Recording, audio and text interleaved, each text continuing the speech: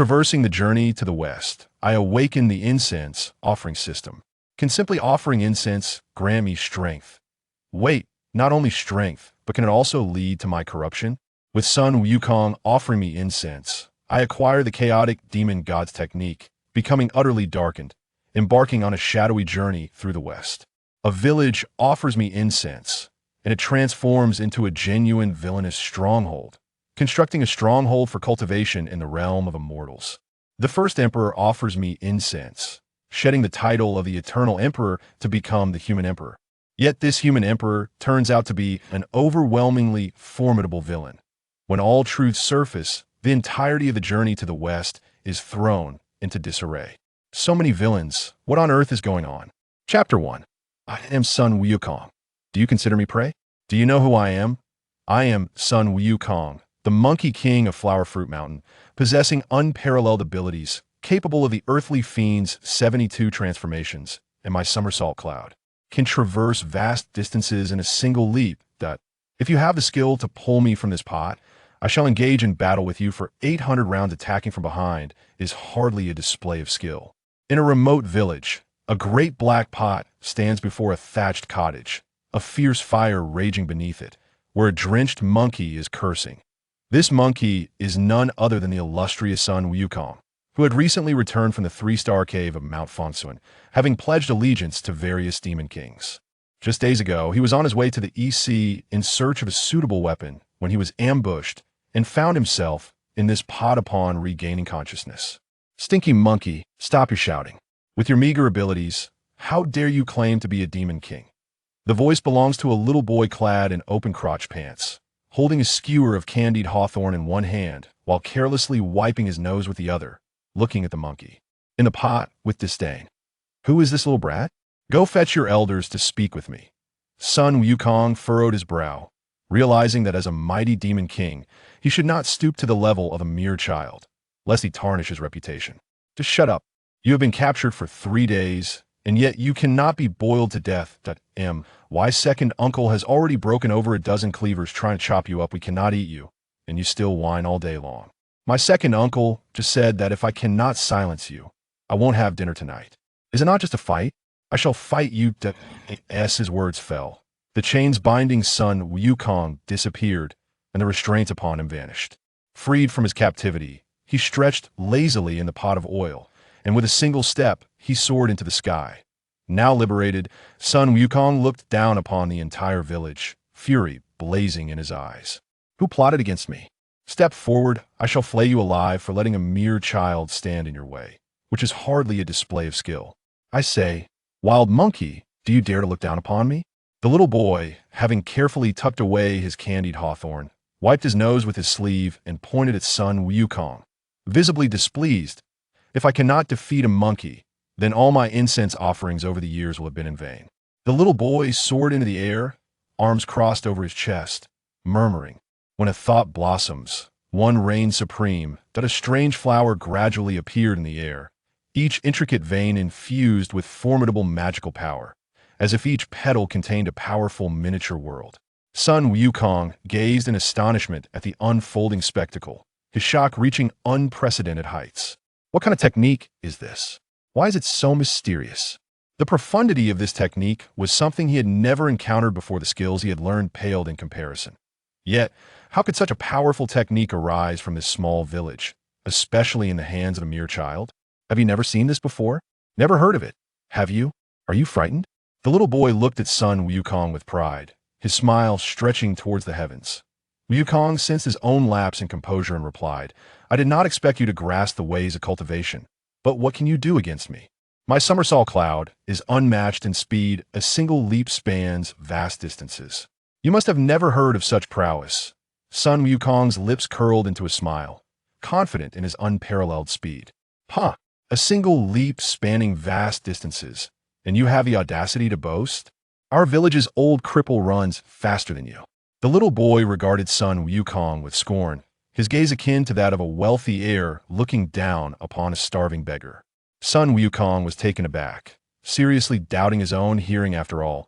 A single leap spanning vast distances was no small feat. How could such speed be outpaced by a cripple? Was this some sort of joke? Yet the next moment, Sun Wukong could no longer find humor in the situation. The little boy was now stepping into the air, each step seemingly slow, yet transcending mountains and rivers.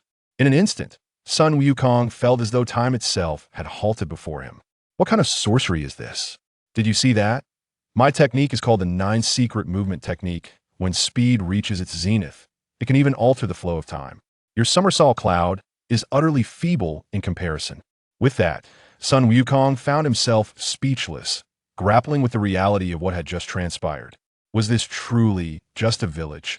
Setting aside his bewildering initial ambush, now even a child wielded such extraordinary abilities and employed techniques that left him in a daze. Is there no justice in this world? A bold thought crept in his son Wukong's mind. Could it be that the longevity technique he learned was a sham? That old Master Bodhi was nothing more than a trickster. Why else would he have warned him repeatedly not to utter his name upon descending the mountain? How could he possibly be outmatched by a mere child? I say, little immortal, from whom did you learn your skills? Could you kindly introduce me to the one who taught you? The little boy's display of power had left Sun Wukong utterly awed. That technique, that speed, was the true essence of immortality. Master, we have no master besides. I am considered the weakest in our village. The little boy, sensing Sun Wukong's astonishment, felt a swell of pride. It seemed this monkey would finally be silenced, and he could enjoy his dinner in peace. If Sun Wukong had been surprised before, he was now utterly shocked. How could this child, so young, possess such extraordinary talents, yet to be deemed the weakest in the village? What manner of village is this? Wait, did you just say you have no master? Then how did you acquire your longevity technique? Wukong gazed at the child before him, his curiosity intensifying. Though he had long existed in the 3 realms, the events of today had shattered his worldview. Could they be born as divine demons? You wouldn't know, would you? In our village, there stands a temple not dedicated to gods or spirits, nor to heaven and earth, but to the great god Mo Yun. Anyone who offers incense to the great god Mo Yun with sincerity can receive opportunities, whether great or small. The abilities we possess are all granted through incense offerings. Sun Wukong rubbed his ears and slapped himself, seriously questioning whether he was dreaming. The great god Mo Yun? Offering incense can yield opportunities? Chapter 2. Your strength comes from incense. Before Wukong could delve deeper into his inquiries, a throng of villagers hastily gathered around. Dagwa, one of the villagers, admonished. The matter of gaining fortune through incense should not be shared lightly. Have you forgotten? The elderly man at the forefront cast a disapproving glare, swiftly kicking the small boy back home, then turned his attention to the bewildered Sun Wukong. This monkey, with his shifty eyes, is no ordinary creature. Let us silence him. With a wave of his hand, the elder signaled the already somber villagers to regard the Monkey King with increased hostility. A middle-aged man, clad in animal hide and wearing straw sandals, swayed his neck, producing a cacophony of sounds. Fear not, village chief. Recently, I have acquired a new technique through incense, and today I shall demonstrate it on this monkey. As he spoke, an aura of dominion emerged in the sky, manifesting strange golden fists that layered in the air. 6 massive whirlpools materialized, each seemingly harboring an unknown realm, suffused with an endless cycle of reincarnation. Wukong could not articulate the sensation, but he felt an overwhelming power. What technique is this? You, a mere monkey, are unfamiliar with my mastery. This is the 6 paths of reincarnation, a gift from the great Mo temple. Wukong swallowed hard. This was the 3rd extraordinary technique he had witnessed in the village, and it was astonishing that such formidable powers were derived from incense offerings. What manner of temple is this, and what mighty beings are enshrined within?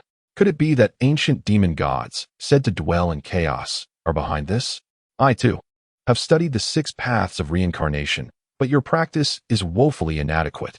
Allow me to show you the technique I learned through incense, interjected a robust woman, her physique ample and indicative of motherhood.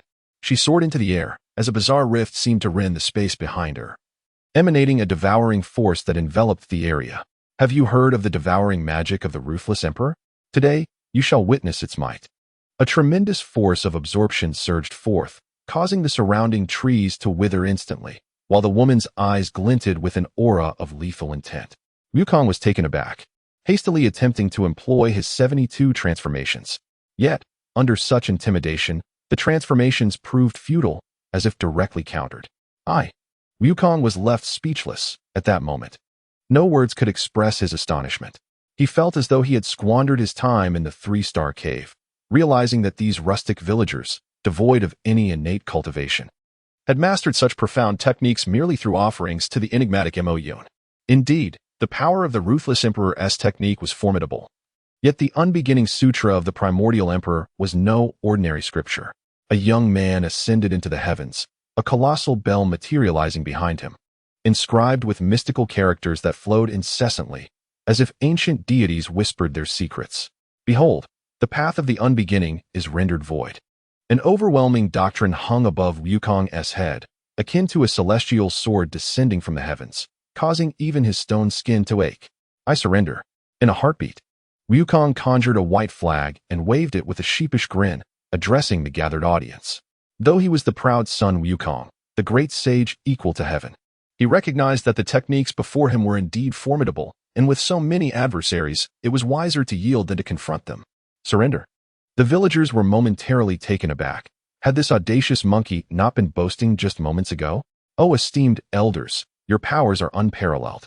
I concede. You fear that I will expose the incense offerings in your village, do you not? I swear, I shall keep this secret. Not only that, but I will remain here in the village. Wukong's eyes sparkled with anticipation. The notion that they could grow stronger through incense was preposterous, yet undeniably real. If only he could stay in the village, perhaps he too could gain strength. Absolutely not. You are a tough-skinned monkey, of no use to us. What purpose would you serve? The village chief shook his head, dismissing Wukong as utterly worthless, merely a burden. Wukong was left at a loss for words. How could a stone monkey, born of heaven and earth, be so despised for his inability to provide sustenance?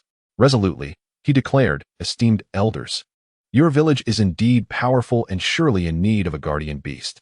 If you allow me to stay and offer incense, I will serve as your protector. Wukong had fully committed. It was absurd for him, a creature of heaven and earth, to offer himself as a mere guardian. Yet he felt certain they would not refuse him this time. Absolutely not. Your strength is insufficient. You are unworthy. The village chief's answer was instantaneous. Having witnessed Wukong's limited abilities and questioning from whom he had learned such meager skills, Wukong collapsed to the ground in despair. Never before had he encountered such humiliation. How could the great sage equal to heaven be barred from entering a village? Was there no justice? If you permit me to enter, I will toil for you, fetching water and washing clothes, attending to the needs of the entire village. You can command me as you wish, just let me in, I'll offer my servitude. Isn't that sufficient?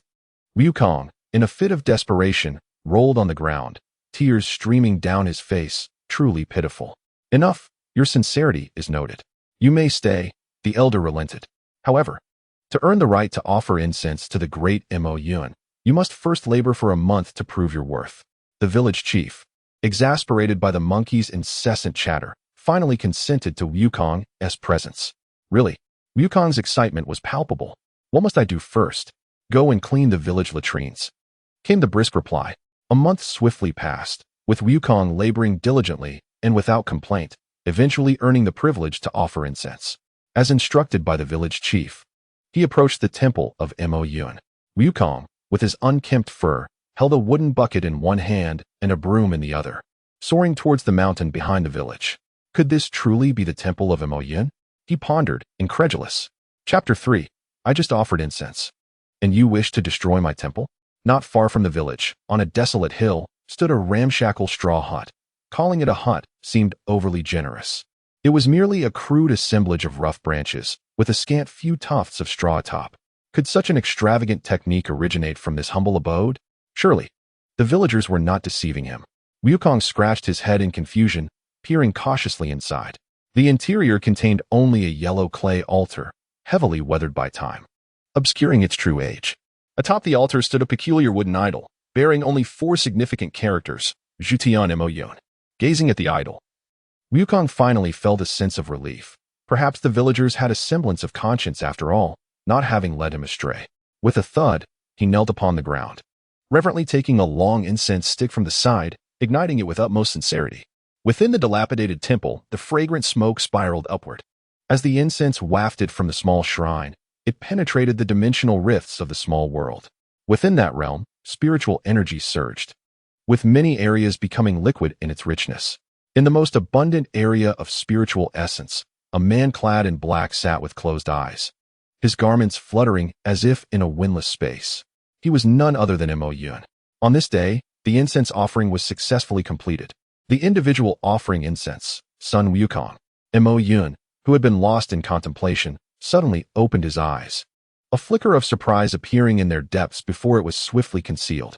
Sun Wukong? Could this be the world of Journey to the West? 30 years ago, Mo Yun traversed into this realm, awakening an incense system, and had since been cultivating within this small world. Over the years, the villagers came daily to offer incense, and the system rewarded Mo Yun handsomely each time. Mo Yun, in turn, generously imparted some of the techniques he had learned to the villagers. He had intended to quietly cultivate, biding his time until he became immensely powerful before venturing out. Yet today he had heard the name Sun Wukong, a character from Journey to the West, and could not help but feel astonished. However, was this Sun Wukong truly the one from the tale? Mo Yun's cautious nature compelled him to be wary. The system's voice echoed once more. Sun Wukong, a wielder of immense fortune across the three realms. Fortune value, 80. Born from the stone of the ancient sage Inwa, a primal stone monkey, destined to participate in the calamity of Journey to the West. Congratulations to the host. You have received the first tribute from a great fortune bearer, and the system has upgraded. The original incense system had evolved into the heavenly worship blackening system. Mo Yun found himself enveloped in a radiant blue light, a sign of the system's evolution. He inhaled sharply, still astonished. It appeared that he truly was in the world of Journey to the West, and the incense system had merely been a primitive form. The reason for its lack of evolution over the years was the absence of tributes from great fortune bearers. However, he was most concerned about what rewards awaited him following this system upgrade. The heavenly worship blackening system indicated that for every individual who offered incense in the temple, the host would receive substantial rewards, surpassing those of the original incense system by several tiers. Furthermore, as the number of offerings increased, the incense bearers would gradually blacken. Those who had blackened would be unable to defy the orders of the host. Upon hearing this, even Mo Yun's steady disposition could not shield him from surprise. The system's rewards had indeed escalated. This was excellent news for Mo Yun, particularly the antagonist blackening mode. Every incense bearer would continuously blacken, becoming obedient to him, effectively granting him control over all those who offered incense. Moreover, these individuals would ultimately transform into antagonists, suggesting that he might become a villainous leader himself. This notion was intriguing. After all, he was in the world of Journey to the West, and perhaps he could even craft a dark version of it. The rewards for this occasion were announced. Sun Wukong had offered incense for 1 day, granting the reward of the Chaos 3000 Demon God Cultivation Technique. Sun Wukong's fortune value was 80, triggering a hidden reward that reduced the difficulty of cultivating the technique by 80%. With 20% of the techniques awarded automatically to the host, who could freely impart them to designated incense bearers. As the system's voice faded, countless golden, ancient-looking characters filled the small world, rushing into Mo Yun's being. The Chaos 3000 Demon God Cultivation Techniques were born of the very fabric of the cosmos. Mo Yun swallowed hard. These techniques were significantly more potent than the previous celestial techniques awarded by the system. It was essential to note that before Journey to the West, there was the Primordial Chaos, a realm where survival was nearly impossible, and those who emerged from it were extraordinarily powerful. It was said that the current ancestor Hanjun was once a primal demon god within the chaos. How could their techniques not be formidable? Moreover, with the cultivation difficulty reduced by 80%, Mo Yun, possessing exceptional talent, would find no issue in cultivating with the system's assistance. The 20% of techniques that required no personal cultivation could be freely imparted to the incense bearers, a truly generous boon. Impressive indeed. I feel as though I could shatter the endless sky with a single punch. In the small world, Mo Yun took a deep breath, and in the next moment, the spiritual energy of the entire realm surged into his body. He then sat cross-legged, recognizing that this reward was monumental and requiring him to calmly sort through its implications. Meanwhile, in the temple, Sun Wukong furrowed his brow at the nearly extinguished incense. Was it not said that there would be rewards for offering incense? Yet, as the incense dwindled, no signs of reward appeared. Was it possible he had not offered enough? Should he try 3 more sticks? Or perhaps his intentions were too self-serving, leading Mo de Shun to deem his heart insincere and withhold opportunities? As these thoughts crossed his mind, Wukong felt a growing frustration, scratching his head in exasperation. This place would be his sanctuary, yet the dilapidated temple was woefully inadequate for his stature. Not far above, a fiery red rock cast its piercing gaze upon the temple. Once a crow, it had awakened its ancient bloodline after millennia of cultivation and had now emerged to establish its own domain and power. For reasons unknown, it had stumbled upon this location, and while it was oblivious to the events occurring within the temple, it was certain that Mo Yin's shabby temple was an eyesore. In mere moments, a fiery orb filled with divine power shot toward the small temple. Who dares to act so recklessly here? Sun Wukong sensed the anomaly and swiftly shattered the fireball with a punch, his eyes blazing with fury. He had already endured enough harassment from the villagers. Finally able to offer incense here, he could not allow some oblivious creature to disrupt his offering. Who dares to destroy my place of worship? Chapter 4. Mo Yin imparts techniques, and the golden-winged rock receives a beating, huh? There's a monkey in this temple? The fiery red rock looked down imperiously at Sun Wukong, its arrogance unabashed. Having just achieved some level of mastery in its cultivation, it was brimming with confidence and felt entitled, especially given its formidable lineage. Submit to me, and then destroy this temple. You will become my first divine general, and we shall soon dominate the demon realm together. Sun Wukong glared at the fiery red rock, his anger unmasked. After enduring the villagers' scorn, he had finally come to this temple to offer incense, and now, with rewards in sight, he was being mocked by a bird. If I don't beat you into submission, I shall not bear the Sun surname. With no time for further banter, Sun Wukong leaped into action, appearing directly above the fiery red rock. You dare to disturb me here? Do you possess the audacity to challenge me? Feathers rained down from the sky as Wukong showed no mercy, ruthlessly plucking them from the rock's body. What a tough opponent. The fiery red rock was taken aback. It was a being of the golden immortal level, and this monkey should be of similar standing. How could it possibly be suppressed? After all, it had awakened the bloodline of the legendary rock, a creature of immense renown. Monkey, do you know who my brother is? I am the golden-winged rock under the Buddha. Even the Buddha himself must address me as uncle. Do you not fear him ripping your skin off for this affront? The fiery red rock was thoroughly incensed. This monkey fought without any semblance of technique or decorum, lacking the finesse of a golden immortal. It was as if it were a wild monkey resorting to brute force. Go to hell. Sun Wukong, having endured too much humiliation recently, felt his temper flare at the rock's audacity. He spun in the air and delivered a heavy kick to the rock's back. A massive crater formed in the ground as the rock spat blood, appearing quite pitiful. Monkey, you have truly angered me. As the rock shattered a token in its grasp, a powerful spatial disturbance erupted around them, and a golden-clad middle-aged man stepped through a portal. Who dares to lay hands on my disciple across the 3 realms? The arrival is none other than the golden-winged rock, who once sat beneath the Buddha but has now stealthily descended to the mortal realm, taking on the guise of a demon in Lion Camel Ridge. The fiery red rock is one of his subordinates. Recognizing the difficulty of awakening his bloodline, the rock bestowed upon him a means of survival, allowing him to appear within a breath if his name were to be harmed. Sun Wukong? The golden-winged rock was momentarily taken aback upon seeing the monkey. Many among the gods and Buddhas were aware of the arrangements concerning the journey to the West Calamity, where Sun Wukong is an indispensable piece on the chessboard. However, how could he possibly be in this location? You actually recognize your grandpa, son? Sun Wukong smirked coldly, finally encountering someone who acknowledged his worth, especially after being referred to as a hairy monkey so many times recently. The golden-winged rock, upon hearing this, was enraged to the point of laughter. Indeed, Sun Wukong is a naturally born stone monkey, yet his fate has already been sealed. At present, he is merely a golden immortal. It is only after entering the alchemical furnace that he will ascend to the status of a great Luo golden immortal, a pitiful pawn whose destiny is scripted by the gods and Buddhas, daring to speak so boldly here. Yet curiously, according to the script, Sun Wukong should not be present in this place. Something must have gone awry. It seems he must return to report to the Buddha. I say, feathered chicken, why have you become mute? Sun Wukong, unaware of the rock's thoughts, felt puzzled by its silence. Feathered chicken? The rock regained its composure, staring intently at Sun Wukong. With just a glance, the space around Sun Wukong began to collapse. Though unable to kill him, Such insolence warranted a lesson today. The disparity in realms between the rock and Sun Wukong rendered the latter no match for the former. After all, the journey to the west is merely a scripted performance. The rock is a genuine great Luo golden immortal, merely a step away from attaining the status of a true saint. Kneel.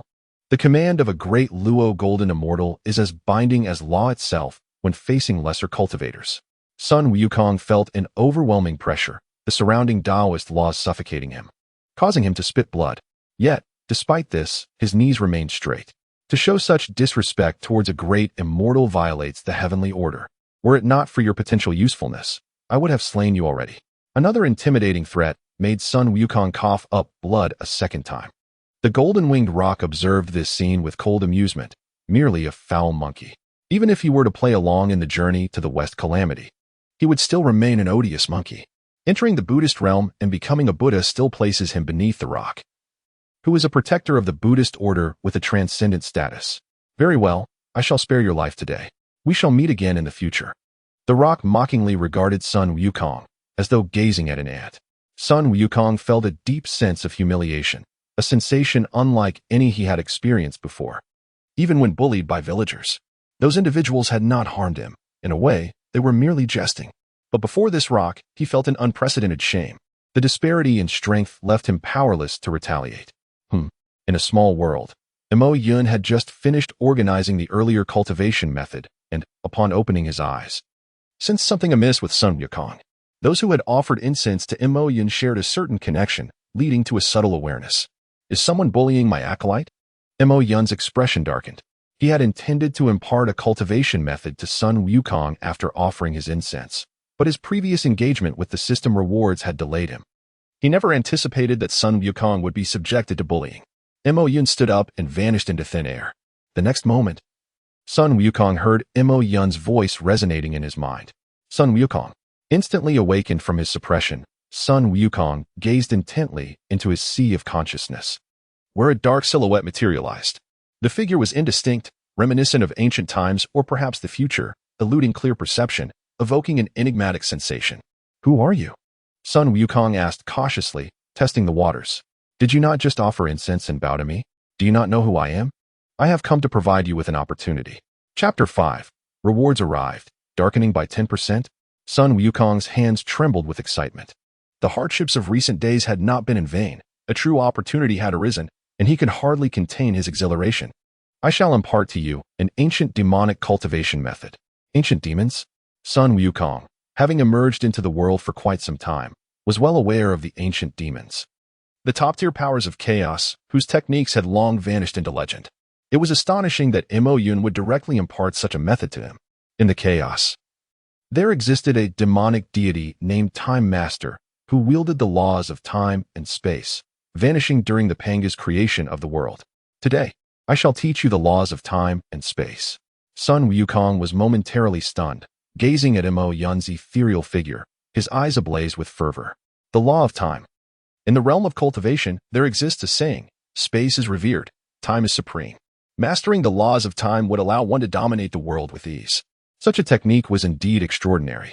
Senior, I am but a dull-witted child. Such a powerful method. I fear I may not be able to learn it.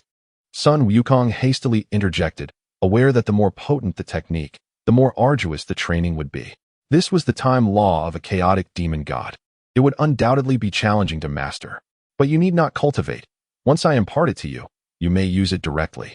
Mo Yun continued, this being a reward following the system's upgrade, allowing him to bestow techniques he knew upon his acolytes. Though the number of techniques he could impart was limited, it was still immensely powerful. Senior, am I hearing this correctly? Such a thing exists in this world. Indeed, steady your mind, and I shall impart the technique. Sun Wukong calmed himself, yet his heart raced with excitement, his body trembling uncontrollably. In the skies above, the golden-winged rock observed Sun Wukong's shivering form, astonished, before bursting into raucous laughter. It was incomprehensible how the higher-ups could permit such a waste to enter the journey to the West Calamity. A mere show of force sent him trembling in fear. What a pitiful creature. In the future, he would still have to play along, deliberately losing when the trials arose. The thought alone was humiliating. Sun Wukong, with such cowardice, what use is there in learning cultivation techniques? The rock continued to mock him. Yet, Sun Wukong had no time to heed the taunts. The powerful techniques were transforming his body. Huh? So frightened that you dare not speak? Sun Wukong was undergoing a profound cleansing by countless formidable techniques, his entire being convulsing and trembling uncontrollably, losing all semblance of his former monkey-like agility. To an observer, it would appear as though he were gripped by sheer terror. How amusing. I have wasted enough time here with you. The golden-winged roc seized his subordinate, preparing to depart, when suddenly Sun Wukong's voice rang out. Wait, you strike me and then wish to leave? At that moment, Sun Wukong's body had returned to its original form, appearing no different from before.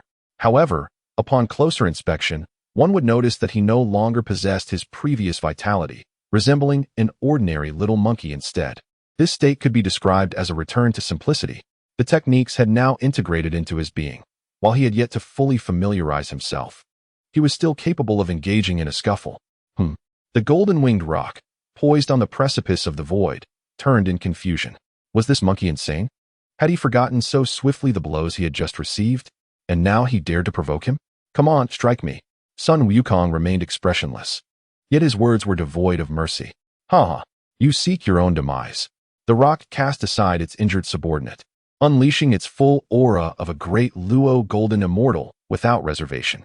Previously, it had refrained from using its true power, for it would be disgraceful for a great Luo golden immortal to take a golden immortal seriously. Moreover, Sun Wukong's life held great value, compelling it to hold back. But this monkey's mockery had crossed a line. Now, it would show no restraint. The full might of the great Luo golden immortal erupted, shattering the space around them. Merely this overwhelming presence instilled terror. What are you dawdling for? Strike me. Sun Wukong smiled, showing not the slightest regard for the roc. Yet his smile ignited fury within it. You seek your own demise. The roc's true form manifested, casting an ominous shadow, its gaze aflame with darkness, as if it had emerged from the depths of hell, accompanied by bolts of lightning from the heavens. With an unreserved punch, it lunged toward Sun Wukong, fully aware that should this blow land, even the stone monkey would suffer grievous harm. Yet, in the next moment, the roc stood frozen, bewildered. Sun Wukong had made no move, but ripples began to appear around him, unfathomable phenomena that the roc had never witnessed.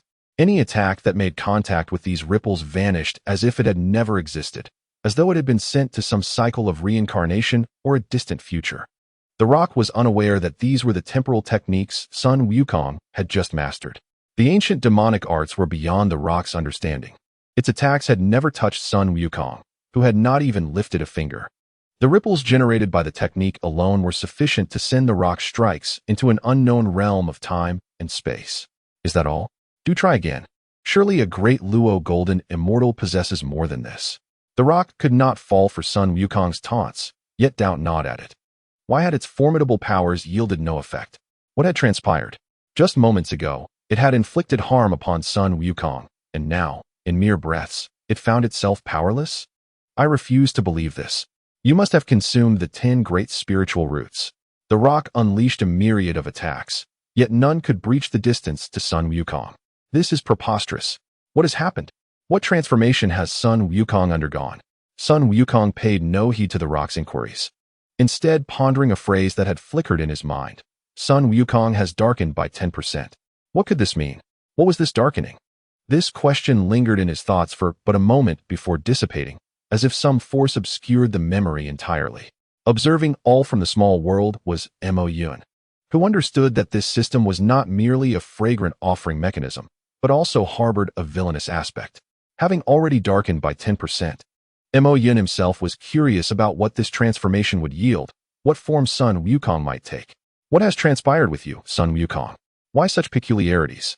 The fear in the roc's eyes was now unmasked. It had attempted to engage Sun Wukong in close combat, only to find it ineffective.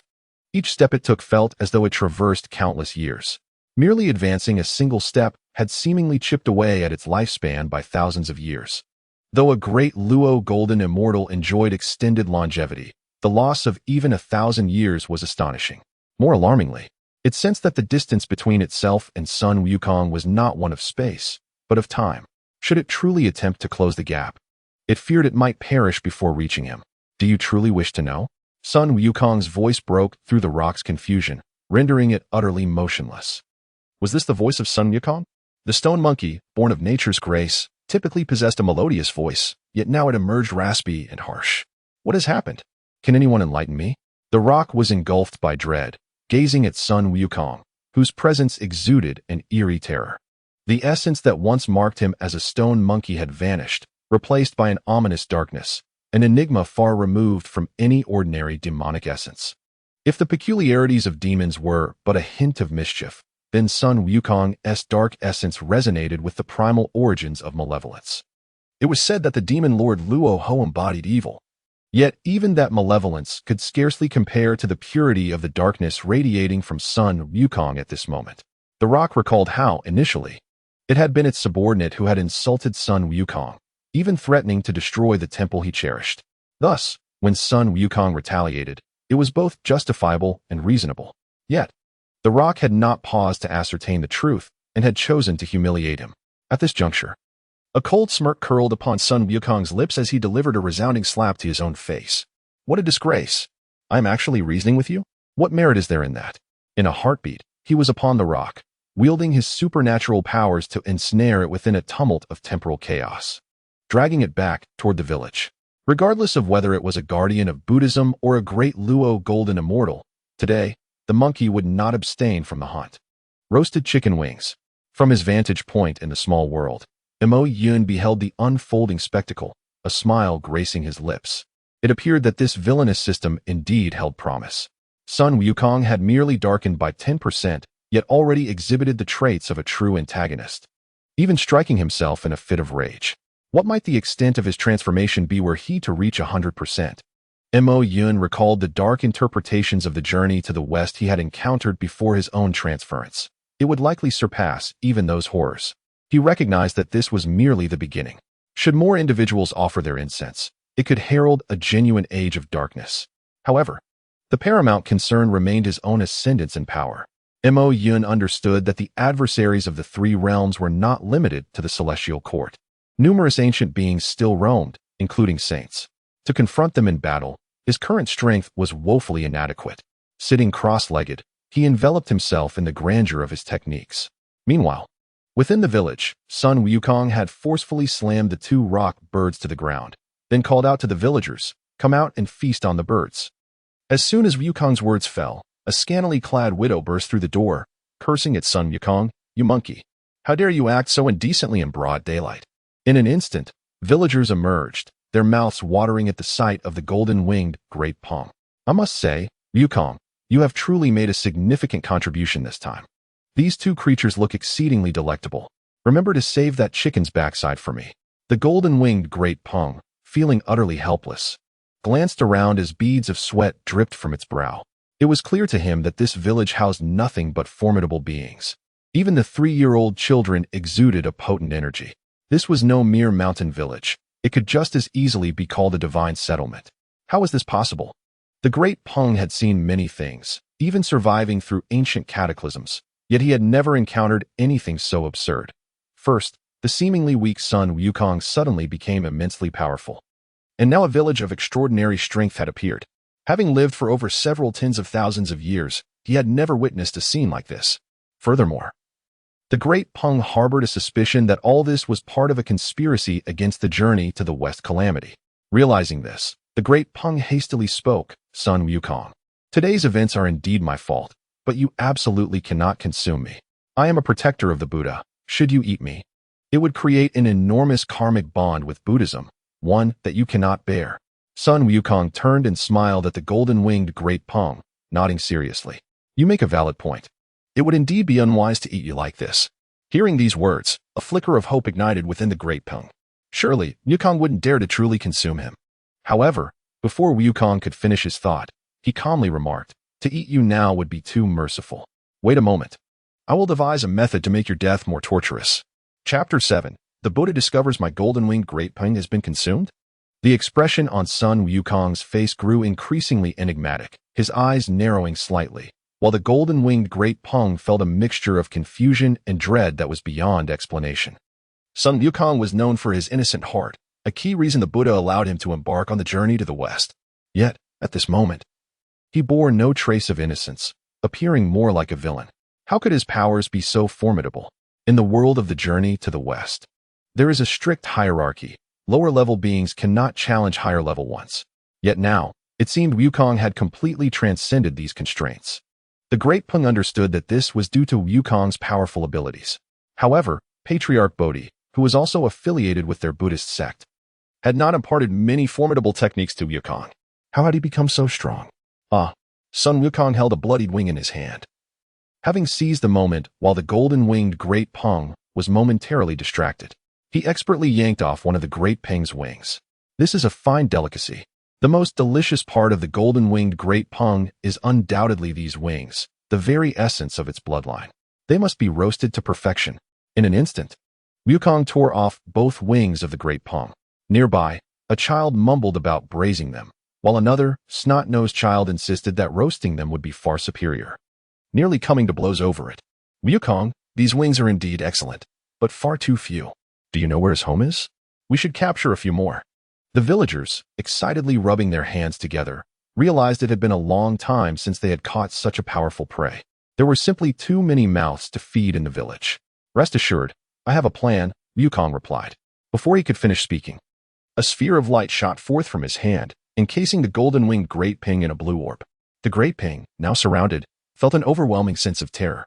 While the villagers outside could not perceive it, he was completely enveloped by the blue sphere, which emanated a formidable energy. This is truly the Tao of Time. How could this be? The Tao of Time is immensely powerful. Only saints can comprehend it. How can you wield it? Yet, the golden-winged Great Peng's words could not escape. The blue sphere served as a colossal barrier, separating the interior from the exterior. Outside, the atmosphere remained calm, but within the sphere, each second felt like an eternity. Each minute seemed endless. This was a cycle of time, where the golden-winged Great Peng was reduced to nothing but an ant. A mere insect adrift in the chaotic currents of time. Sun Wukong, what have you done to me? The expression of the golden-winged Great Peng twisted in panic. As the scenes around him faded away, leaving him wandering amidst the chaotic flow of time, unable to escape. Meanwhile, the villagers outside were jubilant, retrieving complete wings from the orb with each passing second. Now, every villager had ample food. Wukong, this is quite an extraordinary feat. Did you perhaps seek assistance from the great deity Mo? Indeed. Why does it seem that the technique you acquired far surpasses our own? Yes, Wukong. Yet something feels off about you. I just can't put my finger on it. A group of villagers gathered around, having developed a rapport with Sun Wukong over time.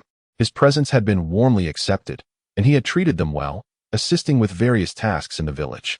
After all, without them, how could he pay his respects to the great deity Mo? I cannot say for certain, but the technique bestowed upon me by the great deity Mo is indeed powerful. When I offered my prayers, these two birds emerged, intent on destroying the deity's temple.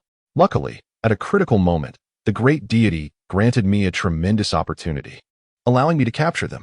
He even warned me that he was a protector of the Buddha and insisted I must not kill him, lest I oppose the entire Buddhist sect. Wukong chuckled. What does it matter if I offend the entire Buddhist sect? If they dare to bully me, Sun Wukong, I need only to eliminate them. However, while they sought to bully me, they even attempted to destroy the temple. This is truly intolerable. A cold smile graced Wukong's lips, with a hint of madness flashing in his eyes, barely concealed. In that case, he cannot escape his fate. I will trap him in this temporal confinement, ensuring he becomes our village's sustenance for eternity.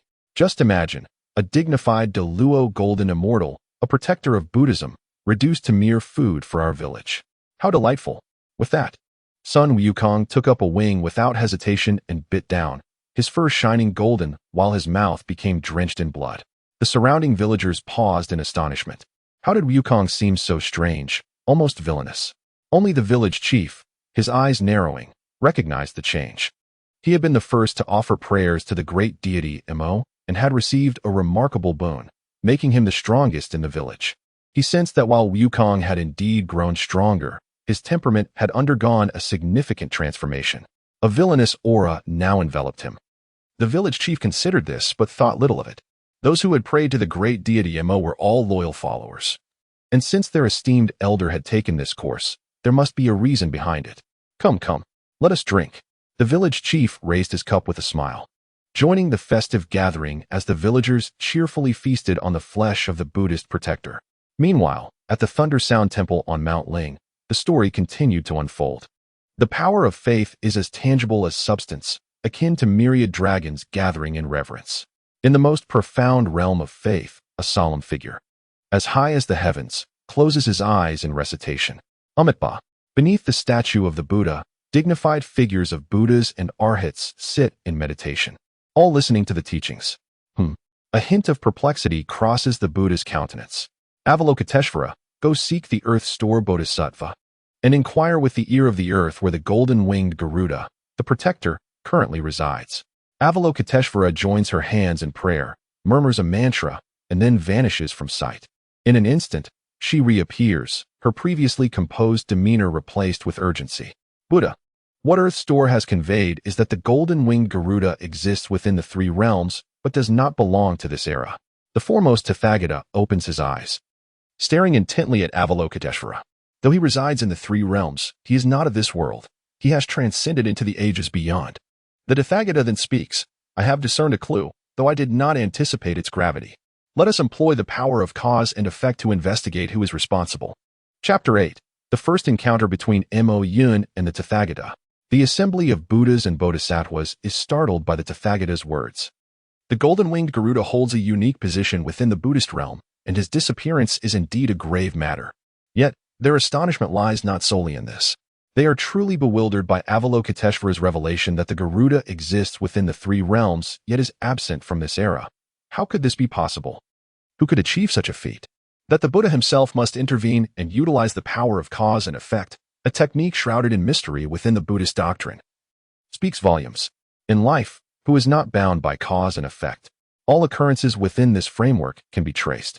The Tathagata closes his eyes, while the solemn statues behind him open theirs. At that moment, as the statues' eyes are unveiled, the collective power of faith from the Buddhist realm converges into their gaze, forming two immense vortices, a sight both awe-inspiring and unsettling. Observing this, the Buddhas hastily shut their eyes in meditation. This is an extraordinary and divine method of the Tathagata. Should they glean even a fraction of insight from it, their powers could experience considerable augmentation.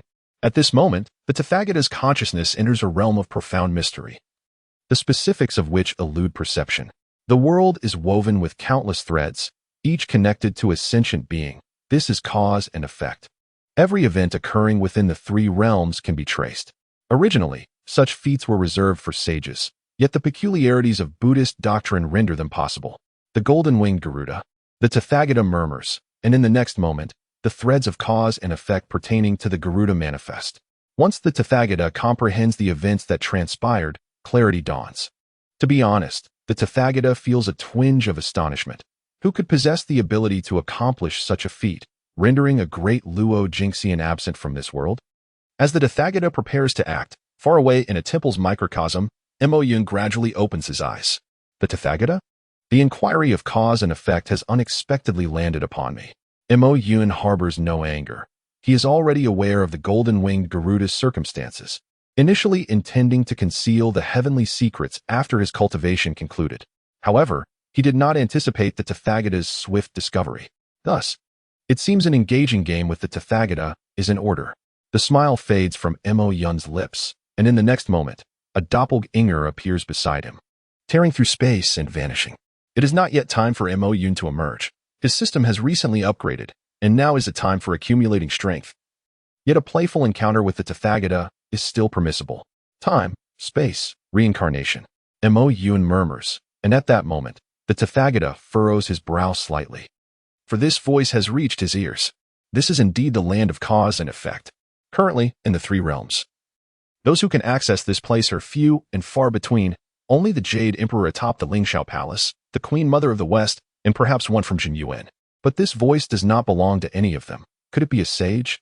However, since the sealing of the gods, sages have concealed their celestial abodes, vanishing into the primordial wilderness, thus creating the present state of the three realms. Yet, which sage could this be? I wonder which venerable figure you are. The Tathagata bows respectfully, and at that moment, a shadowy figure appears in the land of cause and effect, facing away from all beings, obscuring its true form. Tathagata, the cause of the golden-winged Garuda is beyond your grasp.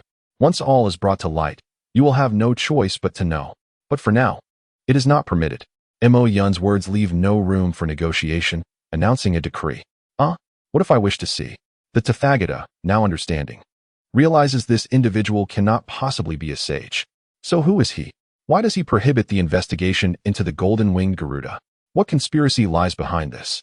However, regardless of the conspiracy, if the Tathagata were to be intimidated by such a statement, it would indeed be unbecoming. The Tathagata steps forward, uttering a simple Amitabha, and countless threads of thought surge toward Mo Yun. Mo Yun remains motionless, yet the time beneath his feet fluctuates, an instant stretching into eternity. Time-space transformation? The Tathagata's brow tightens. Though Mo Yun does not move, the density of the time laws surrounding him is overwhelming. It is known that if time were to attain a certain level of power, it could seamlessly intertwine with space. This state is unfathomably profound. When did such a formidable being emerge within the three realms? Why was he unaware of it until now? Reincarnation. Mo Yun murmurs once more, and in the next moment, a river of death descends from above, resembling the Yellow Springs. The Yellow Springs are the domain of reincarnation, embodying the most enigmatic force. Yet now, the Yellow Springs appear behind Mo Yun as though it were a mere plaything. Suddenly, the Yellow Springs begin to swirl, resembling a colossal roulette. Within this turning wheel, the essence of countless reincarnations permeates, and in tandem with the emergence of this essence, all causes related to the golden-winged Garuda, son Wukong, and all others connected to Mo Yun vanish in an instant. Reincarnation? The Tathagata stands rooted in place, utterly dumbfounded. It is known that this individual previously employed the laws of time, which are inherently profound. Yet now, he has invoked the laws of reincarnation. These are supreme doctrines, accessible only to sages, yet they manifest in a single individual. When did such a figure arise in the three realms? The Tathagata senses that although he lacks the aura of a sage, the fact that he can wield such powers is the most terrifying aspect. Who are you? What do you intend to accomplish? The Tathagata's brow furrows deeply, for his astonishment reaches unprecedented heights. The sudden emergence of such a strong figure within the three realms, of which he had been entirely unaware, is indeed alarming. Now is a pivotal moment for the journey to the West. This calamity represents the optimal opportunity for the rise of Buddhism. Everything is meticulously orchestrated. The presence of Sun Wukong, the Golden Cicada, and the Tang Dynasty centuries hence, all are part of the grand design. At such a juncture, no errors must occur. The cause has vanished. When the time comes for us to meet, we shall naturally converge. With a sweep of his hand, Mo Yun disappears, for it is not yet his time to emerge. The three realms still harbor sages, and Mo Yun must navigate a while longer. Following Mo Yun's disappearance, the Tathagata also departs from the land of cause and effect. Having keenly sensed that the cause pertaining to the golden-winged Garuda and his companions has vanished. Yet, what is the situation with this enigmatic individual? The moment the Tathagata's consciousness returns to his Dharma form, he vanishes from sight, for this matter is far too peculiar. He must inform the Jade Emperor. The multitude of Buddhas and Bodhisattvas within the Thunder Sound Temple are left in a state of bewilderment. What has transpired? As the Buddha departed, a hint of panic and astonishment flickered across his visage. After all, he is the Buddha. Chapter 9, Jade Emperor. Where has my Wukong disappeared? In the celestial realm. Within the magnificent Lingxiao Palace, 99 celestial pillars reach skyward, piercing through the 33 heavens. Each pillar is adorned with a dragon coiling around it. Seated upon the dragon throne, the Jade Emperor reclines, holding a cup of Kunlun ice jade filled with exquisite nectar. Suddenly, a radiant light appears, and the figure of the Tathagata manifests within the palace. Your Majesty, something is amiss. The Jade Emperor, taken aback, lifts his gaze, intending to reprimand as he had instructed all deities to refrain from disturbances. Yet, someone has intruded. Upon closer inspection, he realizes it is the Tathagata himself. What troubles you? The Jade Emperor furrows his brow, sensing a flicker of panic in the Tathagata's eyes. Who is the Tathagata? The Buddha of the Buddhist realm, the pinnacle of strength among the saints. Yet now he appears unsettled.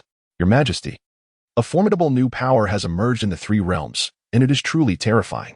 The Tathagata recounts the recent events in the realm of causality, and the Jade Emperor's expression becomes increasingly intricate. Someone has exiled your uncle? The golden-winged Great Peng has deep ties with the Tathagata and holds a significant position within the three realms. Indeed, the Jade Emperor, skeptical, inquires further and, upon receiving the Tathagata's confirmation, finds himself momentarily bewildered. Exile is a means wielded by saints, and those capable of such feats must possess an exceptional understanding of the Tao. The Tao ancestor needs no introduction. Aside from him, only the Supreme One or Inwa could accomplish such a feat. When did the three realms acquire such a powerful being? The Tathagata shakes his head, indicating that if he knew, he would not have sought out the Jade Emperor. Do not worry. This individual is certainly not of saintly cultivation. The Jade Emperor, regaining his composure from the initial shock, reflects for a moment before speaking slowly. Since the establishment of the divine hierarchy, no one else may achieve sainthood. Even if they do, they can only become quasi-saints. With our levels of cultivation, we need not fear. The Tathagata nods, having felt a twinge of anxiety upon witnessing those recent methods. However, the golden-winged Great Pung is a character I selected for the journey to the West Calamity. Now that he is in trouble, I cannot shake my unease. The Jade Emperor agrees, acknowledging that the journey to the West Calamity is a decree from the saints, intended to settle the Buddhist realm's karmic debts. The plan is to elevate Buddhism, yet now an incident has occurred. It is understandable that the Tathagata harbors such concerns. Fear not. As far as I know, while the golden-winged Great Ping is indeed a member of the Buddhist realm, his temperament is ferocious, and he has many enemies. He may have simply offended someone and been dealt with. However, I am quite intrigued by the individual you mentioned. The Jade Emperor sets down his cup and gracefully descends from the dragon throne, for he is no mere figurehead, but the foremost power in the celestial realm, commanding the deities and wielding the authority of the divine list. It is likely that the conspiracy referred to by that individual pertains to the journey to the West Calamity. Nevertheless, everything regarding the journey to the West is proceeding smoothly. The golden cicada has already reincarnated, and Sun Wukong has emerged. The Jade Emperor approaches the Tathagata, signaling him to remain calm, and continues, "The journey to the West is indeed a grand opportunity for your Buddhist sect, and your worries are somewhat justified. However, you are being overly cautious. We have meticulously arranged everything, and no other issues should arise." The Jade Emperor narrows his eyes, recognizing the immense effort invested in the journey to the West. After Sun Wukong's emergence from Flower Fruit Mountain, he was instructed to learn the ways of cultivation. With even Bodhi Patriarch and the Crescent Moon Cave being part of their plans, the Jade Emperor has orchestrated all of this flawlessly, leaving no room for error. Even if Sun Wukong wishes to escape the narrative of the journey to the West, it would be futile. As a mere pawn, he must adhere to the celestial and Buddhist designs. Now that you say so, I feel reassured. However, according to the script, what should Sun Wukong be doing now? The Tathagata expresses this, yet internally remains uneasy. Although the golden-winged Great Ping is in trouble, it is not overly concerning. However, should the journey to the West team encounter difficulties, that would be truly unacceptable. According to the script, Sun Wukong should now be returning to the underworld to destroy the Book of Life and Death, and then seek the sea-calming golden pill left by the great deity. At that point, I will first pacify him, then force him to rebel. As he speaks, the Jade Emperor gestures, and the scene of the underworld unfolds in the sky before them. As the nominal ruler of the three realms, the Jade Emperor possesses the authority to observe any corner of the realm. At this moment, the underworld appears orderly, revealing no signs of trouble. He has not gone to the underworld? The Jade Emperor squints, then relaxes, turning to the Tathagata. No matter, since he has not gone to the underworld. It seems he has gone to the East Sea Dragon Palace. The Jade Emperor gestures again, and the scene shifts from the underworld to the East Sea Dragon Palace. Within the palace, the shrimp soldiers and crab generals are diligently performing their duties, while the dragon maidens dance gracefully. It appears that the sea-calming golden pill remains undisturbed. Could it be that something truly has gone awry? The Tathagata's tone grows urgent, as he had just encountered Mo Yunren. Ever since that meeting, he has felt an odd sense of foreboding. For a quasi-saint to harbor such thoughts is indeed excessive. Unlikely. This monkey is inherently lazy and has just learned the art of longevity. He may well be enjoying himself at Flower Fruit Mountain. The scene shifts once more, revealing Flower Fruit Mountain, where various demon kings are inebriated, while the little monkeys gaze blankly at the entrance, seemingly anticipating something. Yet, Sun Wukong is absent. The Jade Emperor's brow furrows slightly. According to the script, Sun Wukong should be present in these various locations. Yet, he is nowhere to be found. The Jade Emperor glances at the Tathagata, a hint of concern flickering in his gaze. Could something truly have gone wrong? As he speaks, a glimmer of divine light appears in the center of the Jade Emperor's brow, and in the next moment, images from every corner of the three realms materialize before him. In a fleeting instant, it feels as though years have passed. The astonishment in the Jade Emperor's eyes is unmistakable as he looks up, bewildered, at the Tathagata. The esteemed Jade Emperor, now displaying a hint of unease, even swallows hard. Were other deities to witness this, they would undoubtedly be astonished. The ever-composed Jade Emperor is, at this moment, visibly anxious. Tathagata, this is grave. It appears that son Wukong has vanished. Chapter 10. A small gift for Wukong. The Jade Emperor's astonishment rivals that of the Tathagata. Son Wukong is the chosen disciple of the saints, bearing the weight of the calamity's mission. How could he possibly vanish without a trace? This is utterly inconceivable, given the meticulous planning of the script. There is no need for alarm. Son Wukong, born of stone, still carries the essence of heaven and earth. He may be reveling in some hidden corner, unbeknownst to us. I will send the deities to search for him. Let us await the outcome. The Jade Emperor gestures for the Tathagata to take a seat. The Tathagata nods, acknowledging the Jade Emperor's reasoning.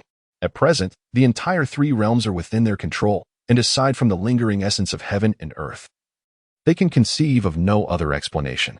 As for Mo Yun, they have chosen to disregard him for the moment. Even if he possesses some abilities, they are backed by saints.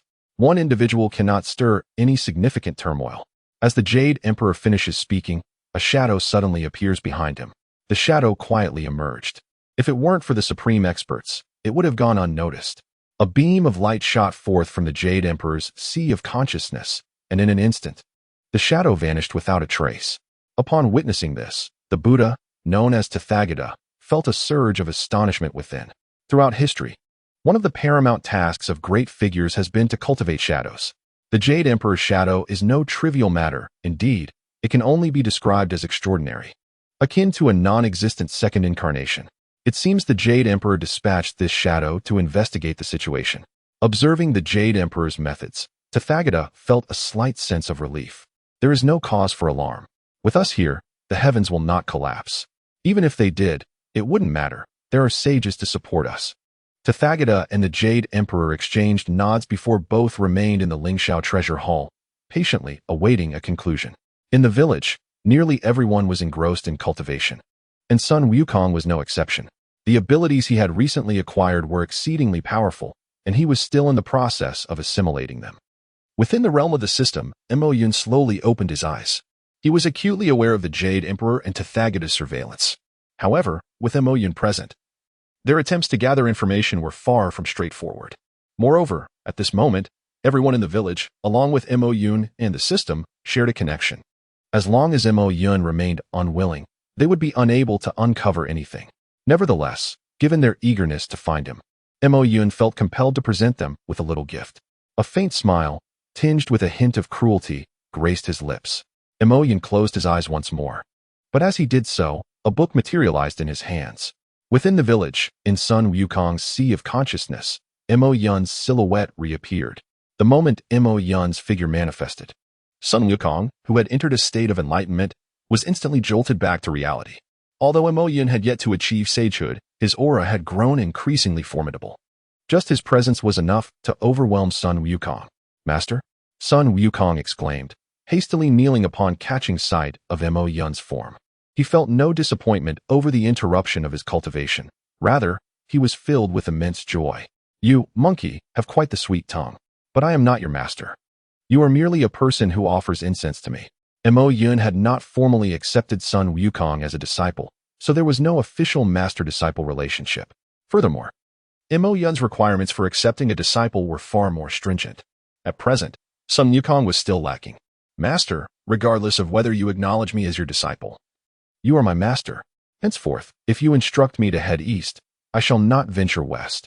If you command me to ascend a mountain of blades, I shall not falter into a sea of fire.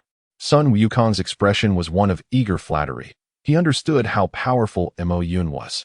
To encounter such a formidable predecessor was a rare fortune, and to miss the opportunity would be a lifelong regret. Very well. How is the organization of the cultivation method coming along? The techniques Mo Yun imparted to son Wukong did not require further practice. Yet the content within was vast and intricate. Organizing it would consume a considerable amount of time. Master, your disciple is dull-witted. I have only managed to organize about 20% thus far. However, there is a perplexity weighing on my mind. As I cultivate the Tao, my realm seems increasingly nebulous. Previously, I was at the golden immortal level, but now that level feels ever more elusive. I am somewhat bewildered. Xīyóu nodded. Having heard of Sun Wukong's formidable talent before, it was evident that this was indeed the case. To achieve such a level of organization in such a short span of time was remarkable. What you describe regarding your realm is accurate. Since you are learning the most primordial forms of the Tao, your understanding of your realm will become increasingly vague. When you finally reach a state devoid of boundaries, it will signify that your strength has grown immensely. Xīyóu was fully aware of the underlying principles and did not conceal them from Sun Wukong. Initially, Sun Wukong had felt fear due to the ambiguity of his realm, but upon hearing Xīyóu's words, joy surged within him, impossible to conceal. Thank you, Master. May I inquire why you have sought me out this time? Whatever it may be, if you command it. Your humble monkey shall not hesitate to plunge into fire or water. Xīyóu smiled faintly at Sun Wukong's words. He had often heard Sun Wukong refer to himself in the third person, yet here, in his presence, he referred to himself as my little Sunday. It was quite amusing. I do not require you to plunge into fire or water. I have a book for you to study. As the words fell, a book appeared in Sun Wukong's hands. And then Xīyóu vanished from sight. Calculating from the time of Sun Wukong's first incense offering, he had not come to pay respects for 2 days. Although the reason for his absence was his cultivation, Xīyóu certainly hoped that Sun Wukong would visit daily. Otherwise, it would be unfair to his system.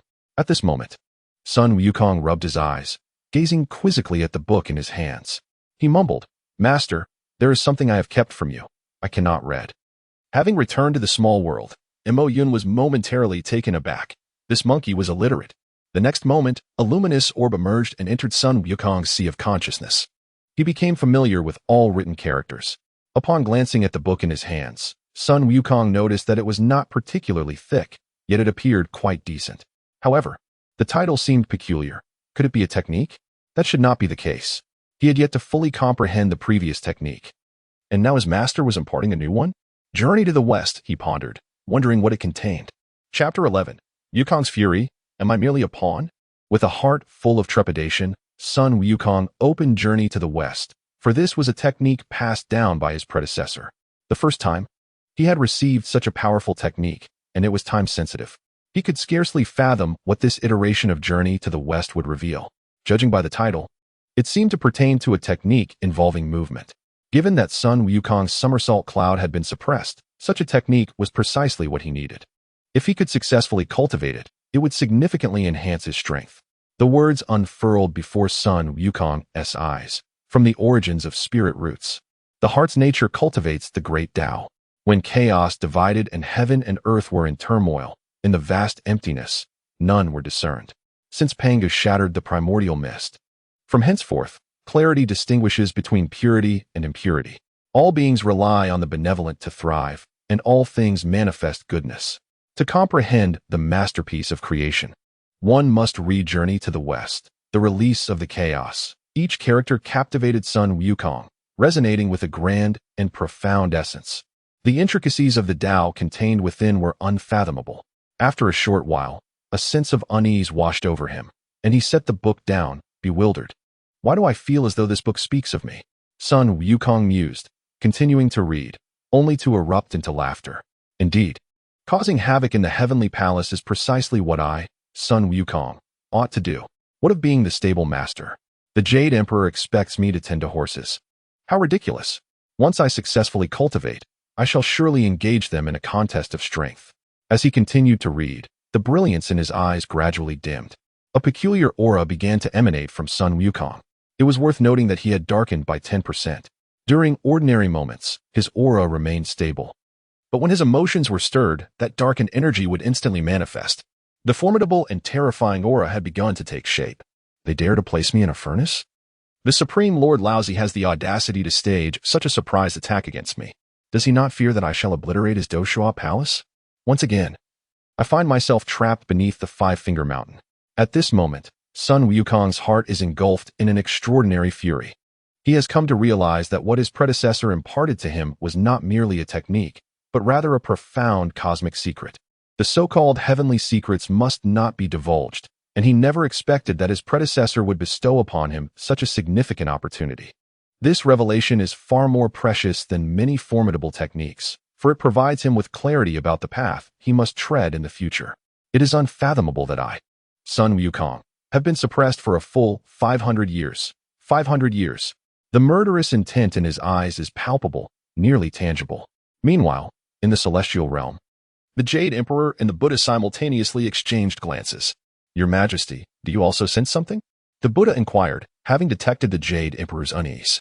The Jade Emperor nodded. Both of them waited in the heavenly court for the final investigative results. For them, sitting here for several hundred years is of little consequence. However, just moments ago, they felt an unusual aura, a bizarre energy. Has the heavenly secret been leaked? I cannot shake this ominous feeling, though its origin eludes me.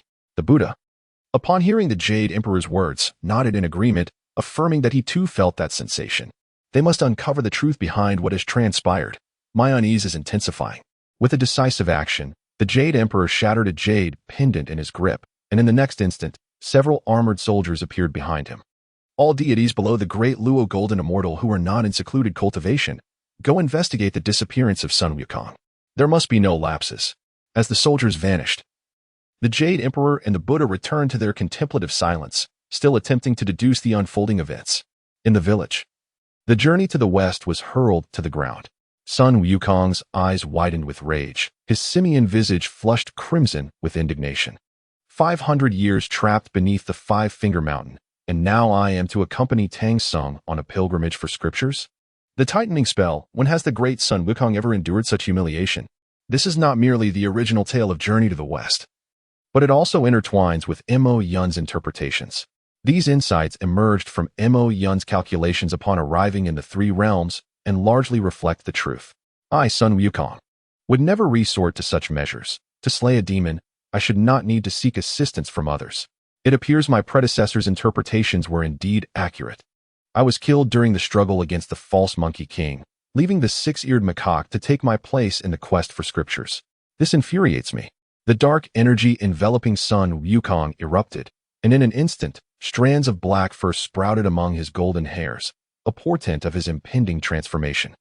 His fury had reached a level beyond verbal description, and yet, in his heart, Sun Wukong understood that, as mentioned in the text, everything was orchestrated by the saints.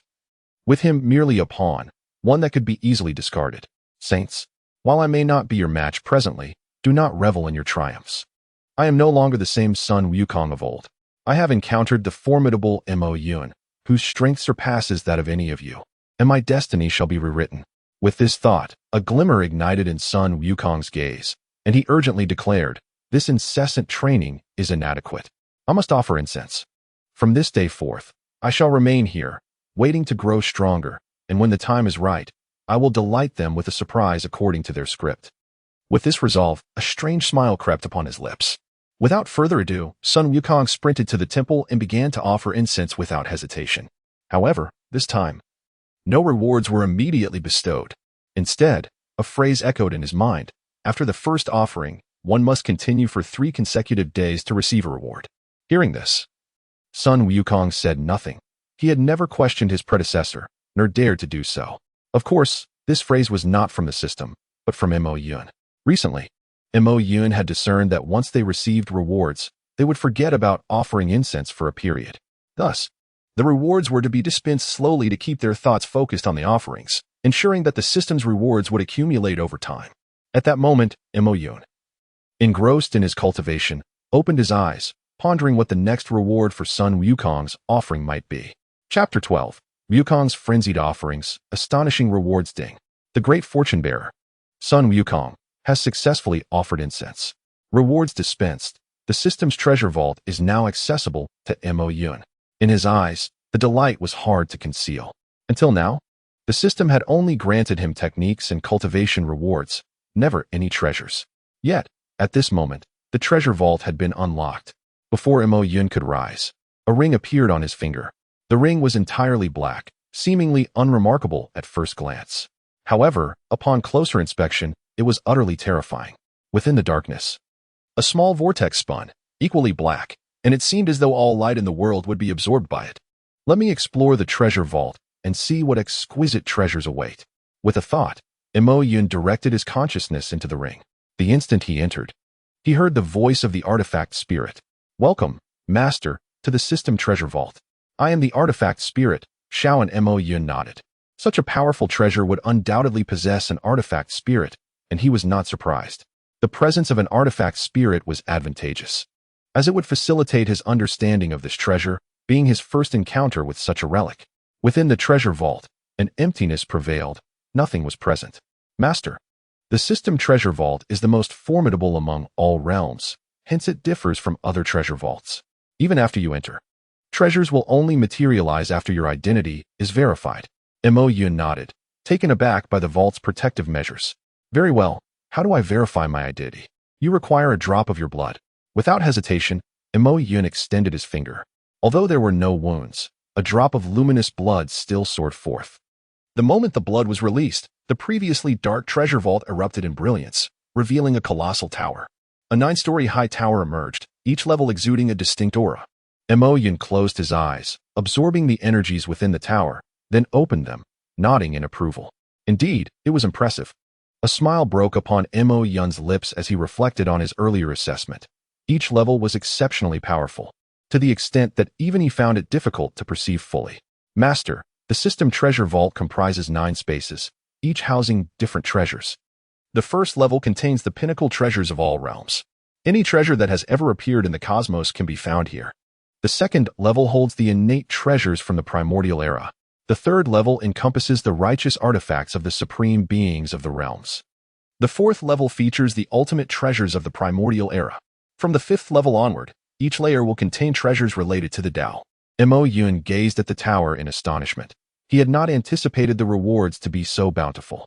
This reward was certainly on par with the previous offerings, which had indeed been of the highest caliber. Yet, possessing techniques alone is insufficient. With these newfound treasures, Mo Yun could embark on numerous endeavors. According to the current level assigned by the system to the host, you are now free to command all treasures within the first tier. I have transmitted the list of treasures to the host's consciousness, which includes details about their levels and materials. The next time the host requires a treasure, there is no need to physically retrieve it. Simply envision the treasure in your mind, and it will materialize in your hand. Additionally, the treasure vault possesses a hidden feature, the ability to reforge treasures. The host may forge treasures according to their desires, but each newly forged treasure will consume 10 existing ones.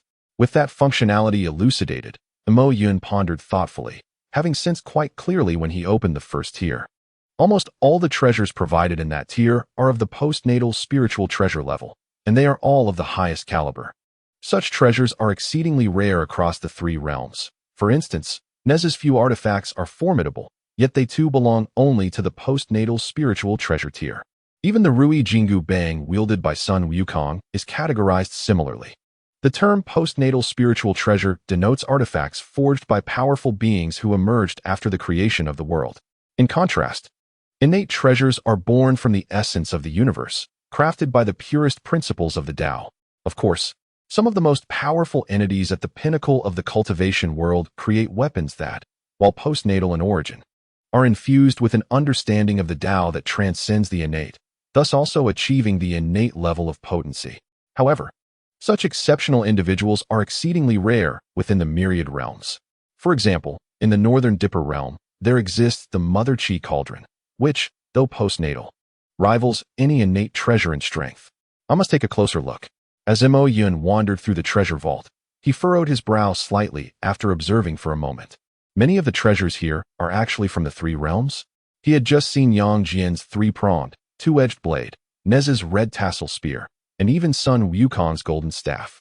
Curious, why are these treasures, which are supposed to exist within the 3 realms, also found in the system's treasure vault? Just as this question arose in Mo Yun's mind, the voice of the artifact spirit, Shaoan, made an appearance. Reporting to the master, the system's treasure vault contains all artifacts from the myriad realms. Naturally, the existence of these treasures does not affect the originals. The system you possess is the most powerful and supreme system. Thus, these treasures are replicated from the originals. And during the replication process, they are significantly enhanced. Upon hearing this, a glimmer of amusement appeared in Mo Yun's eyes. Does that mean the treasures within are mere replicas? And moreover, they are superior to the original artifacts? In other words, these counterfeit treasures surpass the originals in strength. Indeed. How remarkably powerful this upgraded system must be. Even I, as a transmigrator, am astounded. Before Mo Yun could finish his thoughts, the system's voice echoed once more beside his ear. Sun Wukong has successfully offered incense and checked in. Rewards are being distributed. Mo Yun looked puzzled. How could Sun Wukong have checked in so soon? Reporting to the master. There is no passage of time within the treasure vault, so you are unable to perceive the flow of time in the outside world while inside. Mo Yun nodded. Even without the artifact spirit's explanation, he could surmise as much. Just as he was still contemplating one reward, another had already arrived. Chapter 13. Continuous Rewards. This time a modest increase in comprehension. Sun Wukong's successful offering has granted the host a 10,000-fold increase in comprehension. Mo Yun instinctively stroked his chin. A 10,000-fold increase in comprehension? Surely they are not jesting with me? Mo Yun immediately exited the system treasure vault, re-entering the small world. Upon arriving in the small world, a smile crept across Mo Yun's lips as he began to walk. He had been transmigrated here for quite some time, initially just an ordinary cultivator. He had unexpectedly awakened the system, which had brought him to this point. However, to attribute his ascent to being a top-tier powerhouse solely to the system would be somewhat dismissive of his own abilities. His comprehension is indeed exceptional. As a transmigrator, possessing memories from two worlds, and having been an avid reader of novels, particularly those centered on cultivation, this vast reservoir of knowledge greatly stimulated his innate understanding.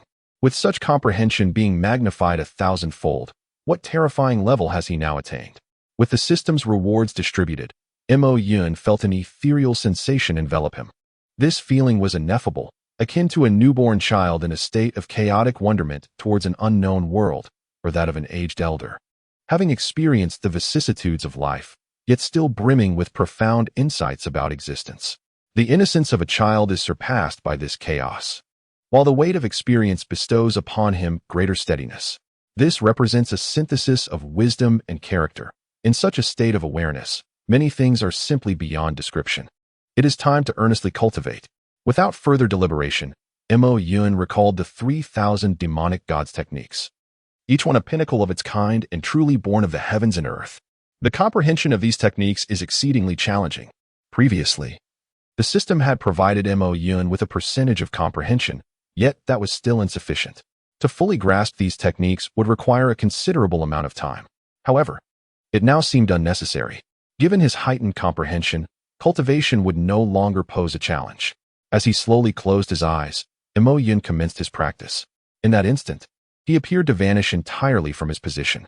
Should an outsider have been present, they would likely have gasped in astonishment, for it seemed he was on the verge of transcending.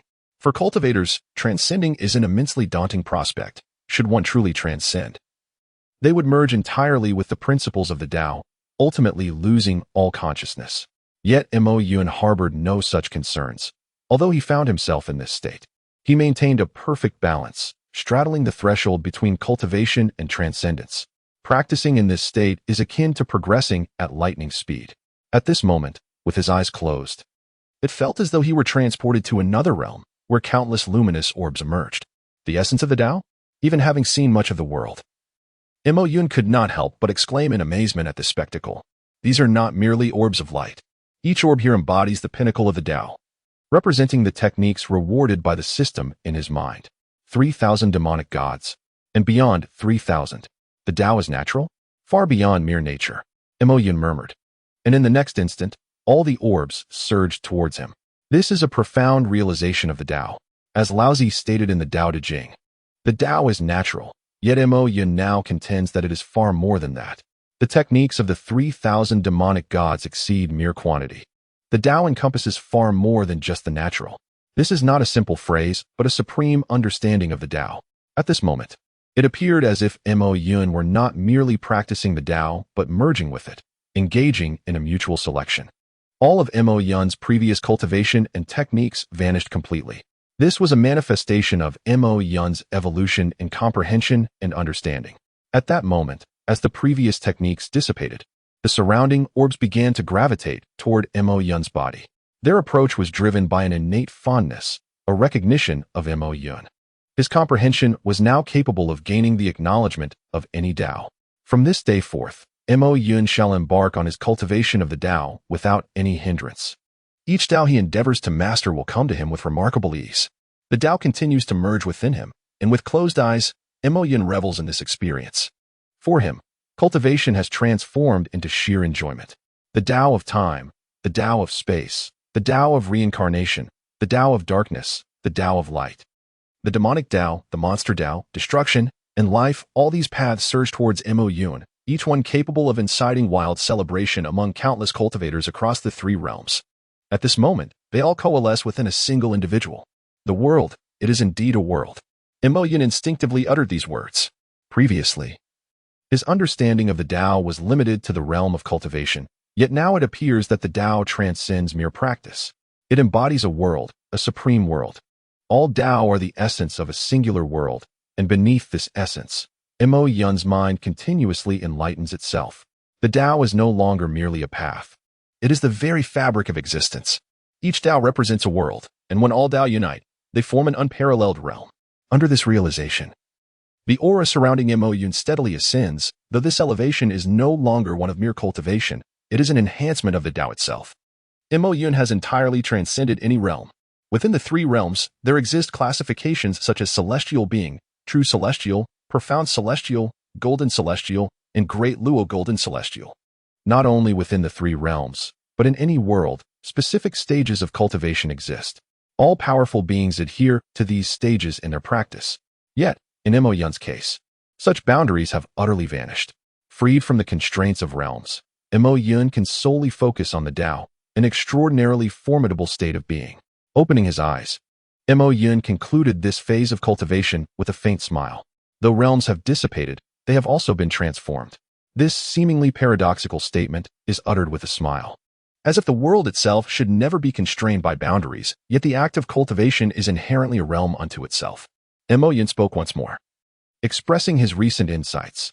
These Tao, when combined, create a world, and if my body can encompass them, it signifies that my very being is a world. However, how can there be only one such world? I must strive to create another. Henceforth, the path of Mo Yun's cultivation officially commences. The first step in my cultivation is to create a world. Chapter 14. The Jade Emperor's Shock. Mo Yun creates a new world with a single hand. Fortunately, in this world, Mo Yun stands alone. Had there been others, they might have been driven to madness by the absurdity of his claims. What is this situation? Which cultivator dares to utter such words? To begin cultivation with the intention of creating a world. Who has ever commenced their journey in such a manner? Anyone would deem it a jest, yet Mo Yun bears a grave sincerity. Following his cultivation, he appears utterly transformed, possessing a profound understanding of the Tao and an innate control over it. The creation of a world is now inevitable. Mo Yun takes a step forward, simple and seemingly casual, but the moment his foot descends, it feels as though he has traversed countless epochs. Time, why do you not come? With a declaration, a massive rift appeared in the sky. A river of time emerged silently, indistinguishable from any ordinary river unless one were to observe it from above. It flowed with an exquisite beauty in Mo Yun's eyes, each second within it seemingly infinite. Mo Yun stepped into the river of time, and in an instant, it vanished from view, having entered the small world he had created. The original river of time belonged to the three realms. But now it has been entirely supplanted by the river birthed from Mo Yun's own creation. Reincarnation, space, life, destruction, each step forward for Mo Yun unleashed a new Tao. His comprehension of these paths has taken root deeply within him, and within the confines of his small world, he is akin to a sovereign. The Tao of reincarnation has manifested within this realm, threatening to burst it asunder. Massive discs appeared in the sky, only to vanish in an instant. A flower is no longer merely a flower. A tree is no longer merely a tree. It felt as if eons passed within the small world. Yet it also seemed as though no time had elapsed at all. After tens of thousands of years, a similar flower emerged. Whether it was the same as the previous one is now a mystery. As reincarnation compresses the space, the Tao of space likewise emerges. The small world begins to expand continuously. If the former small world was merely a minor realm, it is now evolving into a greater realm, with quantitative changes leading to qualitative transformations. The fusion of the Tao of life and the Tao of destruction results in a perpetual cycle of rebirth and demise. A scene reminiscent of endless reincarnation. Mo Yun opened his eyes, witnessing the unfolding spectacle. He no longer needed to intervene excessively in the creation of this world. The Tao now mingled naturally, without any deliberate interference, a state of harmonious existence. Mo Yun observed quietly, while within him, tremendous changes were occurring. In his dantian, a vortex emerged, a phenomenon never before seen in the primordial cultivation system. Even more astonishingly, this vortex was intrinsically linked to the world itself. Mo Yun instinctively comprehended everything without the need for conscious thought or study. In this moment, he could wield the power of the entire world. The potential was terrifying. This system had only just begun, yet it endowed him with such formidable abilities. What might await him in the future? Contemplating this, even the typically composed Mo Yun found it challenging to contain his joy. In a mere step, he departed the small world, ascending directly into the depths of the heavens. In the boundless expanse of starry skies, Mo Yun's form appeared slight and insignificant compared to the vastness surrounding him. He surveyed his surroundings and, with a casual stretch, heard his bones crack in a symphony. In an instant, he raised his fist towards the heavens, a strike that seemed mundane, akin to that of an ordinary person. With this punch, Mo Yun turned and walked back towards his small world, not even glancing behind him.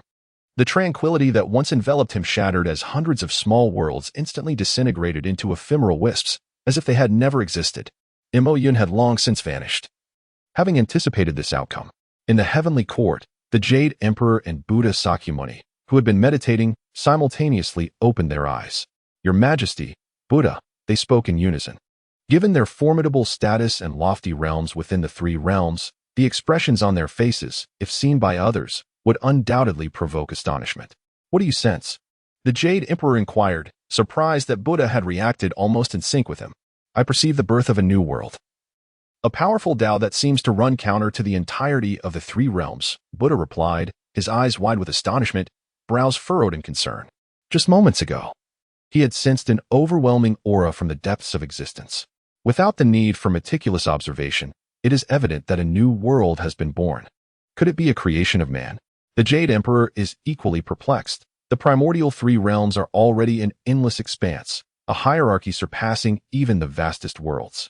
Within this boundless realm, new worlds emerge each day while others shatter, a natural phenomenon. Yet, never before has there been a world as formidable as the one just witnessed. For a fleeting moment, the Jade Emperor even suspects it to be a human fabrication. However, the notion of a man-made world seems far-fetched, does it not? After the birth of that world, I searched for it, but it appeared to have vanished entirely, leaving no trace. This has left me utterly astonished. What on earth has transpired? It is simply beyond comprehension. Simultaneously, the Jade Emperor and Tathagata sighed, truthfully feeling a tinge of anxiety. Recently, the three realms have been plagued by unsolvable issues, occurrences that have never manifested before. Had these events arisen at another time, they might not have been as concerned. Yet, this is the very moment when the calamity of the journey to the West has just begun, and any misstep during this tribulation is unacceptable.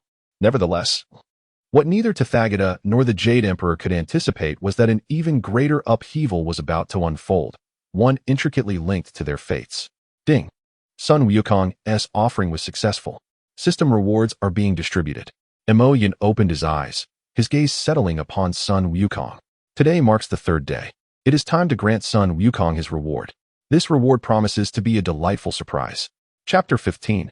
Excellent. 100 golden rods as a reward. In recent days, Sun Wukong has been diligently practicing at the temple entrance, practically residing there without venturing elsewhere. Ever since he learned of the journey to the West script, he has been overwhelmed with distress. Being a naturally born spirit monkey, he finds it unbearable to be regarded merely as a pawn in their grand scheme. Created for the sake of the calamity, he is destined to live out their narrative, and once he loses his utility, he will be replaced by the six-eared macaque. Today marks the third day of offerings. What reward will the senior grant me? These past few days have been exceedingly vexing for me. It is not that Sun Wukong lacks the courage to cause chaos in heaven again. Rather, he seeks a method to evade their script while simultaneously causing them distress. Sun Wukong, proceed through the passage before you. Mo Yun's voice quietly resonated. Sun Wukong, overwhelmed with excitement, leapt from his spot. Is the senior summoning him? Previously, the senior had only appeared in his consciousness, not directly summoning him. This time, however, it is a true summons, and how could he not feel exhilarated? Bounding into the passage, Sun Wukong's figure swiftly vanished. In Mo Yun's realm, Sun Wukong surveyed his surroundings, his astonishment evident upon his countenance. Is this the three realms? It does not resemble them at all. Yet, the essence of this world rivals that of the three realms. What are the three realms? They are the pinnacle of the great worlds, belonging to the primordial expanse, surrounded by numerous smaller worlds. Yet, what small world possesses such formidable strength? However, considering that this world belongs to the senior, Sun Wukong felt somewhat reassured. The senior is so powerful, it is only fitting that he possesses such a realm. Yet, Sun Wukong has not once considered that this world was, in fact, created by Mo Yun himself. Had he known, his jaw would likely have dropped in disbelief. Senior? Master? Great Mo Yun? Sun Wukong called out, but Mo Yun's presence was nowhere to be found, leaving him rather bewildered. At that moment, Mo Yun sat in the center of myriad pathways. Should Sun Wukong have seen this, it would have been astonishing. Have you read The Journey to the West? Mo Yun's voice echoed from the myriad pathways, resonating from all directions towards Sun Wukong. Upon hearing the voice, Sun Wukong's confusion only deepened. Where could the senior be? How is he so powerful? The sound seemed to emanate from reincarnation, from the past, from the afterlife. It was truly extraordinary. Senior, I, Sun Wukong, have indeed read it. It is infuriating. The heavenly court and Tathagata are utterly intolerable, crafting so many schemes for the sake of the calamity, even attempting to have the six-eared macaque usurp my destiny. As Sun Wukong spoke, his agitation became apparent, the glint of fury evident in his eyes. What do you intend to do?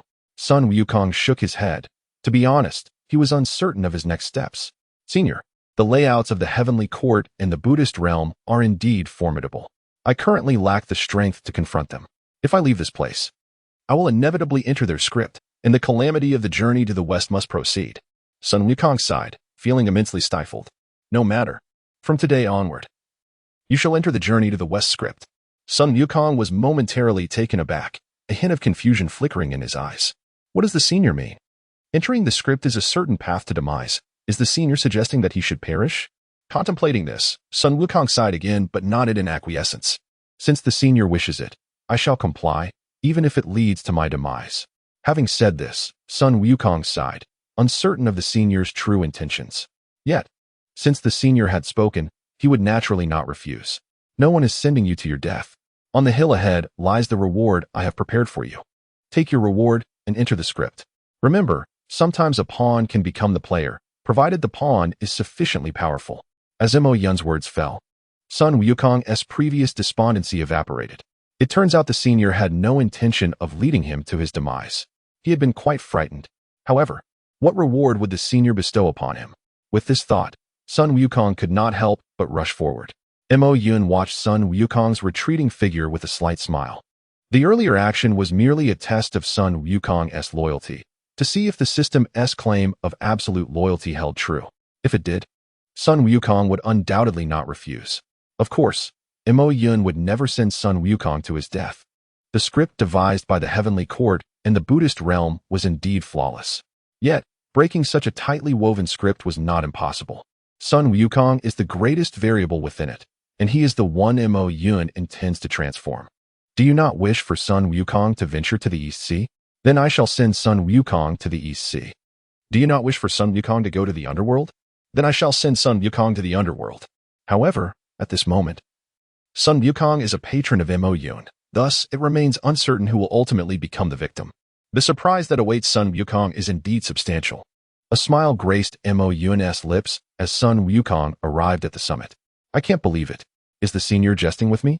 This reward seems rather terrifying. Sun Wukong stared in awe at the mountaintop, struggling to maintain his composure. Hundreds of rods lay scattered across the peak, each rod interconnected by some mysterious force, seemingly forming a formation. Yet, what exactly this formation entailed remained unclear to Sun Wukong. However, he recognized these rods. Having read The Journey to the West, he noted that these rods were strikingly similar to the golden rods described within the text. The only difference was that these golden rods appeared even more powerful than those depicted in the story. In the narrative, the golden staff emerges as a postnatal spiritual treasure. Yet astonishingly, every single staff atop the high mountain emanates an aura reminiscent of innate spiritual treasures. Although they may not possess the full essence of innate treasures, Their power is undeniably superior to that of the golden staff described in the text. Moreover, there are a staggering 100 of them. Master, this plethora of golden staves has truly astonished me, yet it is far too excessive for my needs. As soon as Wukong's words fell, the golden staves atop the mountain began to shift and transform. What is this? What reward has my master bestowed upon me? They can actually change? Chapter 16. My weapon speaks, and it darkens? 100 formidable golden staves are already an intimidating sight, yet these staves continue to undergo transformation. This aura? It is beyond my comprehension. Sun Wukong shook his head. Despite being a direct witness, he struggled to grasp the unfolding events. At that moment, all the golden staves began to disintegrate, gradually turning to dust. In the distance, Mo Yun watched this spectacle with a faint smile. These treasures were drawn from the system's treasury, which Mo Yun had previously not fully comprehended. The system treasury inherently possesses the ability to reshape. Yet within this capacity lies a sub-branch duplication, duplicating the golden staves, then shattering and reforming them into a new staff. To be frank, even Mo Yun could not ascertain the magnitude of power that would be unleashed once these 100 golden staves were shattered and reassembled. He too awaited the outcome. At this moment, the golden staves continued to disintegrate, now utterly reduced to powder. Wukong gazed at this scene in bewilderment. Initially, he thought his predecessor intended to grant him 100 golden staves to fulfill the narrative of the journey to the west. He had even envisioned himself appearing before the Dragon King of the East Sea, wielding 100 golden staves, and witnessing the helpless and fearful expression on the old Dragon King's face. However, with the complete disappearance of the golden staves, Wukong found himself in a state of bemusement. Surely, his predecessor did not merely wish for him to observe this? Just as Wukong grappled with the reality of the situation, the dust of the golden staves suddenly began to reconstitute. What is this? The golden staves are beginning to reform? All the powder coalesced in a singular direction. A material born from the shattering of 100 golden staves now converging. At this thought, Sun Wukong suddenly entertained a bold idea. Could it be that his predecessor intends to shatter the 100 golden staves and forge a singular staff? Is that not somewhat terrifying? It is well known that the golden staff is the sea-stabilizing needle left behind by the great deity Yu during the flood. It is undeniably one of the most formidable treasures among postnatal spiritual artifacts, renowned throughout the three realms. Possessing even one would suffice. In the original journey to the west, he had read about the immense power of the golden staff, which had greatly aided him during the upheaval in heaven. If 100 staves, each surpassing the golden staff of the three realms, were to shatter and coalesce into one, how powerful could this singular staff become? In the heavens, thunderclouds gathered, and countless bolts of lightning cascaded toward the golden staff. What is this? Wukong understood that for a postnatal spiritual treasure to be forged, it must undergo heavenly tribulation. Yet, is this tribulation not somewhat terrifying? In Mo Yun's realm, numerous laws intertwined and spiraled, with all lightning representing another manifestation of these laws. Temporal laws descended from the heavens, enveloping the golden staff, while myriad scenes materialized beside it, scenes seemingly drawn from ancient times, yet also appearing to transcend time. Within these images, Sun Wukong grasped the golden staff, ascending to the heavens and plummeting to the depths of hell. Yet, the Wukong depicted was no longer radiant with golden light. Instead, he appeared entirely shrouded in darkness. The murderous intent in his gaze was sufficient to make the very heavens tremble, and alongside him stood not only the Jade Emperor but also various deities, their forms indistinct. Not only temporal laws, but spatial, reincarnation, and death laws all surged toward the golden staff. However, what these laws imparted to the staff remained beyond Wukong's comprehension. After all, he had limited understanding of these other laws, having only studied temporal laws. Could this be a glimpse of the future? Although Sun Wukong had never witnessed such scenes, he harbored a flicker of speculation. He then scanned his surroundings, utterly oblivious to his predecessor's whereabouts. If he could discern his predecessor's location, he would undoubtedly bow in reverence without hesitation. In this life, had he not encountered his predecessor, how could his destiny possibly have changed? It would have been utterly impossible. A desolate, dark aura suffused the entire world, and at this moment, the golden staff reappeared in the skies. A holy black golden staff. Its formerly immense aura, now completely concealed, appeared indistinguishable from an ordinary staff. At last, I have emerged. Just as Sun Wukong stood in a daze, a cold voice echoed throughout the cosmos. Wukong was taken aback. Is there not only his predecessor in this world? Could there be others? How could his predecessor utter such words? In Wukong's eyes, his predecessor had always embodied the demeanor of an otherworldly sage, unfazed by any occurrence, and would never speak in such a manner. If not his predecessor, who else could it be? Could it be? Sun Wukong stared blankly at the golden staff before him, scratching his head in confusion. Could it be that the golden staff has begun to speak? A weapon capable of speech? Is it not only innate treasures or those of even greater power that possess a spirit? You must be Sun Wukong, my master. It is an honor to be owned by you. Before he could ponder further, the golden staff soared into his hand. What? You are so weak? Are you not somewhat unworthy of my might? The golden staff floated around Wukong, akin to an inquisitive child. Sun Wukong's face darkened. What was this? Was he being looked down upon by his own weapon? Such logic was unfathomable. Ah, well, let it be. You shall accompany me, the golden staff, as I carve a path of slaughter, and together we will traverse the road to immortality. Sun Wukong swallowed hard. Why was this weapon so irreverent? What does let it be even mean? Am I not formidable in my own right? To be deemed merely let it be by such a treasure? And it dares to suggest that I follow it? What kind of golden staff has my predecessor bestowed upon me? Half in disbelief, Sun Wukong grasped the golden staff.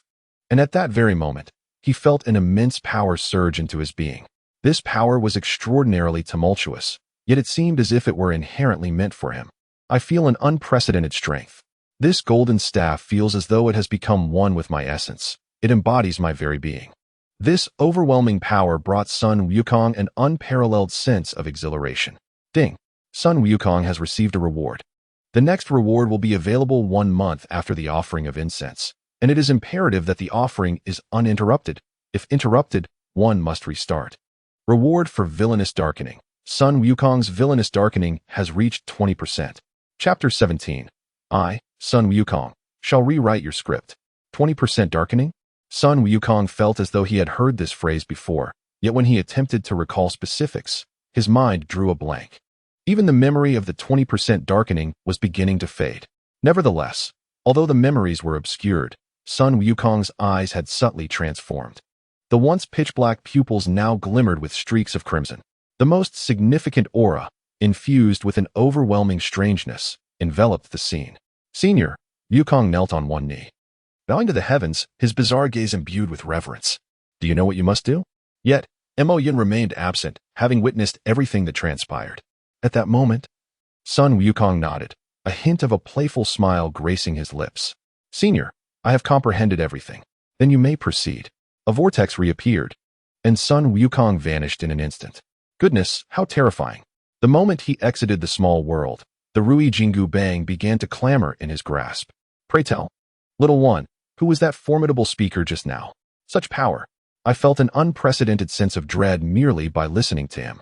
I was rendered speechless. The Rui Jingu Bang had indeed refrained from speaking out of fear, despite being created by Mo Yin, whom it had never encountered. The profound strength of Mo Yin was beyond its comprehension. He is my rebirth and progenitor. This time, we shall traverse the 3 realms together. Sun Wukong's expression remained devoid of mirth, his demeanor calm and unhurried, as if discussing a trivial matter. Are you intending to take lives? I sense a monumental shift in your aura. What has transpired? The Rui Jingu Bang continued to inquire, perplexed by the events that had unfolded. Sun Wukong's current state was indeed extraordinary. Previously, he had retained a trace of spiritual energy, yet now he emanated an unsettling peculiarity that was undeniably fearsome. To take lives? Sometimes, killing is not the primary objective. We must also strike at their hearts, instilling within them a perpetual terror of the fears they have conjured. The Rui Jingu Bang, sensing Sun Wukong's essence, responded with a hint of excitement. Though I do not grasp the entirety of what has transpired, I can feel you are increasingly worthy of me. How exhilarating. So, where shall our first destination be? The Rui Jingu Bang was visibly thrilled, eager for its inaugural adventure. The Dragon Palace of the East Sea. Within the Dragon Palace, the East Sea Dragon King sat upon his throne, flanked by an elder turtle. Prime Minister Turtle, has Sun Wukong yet to arrive? The East Sea Dragon King had been anticipating Sun Wukong's arrival for days, but it seemed as though he had vanished entirely. Your Majesty, this is a once-in-a-lifetime opportunity. We must not let it slip away. The Jade Emperor and the Buddhist sect had orchestrated the journey to the West Calamity. Although Sun Wukong was destined to wreak havoc in their Dragon Palace and seize the sea-stabilizing needle, The Jade Emperor had assured that if the performance was executed flawlessly, they would certainly reap benefits, even elevating the fortunes of the Dragon Clan. The East Sea Dragon King nodded in agreement. Indeed, the Dragon Clan was once the most powerful race among the three realms, but that was long ago. Before the calamity, the Dragon Clan ruled over the primordial chaos. Yet now they were forced to bow before the heavenly court. Nonetheless, the Dragon King did not feel disheartened. The fortunes of the three realms were ever-changing, and he merely needed to devise a long-term strategy. You speak true. What we require most is fortune. However, is Sun Wukong's ability truly lacking? The East Sea Dragon King squinted, feigning weakness according to the script. But was he truly weak? He was a Hunyuan Tai golden immortal, a being of quasi-saintly cultivation. Although his quasi-saint status paled in comparison to that of the Jade Emperor and the Tathagata, he was still significantly more powerful than Sun Wukong, a mere golden immortal. Was he expected to collaborate with Sun Wukong in this charade? How vexing. The East Sea Dragon King sighed, then turned to the Prime Minister Turtle. But tell me, why has Sun Wukong not yet arrived? According to the script, he should have come here to claim the sea-stabilizing needle after completing his training with Patriarch Bodhi. The timing seems off. In truth, had it not been for the Jade Emperor's meticulous orchestration of Sun Wukong's fate, he might have worried that Sun Wukong would not show. The Prime Minister Turtle nodded, chuckling. Yet Sun Wukong is indeed a being of great fortune, a naturally gifted stone monkey. The Dragon King's gaze drifted into the distance. He was well aware of the journey to the West Calamity. Hearing the Prime Minister's words, the Dragon King could not suppress a laugh. What great fortune! What a being of destiny! In the three realms, he is pathetically unfortunate, and having been arranged into this fate, his life is a tragedy. If I were to live like him, I would surely feel stifled. Just as the Dragon King's words hung in the air, several shrimp soldiers and crab generals came rushing in. Your Majesty, Your Majesty, a monkey with thunderous speech has arrived outside, claiming to seek an audience. The shrimp soldiers and crab generals, unaware of the journey to the West Calamity, hurried to report upon seeing Sun Wukong.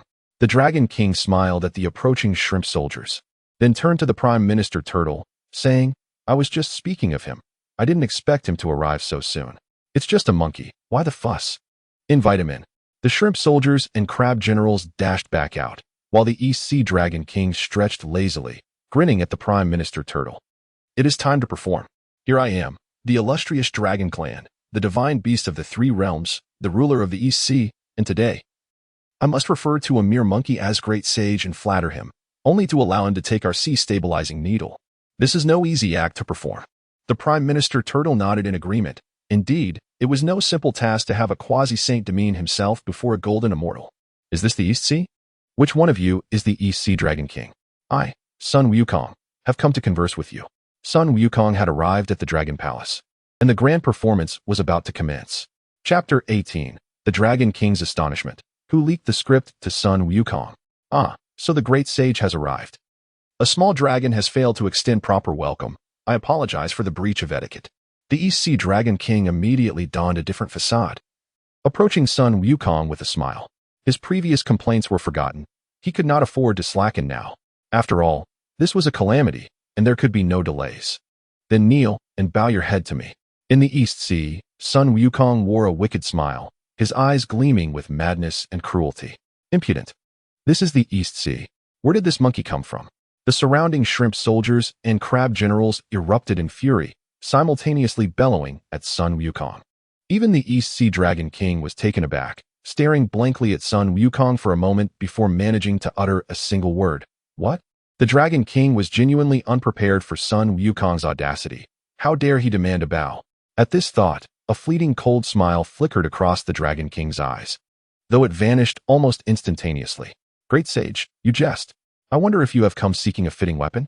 The Dragon King suppressed his displeasure as a Dragon King. He found it demeaning to have to appease Sun Wukong. What manner of absurdity was this? Yet, his primary objective was to see Sun Wukong take the Rui Jingu Bang, after which he could report to the heavenly court. The sooner he departed, the better. Indeed. So where is the sea-stabilizing needle, the Rui Jingu Bang? I wish to take it now. Sun Wukong strode towards the Dragon King, who greeted him with a beaming smile, saying, the golden cudgel has long been prepared. The golden cudgel? How do you know? The Dragon King's words faltered as he realized the implication. According to the script, Sun Wukong should still be unaware of the golden cudgel's existence. He ought to explore other treasures in the Dragon Palace first, only to resort to the Golden Cudgel if none were suitable. Before this, Sun Wukong should have known nothing of their narrative. Indeed, how could I possibly know? Sun Wukong observed the astonishment in the Dragon King's eyes and couldn't help but smile. This sensation was exhilarating. Watching those who believed they controlled his fate now were looks of sheer surprise. What a delightful turn of events. The East Sea Dragon King, after a brief moment of shock, resumed his jovial demeanor. In his view, the events of the journey to the West were among the most closely guarded secrets of the three realms, knowledge reserved solely for the quasi-saints. No one else could possibly be privy to such information.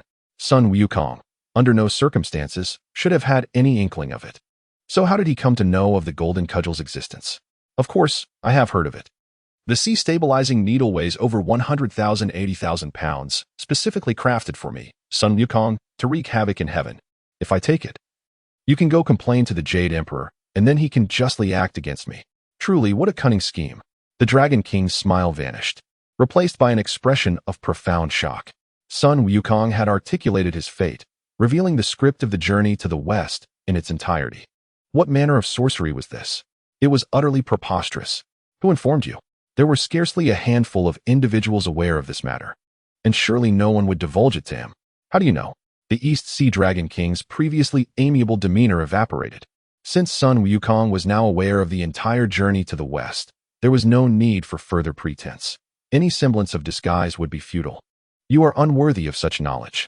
Sun Wukong remained composed, having grown increasingly enigmatic since the villainous aspect of his character had darkened by 20%. In many respects, he had already begun to embody the persona of a qualified antagonist. Today in the Dragon Palace presented him with the perfect opportunity to demonstrate his worth. Oh, the Dragon King, witnessing Sun Wukong's demeanor, erupted into laughter. What a farce. Sun Wukong, you truly overestimate yourself. The fate of the journey to the West is irrevocably sealed. It will not change. Although I do not know how you came by this knowledge, I must inform you that it is of no consequence. The East Sea Dragon King spoke slowly, scrutinizing Sun Wukong's expression, hoping to discern surprise in his gaze. Yet, Sun Wukong's countenance remained unfazed, as if everything transpiring around him held no relevance. Your act is commendable, but soon you shall falter. The Dragon King scoffed, then continued. The machinations of the journey to the West involve not only the Jade Emperor and the Buddha, but also the saints behind them. Since the conclusion of the investiture of the gods, the heavenly court's power has grown ever stronger, while the influence of the Buddhist sect has waned. The two saints of the West, Jin and Zhuanti, are quite displeased with this, which led the saints to orchestrate the journey to the West after much deliberation. This script was not devised by the heavenly court or the Buddhist sect, but by the saints themselves, who, after meticulous calculations, laid out the finest narrative. Do you truly believe that such a script can be altered by a solitary individual like you? You are indeed familiar with the script, but it changes nothing. Shortly, I shall erase your memory, and you will forget all that has transpired.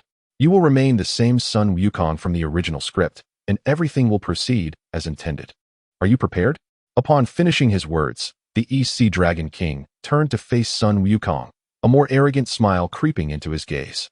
Did you truly believe that knowing the script would grant you the power to alter it? You are destined to be a tragedy, forever trapped within this game. Upon hearing this, Sun Wukong's lips curved into a peculiar smile, one that exuded an air of mischief. What is your amusement? Do I amuse you? The Dragon King furrowed his brow, perplexed by Sun Wukong's lack of fear in the face of his revelations. It is indeed quite amusing. You regard me as a mere pawn, yet you overlook a critical truth. Can you defeat me? The East Sea Dragon King faltered, his expression shifting to one of disbelief. You claim I cannot defeat you? What jest is this? I am a quasi-saint. The Dragon King, half smirking, found it ludicrous that a quasi-saint could be bested by a mere golden immortal. Let us put that to the test. With that, the golden cudgel manifested in Sun Wukong's hand, leaving the Dragon King momentarily stunned. The golden cudgel? Where did you acquire that? Chapter 19. Slaughter begins with the annihilation of the East Sea. The Dragon King could hardly contain his astonishment. There was only one golden cudgel in the three realms, and it resided within the East Sea. How could Sun Wukong possess it? What should we do with the old Dragon King? Shall we capture him for dinner? The golden cudgel quipped, having listened intently to the previous exchange. The Dragon King had underestimated Sun Wukong, showing him utter disdain. Very well, Sun Wukong replied, a cruel smile gracing his lips. You claim I am a mere pawn. Today, allow me to show you what happens when a pawn is cornered. It will upend the entire board. The East Sea Dragon King furrowed his brow, sensing something was amiss. Sun Wukong's aura was escalating, yet his own cultivation seemed to blur. Initially, Sun Wukong appeared to be at the golden immortal level, but in mere moments, that essence seemed to dissipate, leaving him resembling an ordinary monkey. Yet this ordinary monkey emanated a dangerously potent energy. It's in your hands now. Sun Wukong released the golden cudgel, confident that it alone was sufficient to handle the East Sea Dragon King. As for the others, the cudgel would manage itself. Very well. Leave it to me. And rest assured, the golden cudgel, now fully animated, soared through the East Sea Dragon Palace, mercilessly reducing all shrimp soldiers and crab generals to mere puddles of flesh. Was this the might of a primordial spirit treasure? The East Sea Dragon King finally lost his composure, staring in awe at the cudgel's formidable presence. The golden cudgel radiated a menacing aura, one that had solidified into a palpable force. This sensation of dread he had only previously encountered with the 4 swords of the extermination of immortals, weapons of the saints, once wielded by the demon Lord Xīyóu. Yet now, the golden cudgel in Sun Wukong's grasp exuded a similar terrifying might. The cudgel bound the entirety of the East Sea. Its mere pressure forced the powerful beings of the East Sea to prostrate themselves. Is it acceptable to eliminate them all? You should know that in the 3 realms, karma is paramount. Killing them all could unleash a tremendous karmic burden. I wonder if you can bear it. The East Sea was already under the cudgel's control, and he turned to seek Sun Wukong's approval. Killing even a single cultivator from the East Sea would carry immense consequences. How would Sun Wukong respond? Eliminate them all. Sun Wukong did not even glance back, merely speaking in a nonchalant manner, as if he had made an inconsequential decision. How dare you? The Dragon King's eyes were now completely crimson. Everything that had transpired happened in an instant. He had no time to react, and the entire East Sea was suppressed by the golden staff, a weapon that could rival innate spiritual treasures. Sun Wukong, do you comprehend the gravity of your actions? The Dragon King was bewildered, yet he continued to roar. He could not fathom why Sun Wukong possessed such a formidable treasure, nor could he grasp what had transpired within him. But these were his subjects. Witnessing their demise caused the Dragon King's heart to bleed. Sun Wukong, regardless of the circumstances, you must die. Even if it means defying the script of the saints, I will not hesitate to see you perish. The Dragon King was utterly enraged. According to the script, Sun Wukong should not die at this juncture. Yet now, he disregarded everything. Sun Wukong had to die. How could you be so cruel? You are a spirit monkey born of heaven and earth. How could you possess such a malicious heart? Sun Wukong instinctively touched his chin and gazed at the nearly frenzied Dragon King, stating, Indeed, I am a born spirit monkey. I should not harbor such murderous intent. But how have you treated me, this innate spirit monkey?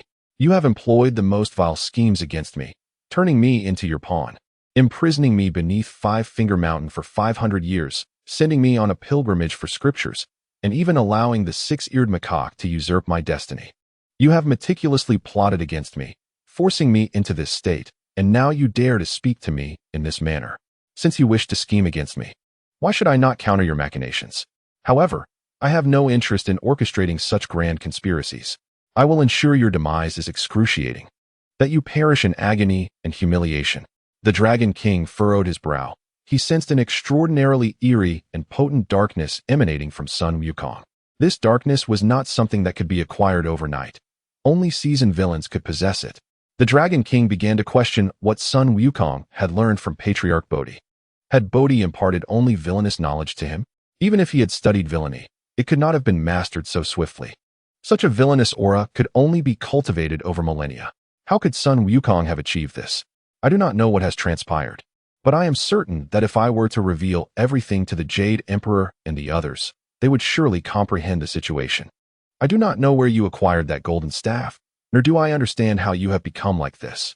But do you truly believe that possessing a golden staff alone will allow you to triumph over me? Is that not overly naive? The Dragon King regarded Sun Wukong, and although Sun Wukong was unaware of how he had become so powerful, the Dragon King was certain that Sun Wukong could not be his rival with merely the golden staff. You are correct. I initially thought you were merely a golden immortal or a great Luo golden immortal, which was already formidable. Yet, to my astonishment, you are a quasi-saint. I cannot kill you, but I can capture you and make you a source of sustenance for our village." Before Sun Wukong could finish his sentence, the Dragon King seemed to hear the most ridiculous joke. To take him back to the village as food? He was the Dragon King. Before the Dragon King could utter a word of derision, an aura of temporal reincarnation subtly emerged. Temporal path techniques? How could you wield such pure temporal path powers? This is top-tier chaotic path magic.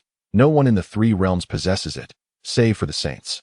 Sun Wukong's lips curled into a cold smirk as he gazed at the golden staff, saying, "Are we finished with the killing? Once we are, we shall proceed to our next destination." Where to next? The Underworld. Chapter 20. Next stop, I shall surprise King Yama upon hearing Sun Wukong's words. The golden staff could not conceal its excitement. On its very first day of existence, it was involved in such monumental affairs. What a thrill. It must be noted that the golden staff crafted by Mo Yun was indeed a demonic treasure, one that thrived on slaughter and grew stronger through it. Moreover, as Sun Wukong offered incense to Mo Yun, he had gradually succumbed to darkness. At this moment, he was no longer the spirit monkey Sun Wukong, but a veritable villain. Currently, he had only darkened by 20%, and what would transpire if he reached 100% was unknown to anyone. The Underworld? You intend to go to the Underworld? The East Sea Dragon King was now ensnared within the fabric of time. The might of temporal path magic was immense. If Sun Wukong so desired, he could confine the East Sea Dragon King within it indefinitely. Unless the Dragon King became a saint, he would remain trapped for eternity. Indeed, the East Sea is my first stop. My next destination is the Underworld. This is a little gift for Sakyamuni and the Jade Emperor. I wonder if they will appreciate it. A flicker of dread appeared in the Dragon King's eyes. He suddenly sensed an enormous conspiracy looming behind him. Sun Wukong had acquired the journey to the West Script, gained such formidable power, and possessed such a powerful treasure. Furthermore, his temperament had undergone a dramatic transformation. There was a merciless hand orchestrating all of this from the shadows. Who could it be? How could anyone be so powerful? You will find out, but I shall not disclose it to you. With a wave of his hand, Sun Wukong made the East Sea Dragon King and the river of time vanish from sight. At this moment, within the temporal path, the golden-winged great pung bird boredly surveyed its surroundings.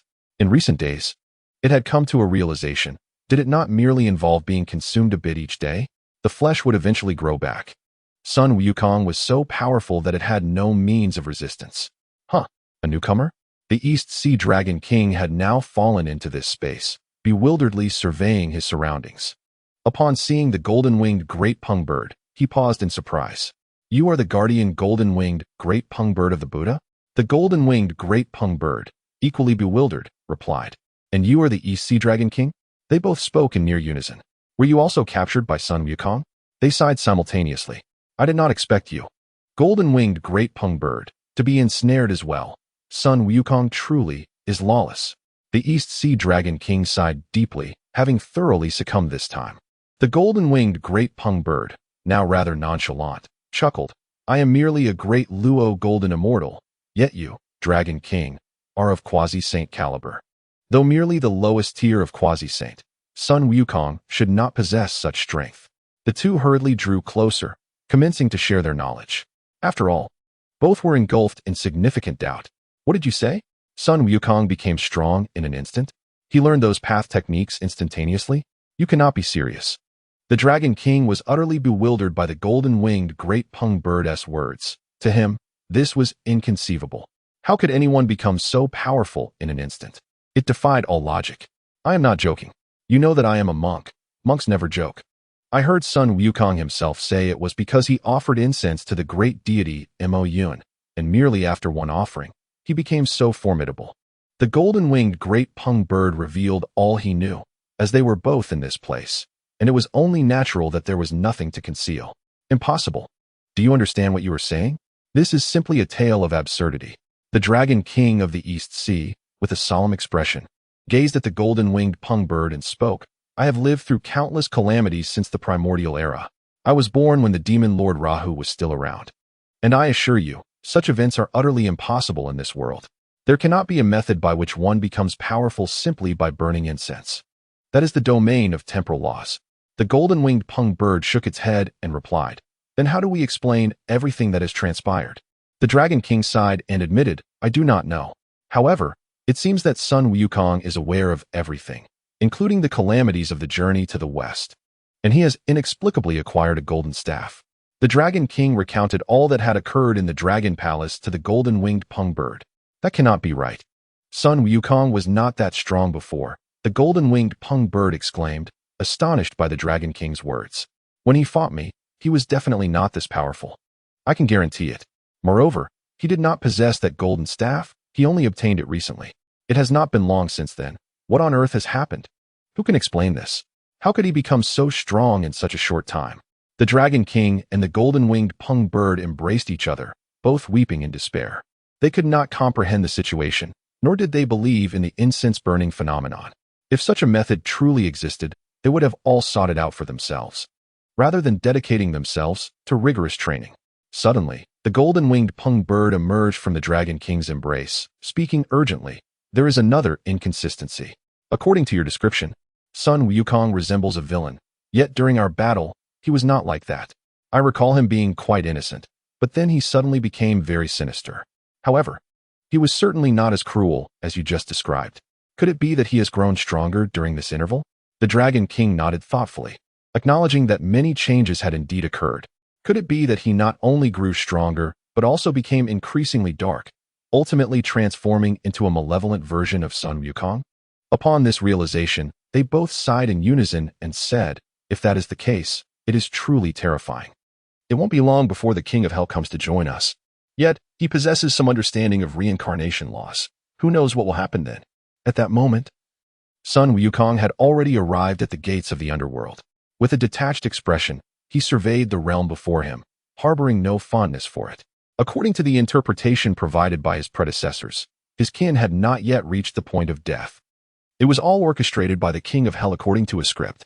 This time, he had uncovered the truth and intended to surprise the King of Hell. Chapter 21. The King of Hell. What is this operation? Infinite calamity? Within the 18 layers of the underworld, countless formidable beings reside, yet the hierarchy is strictly enforced. Each layer of hell is guarded by powerful beings, including top-tier experts. It is said that the ancestral witch Hutu was once ambushed by Hongjun Laozu within the underworld. However, today, Sun Wukong had no intention of entangling himself with those supreme beings. His sole objective was to breach the first layer of the 18 layers of hell, the realm that governs mortal affairs, presided over by King Yinluo. Sun Wukong's demeanor was indifferent. He did not plan to utter many words. Earlier, during his conversation with the Dragon King in the East Sea, he had divulged too much of which should have remained unspoken, especially considering the presence of his predecessors. Should they be displeased, he would surely face repercussions. Thus, this time he chose silence, aiming to embody the role of a ruthless assassin. With a casual flick, he wielded his golden staff, which, upon being thrown, expanded rapidly, emanating a powerful demonic aura. This aura was a combination of the staff's innate magical energy and the dark energy that had recently manifested within Sun Wukong, undeniably formidable. As the staff plunged into the underworld, the moment it made contact, the yellow springs began to reverse their flow. The yellow springs, the realm of reincarnation within the underworld, imbued with formidable mysteries, surged upwards against the natural order. What an extraordinary phenomenon! The King of Hell, who had been meditating, suddenly opened his eyes. As the ruler of the first layer of hell, he could not overlook such occurrences. However, upon witnessing the scene before him, he was utterly bewildered. Is this the yellow springs reversing? Who possesses such audacity? The King of Hell was truly taken aback. The underworld had not suffered such harm in countless years. With the three realms stabilized, this was a domain governed by the Jade Emperor of Heaven. After contemplating, he could think of no one daring enough to commit such an act. Recently, there had been rumors of someone causing a ruckus in the underworld, but that individual was of only moderate strength, merely Sun Wukong.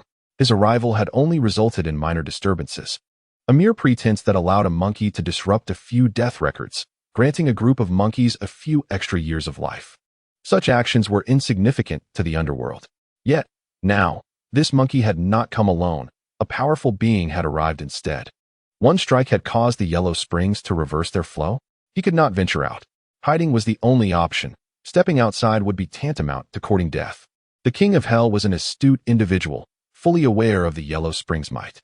A single strike from this individual could reverse the flow of the Yellow Springs, a power beyond his capacity to confront. Moreover, he was not particularly formidable himself, merely a Daluo golden immortal, who had managed to secure a position within the underworld to make a living. As for the potential destruction of the underworld, that was a matter for the Jade Emperor.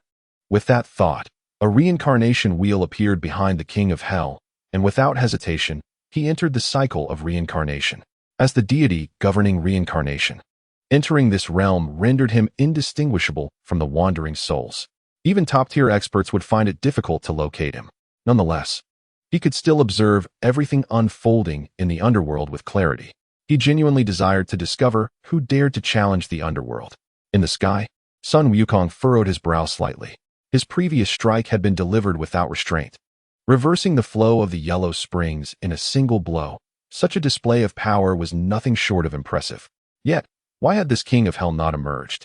Sun Wukong, unaware of the king's concealment, declared, "If you will not come out, then I shall seek you out." With a stride, he entered the hall of hell, where nearly all the spirits lay prostrate on the ground, consumed by fear and dread. The aura emanating from Sun Wukong was so oppressive that even the most vengeful spirits felt discomfort. This was the manifestation of Sun Wukong's darkness. Meanwhile, the king of hell, hidden within the cycle of reincarnation, was no longer at ease. Although he had concealed himself, he could observe everything outside with clarity. The figure in the hall of hell was none other than Sun Wukong. It's him? How is this possible? The king of hell wondered. How could Sun Wukong become so powerful? Where did it all go wrong? The astonishment within the king of hell's heart was no less than that of the Dragon King earlier. As an indispensable piece in the grand scheme of the journey to the West Calamity, the king of hell possessed an understanding of the narrative. Sun Wukong's power could only be at the level of a golden immortal. He could not possibly exhibit such might now. What was truly happening? Who could provide an answer? Simultaneously, the king of hell felt relieved that he had fled quickly. The significant changes in Sun Wukong, a vital piece in this calamity, signaled that something monumental was afoot. If he were to venture out without understanding the situation, it would be unwise to engage in combat. After Sun Wukong departed, he promptly relayed everything that transpired here to the Jade Emperor. Surely, the Jade Emperor would possess the means to address the situation. Sun Wukong surveyed his surroundings, his brows momentarily furrowing before being replaced by a peculiar smile at the corners of his mouth. It appeared that this king of hell was indeed far more astute than the Dragon King, managing to conceal himself. Presently, he found himself entirely outside the realm of the underworld, seemingly having entered the cycle of reincarnation. In an instant, Wukong discerned the circumstances, but the king of hell, upon witnessing this scene, chuckled and remarked, "What can you do now that you are aware? I reside in the cycle, and you cannot find me. I dwell in the shadows while you are in the light." The king of hell brimmed with pride. His years of cautious cultivation in the three realms had led him to this moment. Wait, is there a change? The king of hell's brow furrowed as he gazed at Sun Wukong from a distance, his expression akin to witnessing the very fabric of the heavens tearing apart. Is this the way of time? Is he reshaping time? The king of hell was bewildered. He sensed the surrounding time fluctuating, yet could not comprehend the underlying cause. He could only vaguely perceive the way of time surrounding Sun Wukong. But how could Sun Wukong wield such formidable mastery over time? His master, Bodhi Patriarch, was an ethereal figure, merely a phantom. It was inconceivable that he could impart such powerful techniques. Impossible, utterly impossible. Moreover, what purpose would he have for the way of time? Was it to examine past events? Or perhaps before the king of hell could ponder further, time around him began to reverse instantaneously. What is this? The king of hell felt himself undergoing a transformation. This was the pinnacle of the way of time. Was he returning to the very beginning? What manner of sorcery is this? In an instant, or perhaps an eternity, the king of hell found himself back in the hall of hell, standing beside Sun Wukong, precisely at the spot from which he had intended to depart upon sensing something awry. What is this? You have altered time and affected me? The king of hell stared blankly at the unsmiling Sun Wukong, his speech faltering. This was the highest level of temporal reversal, an ability beyond the king of hell's comprehension. To speak plainly, this was a technique reserved for the highest saints. How could Sun Wukong possibly achieve this? Delightful and unexpected, indeed. Sun Wukong regarded the king of hell with calmness. He required no rigorous training in the way of time, merely organizing what had been directly imparted to him by his predecessors. Utilizing it was effortlessly convenient. The ability he had just employed was also his first attempt, as previously he had only used the time prison. To his surprise, the inaugural use yielded remarkable success. Are you Sun Wukong? I sense no trace of the innate spirit of the stone monkey within you. The king of hell, momentarily stunned, hastily inquired. This was exceedingly strange. This Sun Wukong was indeed enigmatic, devoid of any spiritual aura, yet emanating an odd demonic energy. Such an aura was typically found only in the most notorious of villains. Yet, Sun Wukong had only recently emerged. You talk too much. Sun Wukong observed the king of hell before casting a spell, directly infusing it into the king's body. In an instant, the king of hell began to shrink, transforming into a child. Abba. The king of hell looked down in astonishment. He had become an infant, now appearing chubby and cherubic. He bore no resemblance to the formidable king of hell. Was this the doing of Sun Wukong? It was impossible, absolutely impossible. Abba. The king of hell pointed at Sun Wukong, then at himself, utterly unable to comprehend the unfolding events. He attempted to voice his protest, but found himself incapable of uttering a single word, reduced to the sounds of an infant. By heavens! You've turned the king of hell into a child? At that moment, the golden cudgel reappeared, having previously toppled the yellow springs, and now returned to Sun Wukong's side, witnessing the king of hell's transformation into an infant. Indeed, simply killing him serves no purpose. I shall keep him to deliver a message to the Jade Emperor. However, he shall not regain his powers for several 100,000 years. Sun Wukong remained remarkably composed, as if he had merely accomplished a trivial task. As a villain, while killing was undeniably significant, in a certain sense, a competent villain must not only execute, but also strike at the heart. In this instance, he was striking at the heart of the king of hell. The king of hell watched in shock, unable to resist. He was not reckless. He had initially hidden within the cycle. Yet, Sun Wukong had instantaneously returned him to his original position, employing the immensely mysterious way of time. Setting that aside, was the golden cudgel not a bit outrageous? Though it was the ruler of the seas, a relic left behind by the ancient deity Xīyóu, it could at best be considered a postnatal spiritual treasure. Even with the U.S. aura, it should not possess the overwhelming presence it currently exhibited. This golden cudgel was terrifying. It not only spoke, but also radiated an immensely powerful demonic energy, a sensation the king of hell had never encountered before. As the king of hell pondered in disbelief, he suddenly felt a strange warmth and chill at his lower body. Looking down, he realized his face had turned completely green. What nonsense is this? Am I frightened to the point of losing control? How could I, the king of hell, who governs countless souls and is the nightmare of countless humans and deities, be reduced to this? Yet, here I am, in a state of utter humiliation. Sun Wukong glanced down, shaking his head in disbelief at how the mighty king of hell had been so thoroughly frightened that he had lost control of his bodily functions. It was truly a source of amusement. Let us obliterate the first layer of the underworld. Sun Wukong glanced at the golden cudgel, which then vanished in an instant. I relish this task. Without further ado, the golden cudgel swung into action, relishing the act of destruction, especially when it involved the underworld. The thought alone was exhilarating. In no time, the first layer of the underworld was being demolished. The yellow springs were already reversing. Now, the bridge of helplessness was shattered by a single blow, and the stone of forgetfulness was reduced to dust. Everything in the first layer of the underworld was being annihilated. The king of hell looked around helplessly now. As an infant, he had lost all his powers and could scarcely speak. Yet, the underworld could not be destroyed. Doing so would plunge the world into chaos. What immense karmic retribution would he bear? Sun Wukong must surely be aware of the consequences of such actions. How could he dare proceed? The king of hell felt a rising panic, but not a single word escaped him, leaving him to roll on the ground in distress. In mere moments, the entirety of the first layer of the underworld was nearly obliterated. The golden cudgel returned to Sun Wukong's grasp, who gazed at the king of hell with an air of calmness. Alas, what a pity! The king of hell, who had been throwing a tantrum, paused at Sun Wukong's words. You lament the loss? Do you have any idea how many treasures in my underworld you have ruthlessly destroyed? Do you comprehend their significance? Yet, the king of hell remained mute, gesturing wildly at the air. Sun Wukong observed as he finally managed to articulate his thoughts. Why are you merely a person? You cannot take it back for the villagers. The king of hell was momentarily taken aback, his previously restless hands coming to a halt. Did he hear correctly? He lamented that the reason for his regret was that he could not partake in it himself. Was this a jest? He was the king of hell. Who in this world would dare consume the king of hell? That would be akin to seeking death.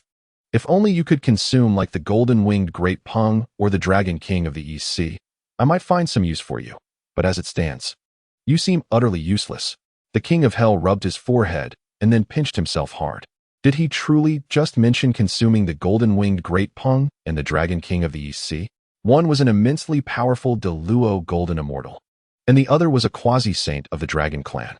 Was this something one could actually consume? Did anyone in the three realms dare to do such a thing? However, I do have a method to let you experience the consequences of opposing me, Sun Wukong. Chapter 23. I am still a child. Please do not come near.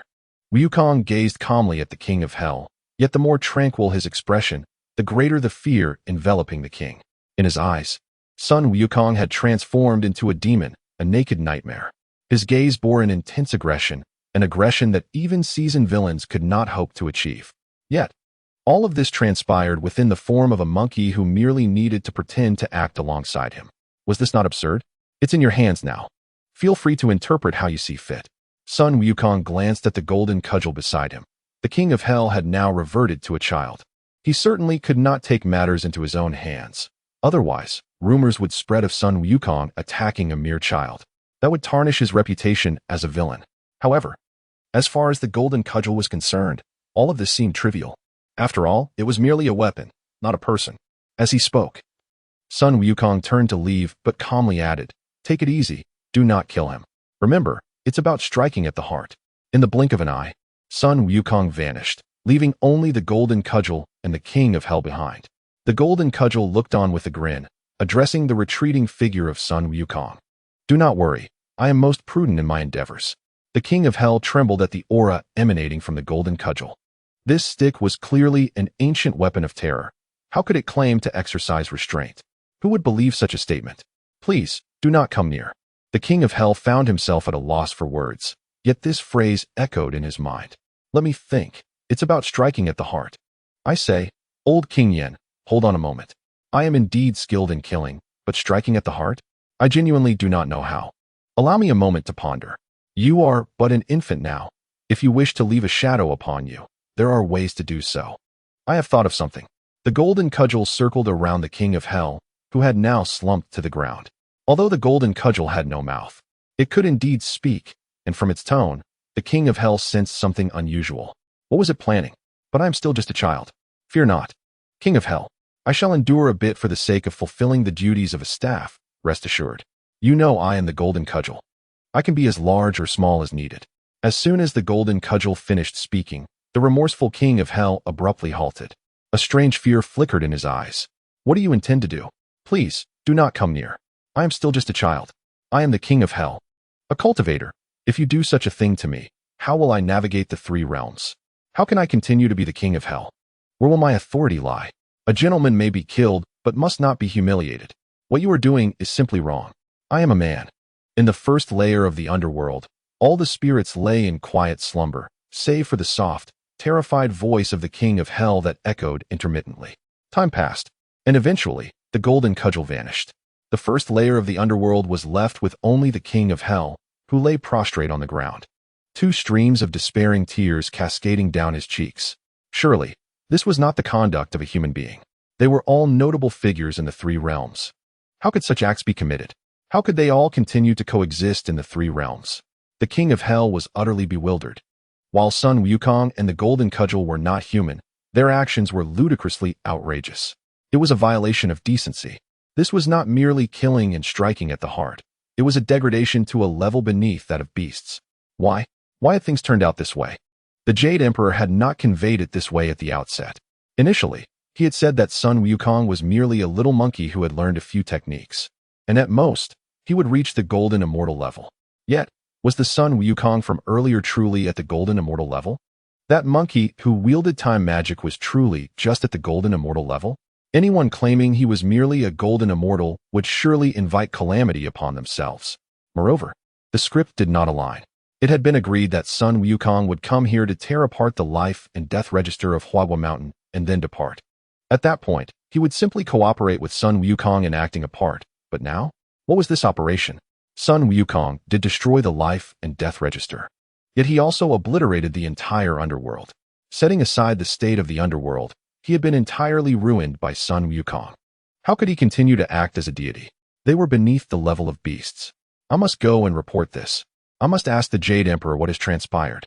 I, the King of Hell, have toiled diligently my entire life, acquiescing to whatever he said. Yet, why must he set me up for such a downfall? Was this not a ploy to drive me to despair? However, the King of Hell could not rise at this moment. The events of the last few moments had inflicted immense harm upon his tender body and spirit. Moreover, with his cultivation lost, he had no means to seek recourse in the heavenly court. What could he do?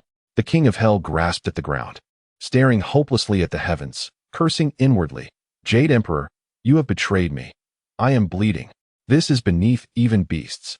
Meanwhile, in the heavenly court, within the Lingxiao Hall, the Jade Emperor opened his eyes in a daze, glancing at the Buddha beside him. Since that incident, he and the Buddha had remained together, uncertain of what had transpired. Their unity was a means to confront any unforeseen circumstances. This was the Jade Emperor's unique confidence. In the current three realms, whatever occurred, as long as he and the Buddha were present, no issue could not be resolved. Why do I have such a foreboding feeling again? The Jade Emperor furrowed his brows, feeling that this recent surge of ominous premonitions had been rather frequent. Another one? The Buddha had also opened his eyes, watching the Jade Emperor with confusion. This time, he did not share any strange premonitions, unsure of the source of the Jade Emperor's unease. Could it still be related to the calamity of the journey to the west? The Jade Emperor's brow furrowed slightly further as he turned to the Buddha and said, I do not know. I just have this feeling that the various causal energies in the three realms are growing increasingly faint, to the point of being unclear. The Buddha nodded, sharing the same sentiment. They then looked to see if Sun Wukong had returned to Huawa Mountain. No sign of him there. They wondered if he had gone to the underworld, but no news had come from there either. A flash of golden light crossed the Jade Emperor's eyes as his gaze turned to the underworld. What? The Jade Emperor suddenly stood up, a moment of shock flashing across his eyes. The Buddha beside him quickly turned to look at the underworld as well. What has happened to unsettle the Jade Emperor so? Chapter 24. It must be the work of a sage. Otherwise, such strength would be inconceivable. Both the Tathagata and the Jade Emperor are unparalleled beings, and the scene of the underworld has unfolded before their eyes. At this moment, the underworld lies in ruins, with shattered walls and wandering spirits lamenting their fate, some even weeping in despair in the corners. The legendary treasures of the underworld, such as the Yellow Springs, the Bridge of Helplessness, and the Three Lives Stone, have all been reduced to mere fragments. The underworld has been utterly destroyed. What could have transpired? A formidable aura erupted from the Jade Emperor, causing the 99 celestial pillars of the heavenly palace to tremble as dragons coiled around them roared in unison. The astonished Tathagata had to summon his golden body to withstand the overwhelming pressure. What on earth is happening? The Jade Emperor stepped forward, his gaze rife with murderous intent. He governs the three realms. With the first layer of the 18 layers of hell in ruins, the mortal realm would inevitably be affected. Yet, how could they in the heavenly court be so oblivious to the situation? Who in the three realms would dare to commit such an act? This is an outright declaration of war against me. Does he seek death? The Jade Emperor articulated each word with palpable anger, struggling to comprehend the situation. The entirety of the three realms is under his dominion. Who would be so foolish as to challenge him? What of the King of Hell? He is the sovereign of the first layer of the underworld. Now that it lies in devastation, where could he possibly be? The Jade Emperor frowned deeply, having scanned the underworld but found no trace of the King of Hell. Could it be that the King of Hell has met with misfortune? The Tathagata also furrowed his brow slightly. Given the state of the underworld, the likelihood of the King of Hell being in peril is quite high. The Jade Emperor shook his head, his frown deepening. The King of Hell is not merely the ruler of the first layer of the underworld. He also embodies a portion of its fate. If the King of Hell were to perish, the Jade Emperor would sense it immediately. I, as the sovereign of the three realms, invoke the decree to summon the King of Hell. At this moment, the divine list appeared behind the Jade Emperor, a manifestation of his authority over the myriad deities. The King of Hell possesses a divine position on this list, naturally under his command, as long as he desires. He could summon the king of hell from the farthest corners of existence. Within the heavenly palace, the space quivered, and from a rift in reality fell the king of hell, transformed into an infant. Wah wah wah. Upon witnessing this, the Jade Emperor and the Tathagata exchanged incredulous glances, a disbelief that defied description. The Tathagata, suppressing his astonishment, took a couple of steps forward to examine the infant form of the king of hell. Your Majesty, are you certain this is the king of hell? There cannot be any mistake, can there? The Jade Emperor's frown remained unbroken. It is impossible. The one summoned by the divine list can only be the king of hell. There can be no error. If there were, how could I maintain control over the deities? He shot a glare at the Tathagata, asserting that this matter could not be questioned, as it was a testament to his authority. However, this situation is simply too absurd. The Tathagata turned to the Jade Emperor, pondering aloud. If this is truly the king of hell, how could a being of such divine stature be reduced to this state? The path of time, the Tathagata pondered. This is the most advanced technique concerning time, and I can sense it. The Jade Emperor's brow tightened as he cast a displeased glance at the infant king of hell, then voiced his hypothesis. In the three realms, no one possesses mastery over the path of time. It must be a powerful entity from the primordial era, likely a sage. Upon hearing this, the Tathagata nodded in agreement. Indeed, the Jade Emperor's reasoning was sound. The primordial era and the three realms are fundamentally one and the same. During the time of the divine punishment, the entirety of the primordial world was shattered, leaving the relatively intact three realms. The other regions fell under the control of various cultivators who did not enter the divine list, many of whom were sages, such as Xīyóu, the master of heaven, the primordial heavenly sovereign, and the two sages of Buddhism, Jade and Xīyóu. These figures represent the true powerhouses. The Jade Emperor is merely a visible ruler. While these beings are the ultimate authorities, Your Majesty implies that the king of hell has offended a particular sage, and that this sage has thus taken action against him? The Tathagata understood the Jade Emperor's meaning and had to concede that it was indeed the most plausible explanation at present. Indeed, while I reside in the heavenly palace, I can perceive all happenings in the three realms with clarity. Yet, just now in the underworld, I felt not a whisper of the events. This is simply impossible. No cultivator in the three realms could achieve such a feat. It must be a sage. But which sage could it be? The Jade Emperor mused, his brow still furrowed. The display of such formidable power could only be attributed to a sage. However, which sage? After the divine punishment, sages rarely intervened, for their involvement invariably entailed immense karmic repercussions. They would not act unless absolutely necessary. Who could it be? The path of time is something that sages inevitably touch upon. The Jade Emperor was correct. Each sage is an absolute taboo. Should they wish, they could reshape entire worlds or traverse the currents of time at will. Such mastery and capability are beyond the imagination of even the Jade Emperor, who now stands at the threshold of sainthood. Could it be the Master of Heaven? The Tathagata seemed to recall something and spoke hastily. During the time of the divine punishment, the sect of the intercepting teaching was targeted by other sages, leading to its complete destruction. The Master of Heaven once sought to annihilate the world and recreate it, had it not been for that supreme being, the Tao ancestor, intervening. The primordial world would have been obliterated long ago. All these years have passed, and perhaps that being still harbors grievances, prompting this action. Moreover, given the dire state of the underworld, it is likely only he would resort to such measures, for he is indeed a great killer. Furthermore, he possesses ample justification for acting, as the ultimate beneficiary of the divine punishment was you, Jade Emperor. Thus, he would surely seek to dismantle the heavenly court first. As the Tathagata spoke, a profound fear welled up within him. If it were indeed that being, the implications would be terrifying. Meanwhile, the king of hell, still clutching his behind, longed to speak upon hearing the conjectures of the Jade Emperor and the Tathagata, but as an infant, he found himself unable to articulate his thoughts. It was not a sage. It was Sun Wukong. Sun Wukong was the one responsible.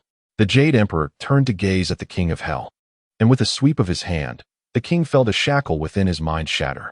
Your Majesty, I can speak now. Your Majesty, it was not a sage. It was Sun Wukong. He has returned. Sun Wukong is terrifying. He is no longer a mere waste. He is a top-tier powerhouse with the means of a sage. It was all Sun Wukong's doing. My underworld. My dignity. The Jade Emperor found this utterly absurd, his expression frozen in disbelief. What did you just say? Sun Wukong? Chapter 25. Nonsense. How could Wukong be a sage? The Jade Emperor's brows no longer merely furrowed. His entire countenance had stiffened. Repeat that. The ground beneath him stirred slightly, and the King of Hell soared into the air. He felt an overwhelming dread. The Jade Emperor's might instilled a fear in the deities. He sensed that should he utter even one falsehood, the Jade Emperor would immediately crush him, replacing him with another King of Hell. Your Majesty, I am not lying. It truly was Sun Wukong. I had been waiting for him, for during the calamity of the journey to the west, he was destined to visit my underworld, and today, he has finally arrived. The King of Hell recounted everything that had transpired, tears streaming down his face, unable to contain his emotions. He has come, transformed completely. He is no longer the legendary stone monkey, kind-hearted and innocent. He is a great demon, a top-tier great demon. He possesses mastery over the laws of time, and I, a mere deity, cannot discern his true realm. Upon sensing something amiss, I sought refuge within the cycle of reincarnation, yet to my astonishment, he directly extracted me from it, employing the very essence of time itself. As the Jade Emperor heard this, his expression remained rigid, as if enmeshed in a surreal narrative. Surely, the capabilities of Sun Wukong are well known to him, perhaps even more than to others. His journey of cultivation was meticulously orchestrated by himself, and the venerable patriarch Bodhi was but a pawn in his grand design. Yet now, Sun Wukong stands immensely powerful, having mastered supreme techniques. What sorcery is this? You claim that Sun Wukong laid waste to the underworld? The Jade Emperor inquired once more, while the King of Hell trembled, hesitant to conceal any truths. It was not Sun Wukong. He merely transformed me into a child. He did not destroy the underworld. The Tathagata stepped forward, casting a disapproving gaze upon the King of Hell. Moments ago, you asserted that it was Sun Wukong who ravaged the underworld, yet now you claim otherwise. Who, then, is responsible? Can you elucidate your words clearly? The King of Hell, witnessing the grim countenance of the two titans of the three realms, was engulfed in fear. I speak only the truth, Your Majesty, Buddha. I swear, if I utter a single falsehood, may I be struck by divine retribution and never enter the path of divinity again. Sun Wukong did indeed arrive. But it was not he who obliterated the first layer of the underworld. It was the Rui Jingu Bang, the magical staff. Upon mentioning the staff, the King of Hell collapsed in terror, for its might was unfathomable. As a weapon, it was utterly reckless, having wrought such destruction. No other weapon could compare. The Rui Jingu Bang? The Tathagata and the Jade Emperor echoed in unison. Indeed, it is the Rui Jingu Bang, not merely an earthly treasure, but a top-tier demonic weapon. Although it lacks the aura of a congenital treasure, it possesses the potency of one. The demonic weapon has a spirit of its own. With but a word from Sun Wukong, it annihilated the entire underworld. Its terror is unparalleled, a dread I have only sensed from the four swords of Zhanxian. Why? Oh, why is it so formidable? Your Majesty, why? According to the script of Journey to the West, this should not be the case. It should not unfold this way. The King of Hell grew increasingly agitated, ultimately fainting on the spot. The Jade Emperor furrowed his brow, unable to conceal his displeasure. With a wave of his hand, he captured a portion of the spiritual energy of heaven and earth, channeling it into the King of Hell. His soul was damaged and he had been subjected to immense fright. He would not awaken soon. The Jade Emperor sighed, turning to the Tathagata. Do you believe his words? Just now, the King of Hell spoke erratically, and I am uncertain whether to trust him. How could Sun Wukong possibly be this powerful, regardless of the events? He should not possess such strength. The Tathagata took a deep breath, unable to suppress his hands from coming together in prayer. Your Majesty, I dare not believe it. Yet I cannot dismiss it either. Strange occurrences have proliferated in the three realms of late. I have yet to uncover the golden-winged great Peng despite sending the Western Buddhas to search for it. Previously, we could not locate Sun Wukong, and now, just as he reappears, such absurdities transpire. I am at a loss. The Tathagata truly did not know what to say. The events unfolding now were wholly unlike those of the past three realms. Many matters eluded his comprehension. In recent days, he had continuously attempted to divine the future, yet it seemed obstructed by an unseen force. A vague silhouette obscured all heavenly secrets, yet its identity remained unknown to him. It is indeed preposterous, yet I still refuse to believe the King of Hell's words. How powerful could Sun Wukong truly be? I am acutely aware of the time I have invested in preparing this journey to the West script. Everything was meticulously arranged. Even if Sun Wukong possesses extraordinary fortune, could he truly attain such power in such a brief span? Has such an occurrence ever transpired in the annals of history? Never before. It is utterly fantastical. Sun Wukong mastering the path of saints, the Rui Jingu Bang evolving into a congenital treasure that can speak and even annihilate the underworld. If this were true, I, the Jade Emperor, would relinquish my position. Moreover, I distinctly sensed the presence of the sea-calming needle still within the Eastern Sea. The Jade Emperor spoke slowly. For he was indeed the Jade Emperor, capable of rational analysis in a short span. Upon hearing this, the Tathagata felt a sense of relief. If the sea-calming needle remained, it might suggest that the King of Hell's statements were false. He must have been driven mad by fear. Your Majesty, might we personally journey to the Eastern Sea to verify whether there have been any changes regarding the sea-calming needle? The Tathagata proposed, emphasizing the need for caution, as sometimes energies can deceive. If you wish to see, I shall oblige. Yet I can assure you that I have unequivocally sensed the presence of the Rui Jingu Bang. If you doubt me, we shall investigate together. The Jade Emperor stepped forward, and a passage appeared before him, granting access to any location within the three realms. The Tathagata followed closely behind, feeling an underlying anxiety. If the Rui Jingu Bang were truly absent, would it not imply that the King of Hell's assertions held truth? The two were swiftly transported above the Eastern Sea, which still bore a crimson hue. Sun Wukong had unleashed his power, leaving the entire Eastern Sea devoid of life. Crimson waves surged into the sky, staining the Jade Emperor's white garments with blood. What is this? Is this the Eastern Sea?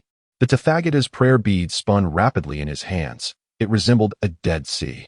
The Jade Emperor struggled to steady himself, managing to utter a single word. Ah? Chapter 26. Tell me, who has transformed Sun Wukong into such a being? Who is responsible? Who is the culprit? The Jade Emperor's attire and hair bristled, shedding the previous ethereal demeanor, now resembling an enraged demon. Xuanfeng'er, Qianlian.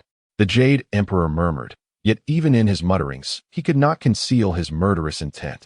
Xuanfeng'er and Qianlian appeared simultaneously above the Eastern Sea, both astonished by the scene before them. What has happened to the Eastern Sea? How has it transformed into a dead sea? What sorcery is this? Were they utterly unaware? Xuanfeng'er, Qianlian, you two are responsible for monitoring the movements of the three realms. Now, with such calamities befalling both the Eastern Sea and the underworld, how have you failed to keep me informed? The Jade Emperor's wrath was palpable, causing Xuanfeng'er and Qianlian to collapse to the ground in fear. Your Majesty, we have truly not been negligent, yet how could such events transpire? Throughout our surveillance, both the Eastern Sea and the underworld remained peaceful. Your Majesty, please investigate. A hand descended from the heavens, sending Qianlian and Xuanfeng'er hurtling away. Investigate? The Eastern Sea has been slaughtered, the underworld annihilated, and yet I, the Jade Emperor, remain oblivious. Now you tell me to investigate? If within a day you cannot discern the truth, I shall strip you of your divine positions and appoint those more capable to take your place. The Jade Emperor refrained from slaying them, demonstrating remarkable restraint. Your Majesty, there are remnants of time laws here as well. It is likely that the same individual is responsible for both the Eastern Sea and the underworld. The Tathagata furrowed his brow, while the Jade Emperor furiously demanded answers. He had been observing the Eastern Sea. To his astonishment, remnants of time laws lingered here as well, suggesting a singular culprit. Very well, very audacious indeed. Within a single day, 2 of my realms have been destroyed. Regardless of who you are, I shall ensure you pay the price, a deadly price. Until now, the Jade Emperor refused to believe that this chaos was wrought by Sun Wukong. Setting aside whether Sun Wukong possesses the strength, even if he does, he would never commit such acts of slaughter. He is a born spirit monkey, not a demon. From the annals of primordial history, only one individual has the capacity to execute such annihilation, the demon Lord Luo Ho. Could it be that the demon lord has been resurrected? The Jade Emperor could distinctly sense that the Rui Jingu Bang remained in the Eastern Sea, with the Rui Jingu Bang still in place. What the King of Hell spoke of is likely to be false. Contemplating this, the Jade Emperor reached out into the void, summoning the infant-like King of Hell into his grasp. At that moment, the Jade Emperor held but one thought.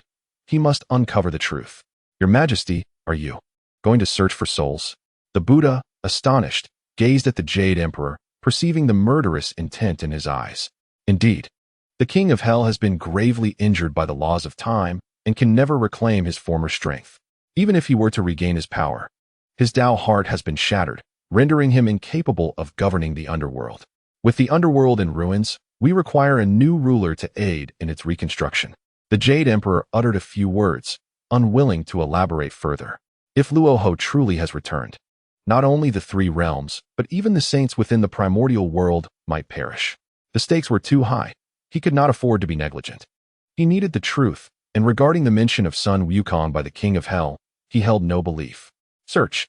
With unwavering resolve, the Jade Emperor invoked the divine search incantation.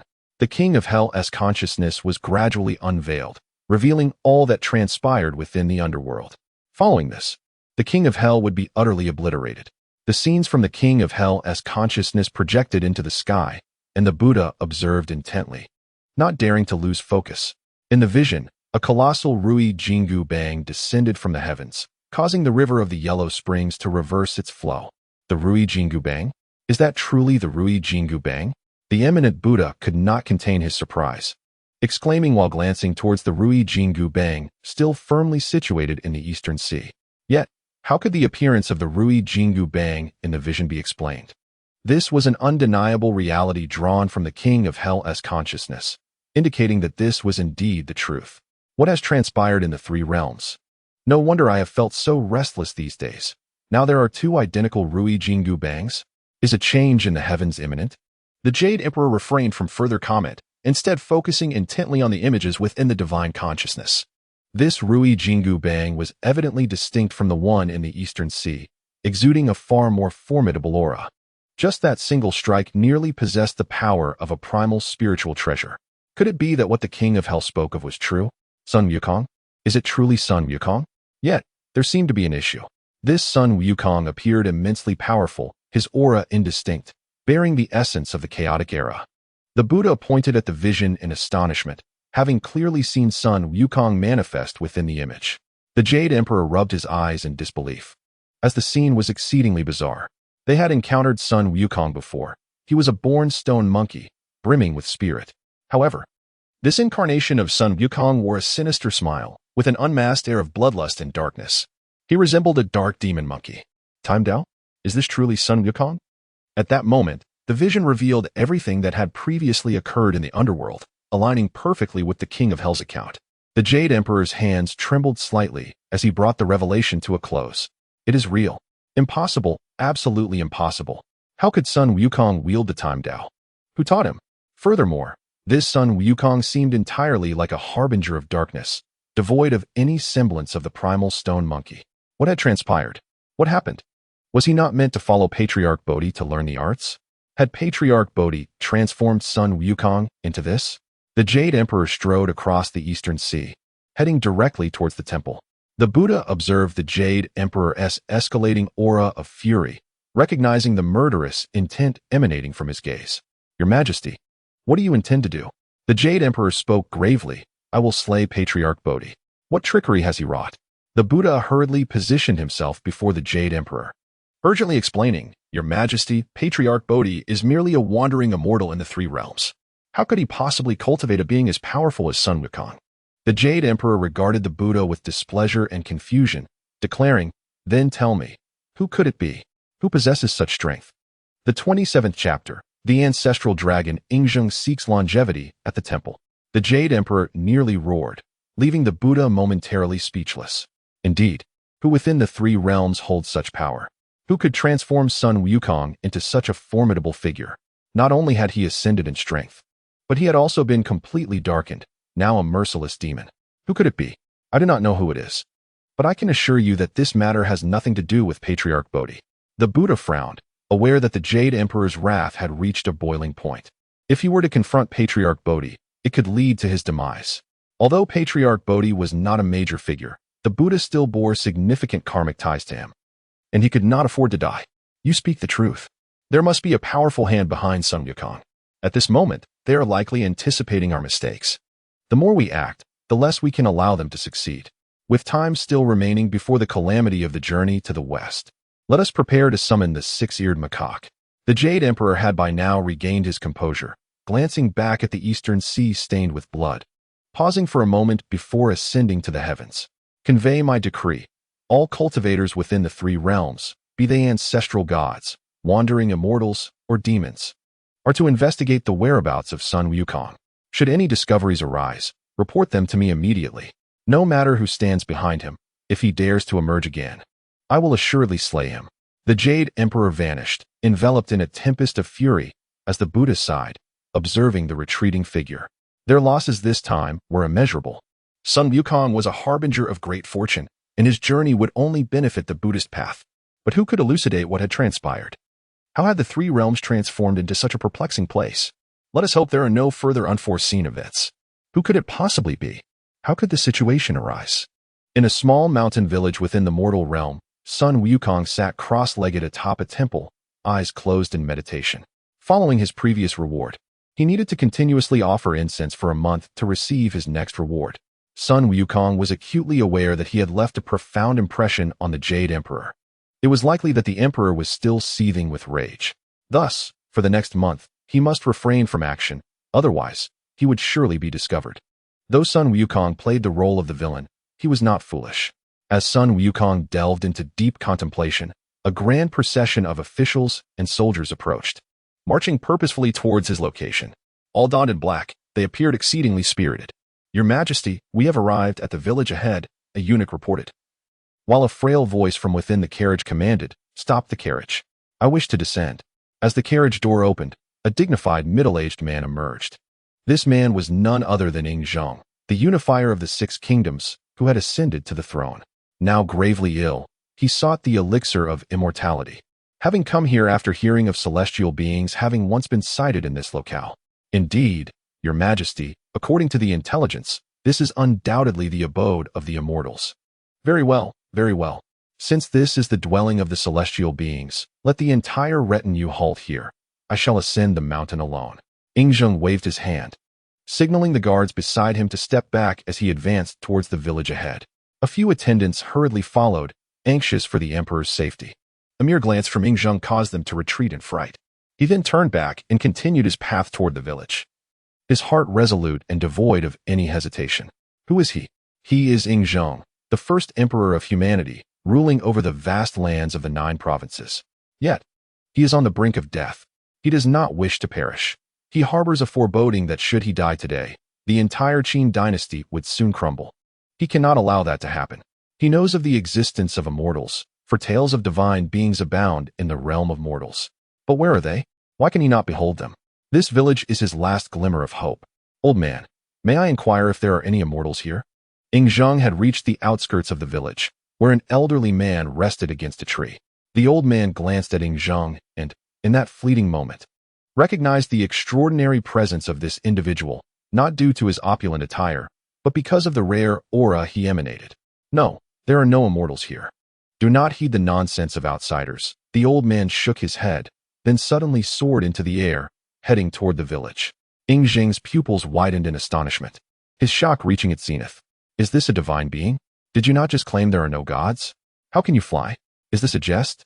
As the haze of disbelief lifted, joy surged within him. He, Xīyóu, had finally found it. He had discovered the immortals. He would not have to meet his end. Hastily, he made his way into the village, yearning for eternal life. Xīyóu. In the confines of a small world, Xīyóu opened his eyes, a glimmer of delight crossing his features. For Xīyóu, what he needed most was a bearer of great fortune, for the presence of such an individual would yield greater rewards for him. Merely having Sun Wukong would not suffice. Initially, Xīyóu had intended to seek new individuals in a few days, yet unexpectedly, someone arrived at his doorstep today. Sun Wukong, bringing Xīyóu to the temple to pay homage. At that moment, he was still outside the village. Sun Wukong, who had been meditating with his eyes closed, suddenly opened them, astonished that his elder had spoken to him. However, who is this Xīyóu? He had never heard of him before. But since it was the elder who spoke, he naturally had to comply. In the blink of an eye, Sun Wukong vanished from where he stood, reappearing beside Xīyóu. "Who dares to call me Xīyóu?" Xīyóu furrowed his brow slightly. No one had ever dared to speak to him in such a manner since his birth. To think he would be humiliated by a monkey. "Who are you, foul creature?" "I am the Emperor of humanity. Do you dare insult me?" Sun Wukong raised an eyebrow, contemplating the man before him. "So, this is Xīyóu, merely a mortal?" After casting a disapproving glance at Xīyóu, son Wukong muttered, I truly wonder where this mortal's absurd fortune comes from. Come. In an instant, they stood before the temple. Go right here. Once inside, take 3 incense sticks from the table and bow. Without further ado, son Wukong thrust Xīyóu into the temple. Xīyóu was momentarily stunned, but the next moment he sprang to his feet, furiously cursing. I am the emperor. You want me to kneel and pay homage in this shabby temple? Chapter 28. The ancestral dragon is terrified, hastily kneeling to pay respects. The ancestral dragon was bewildered. He had encountered a celestial being, but never anticipated being robbed by a monkey to end up in this place.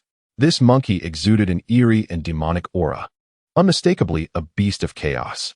How could a dignified emperor like himself learn the ways of demons? Moreover, this temple bore no semblance to the abode of immortals. It looked rather like a beggar's dwelling. Monkey, I care not who you are. I shall never pay homage here. I am a rightful emperor and will not bow in this place. Rising from the ground, Xīyóu dusted himself off and glared at son Wukong, unwavering in his defiance. I am truly astounded. How could you reject such a splendid opportunity? Do you know whom you are paying homage to in this temple? I wonder what merits you accumulated in your past life to warrant such fortune, and yet you refuse it? Xīyóu furrowed his brow and surveyed the surroundings. Is this truly the abode of immortals? It does not appear so at all. You speak of the merits I earned in my past life. Do you know who I am?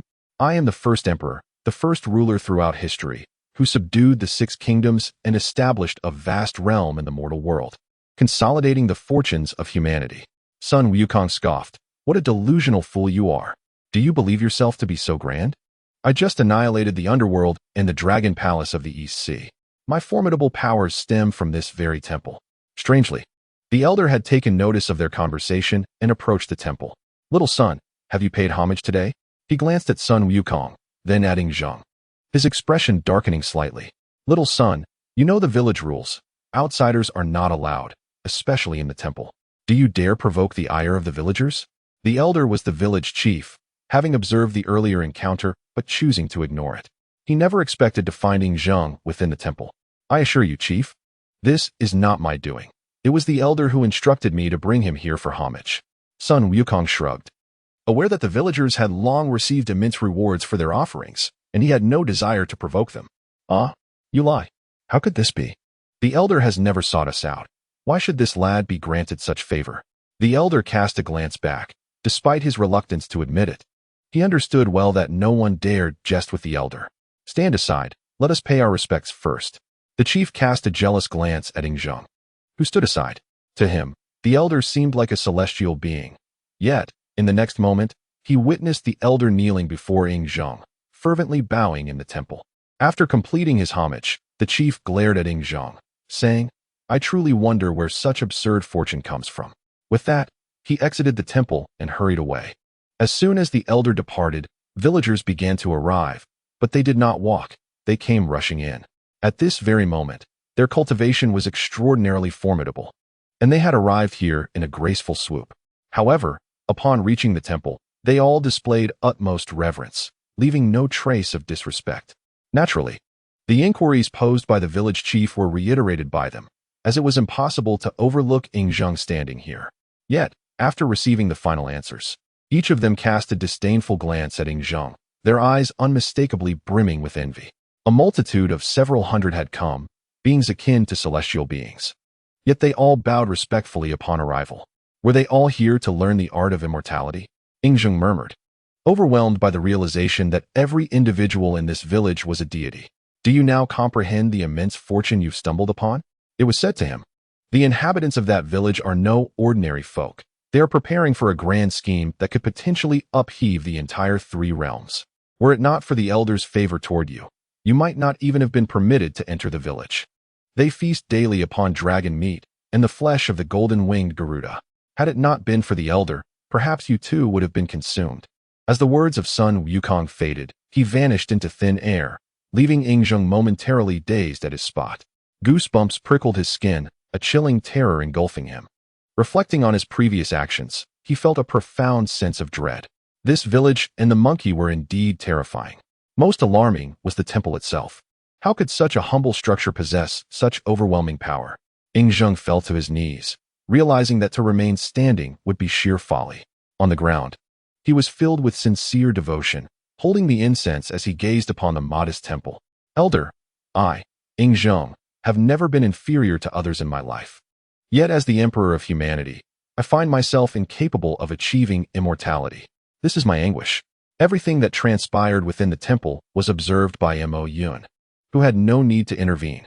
He was indifferent to how others initially perceived the temple. Ding. Detection of a great fortune-bearer arriving to offer incense. The great fortune-bearer, Xīyóu, the ancestral dragon of humanity and the first emperor, was the sole great fortune-bearer following the decline of the human emperor. The first incense offering by a great fortune-bearer would yield a reward soon to be bestowed. A smile crept upon Mo Yun's lips. For the rewards for great fortune-bearers were indeed substantial. The rewards for the villagers' offerings paled in comparison to those for Sun Wukong, and most importantly, the rewards for the first incense offering by a great fortune-bearer were far superior to those that would follow. Even Mo Yun felt a twinge of curiosity regarding the nature of this reward. Chapter 29. The Summoning Technique of the Sage, the Darkening of Ancestral Dragon Xīyóu. Ding. Reward dispatched. This reward is the Sage Summoning Mode. Mo Yun's brow furrowed slightly. What was this Sage Summoning Mode? Why had he not heard of it before? It was peculiar that this reward was neither a treasure nor a technique, but rather a new function awakened by the system. What kind of function was this? He had no inkling. Introduction to Sage Summoning Mode. The host may summon powerful beings from parallel dimensions through Sage Summoning. The summoned beings will heed the host's commands. Reminder: as the incense offering points increase, the duration of the summoned beings stay and their strength will grow, potentially allowing for eternal existence. Upon reaching the highest level, the host may summon time travelers. A further reminder: this ability can be passed on to the incense offerings. At this moment, Mo Yun was already immensely powerful, his heart calm and unperturbed. However, upon receiving this news, he felt a flicker of astonishment. What kind of operation was this? This summoning system was akin to a cheat code.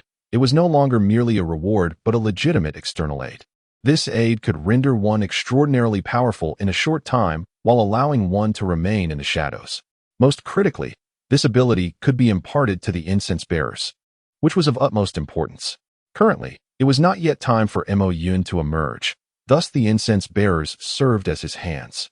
For instance, Sun Wukong and Xīyóu were his representatives within the three realms. I will see who I can summon. Mo Yun rubbed his hands together, feeling an eagerness surging within him. Mysterious incantations flowed from his lips, and these incantations were tangible. Each incantation was represented by a peculiar symbol, some black, some luminous, and some even red. All the incantations spiraled in the sky, ultimately forming an extraordinary formation. What an overwhelming aura of space. Mo Yun, having completed his incantations, gazed at the formation above in a daze. This world was entirely under his dominion. Yet, this formation emanated a spatial aura so potent that it astonished Mo Yun. It seemed to originate from an unknown realm, a region characterized by profound terror, and within the spatial laws, an immensely powerful demonic aura surged forth. What an intense demonic aura. Mo Yun's brow furrowed slightly. He possessed the ability to darken others. This ability could conjure potent demonic energy, such as that which had recently darkened Sun Wukong, and soon the first Emperor Xīyóu would follow suit. However, their demonic energy paled in comparison to that within this spatial formation. Who could it be? Could it be him? A name suddenly flashed in Mo Yun's mind. A name that had wielded tremendous power throughout the annals of the three realms and the era of primordial chaos. Could it truly be him? The possibility of summoning such a formidable figure seemed absurd. What would the future hold? If he were to summon again, whom could he call forth? Mo Yun's thoughts were a tangled web, constantly calculating the implications of it all. Could it be? Mo Yun was nearly certain that this summoning would yield none other than the demon Lord Luo, who from the history of primordial chaos. Such a powerful being had left an indelible mark on the annals of history. Within the formation, the demon Lord Luo who materialized, his gaze imbued with unparalleled killing intent. This killing intent was palpable. Each step he took shattered the very fabric of space. Most bizarrely, the four swords of extermination remained by the demon Lord Luo whose side. It was known that these swords were originally his weapons, and after he was defeated by the combined forces of the celestial beings and demons, They had fallen into the hands of the Tongtian Jiao master, who cherished them as his own. Master, the demon Lord Luo, who knelt on one knee, gazing reverently at Mo Yun. This summoning mode did not conjure mere puppets, but rather beings endowed with autonomy and capabilities, albeit with a master residing in the depths of their consciousness. Mo Yun. Very well, you may withdraw. Mo Yun waved his hand, and Luo who instantly vanished. A smile crept upon Mo Yun's lips. This reward was indeed intriguing. Should he bestow this reward upon Yingzheng? One could only wonder what kind of actions he might undertake within the three realms. Mo Yun turned his gaze toward the temple, where Yingzheng was kneeling. His eyes filled with profound hope. Mo Yun sighed and shook his head. In truth, humanity was always capable of cultivation. Yingzheng should not have been reduced to this state. Yet, due to the machinations of the sages during the time of the divine sealing, not only was the sect of the intercepted teachings annihilated, but the fate of humanity was also extinguished. The last human emperor, King Zhou of Shang, was vanquished. From that day forth, the once exalted human emperor was relegated to the status of a mere son of heaven. The fate of humanity was subsequently divided among the sages. And now, during the calamity of the journey to the west, a similar oppression was imposed on humanity, transforming those who once held considerable power into mere servants of the gods, worshipping them as deities, while the deities regarded them as insignificant as ants. Even the illustrious ancestor of the human race, the Emperor Yingzheng, was obliterated by the celestial realm. He could have lived much longer. Yet it was the unwillingness of the heavens that sealed his fate. Very well. Given the circumstances, I shall offer you an opportunity. The voice of Mo Yun resonated within Yingzheng's mind. Lacking spiritual awareness, Yingzheng could not perceive Mo Yun's form. Nevertheless, he could deduce who it was. Senior, the Emperor of the Qin, Yingzheng, has encountered an immortal. I beseech you to bestow your teachings upon me. As his words fell, Sun Wukong stealthily peeked out, his face alight with curiosity. What rewards might Yingzheng receive? Would the senior's gifts for him surpass those given to me? It seems unlikely, for I am the protagonist of the journey to the west. At that moment, a radiant light enveloped Yingzheng. Mo Yun not only imparted the summoning technique, but also shared some profound Taoist arts, thus opening the door to his path of cultivation. After all, in the current timeline, Yingzheng's lifespan was nearing its end.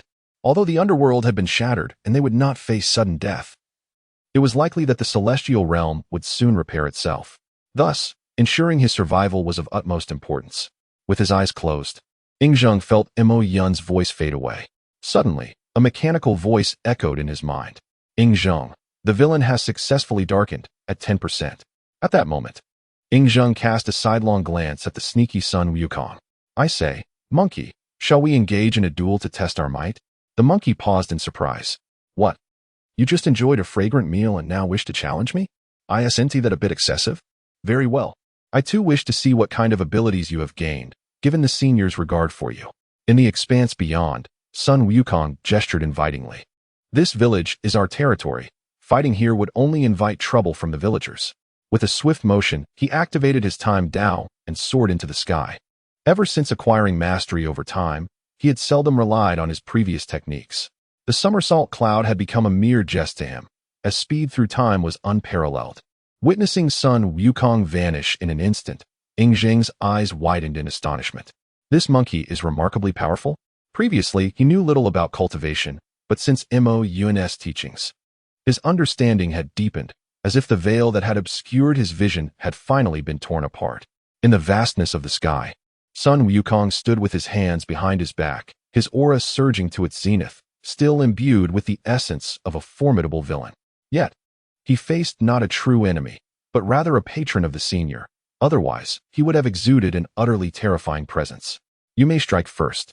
If I were to attack, you would have no chance to respond. Yingzheng, with both hands forming a decisive gesture, began to chant incantations, summoning a colossal array of mystical energies. Sun Wukong, scrutinizing the array, furrowed his brow. What manner of art is this? It appears to be a novel technique. None in the village possess such knowledge, nor has he encountered it before. The senior indeed possesses formidable skills, akin to abundant cabbages. Summon. Yingzheng closed his eyes. Feeling the energies within the array, a smile gracing his lips. To wield such powerful techniques in this life is truly astonishing. Yet, this was not the time for revelry. The senior had mentioned a new functionality of the technique. During summoning, one could sense through spiritual awareness and select various powerful beings from different worlds, thus mitigating randomness. This world mirrors our own, yet its aura is terrifyingly dark. It must be he. Xīyóu completed his selection, eagerly awaiting the culmination of the summoning. Of course, the summoning was but a fleeting moment. Should it take too long, he would surely be interrupted by foes. What is this? Sun Wukong's brow furrowed as he sensed a familiar aura emanating from the summoning array. Yet, he could not pinpoint its source. Is this the spatial Tao you have learned? Why does it resonate with such potent spatial fluctuations? No, this is a summoning array. Xīyóu revealed the details of the technique without reservation. Sun Wukong's brow knitted tighter. A summoning array? What is this? While Sun Wukong was lost in thought, a black rosary suddenly burst forth from the array.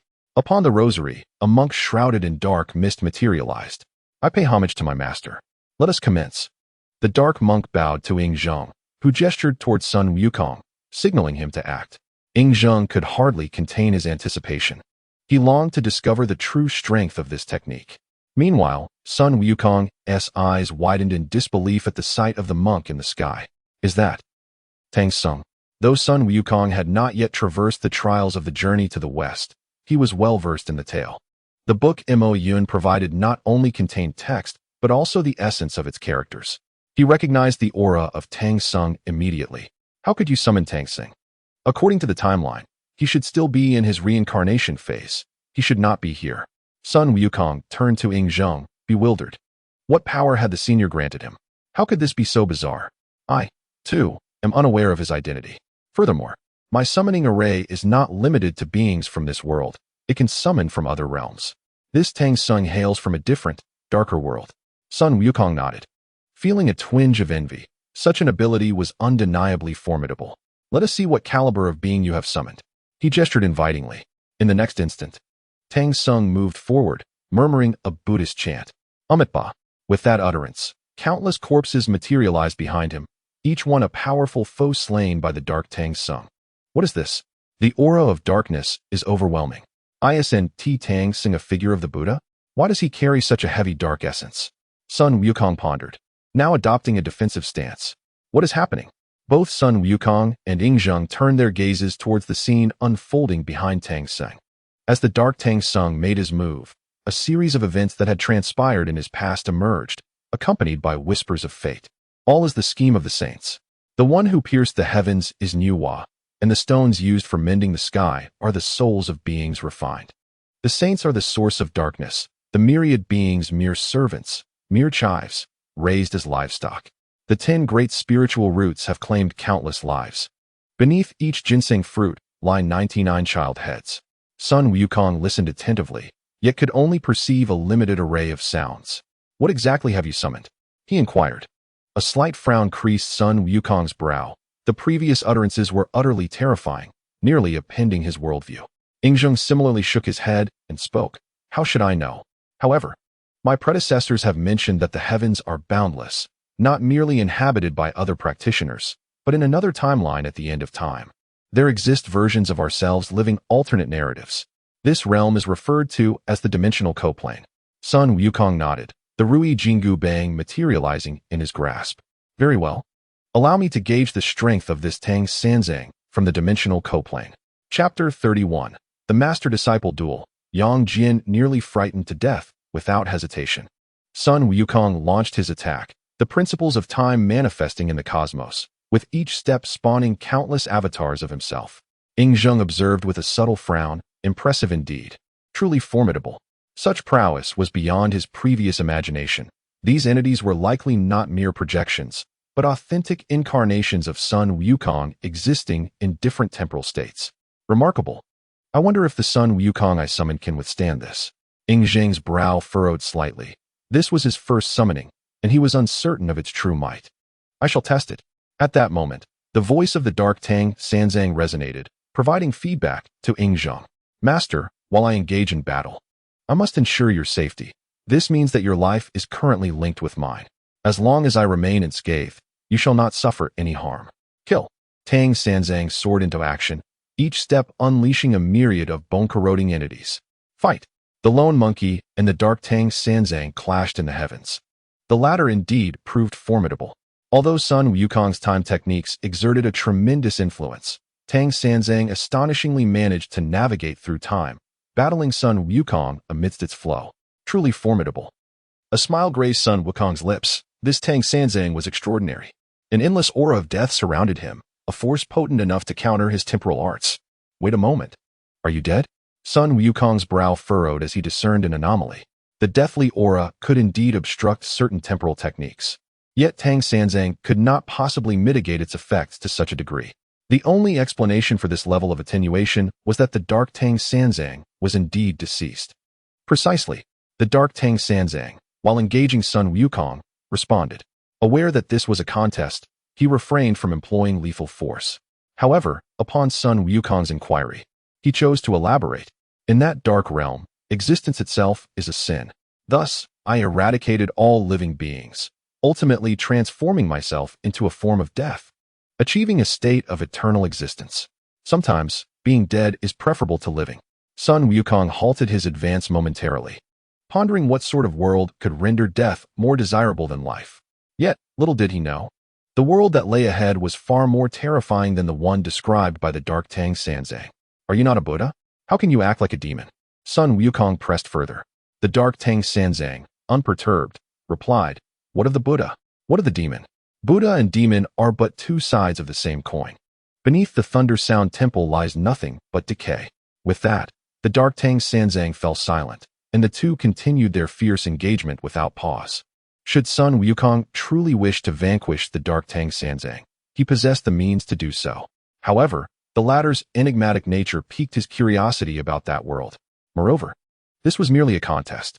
He also wished to test the duration of Ing Zheng's summon powerhouse. Meanwhile, in the outer realms, a man clad in silver garments and a black cloak furrowed his brow. He had been meditating when a sudden, formidable aura interrupted his focus. How could such immense power erupt in the heavens? This man was Yang Jian. After participating in the investiture of the gods, he had remained at Guanjing Pass. He was cautious, for he bore a grudge against his uncle, the Jade Emperor. What a powerful presence! From whence does this strong man hail? He mused. The majority of formidable beings in the three realms had maintained harmony and should not resort to such force. Yet, a dark aura lingered. Yang Jian's brow furrowed further. Since the dragon and Han calamity, the demonic sect had been eradicated, and dark entities had become exceedingly rare. How could a dark entity manifest now?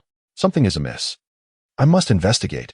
Yang Jian transformed into an ordinary stone, concealing all his energy, and soared toward the battlefield. What is this? As Yang Jian approached, he could discern the unfolding events. He possessed the heavenly eye. Sun Wukong? How could he be so powerful? Yang Jian's brow furrowed.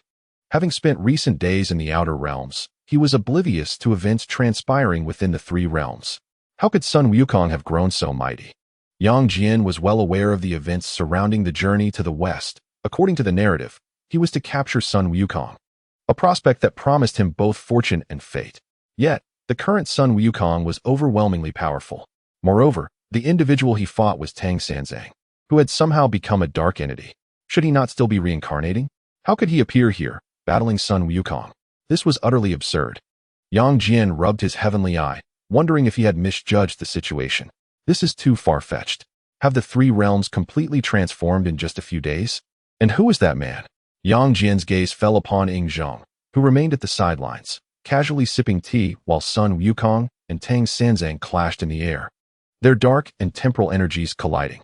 Why does he merely observe? Who is he? How did he come to be here? All of them surpass me. As his heart brimmed with uncertainty, Yang Jian continued to watch. The fierce battle between Sun Wukong and the dark Tang Sanzang unfolded, each step traversing the river of time. With dark energy permeating its depths, countless avatars of Sun Wukong appeared, while beneath Tang Sanzang's feet lay heaps of bone corruption. You are indeed formidable. Truly exceptional. Sun Wukong paused. They had battled for an entire day and night. In this context, he realized that this Tang Sanzang had fully mastered the arts of darkness and death, existing as a formidable counterpart to himself. Otherwise, he would have perished long ago under his assault. Very well. I shall cease hostilities and take him. With a wave of Ing Zheng's hand, the dark Tang Sanzang vanished. Sun Wukong approached, a hint of envy in his expression as he spoke to Xīyóu. You are indeed fortunate. I did not expect you to acquire such formidable powers. The elder truly holds you in esteem. Why not impart this ability to me? Summoning others to fight while I sip tea on the sidelines sounds delightful. Chapter 32. Yang Jian's obsession. I must make offerings. What? Yang Jian's heart raced. His astonishment was overwhelming. He had never before encountered such an experience. The Tang Sanzang who left him speechless moments ago was summoned by this man? How could he have summoned such a powerful being? What an absurd occurrence this is. When did such a technique emerge in the three realms? Yang Jian is undoubtedly a promising talent within the three realms.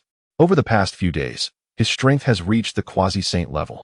Although he has only just entered this tier, his prowess and reputation are already well established throughout the realms. After all, he is young and is the most powerful third-generation disciple of the Jie sect. Since the conclusion of the investiture of the gods, he has been diligently learning from various schools of thought, and now his strength is formidable indeed. However, the recent scenes have left an indelible shadow in his mind. Where could such a technique have originated? How can it possess such immense power? Who in the three realms has such capability? Yang Jian is unable to regain his composure. He is baffled and cannot fathom the situation. At this moment, Sun Wukong and Xīyóu are seen shoulder to shoulder. We should spar more often, Sun Wukong remarks. I must admit, your technique is truly formidable. I can hardly comprehend it. Did you perhaps have prior acquaintance with a senior? How could a senior bestow upon you such a powerful technique? Sun Wukong persists in his camaraderie, while Xīyóu smiles broadly. He, too, is immensely pleased. Still puzzled as to why a senior would approach him. This is indeed a tremendous opportunity. He no longer faces death and has gained immense strength. The technique bestowed by the senior is indeed powerful, but the next reward will come in 3 days. I plan to attend to my responsibilities after receiving the second reward. However, there is an object the senior gave me that I cannot quite decipher. Xīyóu produces a piece of paper and lays it before Sun Wukong. Upon seeing this paper, Sun Wukong confidently declares, I know what this is. It is a map. Have you heard of the legends of the Primordial era? Sun Wukong enlightens Xīyóu, as he is a deity and possesses far greater knowledge. During the investiture of the gods, the primordial realm was severely damaged, and the most powerful location became the present three realms. However, there are still lesser-known areas in the overseas lands, which the three realms have neglected. It is said that many humans reside there. Xīyóu is momentarily taken aback by Sun Wukong's words, but a smile soon graces his lips. I never imagined that the world extended beyond what I thought. I unified the 9 provinces, believing that I had unified everything. Yet there are still humans in the overseas lands. Since that is the case, I shall not hold back. Seeing Xīyóu smile, Wukong nods in agreement.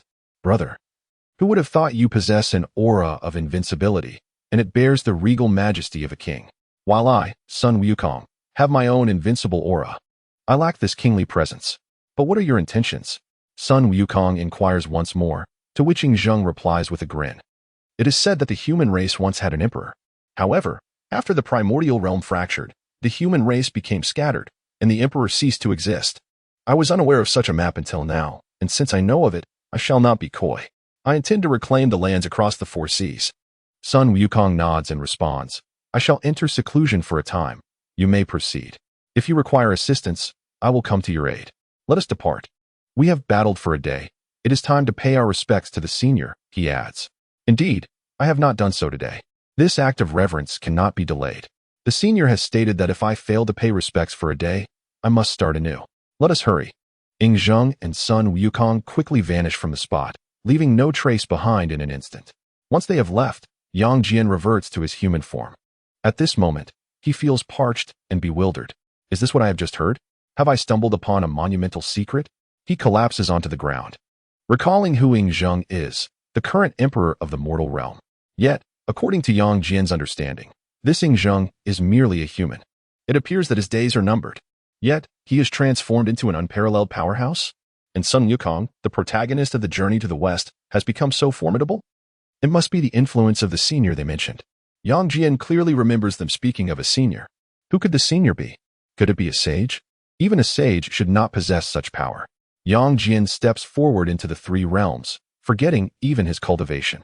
Surely, there cannot be such a powerful being. They mentioned paying respects. Does that grant one strength?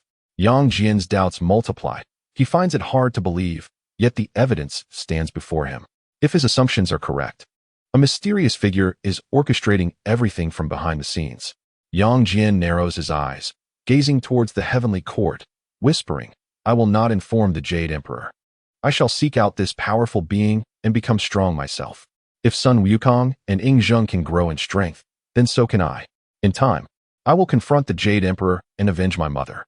Determined, Yang Jian arrives in the mortal realm, vowing to explore every corner of the three realms from this day forth, seeking a way to join their ranks.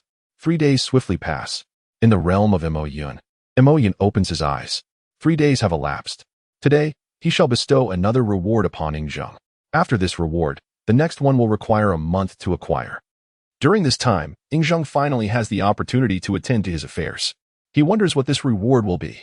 Mo Yun observes the temple, where Ying Zheng is now kneeling with utmost devotion, holding incense and bowing deeply.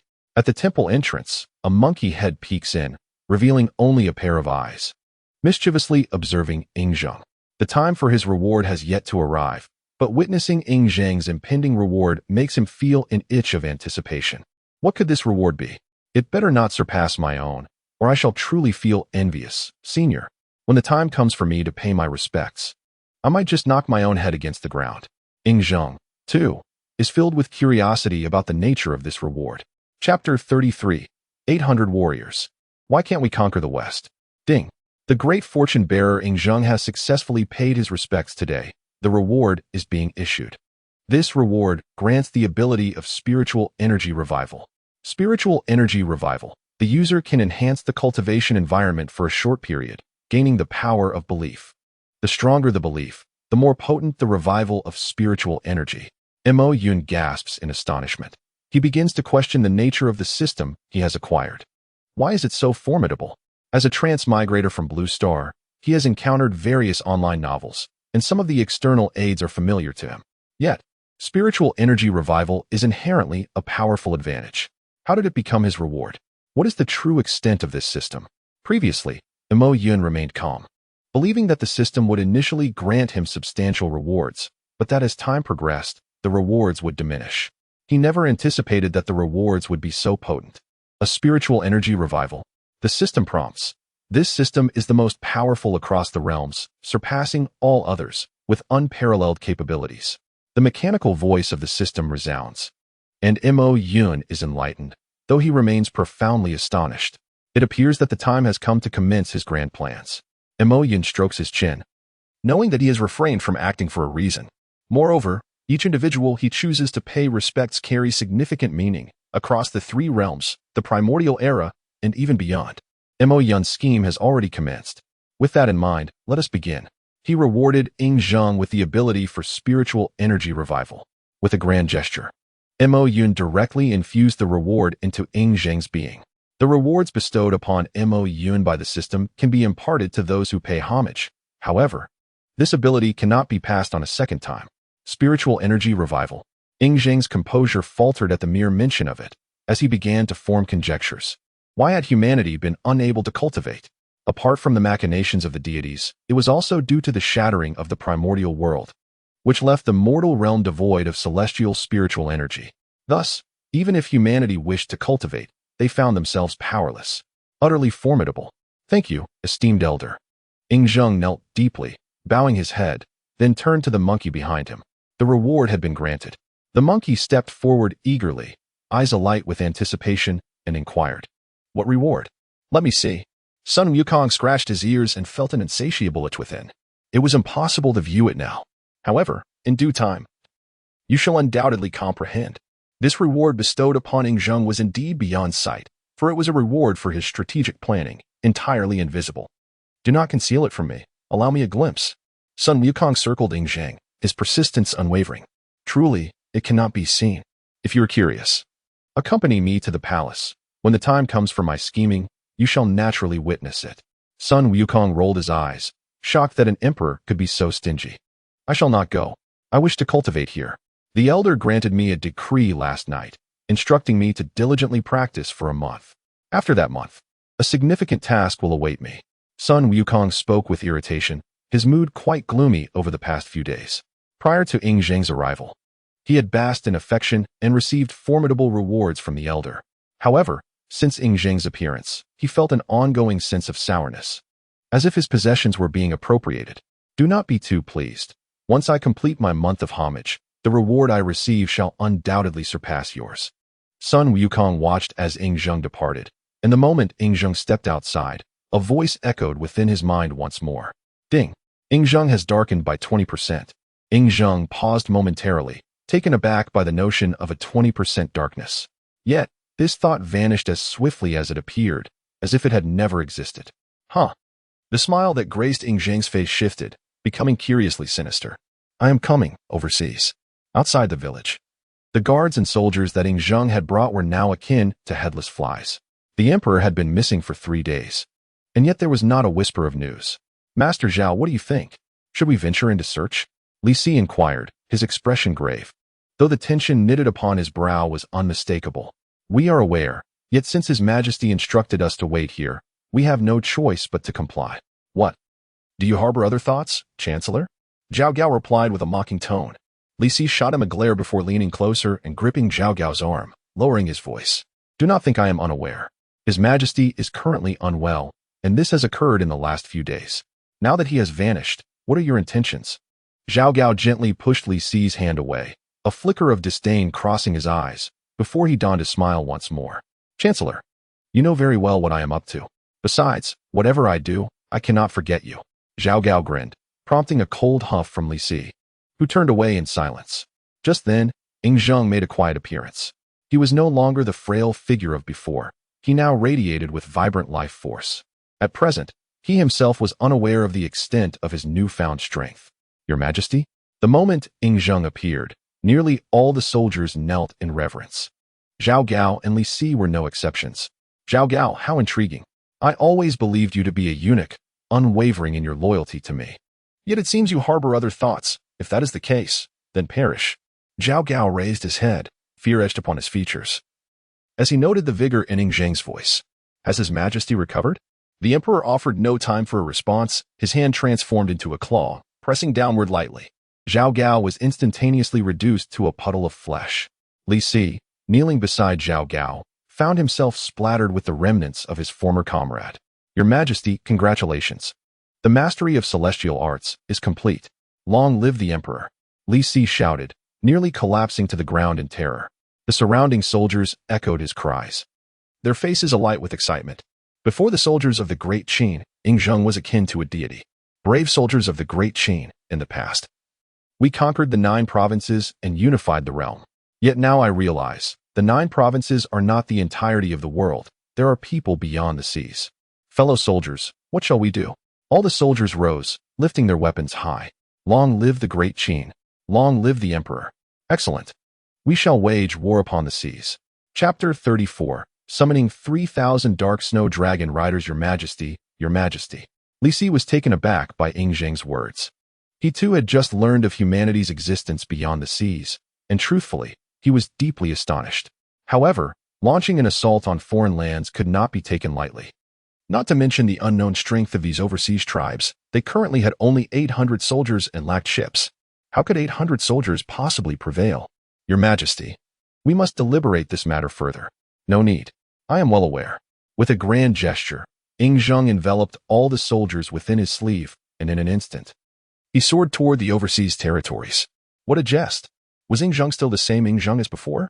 He had now received the pinnacle of cultivation techniques after paying homage to the elder, and he was undeniably a genuine cultivator. If he could not reclaim the overseas lands, that monkey would undoubtedly mock him mercilessly. Zheng had also mastered the art of movement. With each step, he traversed mountains and rivers. In just a few strides, he had crossed the eastern sea. Is this the work of that monkey? A smile crept onto Zheng's lips. It was indeed exhilarating. That monkey had acted decisively, leaving the entire eastern sea in ruins. All the sea tribes had been eradicated. This was a great calamity. Such immense karma. How could the monkey not fear it? Yet, Zheng chuckled. In the past, the sight of such bloodshed would have made him frown, perhaps even deeming it cruel. However, for reasons unknown, he now felt exhilarated at the sight of blood. This time, I must not disgrace the elder. I must accomplish something significant. At this moment, the overseas territories were under the dominion of the Roman Empire in Europe. Zheng stepped through the air, surveying the vast expanse of the overseas lands. With a grand sweep of his hand, the 800 soldiers materialized upon the ground. Brave soldiers, listen closely. I have a premonition that these overseas tribes will one day bring great calamity upon our descendants. Initially, I intended to make them my subjects. But it appears that such an endeavor is unnecessary. Let us instead eliminate them all. Wherever we tread, let not a blade of grass remain. As Zheng's words fell, the soldiers gazed around in bewilderment. Is this truly the overseas territory? It is astonishingly powerful. Your Majesty, what means have you truly acquired in such a short span of time? It has barely been the duration of a single incense stick. And yet you have led them to this place. Your Majesty, how many soldiers are there abroad? We possess only 800. Is that sufficient? A general stepped forward, bowing his head in deference to Zheng. The soldiers of the Qin do not kneel in armor, for that is the law of Qin. His inquiry, however, stemmed not from fear of death, but from the necessity of understanding the situation at hand. For it is the essence of warfare to know both oneself and the enemy to ensure victory in every battle. Not many, just 100,000, Zheng declared. At this, Li Si hurriedly fell to his knees.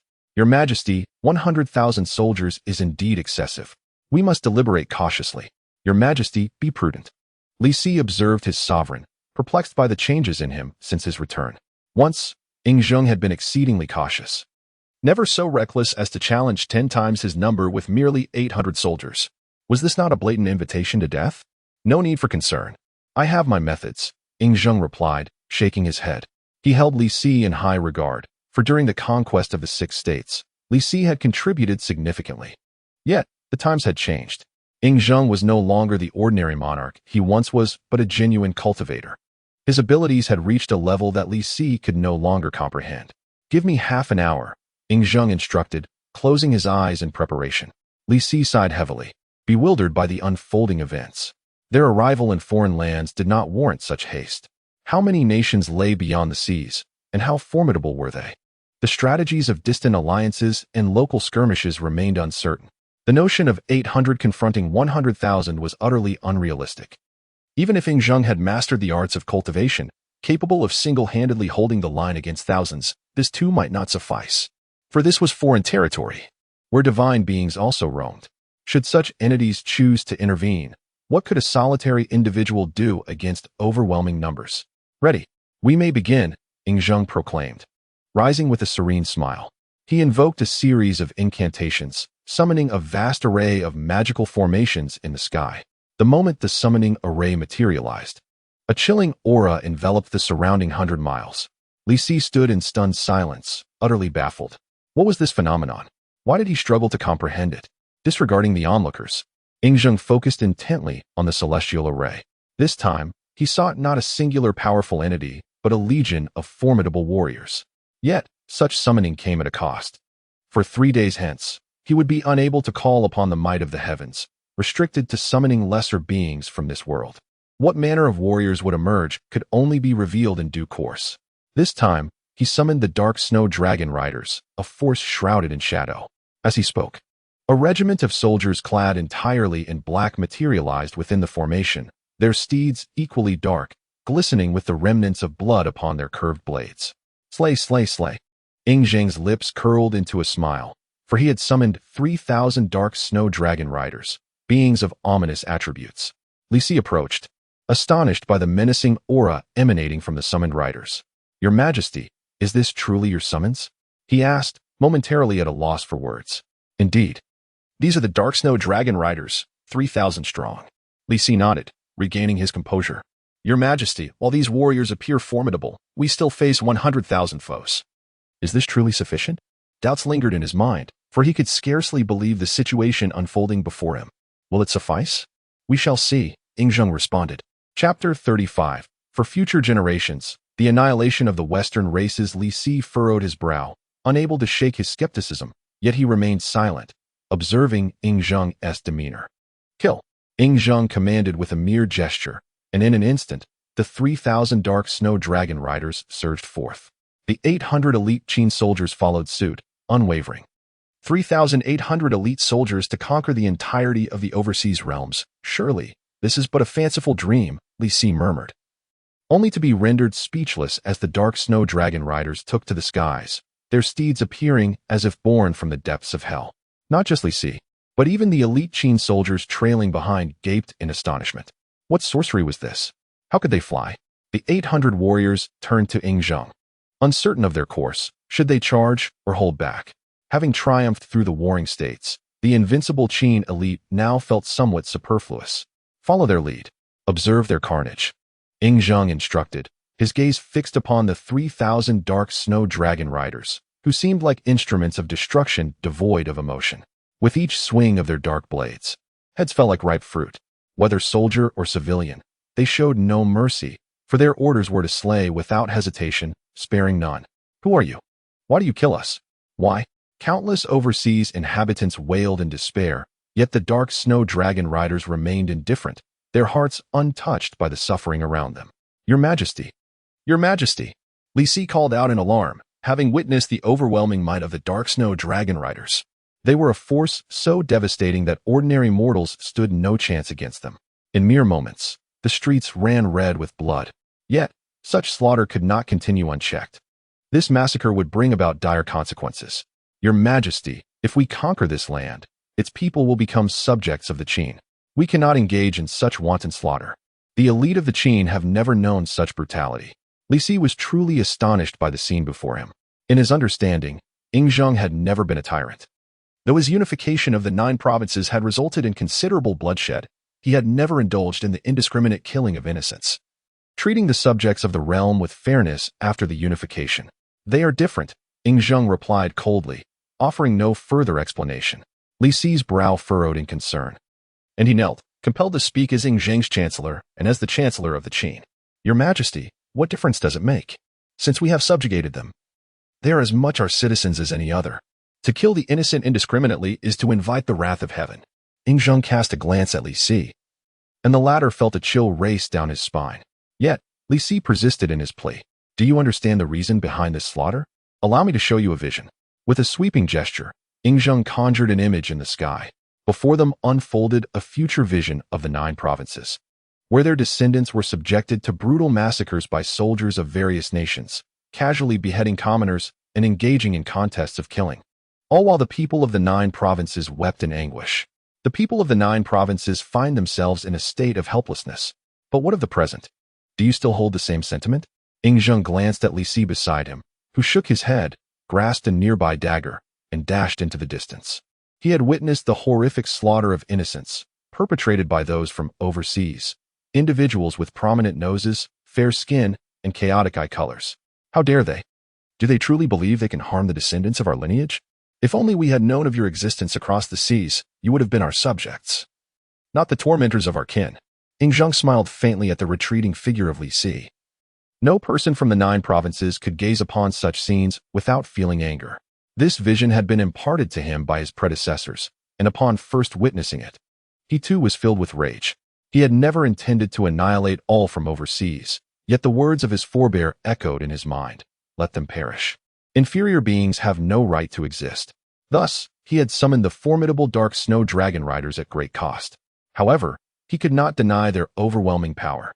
He had come to understand their origins, hailing from a parallel world in the heavens where the king of Bei Liang had undergone a transformation, becoming immensely powerful and toppling the entire Liang dynasty. Their strength derived from their relentless path of slaughter.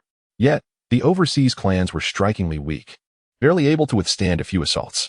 In such a short span, they were on the brink of annihilation. Yingzheng shook his head, pondering what had transpired in later generations. Given the might of the 9 provinces' populace, these few overseas individuals should have had no right to provoke them. Where had these shameless wretches come from, daring to harm our citizens? As Yingzheng contemplated these matters, a thunderous voice suddenly resounded from the skies. He furrowed his brow slightly, casting a disdainful glance upward.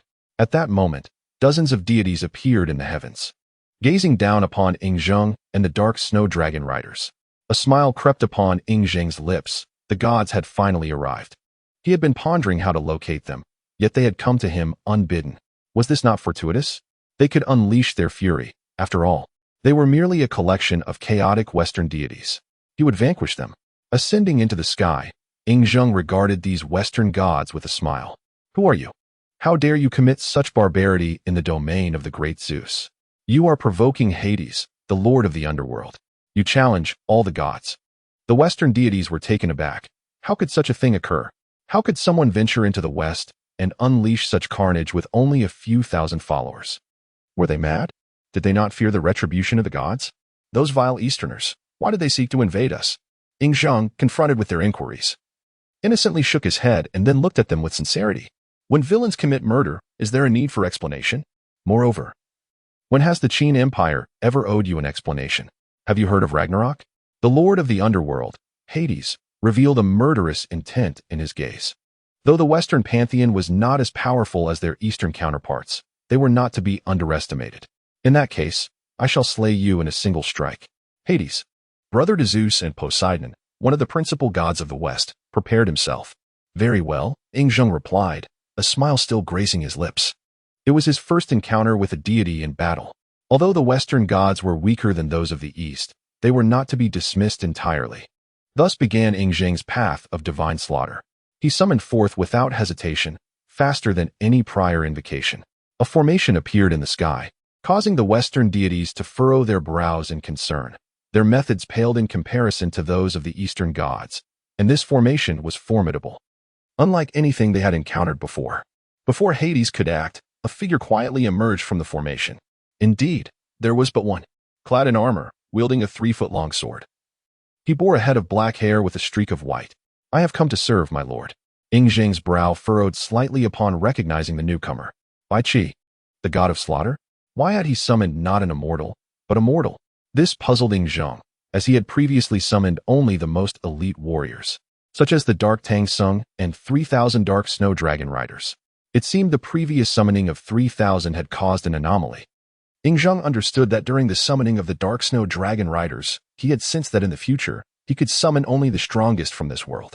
Yet, he had unexpectedly summoned Bai Qi. If memory served, Bai Qi was but a mortal. My lord, do not worry.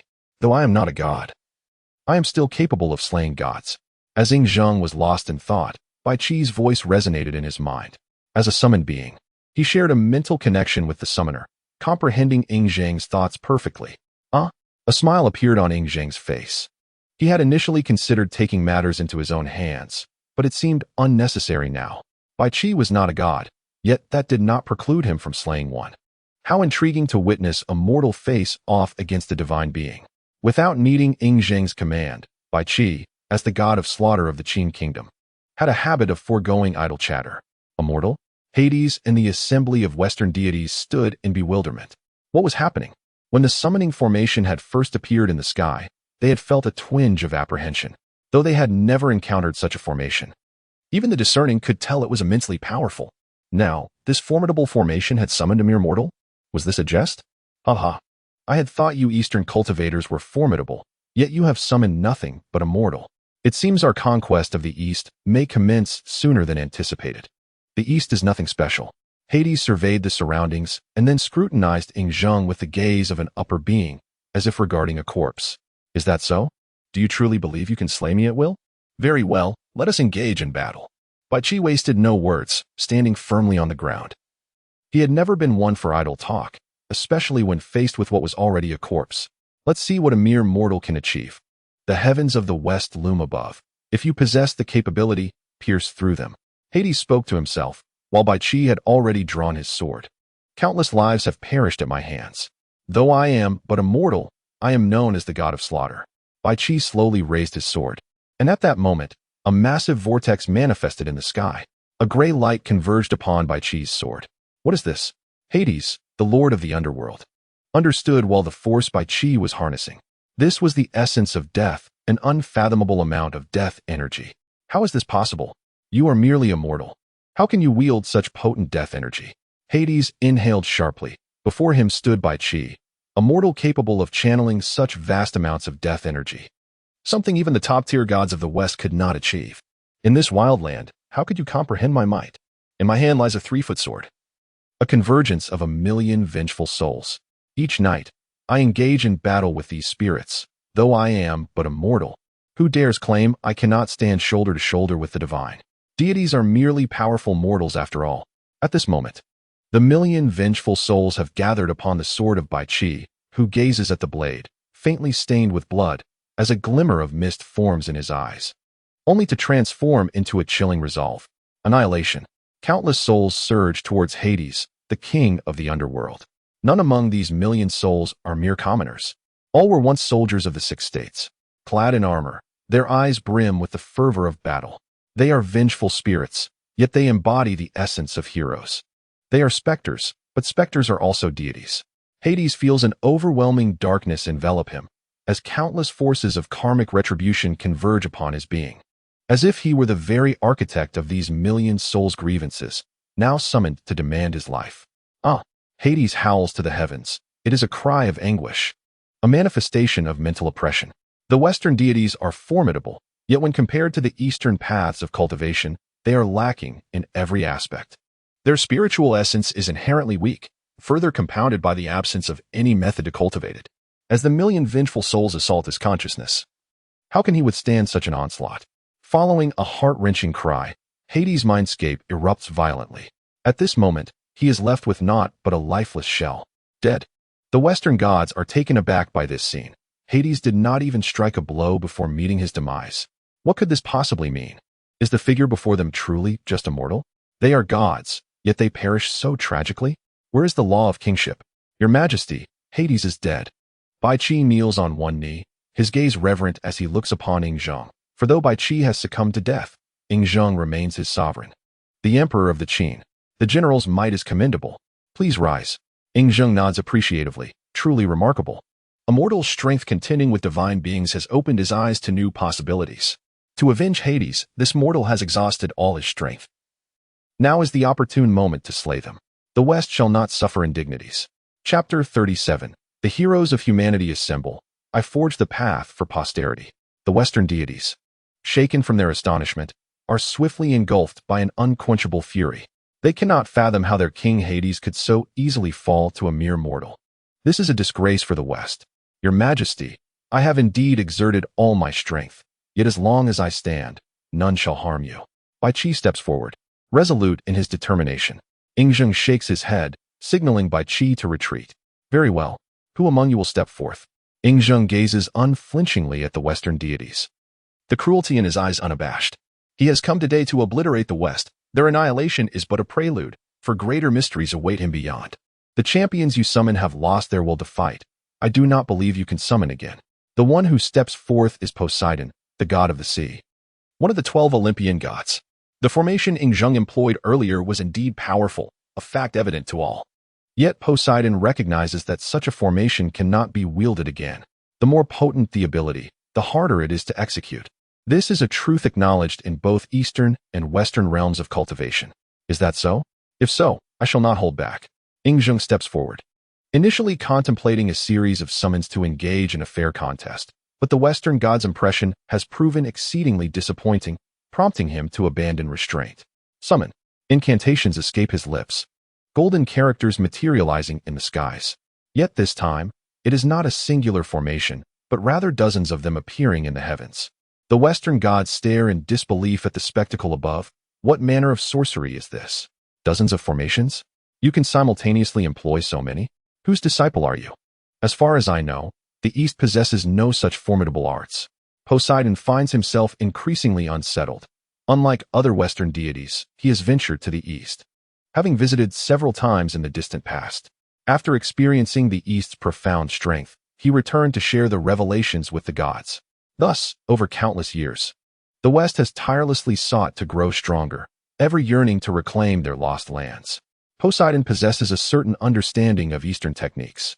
Were it otherwise, he could not have spoken with such conviction moments ago. What formation can be used only once? Who are you? A disciple of a sage? Or do you possess treasures bestowed by one? Poseidon presses, struggling to comprehend the unfolding scene. A sage? I am no disciple of a sage. The elder who imparted these techniques to me is immeasurably powerful, and even now, I cannot claim to be more than a mere nameless apprentice. Xīyóu shakes his head, astonished by Poseidon's knowledge of the East. You, a Western deity, possess such understanding of the East. You must harbor ulterior motives. If that is the case, then you must perish. Who is this? More powerful than a sage? Poseidon is utterly flabbergasted. Judging by Xīyóu's expression, he appears to speak the truth. What is happening in the East? Shouldn't their greatest power be the sages? How is it that there now exists someone stronger than a sage, capable of nurturing such formidable beings? My friend, you seek the fortunes of humanity, do you not? If so, you may slaughter all the people of the West. Once you have acquired the fortunes of humanity, you may depart. Poseidon offers, his clarity of thought evident. He sees that Xīyóu is incapable of being vanquished. Though the summoned beings may be mortals, these Eastern deities are capable of battling gods. Is this a jest? Thus, a choice must be made. Abandon all Western life to ensure no god is slain without reason. Humanity? If they perish, so be it. It is but a matter of recreating them. Oh, you truly lack fortitude. Yet I fear you have miscalculated. I do not seek the fortunes of humanity. This time, I have come to take lives. Xīyóu's smile remains, yet to the Western gods, it appears exceedingly cruel. He is a harbinger of death, a true harbinger of destruction. You are the embodiment of evil. You are the villainous antagonist. When did such madness emerge from the East? Do you not fear the weighty consequences? The vengeful souls of countless beings in the West, the karmic retribution will exact a grave toll upon you. Poseidon nearly roars in fury, as far as he knows. Eastern deities are most fearful of karma, yet these individuals before him seem entirely different from what he understands. They are heedless, verging on insanity. My friend, I fear not for my life. Should you perish, would I still? Let us commence. Xīyóu utters no further words. There is no need, for in his eyes, these beings are already dead. The formations have all succeeded, and now, whirlpools begin to emerge. From within these whirlpools, a figure of immense stature clad in dark golden armor, wielding a gleaming halberd, manifests. Heroic spirit of humanity, Elbu, I greet my lord. From another whirlpool emerges a figure clad in silver armor, brandishing a simple, unadorned spear. His eyes radiating an overwhelming arrogance. Heroic spirit of humanity, Xīyóu, I greet my lord. The human spirit, Guan Yu, has met with his majesty. The human spirit, Zhang Fei, has also met with his majesty. Among the numerous whirlpools, a formidable presence emerged, yet this time, the powerful figure was not a cultivator, but rather a human spirit akin to Bai Qi. After paying their respects to Xīyóu, one by one, they brandished their weapons, directing them towards the Western deities. The Western gods, witnessing this scene, were engulfed by an overwhelming dread. Could it be that they were truly to be slaughtered? Though the Western deities were considerably weaker than their Eastern counterparts, they still held divine status. What kind of fate was this?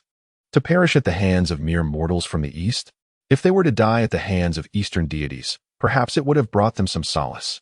The indignity of dying at the hands of humans was unbearable. Poseidon, I, Elbu, have come to challenge you. Elbu, wielding his Fantian Huaji, advanced step by step towards the heavens, his murderous intent solidifying beneath his feet, forming a staircase. Poseidon took a deep breath. He had no choice but to fight. It was a matter of life and death. Wait, just as the two were about to clash, Xīyóu suddenly intervened. In the midst of their battle, he had nearly forgotten an exceedingly vital matter. Chapter 38. Do not rush to fight. Allow me to offer incense first, Xīyóu's voice echoed, prompting the summoned human spirits to halt their movements in unison. His words were akin to a royal decree, and they adhered to his command without hesitation. Poseidon turned his gaze towards Xīyóu. Could it be?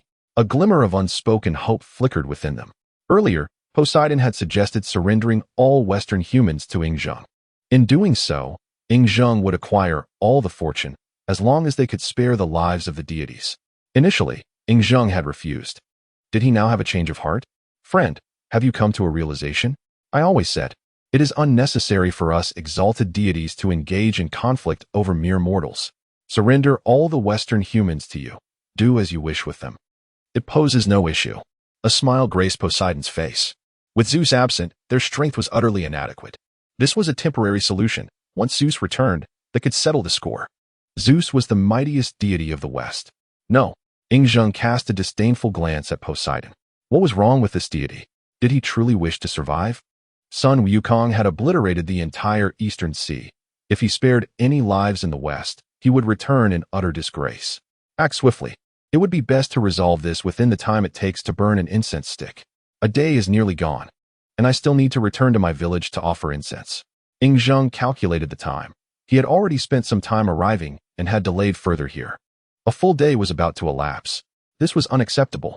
He intended to offer incense every day for a month, and his admiration for Mo Yun was profound. He must do so at the break of dawn.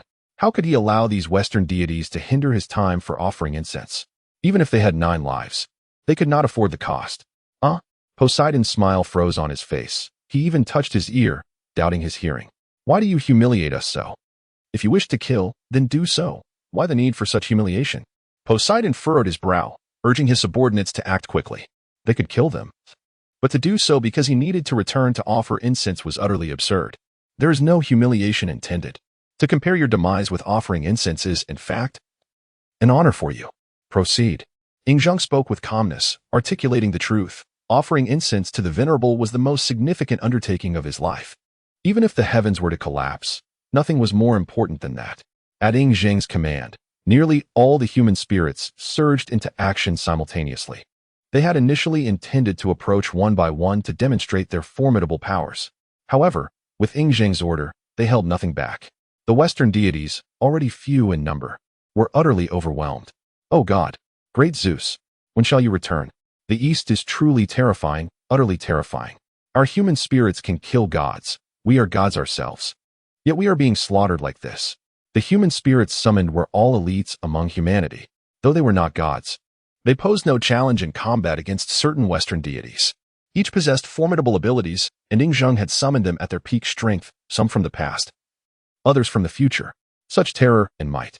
Even Xīyóu himself was momentarily taken aback by the sheer power displayed. He seldom encountered such formidable mortals. If only every mortal were this strong. Xīyóu pondered. He understood the truth behind it. Such individuals emerged only once every few hundred or thousand years, carrying immense fortune. Yet, humanity's fortune was currently lacking, leaving only a select few possessing such strength. The rest had largely become ineffectual. With the revival of spiritual energy, once he returned, it would commence. The fortune of humanity had gathered. He was destined to become the next human emperor. He would reclaim all the glory of humanity. From this day forth, no one would dare to bully humanity. Humanity would never be enslaved again. Xīyóu clenched his fists, murmuring. This was his dream, the reality he intended to pursue. My lord, your majesty, all the Western deities have been vanquished. Just as Xīyóu was lost in thought, all the Western deities in the sky had already been killed. The human spirits knelt on one knee, gazing at their first emperor. Good. The 3,000 black snow dragon riders are formidable. The Western humans have been nearly obliterated. The Western beings are far fewer than those in the East. You shall now assist the 3,000 dragon riders, leaving not a single Western human alive. With Xīyóu's decree, the summoned human spirits surged towards the Western humans. Xīyóu gestured grandly, and the 800 soldiers of the Qin dynasty and Li Si appeared at his side. Your Majesty, the 800 soldiers knelt, and Li Si also performed a bow, having witnessed everything unfold. How extraordinary was this power, almost ludicrously strong. What had transpired? How had their Majesty become so powerful? It was a matter of days since Xīyóu had transformed from a dying man to a singular force capable of annihilating the West.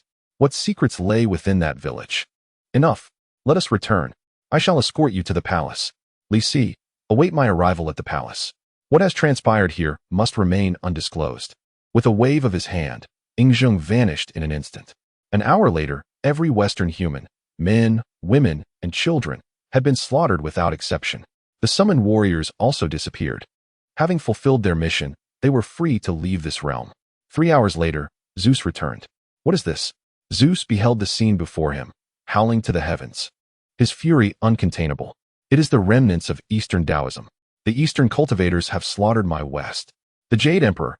I must seek the Jade Emperor. Zeus vanished from his location, perplexed by the inexplicable cruelty of the East, intent on annihilating the West. Chapter 39. Zeus's fear. Jade Emperor, you must arbitrate for me. Dressed in Western armor, Zeus's eyes betrayed a ferocity that was unmasked. Having devoted themselves to their training in the West, they had never once encroached upon the East. The West was significantly more powerful, and they dared not act out of line. Nevertheless, their gazes remained fixed on the East. Upon returning from a period of cultivation, Zeus was met with the horrific sight of the West's total destruction, where even the common folk had been slaughtered. What a tremendous consequence this must entail. He felt compelled to confront the East for clarification. Meanwhile, within the Lingxiao Palace, The Jade Emperor and Buddha contemplated a new strategy for the journey to the west. While Sun Wukong was embroiled in trouble, the calamity must proceed as ordained by the sages. The calamity of the journey to the west was a matter mandated by the sages, and they were obligated to fulfill it. Otherwise, they would incur the sages' wrath, a burden they could not bear. The six-eared macaque also needed to be orchestrated to create chaos in the heavenly palace. The Jade Emperor pondered and continued, currently, the fate of the three realms is predominantly held by the six-eared macaque and Sun Wukong. Since Sun Wukong is in trouble, the six-eared macaque becomes exceedingly crucial. We must ensure that the six-eared macaque encounters no further issues.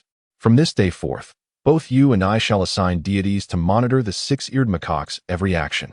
Buddha nodded in agreement, recognizing the necessity for diligence. They could not afford to repeat past mistakes.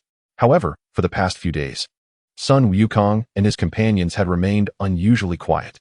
Your Majesty, shall we proceed with preparations? Buddha rose, acknowledging that with the recalibration of the calamity of the journey to the west, he must return to the Thunder Sound Temple to prepare for the matters concerning the demons.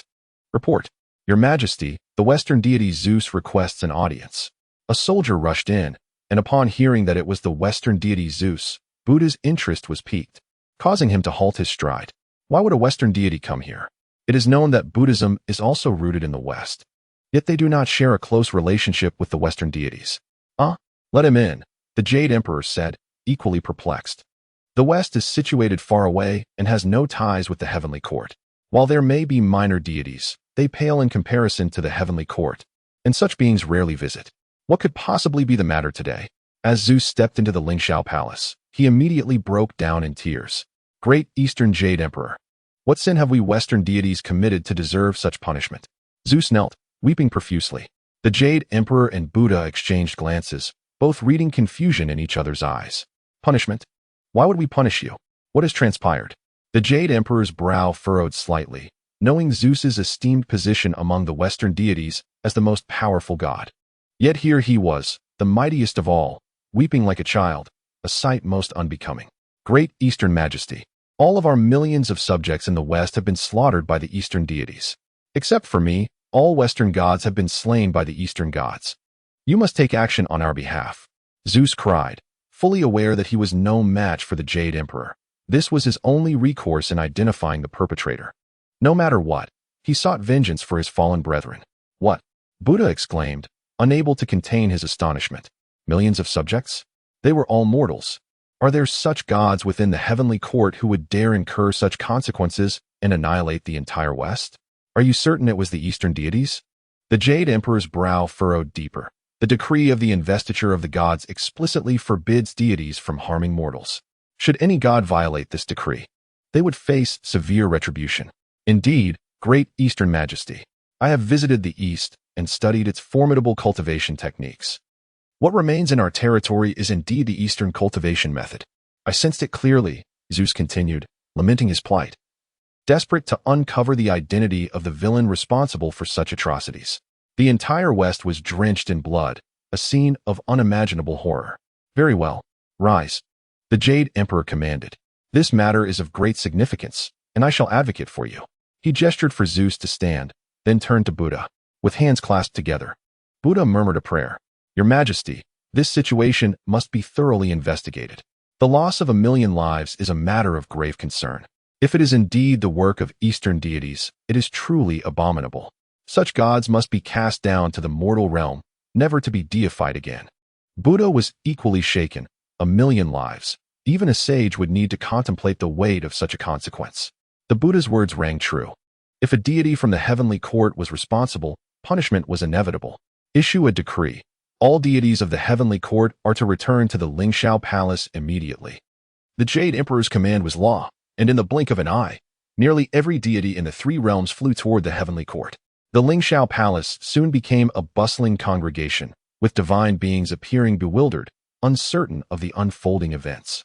Father, what grave matter has occurred that requires all deities to assemble? Neza inquired, his curiosity piqued. It had been ages since such a grand council was convened. I have heard that the West has been destroyed, Li Jing murmured, equally perplexed by the news. Is that true? Who has committed such an act? Honestly, I have long harbored suspicions. The Westerners are utterly inept, and despite their facade. I can sense their covetousness toward the east.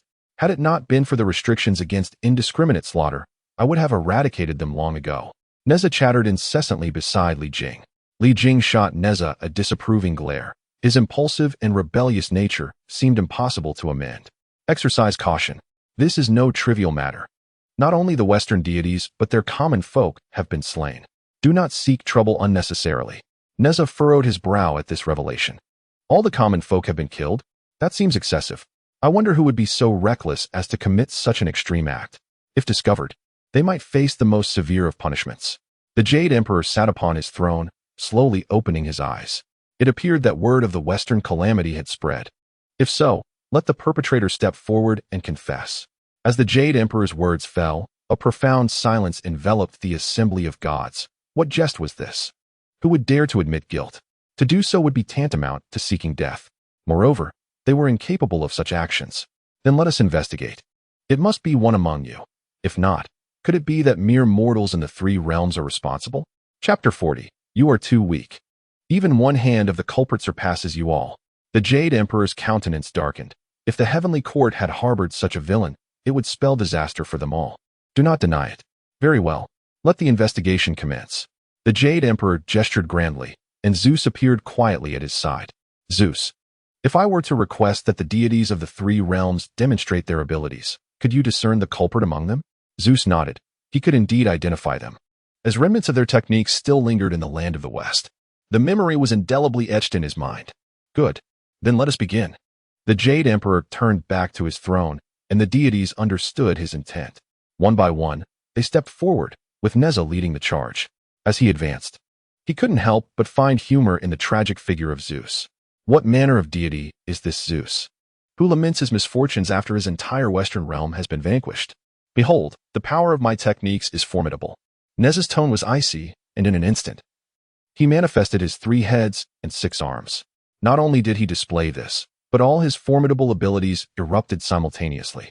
Zeus furrowed his brow slightly and calmly replied, "It isn't him." Neza shrugged. "Of course not. I have no time to stir up trouble in your Western realm. If I were to act, it would be done so stealthily that no soul would remain to tell the tale."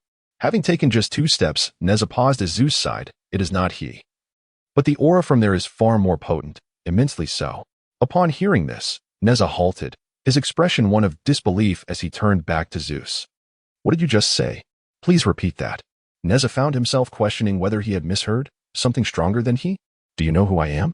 "I am the 3rd Prince Neza. While the tale of Sun Wukong's rebellion in heaven is but a story, my own tumult in the Eastern Sea is all too real. A disciple of the 3 teachings and the apprentice of the great Master Tai. You dare say I am weak? Respected Eastern deity, I mean no offense. But the lingering presence there is indeed terrifying. The entire Western realm is steeped in the aura of the summoning array invoked by Xīyóu. How powerful is that array? Even Mo Yun was astonished upon acquiring it. Very well, I shall see who it is. Neza, initially brimming with self-satisfaction and indifference, felt a sting of indignation at this veiled insult. He could not simply tolerate it. Next, Li Jing stepped forward. Though this matter did not directly concern him, his interest was piqued. Li Jing unleashed his formidable aura, unabashedly charging at Zeus. The latter felt an icy chill envelop him, pondering the mystique and might of the East. Each deity was immensely powerful. No, the lingering aura from the West is significantly stronger. Zeus continued to shake his head, asserting his stance. The Jade Emperor, who had been with his eyes closed, suddenly stirred, for Li Jing was his marshal, a heavenly king. His power in the heavenly court was formidable. How could Zeus claim something stronger than Li Jing? Are you implying someone is stronger than I? Li Jing inquired, his brow furrowing slightly. Although he was often associated with Neza, his strength within the heavenly court was undeniable. The deities of the heavenly court were momentarily flabbergasted, all simultaneously questioning. Are you certain you aren't jesting? Do you grasp what you are implying? This is the great heavenly king Li Jing. Do you understand what a heavenly king represents?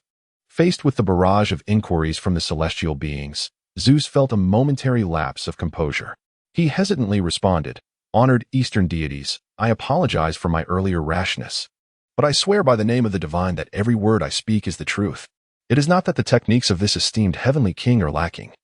Rather, the residual power from there is beyond compare." What? Neza summoned his red tassel spear. Is Zeus harboring a grudge against the Li family? Is he truly resorting to such insults? To say that both he and his father are weak is one thing, but to claim that the residual techniques are far superior is nothing short of mockery. Are you certain? The Jade Emperor now opened his eyes, astonishment evident in his gaze. You are not speaking falsely? Merely the residual techniques surpass Li Jing's? The Jade Emperor recognized Li Jing's prowess. If he were not formidable, he could not command an army of 100,000 heavenly soldiers. Indeed, great Eastern monarch, I can vouch for my words, with my life and honor as a deity. Zeus, sensing the growing unease among the assembled deities, began to feel apprehensive. Their formidable strengths made him aware of the potential consequences should they choose to retaliate. Your Majesty, he speaks the truth. The Buddha, standing nearby, transmitted a thought to the Jade Emperor. The Buddhist order possesses the ability to read minds. And given the recent upheaval in the West, Zeus's heart was already in disarray, making it easier to discern. Very well. Continue, the Jade Emperor instructed. His brow furrowed as he urged Zeus to delve deeper. The 4 heavenly kings, the 28 constellations, all the powerful beings of the heavenly court were scrutinized. Your Majesty, none of them. Their auras, while indeed powerful, still pale in comparison to that residual force. The Jade Emperor's expression shifted at this moment. He began to suspect that Zeus might be stirring trouble. Having just insulted the entire assembly of deities, how could he, as their sovereign, remain untroubled? Could it be one of your own? The Jade Emperor turned to the Buddha, recalling how he had seen a fleeting smile cross the Buddha's face. Your Majesty, you jest.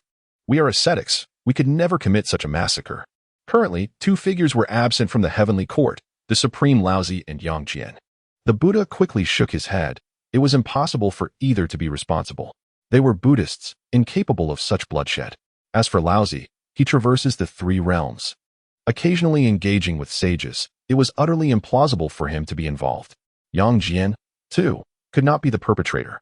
My nephew is compassionate and possesses a heart filled with kindness, making it impossible for him to act in such a manner. The Jade Emperor had already sent a fleeting thought to the west, discovering that indeed, no living being remained. Even the dogs by the roadside had been slain. Zeus had not lied. If he spoke the truth, then the situation was exceedingly bizarre. Your Majesty, could it possibly be a mortal from the east? Zeus pondered aloud. The Jade Emperor quickly shook his head. Impossible, absolutely impossible. Then who could it be? Chapter 41. The Jade Emperor. To speak candidly, I am somewhat frightened. You all may withdraw. Zeus, remain in the 3 realms for a while longer. I shall uncover the truth of this matter. The Jade Emperor waved his hand dismissively, and the deities gradually retreated, leaving Zeus, who shook his head in resignation.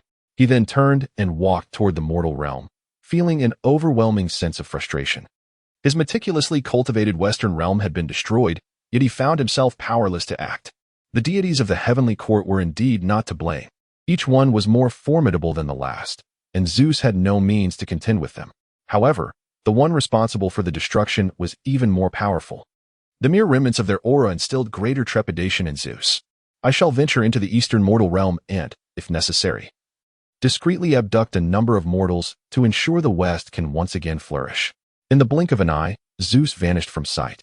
After all the gods had departed, the Jade Emperor rose and began to pace within the Lingxiao Palace. Your Majesty, there is something amiss, the Buddha finally spoke up, having remained silent until now. After all, this was the heavenly court. The authority of the Jade Emperor was paramount, and he could not interject. However, he felt a pervasive sense of something sinister.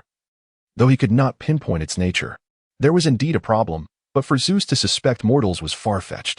Mortals in the 3 realms had long been unable to cultivate, their potential extinguished countless years ago, despite the emergence of many powerful figures such as Xīyóu, Fuxi, and Xīyóu.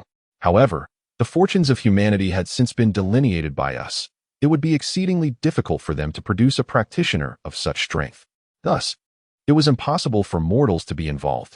The Jade Emperor outright dismissed the notion of mortals, fixing his gaze intently on the Buddha. It has long been said that the Buddha and demons are of one family. Could this have been your doing? Your Buddhist order possesses many strong figures. The Jade Emperor furrowed his brow, realizing that perhaps the Buddhist sect had been overly lenient in the past. If it were truly their doing, then their power had reached an astonishing level. Your Majesty, you jest. I swear upon the sage, if it were I would be struck down by heavenly thunder. Sakyamuni sighed. Indeed, it was not the work of the Buddhist sect, as their focus was entirely consumed by the calamity of the journey to the West. They were indifferent to all other matters. However, the Buddhist faith had long harbored grievances against the deities of the West. It must be noted that Buddhism had also taken root in the West, yet those deities exhibited an overwhelming aversion to Buddhism, preventing their followers from embracing the faith and instead leading them to adore a myriad of chaotic deities. This was profoundly unsettling to him. Yet, should he take action, he would undoubtedly leave no survivors. The Jade Emperor paced back and forth, his anxiety palpable. You speak of the sudden emergence of so many formidable beings within the three realms, yet as the sovereign of these realms, I am unaware. This is disconcerting. The issue with Sun Wukong remained unresolved, and now another powerful figure had appeared. What could possibly be the cause? Could it be the work of Sun Wukong? Sakyamuni pondered, recalling that Sun Wukong had recently wreaked havoc in the East Sea. Though they were reluctant to acknowledge this fact, it was undeniable that Sun Wukong had vanished. No, the Jade Emperor shook his head. It cannot be him. I can ascertain this. Otherwise, I would have directly informed Zeus that it was Sun Wukong. Sun Wukong was known for his vendettas. His attacks on the underworld and the Dragon Palace were likely due to his knowledge of certain arrangements concerning the journey to the West, igniting his wrath. However, this monkey would not indiscriminately disrupt the West. Such behavior was not in his nature. Thus, it could not be him. Sakyamuni nodded. Recognizing the Jade Emperor's astuteness, this line of reasoning had eluded him. What was far more terrifying was the notion that a hidden hand was orchestrating these events. What if there exists a person capable of continuously forging powerful beings, and that person has set their sights on us? What then? The Jade Emperor gazed at Sakyamuni, his eyes reflecting a complex mixture of fear. Impossible. This cannot be, Sakyamuni quickly countered. Consider how one could cultivate such a multitude of powerful beings in a short span. Even a sage could not achieve that. The two Western saints would be equally incapable. If such a feat were possible, Buddhism would have long been replete with countless powerful beings. You once served as a disciple under the Taoist patriarch Hongjun. Could he accomplish such a feat?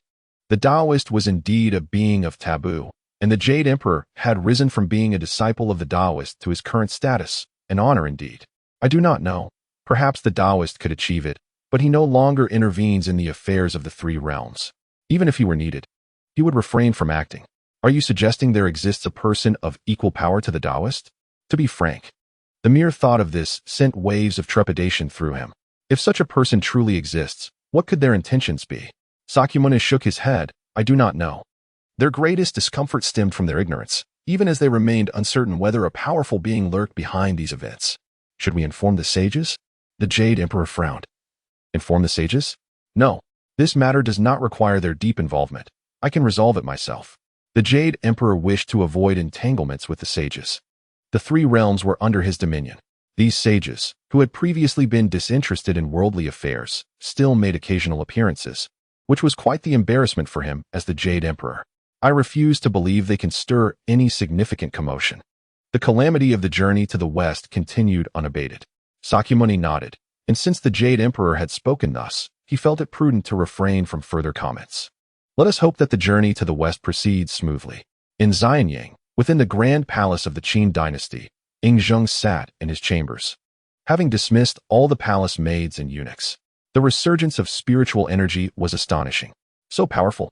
With his eyes closed in contemplation, Xīyóu suddenly opened them. These days, apart from daily offerings, he had remained within the palace. The revival of spiritual energy, a technique of seizing the essence of heaven and earth. How terrifying. The more he learned, the more he recognized the might of this technique. What kind of revered figure is my predecessor? To possess such a formidable technique that sounds like a tale from a dream? However, having been granted this ability, he vowed not to disappoint his predecessor. Let the revival of spiritual energy commence, starting from Xīyóu. Xīyóu murmured, his hands manifesting numerous laws. The revival of spiritual energy was about to begin. Mortals shall never be enslaved. In accordance with my predecessor's wishes, we shall reclaim the fortunes of humanity that were taken from us.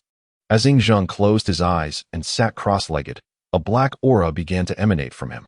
Golden human fortunes swirled around him, intertwining with the black, resembling two golden dragons. He ascended, soaring through the entire palace, straight into the heavens.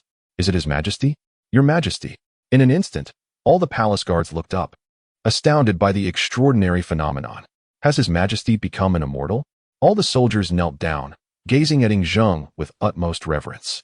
Though his eyes were closed, he perceived all of Xīyóu. Let the revival of spiritual energy begin.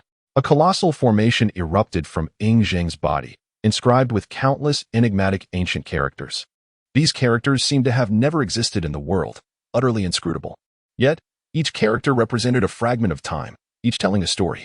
At first glance, one seemed to instinctively grasp their meaning, yet upon deeper reflection, all became elusive. What is this? In Xīyóu, night had fallen, and most citizens were resting. Only the soldiers in the city gazed at the sky, bewildered by the profound spectacle, which was beyond comprehension. Formation, activate, Xīyóu murmured. This was an exceedingly intricate formation, one he could use only once in a short period. The true extent of its power remained unknown to him. All he understood was the necessity of diligently completing this task. Perhaps only the venerable Mo Yun could grasp the intricacies of this formation. At that moment, within a small world, Mo Yun, who had been meditating with closed eyes, slightly opened them. Has the revival of spiritual energy commenced? Standing in the small world, his gaze was fixed upon Xīyóu. How intriguing!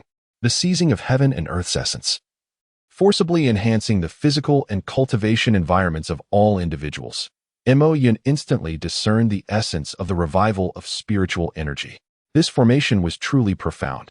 It directly intercepted the spiritual essence of heaven and earth, meaning it drew from other locations and deposited this essence in the site of revival. The potent spiritual essence would alter the physical constitution of many. This was an extraordinarily complex process. If executed perfectly, it could yield several immensely powerful physiques. It has succeeded. A smile graced Mo Yun's lips. This was not a mere revival of spiritual energy, but one imbued with a dark aura.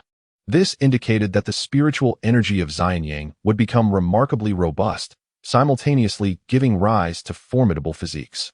Alongside these transformations, even more captivating phenomena were destined to unfold. This was entirely orchestrated by Mo Yun. If it were simply a straightforward revival of spiritual energy, that would hardly suffice. If one were not present to witness it firsthand, the causal connections alone would never reveal the true nature of what was transpiring here. All matters concerning me have been thoroughly concealed, which has alleviated my worries. Mo Yun initially intended to observe the phenomenon of spiritual energy revival and subsequently assist Xīyóu in completely obscuring the celestial secrets that transpired here. However, it appears that the celestial secrets in this place no longer require his intervention. From this day forth, any celestial secrets related to Mo Yun will be entirely shrouded. Unless witnessed firsthand, they cannot be uncovered, not even by Hongjun Daozu. Xīyóu's understanding of the Taoist principles should suffice for his teachings. Indeed, the ancestor dragon is truly remarkable, having subtly implanted powerful techniques into the minds of those prodigies alongside the revival of spiritual energy. Mo Yun nodded appreciatively. Xīyóu's talent is commendable. Were it not for the constraints imposed by the heavens, Xīyóu might have attained an extraordinary level through his own cultivation.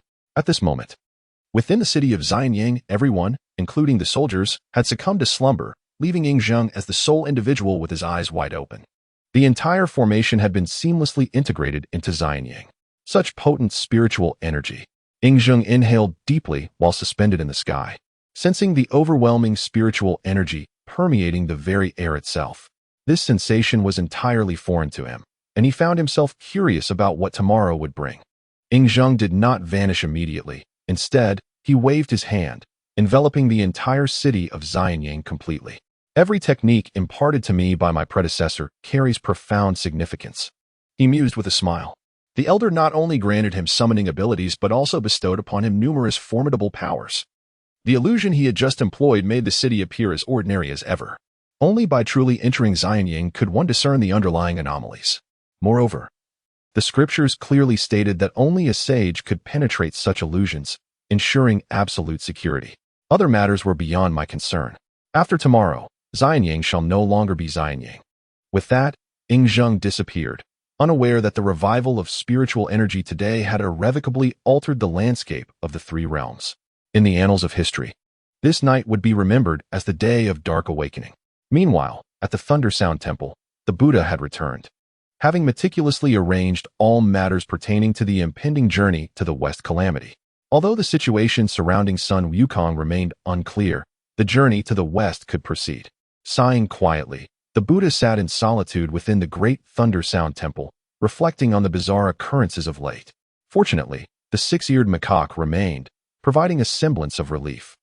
Suddenly, the Buddha's brow furrowed slightly. Something felt amiss. Yet, he struggled to articulate precisely what was wrong. Was it the spiritual energy?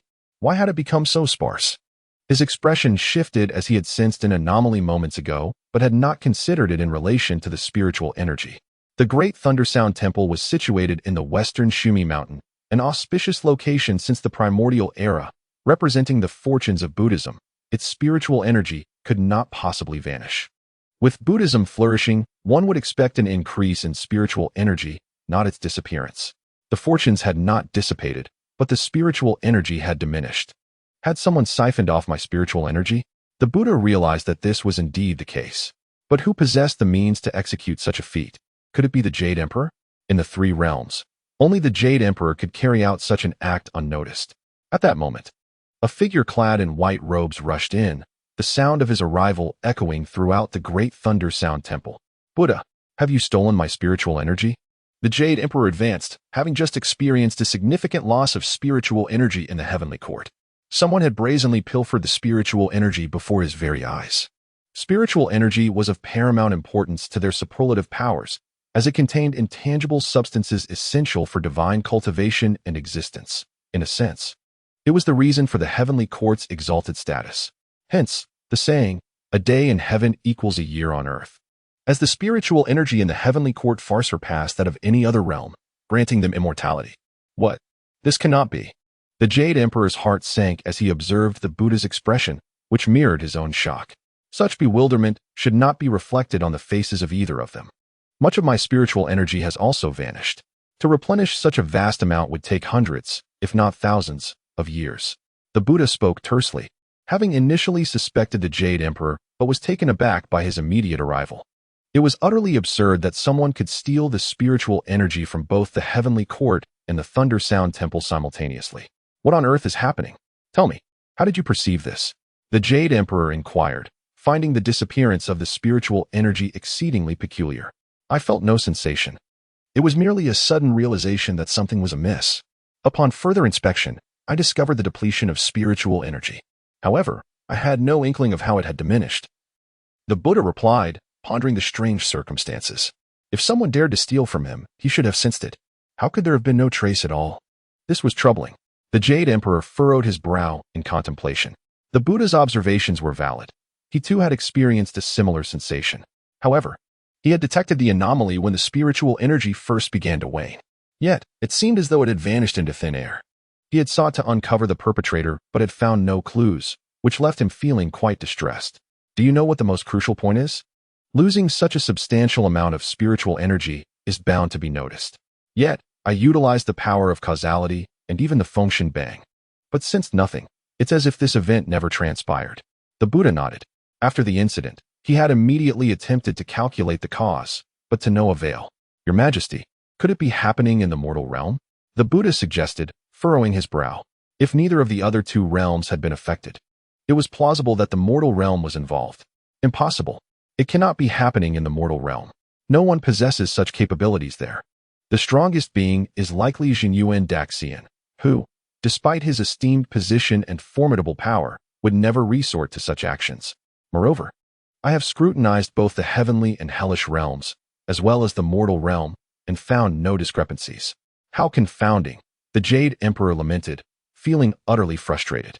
Here they were, the two most powerful beings in the three realms, having their spiritual energy stolen without any awareness of it. If only it were the work of a ghost, a mere specter would never cause such upheaval before them. Yet, now they could not even identify their enemy. The Buddha sighed, casting a resigned glance at the Jade Emperor, who mirrored his discontent. I shall return and contemplate this matter thoroughly. For now, the immediate priority is to find a means to control the spiritual energy. Although we have suffered losses, this serves as a warning that a formidable adversary may lurk behind us, and we must remain prepared to confront whatever comes our way. The Buddha nodded, witnessing a rare expression from the Jade Emperor. He even detected a glimmer of concealed fear in the Jade Emperor's gaze. However, this fear was fleeting, vanishing almost instantly. The Jade Emperor turned and disappeared. Upon witnessing his retreating figure, the Buddha said nothing, merely shaking his head in resignation. How many epochs have passed? How long have I existed in the three realms? When has such an occurrence transpired before? The three realms remain as they were, yet I find them incomprehensible. The Buddha shook his head, feeling a surge of anxiety. He understood all too well that from this day forth, he could no longer engage in earnest cultivation. The Jade Emperor, too, must be feeling similarly. Within the Hall of Supreme Harmony, the Jade Emperor held a flask of wine, taking a deep swig and then shaking his head in dismay. His predicament was scarcely better than that of the Buddha, while the Buddha had mere doubts. The Jade Emperor's uncertainties were far more profound. The Buddha was simply the overseer of Buddhism, but the Jade Emperor wielded authority over the entirety of the three realms. Thus, any adverse event occurring within these realms would inevitably compromise his interests. The role of the Jade Emperor was never an easy one. In the early days of the Heavenly Court's establishment, the sages made his life exceedingly difficult. Though he was the Tongzi of Hongjun, his status was still belittled by the sages. Yet, he endured those days, and now the calamity of the consecration has concluded. The fortunes of humanity, along with the majority of the three teachings' fortunes, now rest with the Heavenly Court. Once the journey to the West is completed, the Heavenly Court will forever reign supreme, impervious to any force that might seek to destabilize it, not even the sages. Yet now, the Jade Emperor found himself in a state of bewilderment. He could not fathom what had transpired in the three realms. Although they appeared tranquil on the surface, a multitude of incomprehensible events lurked beneath. Even he, the Jade Emperor, could not grasp the underlying motives at play. Who was behind this? What was their intention? Did they truly wish to overturn the primordial chaos? It is crucial to understand that they faced not only us, but also the forces that stand behind us. We possess the sages. The Jade Emperor felt a swell of anxiety. The sages were his last resort. Regardless of the circumstances, as long as the sages remained, the heavens would not collapse. But could they truly withstand such a collapse? A night passed in silence, with no one aware of the strange happenings of these days. Yet, the two titans of the three realms found themselves unable to sleep, unable to find solace in slumber. In Xīyóu, another restless soul spent the night awake. This person was Xīyóu. The resurgence of spiritual energy had commenced, requiring 3 full days, and on this first day, significant changes had already manifested. Xīyóu suddenly sensed that this was not a mere revival of spiritual energy, but rather a resurgence of a specific attribute, the attribute of darkness. The revival of dark spiritual energy was indeed formidable. The process of spiritual energy revival is inherently lengthy, as it necessitates altering the very essence of this realm while also transforming the innate qualities of those within the revival zone. Furthermore, during this revival, Xīyóu transmitted supreme cultivation techniques into their minds. This was a once-in-a-lifetime opportunity. Those slumbering members of humanity might even achieve enlightenment during this revival, potentially allowing them to cultivate with remarkable efficiency. As for the ultimate strength of their cultivation, even Xīyóu could not predict. Xīyóu was keenly attentive to every movement within Xīyóu. The spiritual energy had thickened to an overwhelming degree, taking on a tangible form. Numerous individuals were entirely enveloped by the liquid spiritual energy, no longer breathing through their mouths or noses, but rather through every pore of their bodies. They ceased to inhale oxygen and instead breathed in spiritual energy. All impurities within their bodies were expelled, resulting in a profound evolution. Yet, this was not the most significant aspect. If the revival of spiritual energy were merely this, what was there to boast about? This revival carried with it a potent aura of darkness, a presence that Xīyóu found both familiar and comforting, leaving him without any sense of aversion. In fact, he felt elated. The dark aura enveloped the entirety of Xīyóu. Although the external illusion appeared untroubled, the darkness within the city had transformed every corner into shadows. This darkness was exceptionally terrifying, not merely the aura of demonic energy, which is characterized by slaughter, but a darkness that encompassed all: darkness, demonic energy, bloodshed, and malevolence. These elements suffused every individual, altering their very essence. Xīyóu smiled, his heart brimming with joy. This was merely the beginning for Xīyóu. Once the spiritual energy revival in Xīyóu reached fruition, other human cities would follow suit, culminating in a formidable array of power. The thought alone was awe-inspiring. Importantly, These individuals would become formidable adversaries, having embraced darkness, thus marking the inception of a true gathering of villains, an authentic den of iniquity. A day passed. Today marked the second day. Xīyóu continued to observe everything, keeping meticulous track of time. A full day had elapsed. The dark aura had diminished somewhat, yet the area remained saturated with darkness.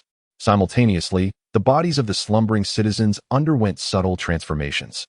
Though these changes were not overtly conspicuous, Xīyóu sensed them acutely. An eerie aura of darkness had begun to merge with their beings, signifying a profound integration. Their essence was growing stronger. Xīyóu smiled. Numerous individuals among the populace were now cultivating in their dreams. The revival of spiritual energy was indeed powerful, evoking a twinge of envy within him. The speed of their cultivation was astonishing. Xīyóu's eyes widened in shock. The techniques imparted to them were among the most powerful in the realms. Each technique was premier, including that of the Emperor of the Wild Heavens, the techniques of the white-clad Empress, and others like the unoriginated Sutra.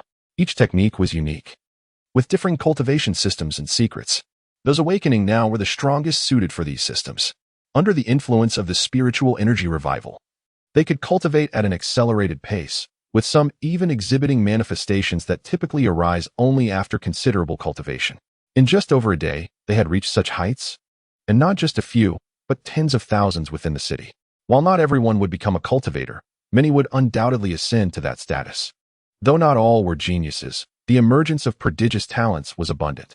Xīyóu understood that those displaying these phenomena would inevitably become powerful cultivators, individuals he desperately needed.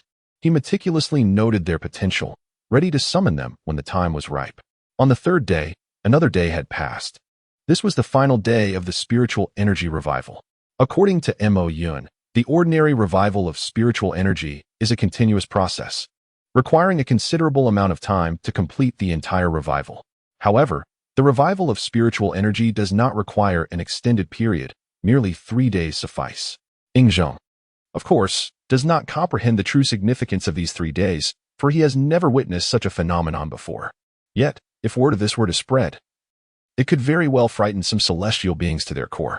Historically, after a great calamity, there has always been a prolonged period of spiritual energy revival, which the celestial beings have observed. Such revivals typically span thousands, if not tens of thousands, of years. While this duration may seem insignificant within the vastness of the primordial realms, the contrast to a mere 3 days is indeed staggering. 3 days to complete the revival of spiritual energy? Even Hong Jun would find this absurd. The city of Xīyóu no longer bears the shadow of darkness. All traces of its sinister attributes have vanished. This marks the final stage, as these attributes did not disappear without reason but have instead integrated into the very essence of humanity. At this juncture, the bodies of the people have transformed to become indistinguishable from their former selves. This signifies a return to simplicity, indicating that the revival of spiritual energy has reached its concluding phase. How eagerly one anticipates the transformation of Xīyóu. Will it become a city steeped in darkness and slaughter? If that is the case, it would be quite intriguing. I have, in a small measure, fulfilled the task bestowed upon me by my predecessor. Yet, the full extent of my predecessor's plans remains shrouded in mystery, and even the glimpses I have gathered are profoundly unsettling. Forget it, Xīyóu thought, shaking his head as he gazed upon Xīyóu. The third day was rapidly approaching its end. This meant the complete success of the spiritual energy revival, and one could not help but wonder what it would ultimately yield. Has someone awakened? It is astonishing that someone has roused so early.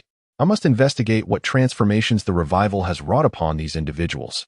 Chapter 45. Selecting the 7 fairies and Chang'e? I desire them all. The individual who has awakened shares a connection with Xīyóu, for he is one of the guards serving in the palace. Awakened? With a single stride, Xīyóu approached the guard. "Your Majesty," the guard exclaimed, hastily kneeling, his eyes filled with reverence. "Your Majesty, it is you who has elevated us to the status of cultivators. At this moment, I feel an overwhelming surge of power coursing through me, and my mind brims with formidable techniques." Xīyóu placed a reassuring hand on his shoulder and, after a moment of contemplation, replied, "This is the revival of spiritual energy. Following this revival, 3 tiers of powerful beings will emerge. The first, like you, are super-evolved entities exhibiting extraordinary phenomena. The second consists of those who, while lacking such evolution, can still cultivate. The third comprises individuals who, despite the revival, find cultivation somewhat challenging. I command all first-tier beings to present themselves before me, while the second and third tiers are to maintain their ordinary lives. In this city, mutual harm is strictly forbidden. Those who defy this decree shall face the consequences of my royal sword without mercy. As his words resonated, the guard promptly turned and vanished. In Xīyóu, the populace now held unwavering loyalty to Xīyóu. Following the revival of spiritual energy, his authority was no longer to be challenged. His commands carried far greater weight than previous edicts. After approximately an hour, all super-evolved individuals were gathered before Xīyóu, each one brimming with excitement. We can cultivate. This was a day they had never envisioned. Previously, they had only known that the first emperor was in search of the secret to immortality. They never imagined he would partake in the fruits of this endeavor alongside them. Greetings, Your Majesty. I report that all cultivators in the city have voluntarily completed their assignments. 300 super-evolved beings, 100,000 ordinary cultivators, and the remainder are those who cannot cultivate, yet whose lifespans have been extended by several hundred years.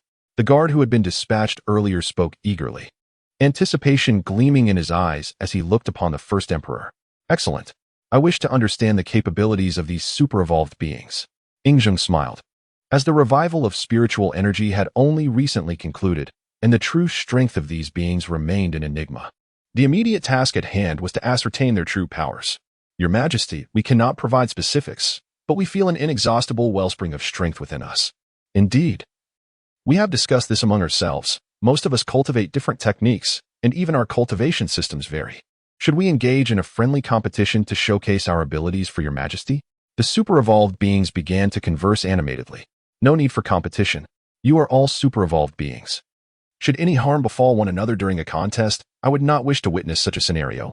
Thus, I decree you may explore freely within the 3 realms. In 3 days, I shall await your return to the palace to witness your capabilities. With a grand gesture, Xīyóu caused the 300 super-evolved beings to vanish in an instant.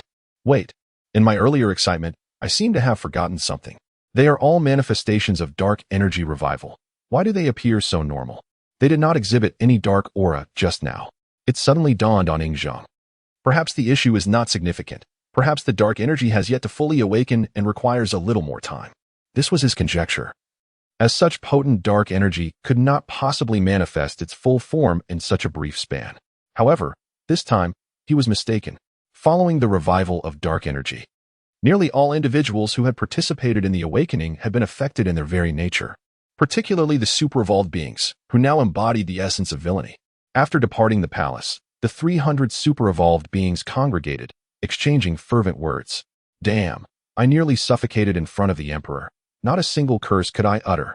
Indeed, I cannot fathom why, but beyond feeling an endless reservoir of power, I am irresistibly drawn to engage in actions beyond the pale of human decency.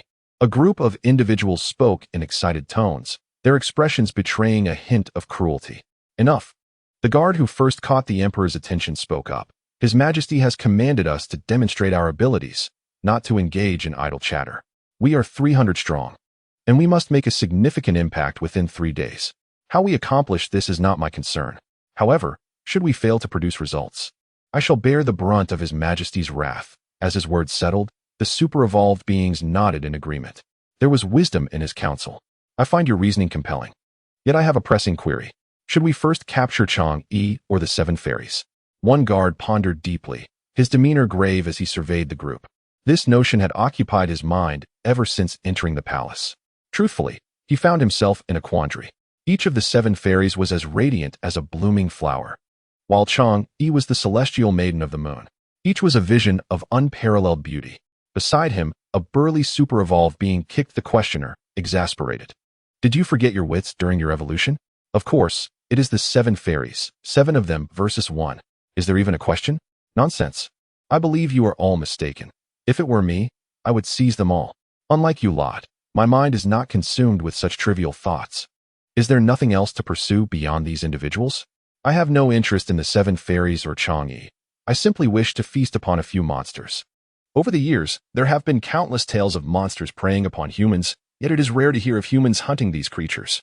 Soon, I shall capture that Baigu Jing and brew a soup with her essence. Although there were some differences of opinion among the group, Their objective remained unified. They must venture forth to hunt. Very well, let us each embark on our separate paths. We shall reconvene at the palace in 3 days. 300 individuals vanished simultaneously from the realm, leaving no trace, as if nothing had transpired. After all, this is the human realm, which, while not as boundless as the celestial domain, still feels infinitely vast. Moreover, few celestial beings are inclined to cast their gaze upon the mortal world. What significant events could possibly unfold here among mere mortals? Yet, if they do not come to us, we shall seek them out. Hush, this is the Guanhan Palace. It is said that Chang'e resides here. Chapter 46, Chang'e's Bewilderment. From where do these scoundrels emerge? The celestial realm is far more expansive than the mortal domain, adorned with countless celestial abodes. To refer to it as the celestial realm is merely to denote a higher plane than that of the human world. The distances between these celestial abodes are considerable. At this moment within the Guanhan Palace, Chang'e finds herself alone, cradling a rabbit in her arms. This scene is truly reminiscent of a graceful swan in flight. Akin to a flowing dragon, radiant as the autumn chrysanthemum and flourishing like the spring pine. Ethereal as drifting clouds obscuring the moon, she dances lightly upon the lunar palace. Barefoot. Within the Guanhan Palace, Chang'e is solitary. Since her ascension, she has shunned the clamor of crowds, opting for the seclusion of this remote palace, seeking a semblance of intimacy. How beautiful! Indeed, such beauty is rare among mortals. What do you think? Shall we capture her? Present her to His Majesty, and surely we shall be rewarded. Perhaps we will gain access to more formidable techniques. Outside the Guanhan Palace, within a rift in space, several young rogues eagerly rub their hands together. They are the super-evolved beings born of the recent resurgence of spiritual energy. However, they are of the dark attribute. Their moral compass is long extinguished. In this moment, they embody the archetype of villains, especially the super-evolvers, who are deeply entrenched in their malevolence. Let us take action. In an instant, all 10 of them appeared within the Guanhan Palace.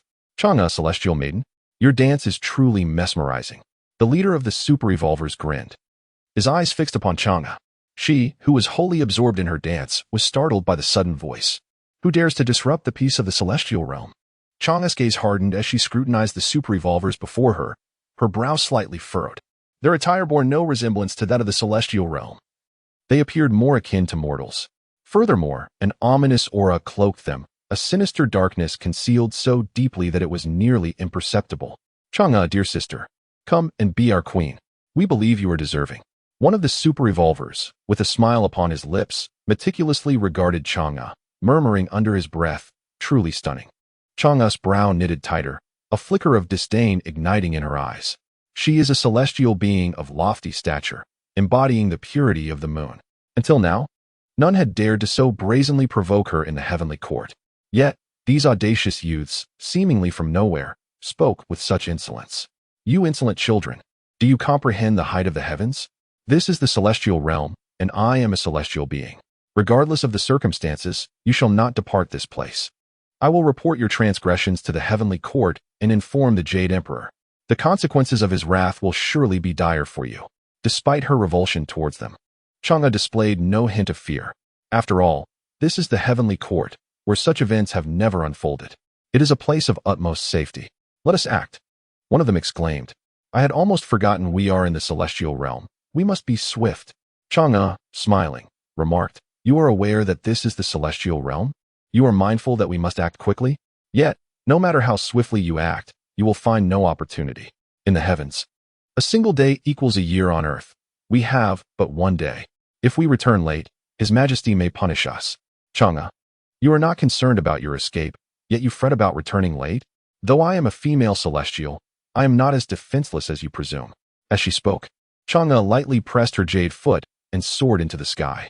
In that instant, snowflakes and petals cascaded from the heavens, creating an enchanting spectacle that rendered the seasons indistinguishable. Beautiful, the leader of the super-evolvers observed, a smile gracing his lips. Is Chang'e engaging in combat?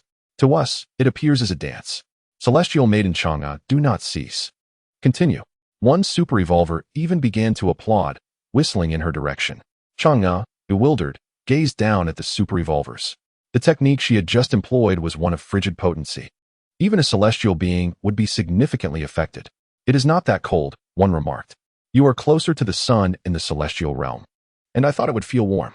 Yet, as you dance and the wind blows, I must admit, it feels quite refreshing. Thank you. Chang'e? I am not like you. I am of the solar body, trained in the holy scriptures of the sun. Here, close to the sun, I feel quite comfortable. However, this cool breeze is not particularly cold. My body is inherently warm, and this gentle chill is rather pleasant. Chang'e, you too should cease your pretenses. I am not like you. I am of the so-called dark Gemini, the children of fate. This is the child of light, while the child of darkness is currently meditating at home. Unless both of our powers are simultaneously applied, I am unaffected. I shall refrain from expressing gratitude. Chang'e, the children of fate? I have never heard of such a thing. Before she could utter another word, she was abruptly seized by a large hand. Sister Chang'e, do not be alarmed. Once we reach our destination, you will understand everything. Goodness, your movements are so swift. Be gentle. Though we are villains, we must still show some compassion. Chapter 47. The Seven Fairies. Please, do not approach. The events within the Guanghan Palace have reached a conclusion. Meanwhile, in the celestial realm, several super evolvers cautiously concealed themselves within a space, exercising utmost care. These super evolvers stand as paragons in the wake of the spiritual energy resurgence, their prowess now formidable.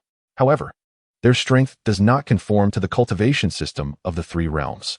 The superiority of the two systems can only be discerned through genuine combat. Yet, their potential remains boundless, especially as the revival of spiritual energy has only just commenced. Frankly speaking, I find this task exceedingly arduous. The seven fairies are currently incomplete.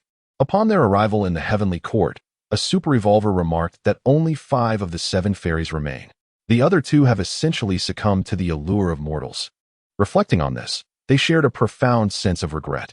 The remaining fairies linger in the Yaoqi, seldom emerging. And to intrude upon the Yaoqi in pursuit of them would be akin to courting death.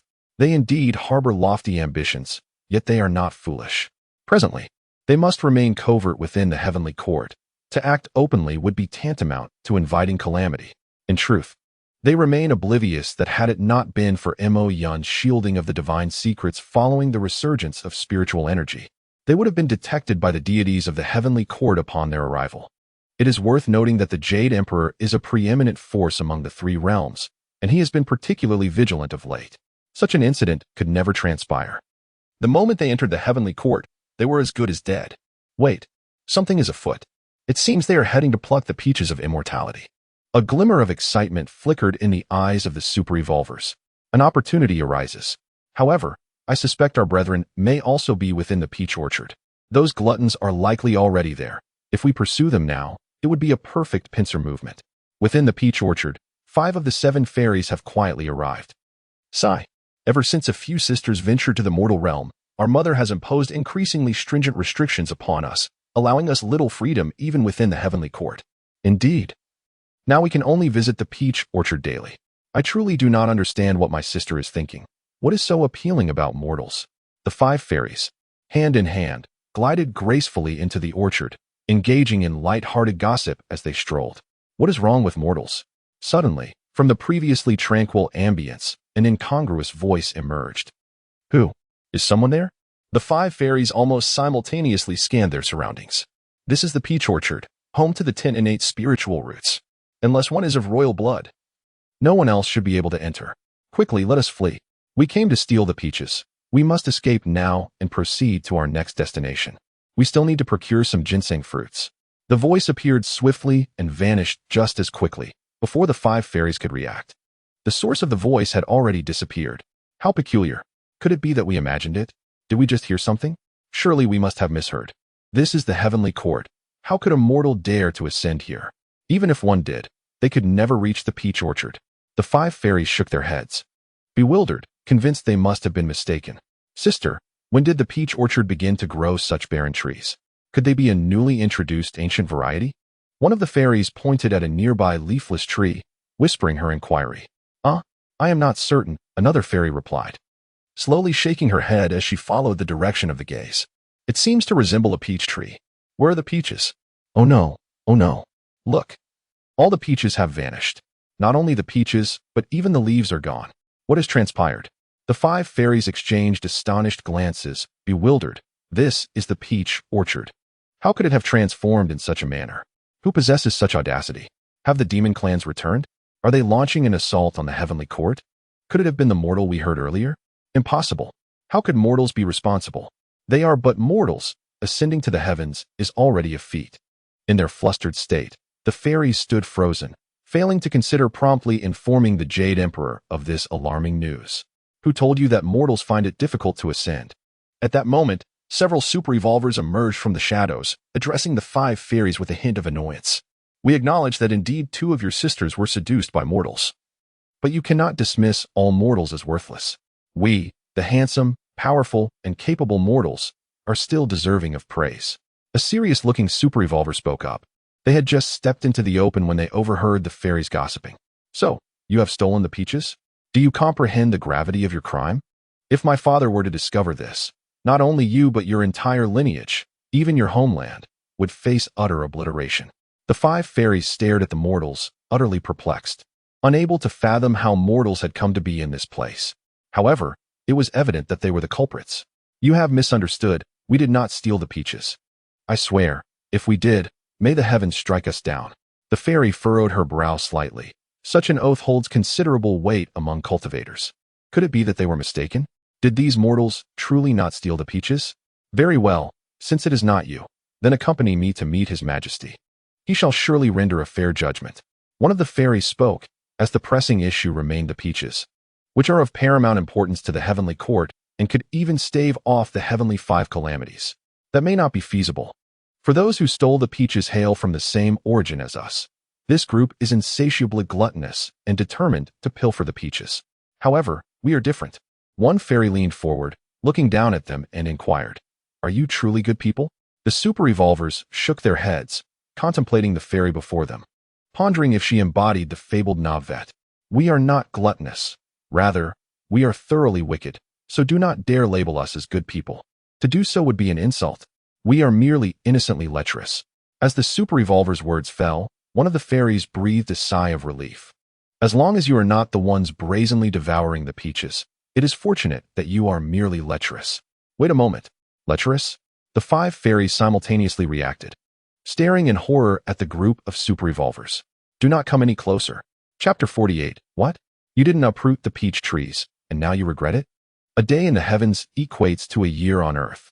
In the brief span of mere moments in the heavenly court, 3 days have elapsed in the mortal realm. In Xīyóu City, all is now in perfect order.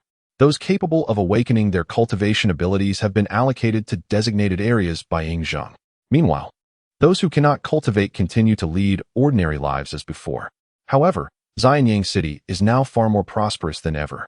Numerous establishments related to cultivation have begun to open, such as auction houses and dueling arenas. These phenomena, previously exclusive to the cultivation world, are no longer peculiar here. Previously, conversations among passers-by revolved around farming and dining. But now they are engrossed in discussions of cultivation, what techniques they have practiced, which monsters they have captured. If this trend continues, it will not be long before my Qin becomes a formidable power. Yingzheng sat in the imperial palace, his thoughts surveying the entirety of Xīyóu City. The clamorous voices and vibrant activity within the city reflect a flourishing prosperity. The 3 days are drawing to a close. I wonder what these super evolvers have accomplished and what abilities they possess. This marks their first venture out. I am somewhat eager to see what they can do. Here they come. Punctually, Yingzheng wore a smile as the elite group of 300 super evolvers returned to the city, making their way to the palace. Moments later, as the last of them arrived, he calmly stepped onto the palace square. At the instant of his appearance, all the super evolvers knelt on one knee, their gazes filled with deep reverence. Regardless of their experiences outside, upon returning to this place, they stood as Yingzheng's most loyal followers. What did you accomplish during your outing? Yingzheng's eyes swept over the group, noticing their sheepish expressions. A smile crept across his lips as he spoke slowly. It is of no consequence. It is entirely normal not to grasp the true strength of the celestial cultivators after spending so much time among mortals. After all, you have only just completed your awakening, and your current prowess is not particularly formidable. It is understandable that you were unable to achieve much under such circumstances. Do not be disheartened. Yingzheng's initial reaction was that these super evolvers had returned empty-handed, which explained their expressions. Your Majesty, they are indeed formidable. The celestial realm is truly powerful, the leader of the super revolvers remarked, his brow slightly furrowed. They had traveled to many places and witnessed things they had never seen before. Please elaborate, Zheng encouraged, believing that their experiences, despite any setbacks, could serve as valuable lessons. Your Majesty, I ventured into the celestial realm, which is vast beyond measure, far exceeding our mortal world. The spiritual energy there is astounding, while it may not be as dense as in our locale. The sheer vastness of their realm is home to potent spiritual forces that we cannot begin to compare with. Moreover, the essence of immortality emanating from each celestial being is terrifyingly powerful, a quality we lack.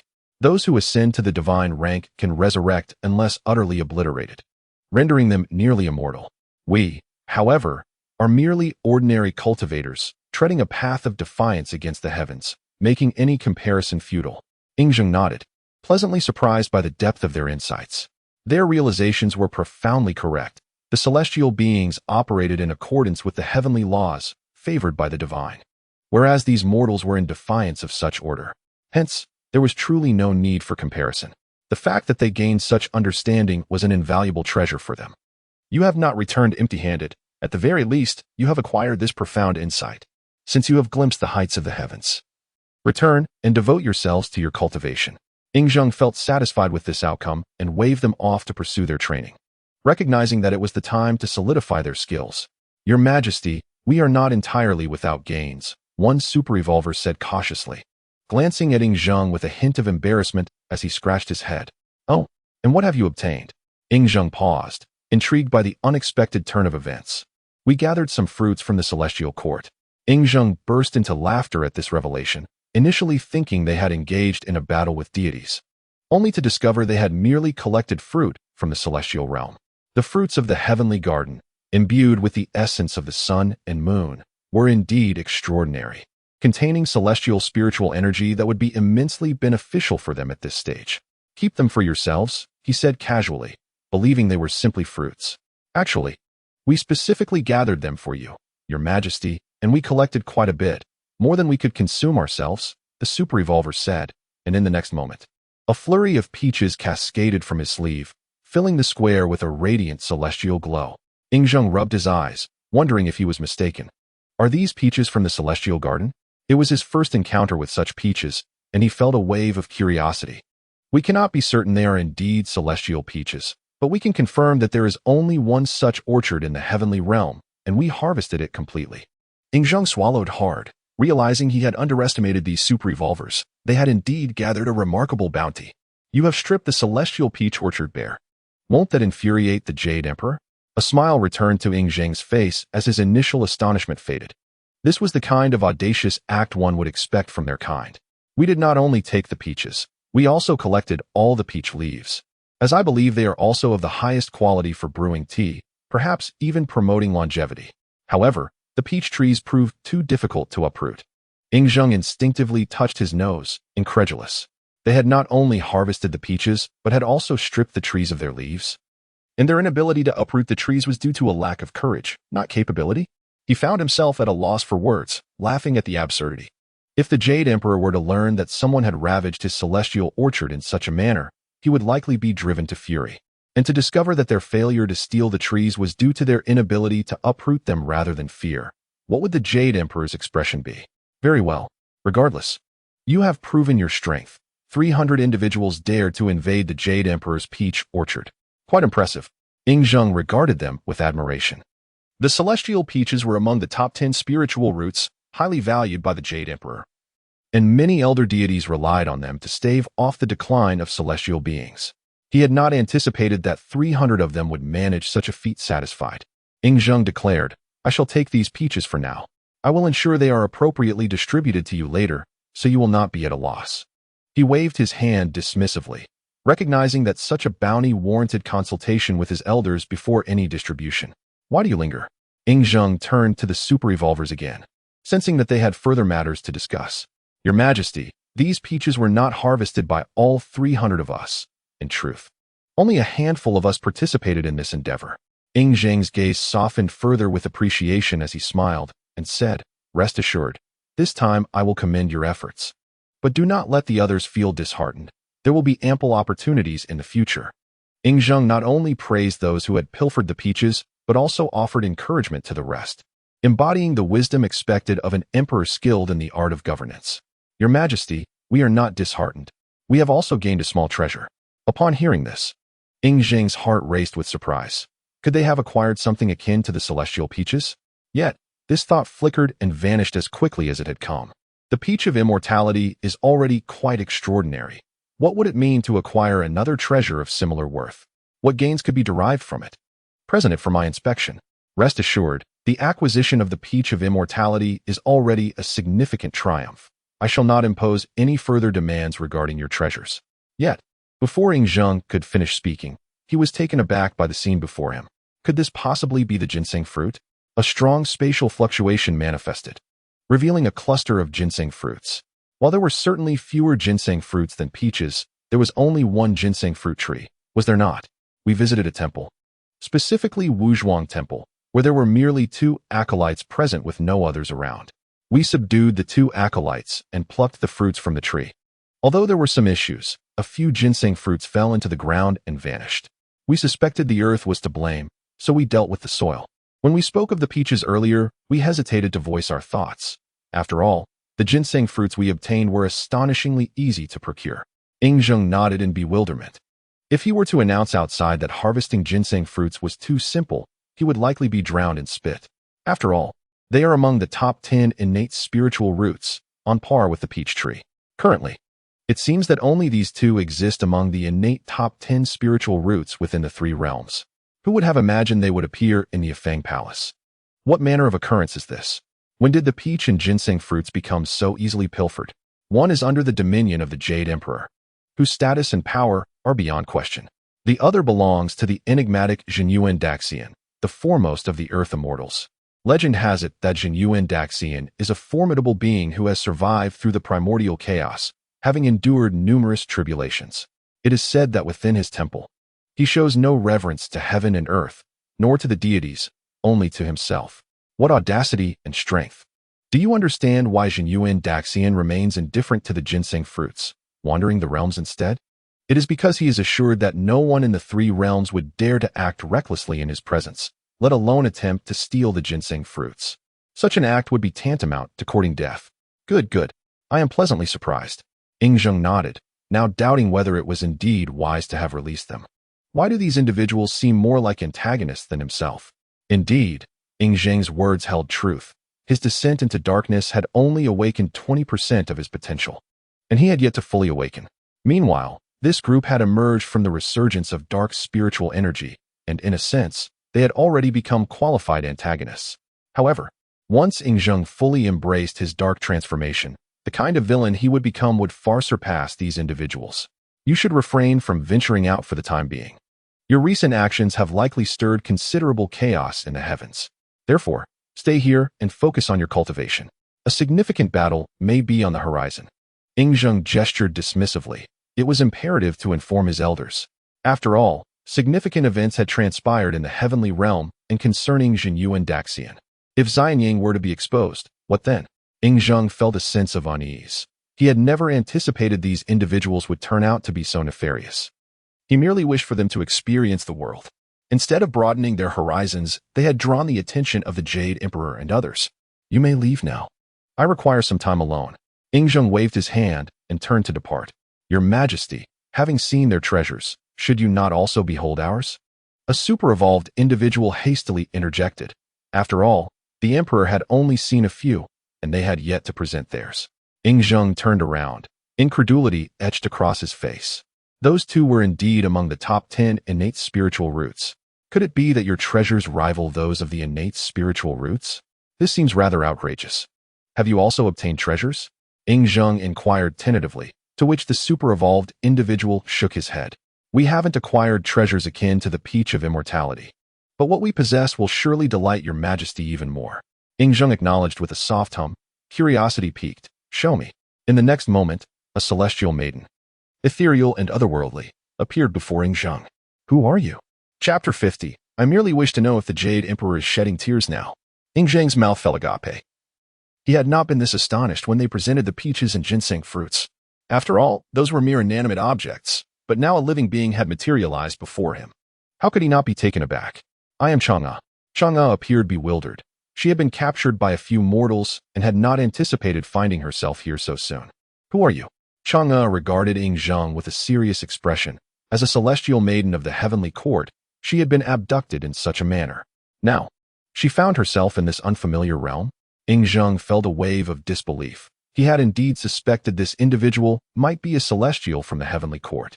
To his astonishment, the woman before him was the legendary Chang'e, a revelation that was truly staggering. I am Ying, the emperor of the Qin dynasty. Ying glanced back at the super-evolved individuals, marveling at their prowess. Not only had they captured peaches and ginseng fruits, but now they had also brought Chang'e to him. Mortal realm? What jest is this? What manner of being are you, to disguise yourself as a mortal of the three realms and act against us? Chang'e scoffed. She was no fool. The spiritual energy here was overwhelmingly potent. Even the heavenly court did not possess such formidable energy. To claim this was the mortal realm was absurd. Who exactly are you? Chang'e continued her inquiries, yet Ying offered no further explanations. Instead, he turned to the other super-evolved individuals and suddenly realized the situation was more complex than he had anticipated. What began as a simple desire to allow these young ones to experience the grandeur of the three realms had spiraled into a monumental disaster. How did you manage to capture Chang'e? One of the super-evolved individuals scratched his head and timidly replied, We merely intended to find a few celestial maidens for your majesty. Which prompted our actions. Ying was at a loss for words. He felt a strange sense of warmth at their intentions. However, you cannot simply abduct celestial beings from the heavenly court. Ying grimaced. What peculiar thought processes these individuals possessed. What a curious line of reasoning. You mentioned a few? Chang'e turned to regard the super-evolved individuals, still reeling from the shock. She had begun to suspect that this truly was the mortal realm. But why was there such potent spiritual energy here? Thus, she was keenly interested in what these individuals had to say. Any information gleaned could prove beneficial.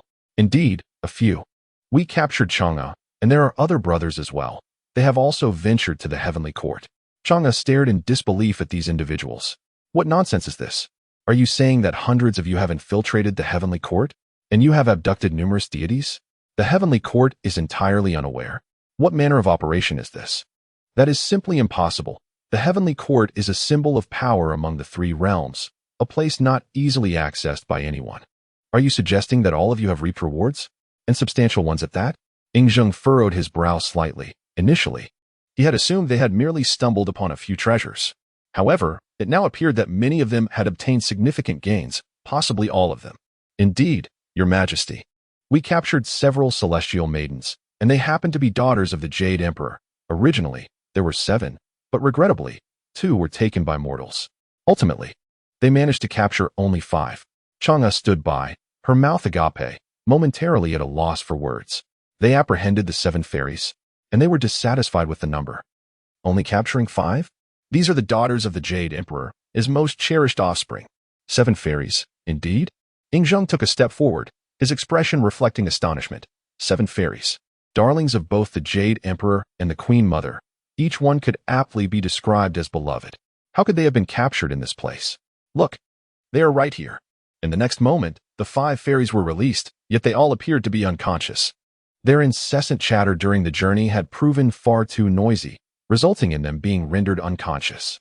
Ying nearly choked on his own saliva, then looked at them and inquired, What else is there? I wish to know what further actions you have taken. Curiosity stirred within him. Could it be that this group of 300 had caused such a stir in the heavens in such a short time? Now, with the peaches of immortality, the ginseng fruit, Chang'e, and the 7 fairies all present, he wondered what had transpired. Your Majesty, I am not as traditional as others. While some say that the other 2 fairies are of no use because they have been seduced by mortals, they are still fairies.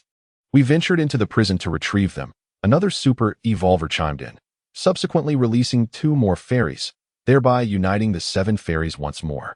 Ying patted his thigh, recognizing their exceptional talent, wishing to give those super-evolvers a thumbs up.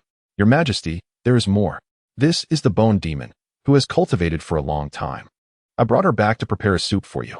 This is the black bear demon, brought back to stew bear paws for you. The super-evolver produced one valuable item after another, leaving Ying quite dazzled. Beside him, Chang'e and the others were utterly stunned. Were these truly mere mortals? Their audacity was remarkable, and it was not merely a matter of courage.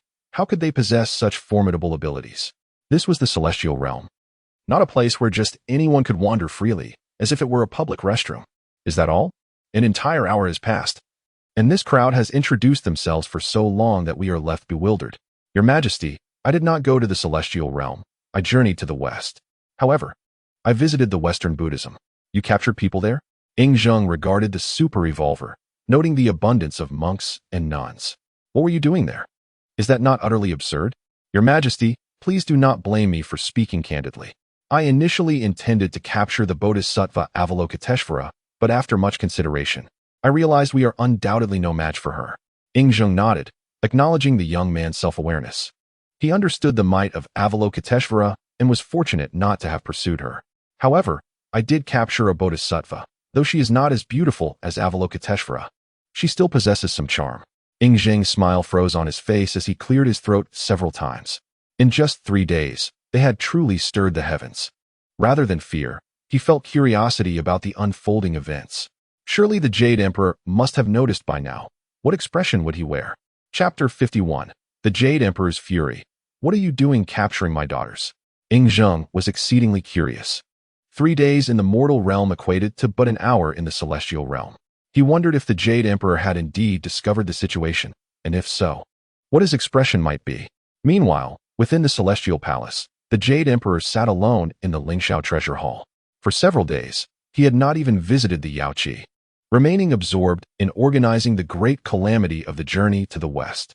Of course, it was not solely about that calamity at this moment. He was also preoccupied with discerning who was scheming against him.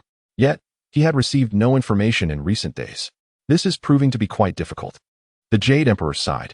Although his physical form resided in the celestial realm, his spirit had been wandering through the river of time. He sought to discern when the changes had occurred and who was responsible. Could this individual not belong to the past or the future? Shaking his head, the Jade Emperor found himself at a loss. He returned his soul to his body and let out a heavy sigh. I cannot find anything. I cannot fathom it. Just as he settled down, the Queen Mother hurriedly approached. Your Majesty, there is grave news. Her expression was filled with urgency, one the Jade Emperor had never witnessed on her face before. What has happened? You are the Queen Mother. Why do you appear so flustered? The Jade Emperor's brow furrowed slightly. Though they were an old couple, he was the Jade Emperor, and she was the mother of 3 realms. This display was quite unbecoming. There is serious trouble, Your Majesty. Our 5 daughters are missing. The Queen Mother was understandably anxious. She had sent the 5 daughters to gather peaches of immortality. Yet now they had vanished. Missing? Truly, you have raised our daughters well, yet all 5 have descended to the mortal realm? Is it not enough that we have lost so many? The Jade Emperor slammed his hand down on the table, and the sturdy jade table crumbled to dust.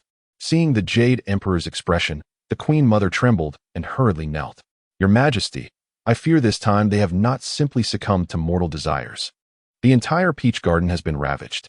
The Jade Emperor did not clearly hear what the Queen Mother said, as she continued to speak incessantly. Now, you still protect them. Had it not been for your protection of those 2, could such events have occurred? Wait. The Jade Emperor suddenly reacted, looking at the Queen Mother with cold indifference. What did you just say? The peach garden has been ravaged? How has it been destroyed? Explain yourself.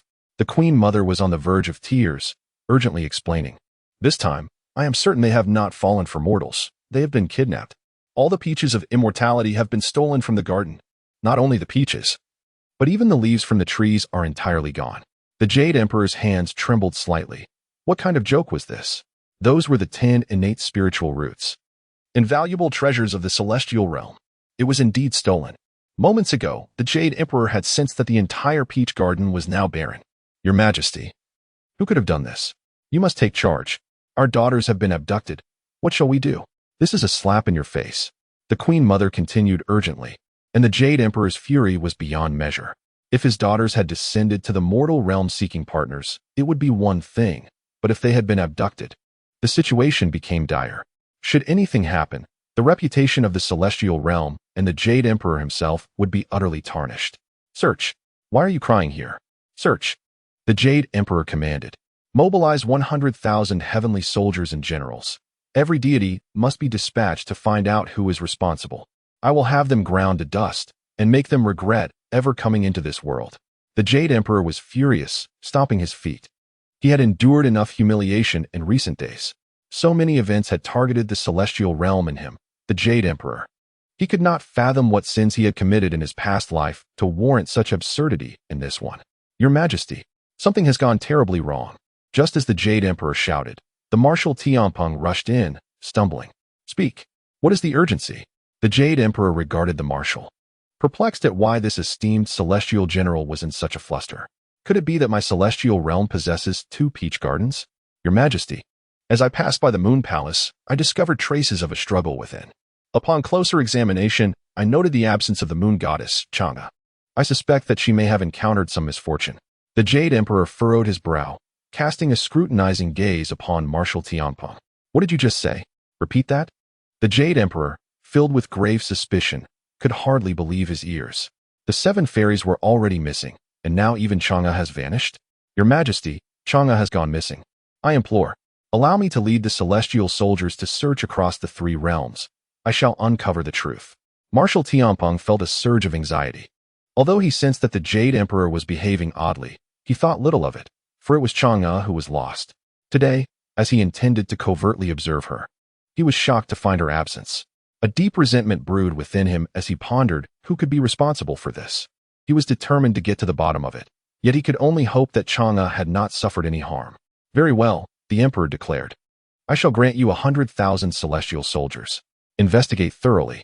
Not only the disappearance of Chang'e, but also the abduction of the 7 fairies and the theft of the entire peach garden. Can you uncover the truth for me? The Jade Emperor's voice remained remarkably calm, yet this unyielding demeanor caused Tianpeng to collapse in shock. What? The peach garden has been robbed? The 7 fairies have been abducted? Tianpeng struck himself in disbelief, questioning the reliability of his own hearing. The abduction of Chang'e was already the most significant incident in the history of the Celestial Court. Now, with the peach garden destroyed and the 7 fairies captured, the situation was utterly alarming. Who could be responsible? The Jade Emperor was beginning to feel frantic. He was utterly at a loss as to who was orchestrating these events. Your Majesty, this is a grave situation. Suddenly, the Supreme Laozi appeared in the Celestial Court, and the Jade Emperor's eyes sparkled with curiosity. What? Is there someone in the 3 realms daring enough to challenge you? Supreme Laozi? Has something happened here as well? Chapter 52. The Buddha's Despair. How could so many bodhisattvas have disappeared? Marshal Tianpeng was equally bewildered. Who was the Supreme Laozi? A sage and a disciple of Taoism, closely connected to the venerable Laozi himself. How could anyone dare to disturb his domain? Your Majesty, what has transpired in the 3 realms during my absence? How could my Taoist temple have been plundered? Supreme Laozi's brow furrowed, revealing his profound dissatisfaction. After wandering the 3 realms, he returned only to find that his elixirs had been stolen. If it were merely the elixirs, it would not be so dire, for he had nearly exhausted his previous batch. However, his prized ox had been taken. Upon returning home, he discovered its absence. It was his beloved steed, accompanying him through countless years of cultivation. How could such a calamity have unfolded in such a short time? Hence, he sought out the Jade Emperor. The ox is gone. The Emperor's expression shifted to one of incredulity. It was well known among the deities that Supreme Laozi did not overly concern himself with his elixirs. Yet he held his ox in the highest regard, often reluctant to allow it to serve as transportation. Now, to discover that it was missing was truly astonishing. Calm yourself. Laozi, recent events in the 3 realms have indeed been tumultuous. It seems that this time, they have come prepared, not merely targeting me, but executing a calculated operation. The Jade Emperor composed himself. His earlier frenzy had been sufficiently exaggerated. What do you mean, calculated? Supreme Laozi too regained his composure, casting a questioning glance at Marshal Tianpeng. Tianpeng, what is the meaning of this? Your Majesty, the moon goddess Chang'e has also been abducted, Tianpeng offered. Who would dare to commit such theft against the Celestial Court? Abducting our deities? This is an act of extreme audacity. Supreme Laozi's demeanor shifted, revealing a newfound ferocity. Do you think I do not wish to investigate? I too am at a loss. They have not only taken your ox and my peach garden, but several of my daughters are also missing. Yet, we have no leads on the mastermind behind this. The Jade Emperor shook his head, yearning to comprehend the unfolding mystery, yet finding himself hopelessly adrift. Laozi, remain patient. While I do not know who they are, I can ascertain that the suffering extends beyond just us. There must be others affected. We must wait and see who else may be involved. The Jade Emperor returned to his throne, recognizing the abundance of recent turmoil. It was imperative to maintain composure and avoid further disorder. Regardless of who these perpetrators were, the Jade Emperor was resolved to ensure they would face their reckoning. Is there more? The Supreme Laozi was unconvinced. His status within the celestial court was unparalleled, and he scrutinized the Jade Emperor. In a single day, his temple was robbed, and both Chang'e and the 7 fairies were abducted. Such capabilities were astonishing. Even the most skilled individuals would find it remarkable to achieve so much in a mere day. Could it be an organization? The thought crossed his mind, yet it seemed implausible. Such a powerful organization could hardly exist in this world. Suddenly, a powerful spatial disturbance rippled through the air, and in the next moment, a middle-aged man appeared silently. Jade Emperor, what calamity has befallen the 3 realms? The newcomer was none other than Xīyóu Daxian, one of the few who could address the Jade Emperor so directly. The great immortal has arrived. Please, take a seat. The Emperor gestured for him to sit, then closed his eyes once more. Xīyóu Daxian's brow furrowed slightly, and he spoke with irritation. Sit? My ginseng fruits have all been stolen. My disciples have been slain, and even the land I inhabit has been ravaged. You expect me to sit? Xīyóu Daxian regarded the Jade Emperor, realizing that he was entirely oblivious to the chaos that had unfolded. How could the Jade Emperor be so unaware of the treachery afoot in the 3 realms? Please, have a seat, great immortal. Laozi's ox has also been stolen. Xīyóu Daxian gaped at Supreme Laozi, his confusion evident. Are you saying someone has stolen your ox? Laozi nodded.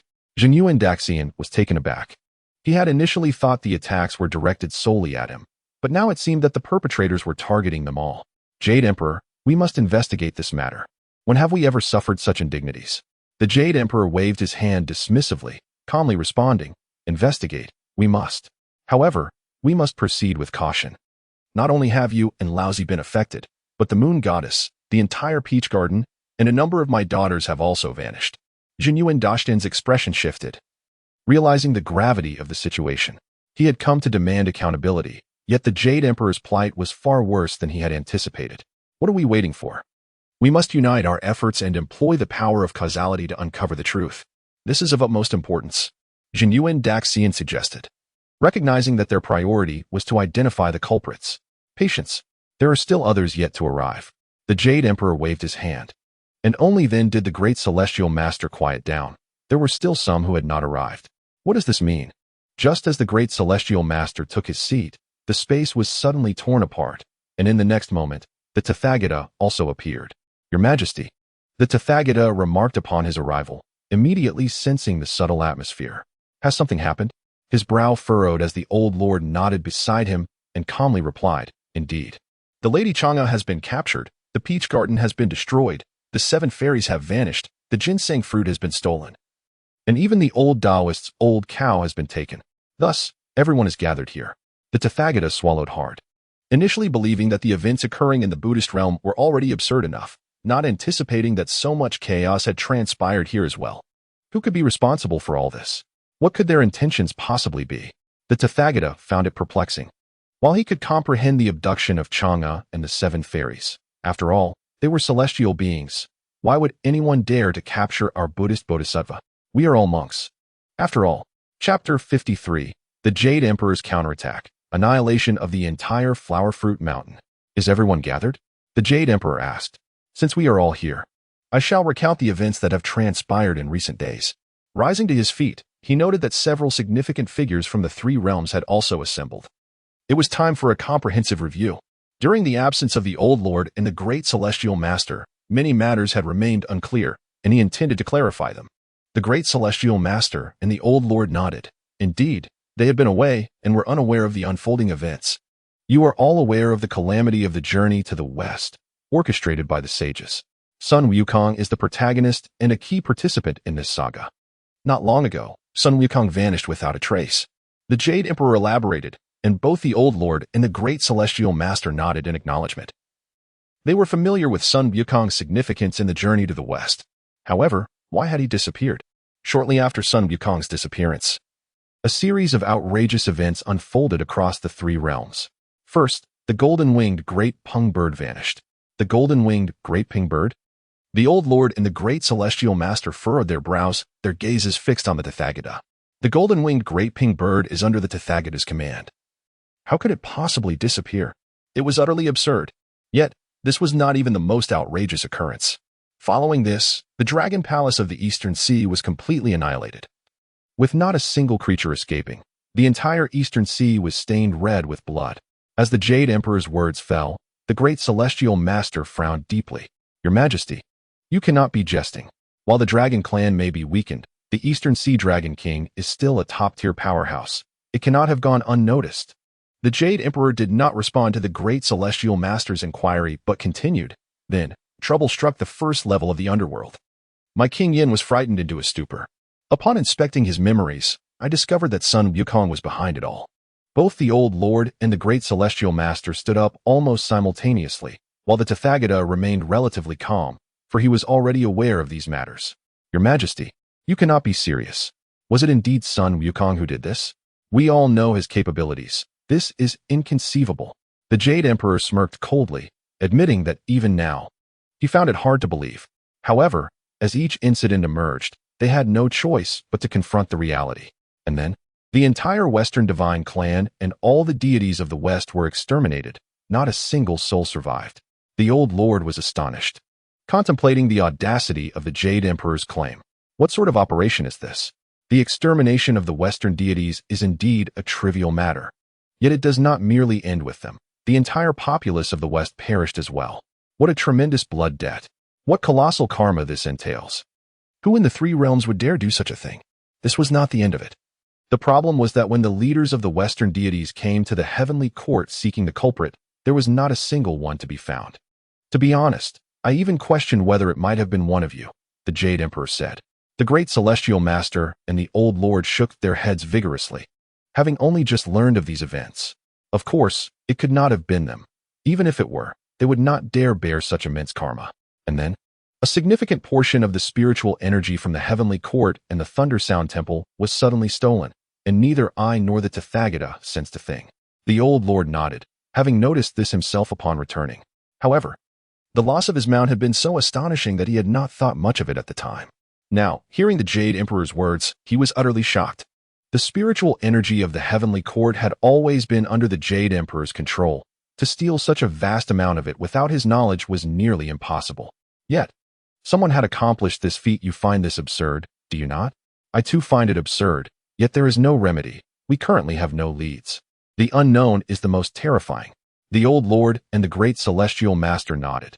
The excitement they had felt upon entering had vanished, replaced by shock and solemnity. They understood why the Jade Emperor was so composed and why he sought to provide them with a comprehensive overview. It was because he regarded this matter with utmost seriousness. It was no longer a mere coincidence, but a conspiracy. Behind this conspiracy was a formidable individual orchestrating everything. This was a war. As for the remaining matters, you are all aware, the Heavenly Court, the Thunder Sound Temple, and even your five have had our treasures and significant individuals stolen without a trace. What lies behind all this? Why do they wish to abduct our people? We are at a loss. The Jade Emperor closed his eyes and sighed. If this were all part of a conspiracy, then this enemy was truly formidable. Who could they be? What do they intend to accomplish? Do they seek to destroy the three realms? The situation had escalated to such severity. Why did we not inform the sages? The great celestial master furrowed his brow slightly, sensing the gravity of the situation. Given the severity of these events, why was there no immediate notification to the sages? Surely they would have their own strategies. You all know that since the calamity of the investiture of the gods, the Tao ancestor decreed that the sages must remain in seclusion, unless absolutely necessary. We cannot seek them out. Otherwise, the balance of power in the three realms will shift, and you understand the implications of that, he explained. The others nodded in agreement. The Jade Emperor's assertion was indeed accurate. The sages were currently absent. However, if they were to return, the power dynamics of the three realms would inevitably change.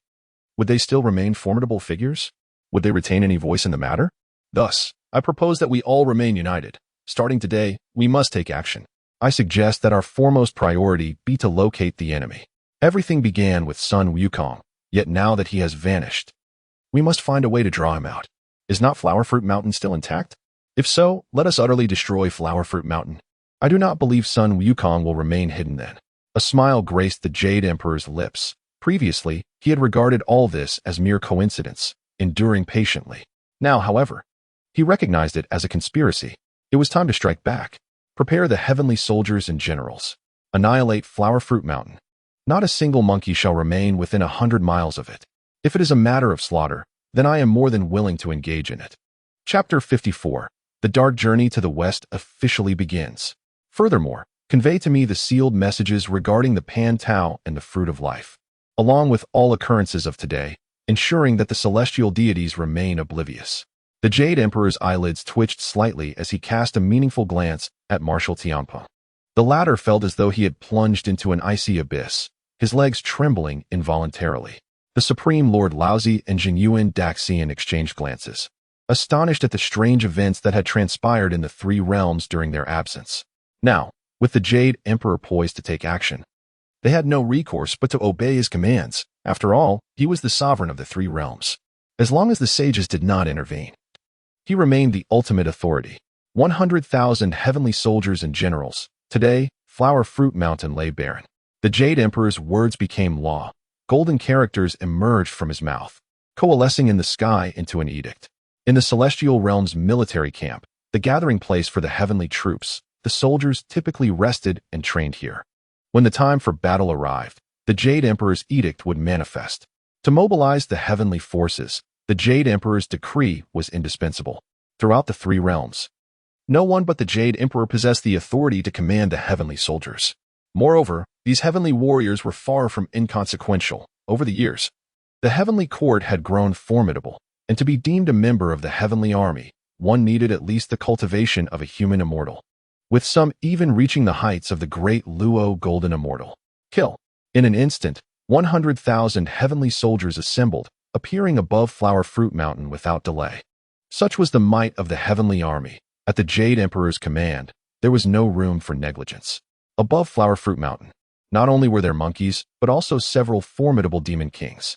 They remained oblivious to the events that had unfolded since Sun Wukong's disappearance. However, being a demon king here was quite exhilarating, which is why they had not departed. What had transpired? Had the heavenly court sent emissaries?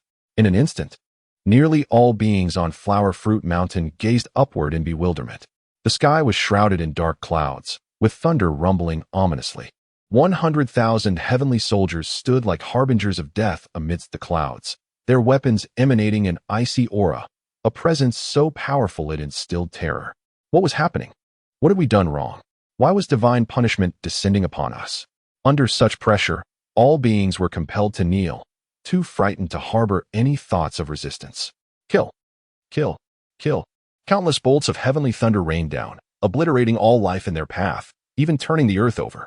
In mere moments, the entire Flower Fruit Mountain was drenched in blood. No trace of a paradise remained. Not even a blade of grass was left. Withdraw. The heavenly soldiers arrived swiftly and departed just as quickly. Yet from this day onward, Flower Fruit Mountain had vanished from the three realms, resembling a cursed land. In the celestial realm, the Jade Emperor's expression remained impassive, now clad in white armor, wielding a formidable sword, which, though sheathed, radiated immense power. Your Majesty, Flower Fruit Mountain has been annihilated. The mission of 100,000 heavenly soldiers has been fulfilled, and they have returned to the heavenly court, reported a soldier. Good. The Jade Emperor nodded calmly, then turned to the Buddha, saying, Buddha, do you believe my actions were overly cruel?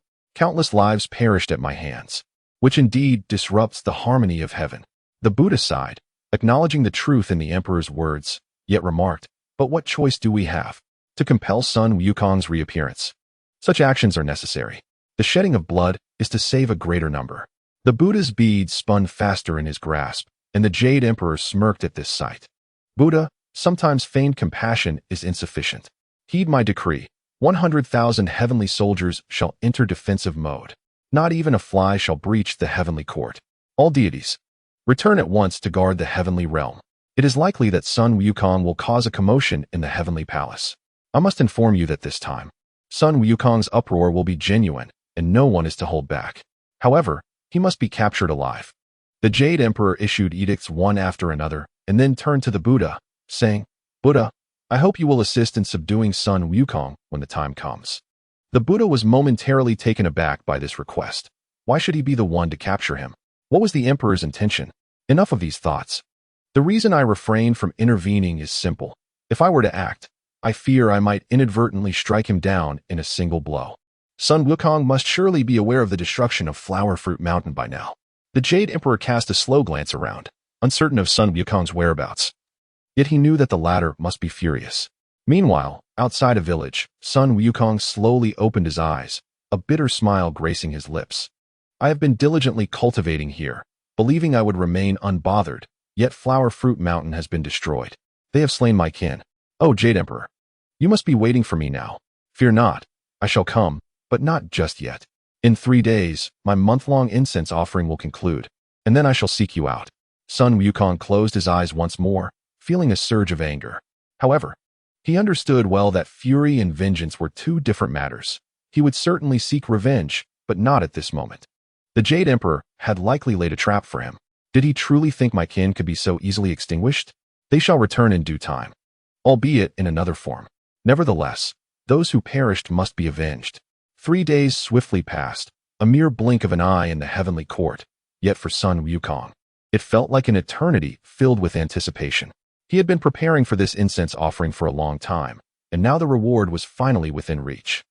How could he not feel excited after such a long absence from receiving rewards?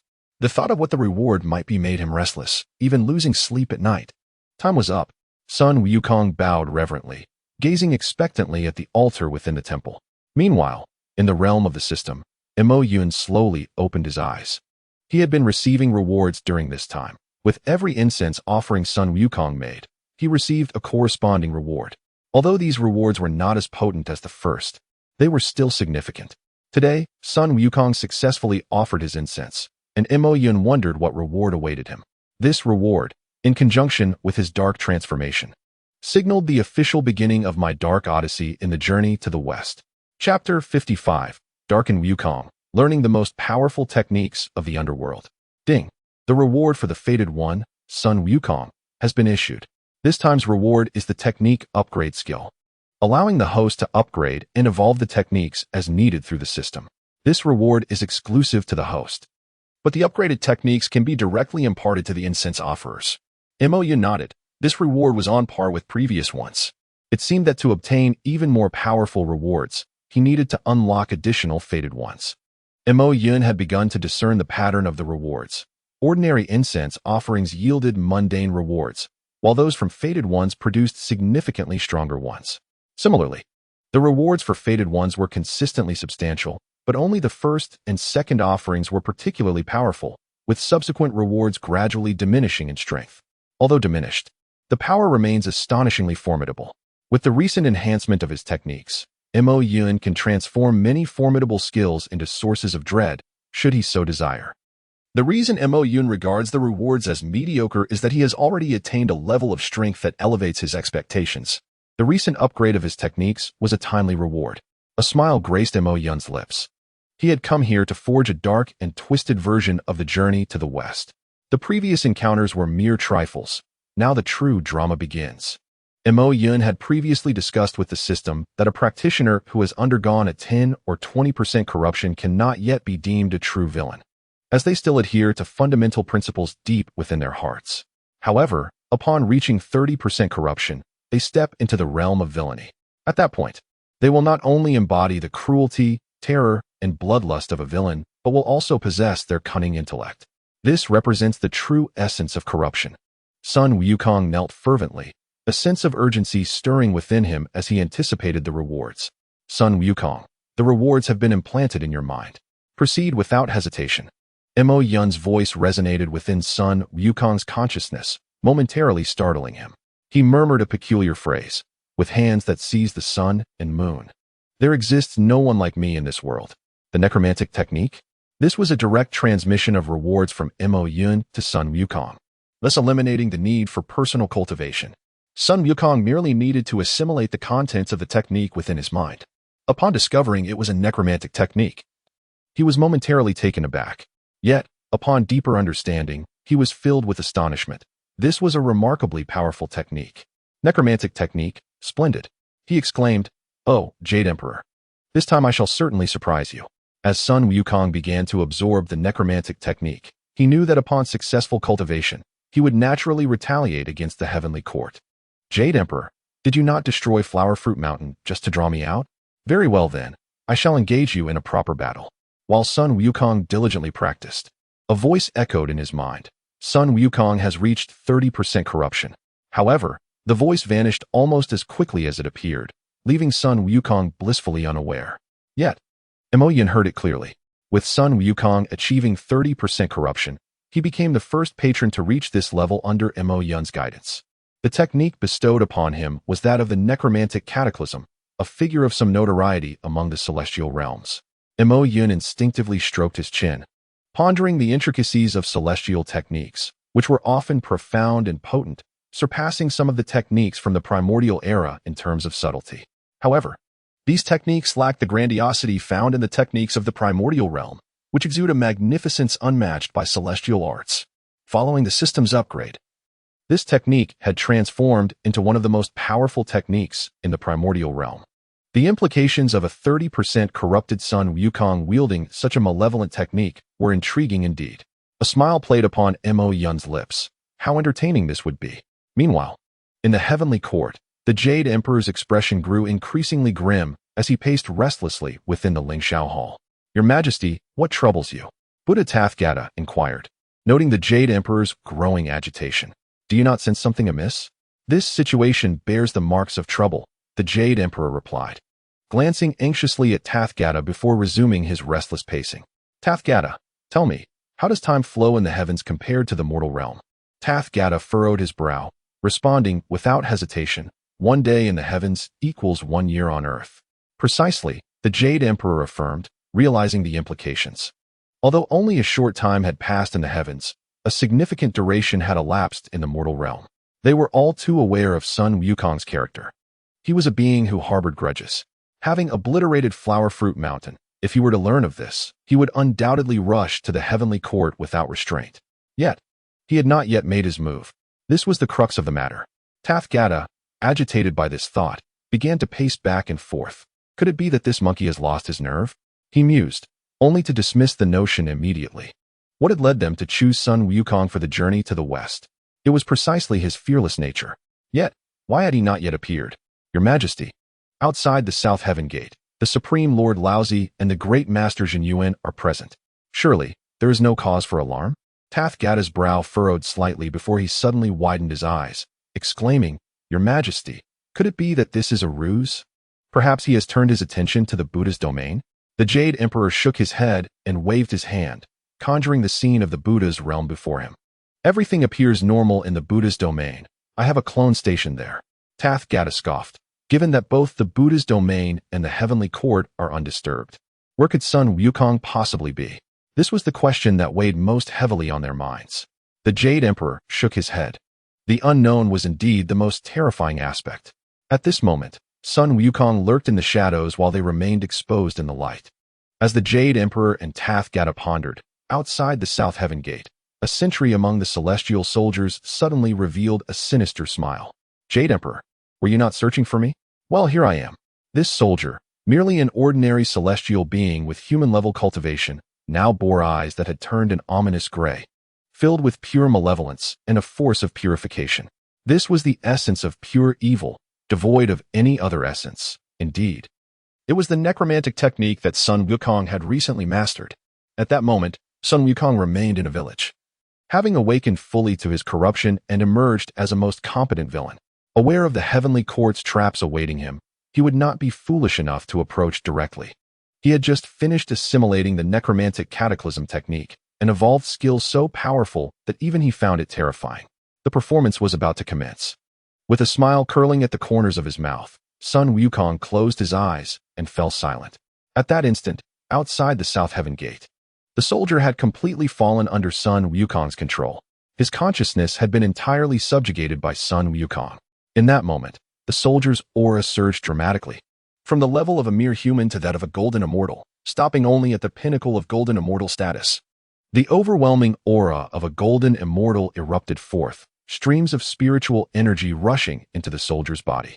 As these energies entered, they transformed into boundless, deathly energy. Old Lu, what has happened to you? The nearby soldiers noticed the anomaly, staring in bewilderment at their companion. Do not interfere. Clear the area. He is on the verge of a breakthrough. The nearby celestial generals, their eyes alight with astonishment, felt an exhilarating shift in the oppressive atmosphere that had pervaded the heavenly court in recent days. While they did not know the cause, they sensed that something monumental was about to unfold. Thus, smiles that had long been absent began to reappear. What is the name of this soldier? I had not noticed him before. He truly is a genius, managing to ascend directly from the realm of mortal immortals to the level of golden immortals. A remarkable feat indeed. The soldier is enveloped in divine radiance, exuding an aura of light. However, within him, this very light has transformed into something sinister. Naturally, others remain oblivious to this transformation, perceiving only his breakthrough. Within the heavenly palace, the Jade Emperor furrows his brow slightly, then directs his gaze towards the southern gate. The Buddha, observing the Jade Emperor's expression, is taken aback. What troubles him? Could it be that Sun Wukong has arrived? The Buddha hastily glances in that direction, only to find a flicker of astonishment in his own eyes. Congratulations, Your Majesty. In such perilous times, the heavenly court has gained yet another rare talent. The Buddha clearly sees that this soldier has transcended from a mortal immortal directly to a golden immortal. What a level is this? How many significant realms must one traverse to ascend from a mortal immortal to a golden immortal? Mortal immortal, true immortal, mysterious immortal. Each of these realms has been surmounted in one leap. If this does not qualify as genius, then what other geniuses exist in this world? This is indeed the most delightful news I have heard in some time. The Jade Emperor scrutinizes the scene for a while, finally feeling reassured, and turns to the Buddha with a smile. Each day has brought unfavorable news, and he has begun to grow accustomed to it. Thus, the sudden arrival of good tidings feels somewhat unnatural. Summon everyone. Announce this soldier's breakthrough to every deity in the heavenly court, informing them that we have gained yet another genius. By the way, what is his name? The Jade Emperor beams, feeling an immense sense of relief. The emergence of a powerful figure can truly invigorate the morale of the troops. Your Majesty, comes the reply, his name in the mortal realm is no longer traceable. But the heavenly soldiers refer to him as Old Six. The Jade Emperor nods, then declares, once his breakthrough is complete, I shall appoint him as the Grand General. This is an auspicious sign for the heavenly court. At that moment, nearly every gaze in the heavenly court is fixated on Old Six. This is indeed a transcendent breakthrough. Such an occurrence has only been achieved by one in the celestial realm, Yang Jian. He ascended from a mortal to a peak powerhouse in a remarkably short time, having also undergone a transcendent breakthrough. Nearby, Neza smirks, then speaks, Father, this Old Six is extraordinary. He truly is a genius, having crossed several realms in succession. My second brother did not possess such capability. Jealousy flickers in Neza's expression, naturally referring to Yang Jian as his second brother. This Old Six is indeed formidable. We must cultivate a good relationship with him. He is likely to become a major figure in the heavenly court. Li Jing, unable to suppress his admiration, adds. At this moment, all attention in the heavenly court is focused on Old Six. By the way, why hasn't Yang Jian visited the heavenly court recently? Li Jing casually inquires. Neza shakes his head in response. Who knows? My second brother wanders the realms. Who can say where he is? But if he were here, we would have no fear of enemies, for his prowess in the Xīyóu is unrivaled. Li Jing nods. Yang Jian is indeed powerful, yet the rift between him and the Jade Emperor runs deep. Achieving peace between them in this lifetime seems improbable. With a sigh, Li Jing reflects on how the Jade Emperor's actions have not been entirely just. Yang Erlang is a pitiful figure. As the breakthrough nears completion, the great immortal Xīyóu and the Supreme Old Lord return to the heavenly palace. Congratulations, Your Majesty, on acquiring another formidable general. Why not entrust this general to me? Within a century, I can mold him into a true master. Upon hearing Xīyóu's words, the Jade Emperor rolls his eyes. These old men are all cunning. Now they seek to deceive me. In a light-hearted tone, the Buddha interjects, I believe this Old Six has a connection to our Buddhist lineage. We shall guide him. The Jade Emperor rolls his eyes again, responding, Begone, begone. Initially, he suspected that Sun Wukong was at play, but upon reflection, he realized that could not be the case. Even if Sun Wukong possessed such strength, He would not wish for our soldiers to become powerful. The Jade Emperor takes a deep breath, feeling a sense of relief wash over him. He has awakened. Excellent. I must meet this genius in person. Chapter 57. If you kill me, your fear has only just begun. The Jade Emperor's smile beams. The heavenly court has produced such an enviable genius, one that stirs envy among the great powers of the three realms. The Jade Emperor steps forward, and even before he arrives, his voice resonates throughout the heavenly court. Just as the heavenly court prepares for battle, Old Six breakthrough is a sign of fortune. From this day forth, the heavenly court shall be invincible in battle. At that moment, nearly all the heavenly soldiers are cheering, "Invincible! Invincible!" Yet amidst the jubilant cries, a cold smile appears on Old Six's lips. Rejoice all you want. I have now completed my breakthrough, but I am entirely under the control of Sun Wukong. No longer am I divine. Instead, a potent darkness has taken hold of me, one so formidable that it raises doubts.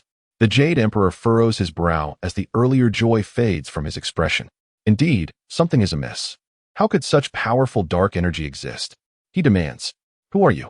The Jade Emperor draws forth his sword, revealing an aura of murderous intent. He realizes he has been deceived. Just moments before, he was filled with joy, but now it seems that this may all be part of a sinister plot. Almost all in the heavenly court share his concern, their brows furrowed. What is happening? Such overwhelming dark energy. The demon race was eradicated long ago, even if remnants exist. They can only survive in the mortal realm.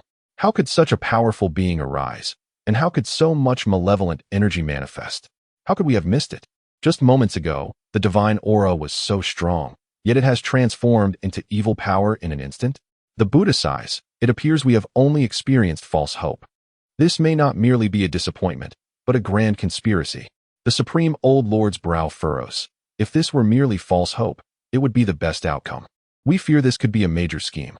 Consider how difficult it would be to conceal a demon race beneath the very eyes of the Jade Emperor. Yet, this demon has hidden itself flawlessly. Had it not been for today's breakthrough, we might never have discovered it. But why would it choose today to break through? Zhen Yuan shakes his head, acknowledging the clarity in their words. However, one thing perplexes him. Why did it choose today for its breakthrough? The heavenly court has been preparing for battle against Sun Wukong. Could this demon race be connected to him? Demon race? You truly overestimate me. We are the great necromancers, powerful beings from the depths of evil. How dare you compare me to the inferior demon race? A voice emanates from Old Six, seeming to resonate from all directions. Raspy and terrifying. A necromancer? The Jade Emperor tilts his head. He has indeed heard of the existence of necromancers, a formidable evil race residing in some distant corner of the heavens. Yet, when did the three realms come to harbor necromancers? The other deities of the three realms wore expressions of bewilderment. Lacking the immense power of the Jade Emperor, they were unaware of the unfolding situation, glancing at one another in confusion. What brings you to the three realms? Seeking death? The Jade Emperor scoffed, incredulous that a necromancer would dare venture into the three realms. Were they not aware of its formidable strength? Countless powerful beings from across the heavens yearned to enter the three realms, yet few had the audacity to do so. With saints residing in the three realms, none among the celestial realms would dare provoke this domain. The Jade Emperor had not anticipated the arrival of a being from beyond this world. I have always existed within the three realms. Who claims I am an outsider? Upon uttering these words, the expression of the Jade Emperor shifted. Not an outsider? The deities of the celestial court were equally astonished. Had they always existed in the three realms? What were their true intentions? Are you the powerful ally behind Sun Wukong? The Jade Emperor narrowed his eyes, attempting to discern the full extent of this figure's identity. From the words spoken, he surmised a connection to Sun Wukong. Ally behind him, the great Sun Wukong, the necromancer of catastrophe, is beyond my comparison. I am merely one of his subjects. You have angered the great necromancer, and he has dispatched me to punish you. The figure continued, revealing he was under control yet possessed his own thoughts. Such a being was the true necromancer. The great Sun Wukong, the necromancer of catastrophe? The Jade Emperor erupted into laughter, incredulous. Is it so that after a period of absence, Sun Wukong has grown so powerful that he dares to claim such a title? If he were truly formidable, would he not confront us directly rather than sending a mere pawn? The deities nodded in agreement. The Jade Emperor's logic was irrefutable. If Sun Wukong was indeed so powerful, Why not come himself instead of dispatching a scapegoat? This necromancer, in revealing himself, had already become a true corpse. The great necromancer of catastrophe is not something you can comprehend. Why would he need to appear in person? Remember, for true harbingers of darkness, killing others is often the simplest task. Yet, instilling endless fear is of paramount importance, is it not? The Jade Emperor's laughter echoed coldly. What did Sun Wukong hope to achieve? To plunge the entire celestial court into terror? Who did he think he was? I offer you a chance. You may live, but you must divulge everything about Sun Wukong, including the identity of the one behind him, and I shall spare your life. The Jade Emperor refrained from immediate action. Contemplating the situation, the celestial court was woefully uninformed about Sun Wukong and his connections. Such intelligence was invaluable. I am a being of the dead. I have long since ceased to live. The figure, with a stiff smile, gazed unwaveringly at the Jade Emperor. The Jade Emperor's expression hardened, stepping forward as his sword shimmered with light. The space occupied by the necromancer was cleaved in two, leaving the deities of the celestial court, save for the likes of Buddha, unable to discern the nature of the Jade Emperor's strike. Yet, it was evident to all that his power had grown. The astonishment in Buddha's eyes confirmed this. What wretched spirits dare to cause mischief in my realm? Absurd. The Jade Emperor turned toward the Lingxiao Hall, and the necromancer, whose soul had been severed, suddenly declared, "The great Sun Wukong, the necromancer of catastrophe, my mission is complete. To die once more is my destiny. The true terror will commence the moment I perish. Celestial Court, prepare for fear." Chapter 58. Have you heard of the necromantic arts that can mutate and spread? Preposterous. The Jade Emperor continued his path toward the Lingxiao Hall, but as his voice faded, the last remnants of the necromancer's soul dissipated into the ether. Do you see? Sun Wukong has reached the end of his road. Before our celestial court, he dares not even show himself, resorting to a scapegoat for his demise. From this point forward, all deities must remain in groups of 3. The celestial soldiers must gather in units of 1,000 and not disperse. As for Sun Wukong's whereabouts, I shall investigate personally. At this moment, the Jade Emperor seated himself upon his throne in the Lingxiao Hall. The deities of the celestial court bowed in reverence to his decree. The recent events surrounding the necromancer of catastrophe had indeed startled them, but the Jade Emperor's might was even more astonishing. His strength instilled a sense of security among them. "Your Majesty, something feels amiss," Buddha observed, watching the Jade Emperor's demeanor since his return to the hall. His expression had been anything but favorable, and he had spoken not a word. "Indeed, Your Majesty, have you uncovered something?" Xīyóu and Daxian, equally perplexed, wondered what the Jade Emperor was contemplating. If something had been discovered, he should articulate it directly, for this atmosphere was burdensome for all. There is indeed a problem.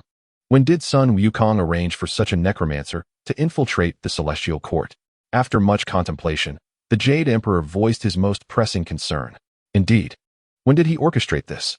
Taishang Laojun and the others exchanged glances, momentarily at a loss for words, yet fully aware of the gravity of the situation. The transformation of Sun Wukong had transpired in a mere month, and his emergence had only been a matter of a few years. The celestial being had resided in the celestial court for thousands of years, and this temporal discrepancy was truly alarming. Most troubling to the Jade Emperor was that this figure, originally of mere human celestial status, had ascended several tiers after being controlled by Sun Wukong. What if Sun Wukong could manipulate even more potent celestial beings? This would spell disaster for the celestial court. The Jade Emperor paced restlessly, his hands clenched tightly.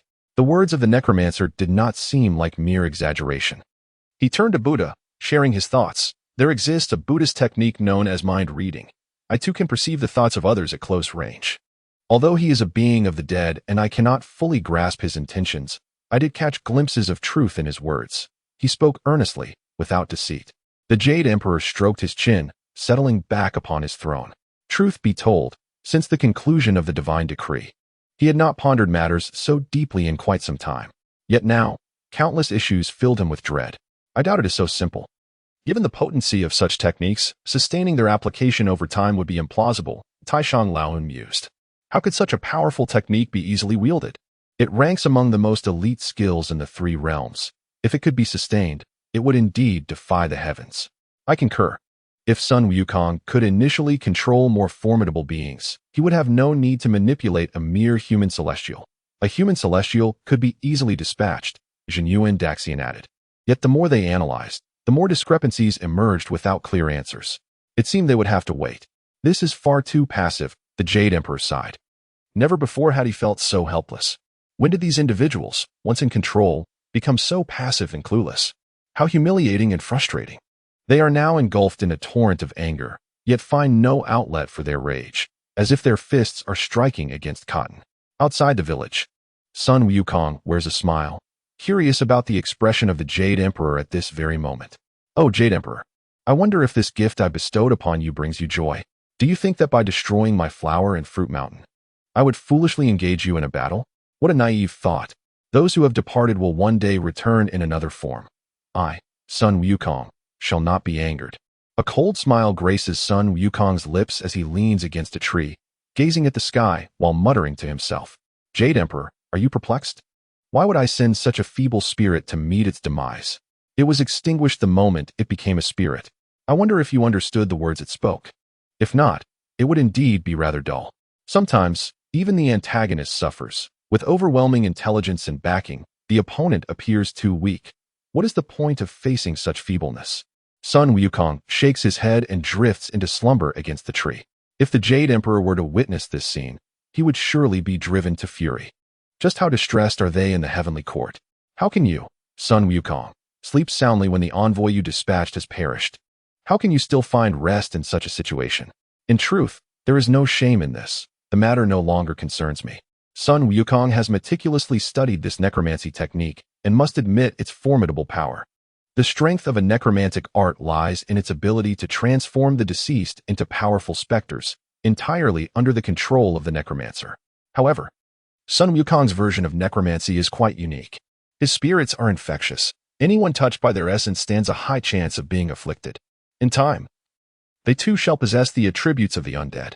Not even the deities are exempt. Consider, if that old sixth were to break through amidst the public gaze. Many would surely be watching. At that moment, when the necromancer meets their end in an explosion, how many deities will be tainted by the essence of the undead? Even Sun Wukong himself does not know. Yet, he is acutely aware that the Jade Emperor's days of hardship are about to commence. Must one eliminate a Jade Emperor to mutate another? If the entire heavenly court were to become infected, would the Jade Emperor then annihilate the entire court? Is that even feasible? With this thought, a smile appears on Sun Wukong's face. Calculating the time, the incubation period for the mutation should soon be over. I wonder if the Jade Emperor has noticed, or who among the heavenly court was the first to be infected. Chapter 59. Did Marshal Tianping and Zhu Beiji actually encounter each other? In the heavenly court, everything appears orderly, and the heavenly soldiers are on alert, presenting a facade of tranquility. Within the Lingxiao Palace, the Jade Emperor meditates with closed eyes, yet his consciousness spans the entire three realms. He seeks to comprehend all with clarity. Yang Jian? The Jade Emperor furrows his brow slightly as he detects Yang Jian in the mortal realm. What could he be searching for? It seems he is on a quest for something. The Jade Emperor's awareness follows Yang Jian for a time and discovers that he is unwilling to overlook any village in the mortal realm. Regardless of the type of village, he enters, observes, and sits for a time. No wonder he has not stirred trouble in the heavenly court lately. He has been cultivating in the mortal realm. The Jade Emperor shakes his head, unaware that Yang Jian's actions are a result of knowing about the incense offerings. To him, it seems Yang Jian is merely experiencing the lives of mortals to cultivate his Tao. There are no abnormalities in the mortal realm. Could it be the underworld? The Jade Emperor furrows his brow once more, pondering whether Sun Wukong might be in the underworld. It is crucial to note that the mortal realm, heavenly court, and underworld are all immensely vast. The 33 heavens of the heavenly court are essentially 33 distinct worlds, while the mortal realm consists of a single grand world. It is surrounded by numerous smaller worlds. The underworld is similarly complex, encompassing 18 worlds, which correspond to the 18 layers of hell. If Sun Wukong were indeed in the underworld, it could pose significant challenges. After all, beneath the 18th layer of hell lies another world. Inhabited by a supremely powerful entity, Lady Hutu resides in that realm. The Jade Emperor, contemplating this, shakes his head and returns his awareness to the heavenly court. Xīyóu, Daxian, and the others have not departed from the heavenly court, as they have yet to locate the ginseng fruit and have fortuitously encountered Sun Wukong. With these matters unresolved, they cannot leave, and they have been residing in the heavenly court. Meanwhile, in the 10th heaven of the heavenly court, Neza turns to Li Jing and says, "Father, do you think the emperor is being overly cautious? What threat does a mere son Wukong pose? What waves can he possibly stir? At that point, you won't even need to intervene.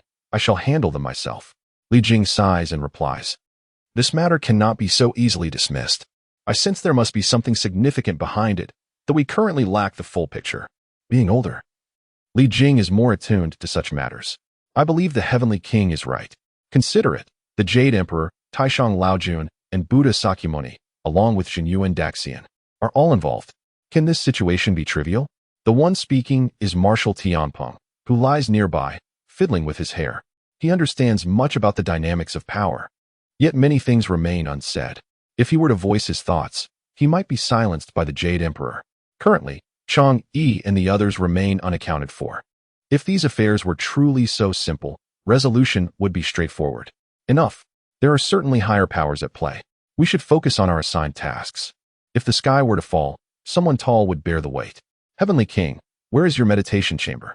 I wish to cultivate for a while. Marshal Tianpeng rises, finding himself in Li Jing's divine abode. The Jade Emperor has decreed that 3 deities must form a trio, which is why they are together. Marshal, please. Allow me to escort you. Li Jing gestures courteously, aware that Marshal Tianpeng holds significant status in the Heavenly Court, commanding a force of 100,000 Heavenly River warriors. You flatter me, Heavenly King. I can manage on my own. Marshal Tianpeng strides forth, for he knows that each deity's residence is vast beyond measure. A mere mortal could traverse a lifetime without reaching its end. In a single step, Tianpeng arrives at the meditation chamber, feeling a long-suppressed realm within him begin to stir. He urgently requires a space for cultivation, having remained at the Tai Golden Immortal stage for countless years, just a step away from the Daluo Golden Immortal. Yet that step has eluded him until today, when he experiences a glimmer of enlightenment. However, this insight is enigmatic and difficult to articulate. After Tianpeng departs, Neza frowns slightly and leans closer to Li Jing, whispering, "Father, do you think Marshal Tianpeng intends to break through?" Li Jing shakes his head. Knowing only Marshal Tianpeng can discern whether a breakthrough is possible, he himself cannot gauge it. "No, Father, you misunderstand my meaning," Neza reassures him. Then, with concern, whispers, "You haven't forgotten, have you? That old sixth became a necromancer after his breakthrough. Do you think Marshal Tianpeng might follow suit?" Li Jing bowed his head in contemplation. And after a moment of serious thought, he shook his head with conviction. It cannot be. Marshal Tianpeng is a deity, a divine being listed on the investiture of the gods. Although he possesses only the cultivation of a Tai Golden Immortal with the support of the investiture, his power can undoubtedly reach the pinnacle of the great Luo Golden Immortal. Sun Wukong lacks such capability. Furthermore, all the principal deities of the Heavenly Court are recorded on the investiture, which is a treasure of the saints. It is not possible. At this, Neza finally relaxed, realizing that his father was correct. It was he who had overthought the matter. Meanwhile, within the cultivation cave, Tianpeng sat cross-legged, surveying his surroundings. Although referred to as a cave, it was, in fact, an independent small world. The commotion caused by celestial beings during their cultivation is significant. Thus, each deity typically possesses a similar cultivation cave. My mind is in disarray. What is happening? Tianpeng furrowed his brow tightly, and at that moment, an image appeared in his mind. The black ground seemed to be eroded by countless streams of blood, darkness embodying great terror. Above the blackness lay stark whiteness, a mountain of bones. The wind swept through, transforming into white dust, swirling with the breeze. In this black and white world, so much darkness and turmoil had transpired. Where is this? Why am I witnessing such a scene? Where am I? Who am I? Tianpeng looked around, his divine consciousness traversing the dark realm step by step. Everywhere he turned, there was nothing but confusion. Marshal Tianpeng, or should I refer to you as Zhu Beiji, or perhaps the purifying altar envoy? He tilted his head, halting his steps, attempting to discern who was speaking in this world. However, after searching for a considerable time, he found nothing. Who is Zhu Beiji? Who is the purifying altar envoy? Who are you? As Tianpeng scanned his surroundings, bewilderment filled his gaze. What is going on? At that moment, a man resembling a pig approached. Who am I? I am you, but I hail from the dark world. Chapter 60, Tianpeng's Mutation. In this life, I shall never be a slave. You are me? Tianpeng scoffed. Nonsense. I am Marshal Tianping, wise and mighty. How could I resemble someone like you? He spoke truthfully. His appearance was striking, with thick brows and large eyes. Renowned as a handsome figure in the heavenly court, it was inconceivable for him to be akin to a pig. Is it? Perhaps it is true. You are Tianping. I am Xīyóu Beiji. You are a deity of high stature, and I am a forsaken monster. You command the celestial soldiers of the 10,000 heavenly rivers. I am a victim of the journey to the West Calamity. The dark Xīyóu Beiji shook his head bitterly, his eyes filled with desolation. Tears fell from his eyes, each drop containing a fragment of the past. The Jade Emperor stood tall, hands clasped behind his back, scrutinizing Tianping. Tianping, you have disgraced the dignity of the celestial beings by drunkenly flirting with Chang'e. Today, I shall cast you down to the mortal realm and strip you of your divinity. Tianping trembled as he knelt on the ground, anguish etched on his face. Your Majesty, I too have shed blood and sacrificed for the heavenly court. Though I have no merits, I have endured hardships. Why treat me this way? The tear fell onto the black ground, vanishing without a trace. Is this my fate? How can this be? Tianping's hands quivered. He was the marshal of the heavenly court. How could he be so easily abandoned? What kind of treatment is this? No, it cannot be. He gazed at another tear, and an image materialized above it. Mistakenly born in a pig's body, I began my cultivation. Yet no matter how hard I try, I cannot conceal my pig-like appearance. The Jade Emperor's decree forbids me from attaining a human form. How cruel you are, Jade Emperor. Beiji trembled, bewildered. You cast me into the mortal realm, yet why can I never become human again? What are your intentions? Tears continued to shimmer before Tianping's eyes as he sat helplessly on the ground. The journey to the West Calamity. Everything is for the sake of this calamity. From being a high-ranking deity, I have become a pig. It is all due to the journey to the West Calamity. This is their conspiracy, their scheme. Why? Everyone else is sanctified, yet I am but the purifying altar envoy, while even Sha Monk has achieved the golden body of an arhat. Beiji questioned, overwhelmed by anguish and confusion. The last tear fell, revealing that the purifying altar envoy, for uttering a few grievances, was executed by the Jade Emperor. What? A hint of melancholy appeared in Tianping's eyes as he raised his head to gaze at the dark Xīyóu Beiji nearby, unable to conceal the pain in his heart. So you truly are me. Yet, in the face of fate and calamity, what can we change? We are but pawns, if they wish for our demise. How can we escape it? Seeing Tianping in such a state, the dark Xīyóu Beiji smirked coldly. What are you afraid of? What do you fear? Come, merge with me, and you shall become a force to be reckoned with. You will dictate your own destiny. You shall be your own deity. Slowly, the dark Xīyóu Beiji approached Tianping, and in that moment, they completely fused together. A surge of dark, necromantic energy erupted from Tianping's form. From this day forth, you are me, and I am you. Tianping had perished. Jade Emperor, this is your choice. Within the cave, Tianping slowly opened his eyes and stepped outside. A powerful aura immediately enveloped Li Jing. Both Li Jing and Neza raised their heads simultaneously, recognizing this intense aura as somewhat familiar. It was the same presence that had appeared in the military camp moments ago. How could such an aura manifest here? Could it be? Neza and Li Jing exchanged glances, both recognizing a hint of astonishment in each other's eyes. They vanished simultaneously, rushing towards the Lingxiao Palace. Your Majesty, it is bad. Your Majesty.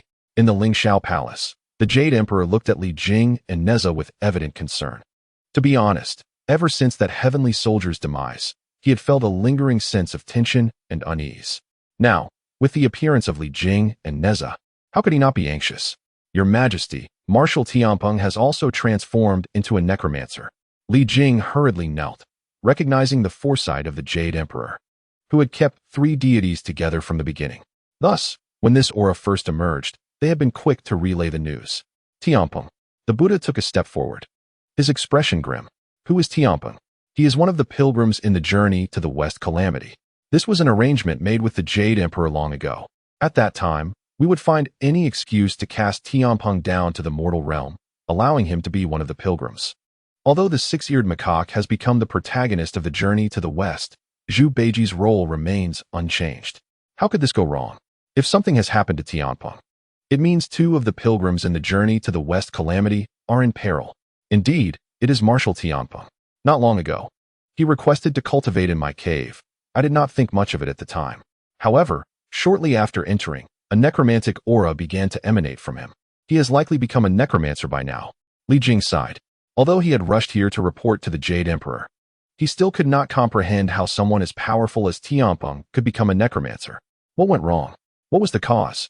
What a clever son Wukong.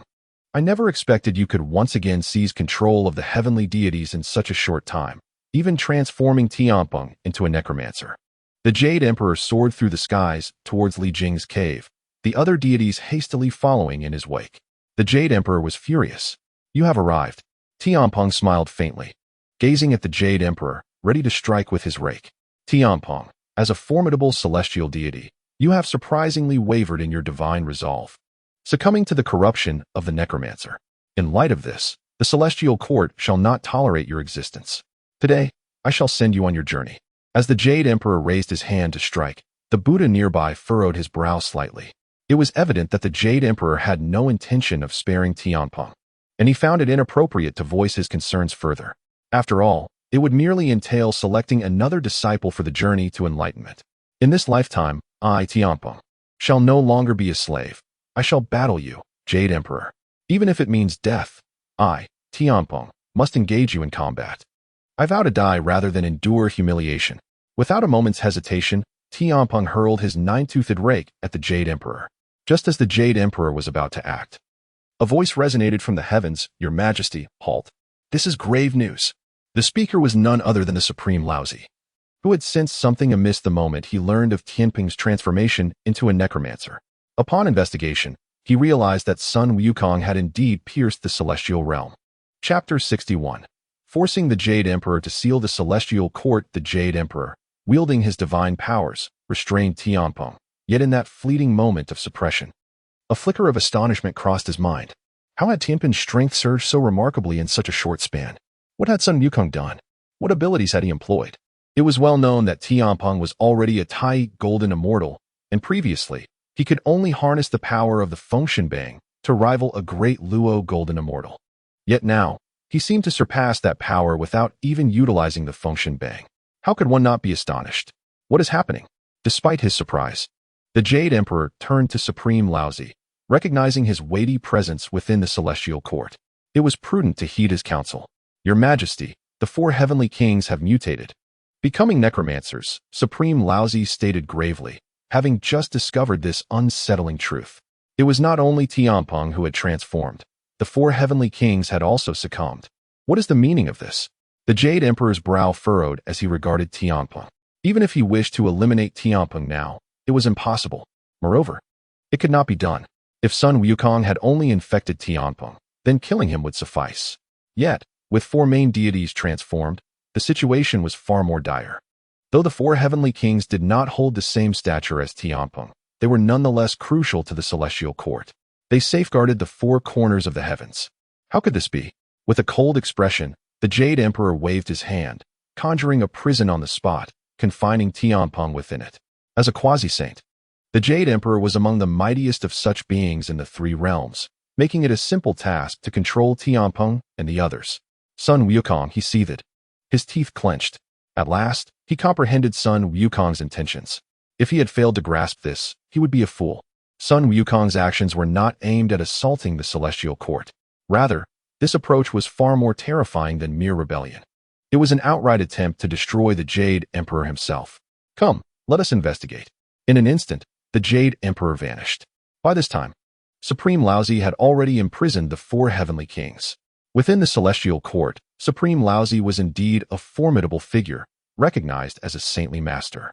Meanwhile, at the southern gate, numerous deities had gathered, their faces reflecting fear upon witnessing the scene. The four heavenly kings were ensnared by Supreme Laozi's magical confinement, yet they displayed no signs of trepidation. Instead, they gazed at the Jade Emperor with unwavering defiance. Jade Emperor, during the Fengshen calamity, we were once disciples of the three teachings, yet you have tormented us so. Today, we awaken, determined to rend you to pieces. The Jade Emperor's expression darkened. The four heavenly kings spoke the truth. They were indeed disciples of the three teachings, the most powerful among them. However, when the Fengshen calamity erupted, they had all perished in battle, subsequently entering the Fengshen Bang under the Jade Emperor's dominion. In a sense, these powerful beings had eternally lost their freedom. Yet, Such matters had always been the unspoken rules of the celestial court. None had dared to voice them aloud. Who would have thought this would be brought to light today? What shall we do, your majesty? Shall we execute them? Supreme Laozi inquired, his brow furrowed. While the four heavenly kings were significant, they were not beyond elimination. More powerful beings could be cultivated in their stead, a task within Supreme Laozi's capabilities. The Jade Emperor shook his head, his expression somber and devoid of any hint of mirth. No, keep them confined. All celestial beings must gather in the 12 heavens, immediately. At once. With the decree issued, the celestial court's denizens hurried to the 12 heavens without a moment's delay. The Buddha cast a glance at the Jade Emperor, having never witnessed such a countenance on him before.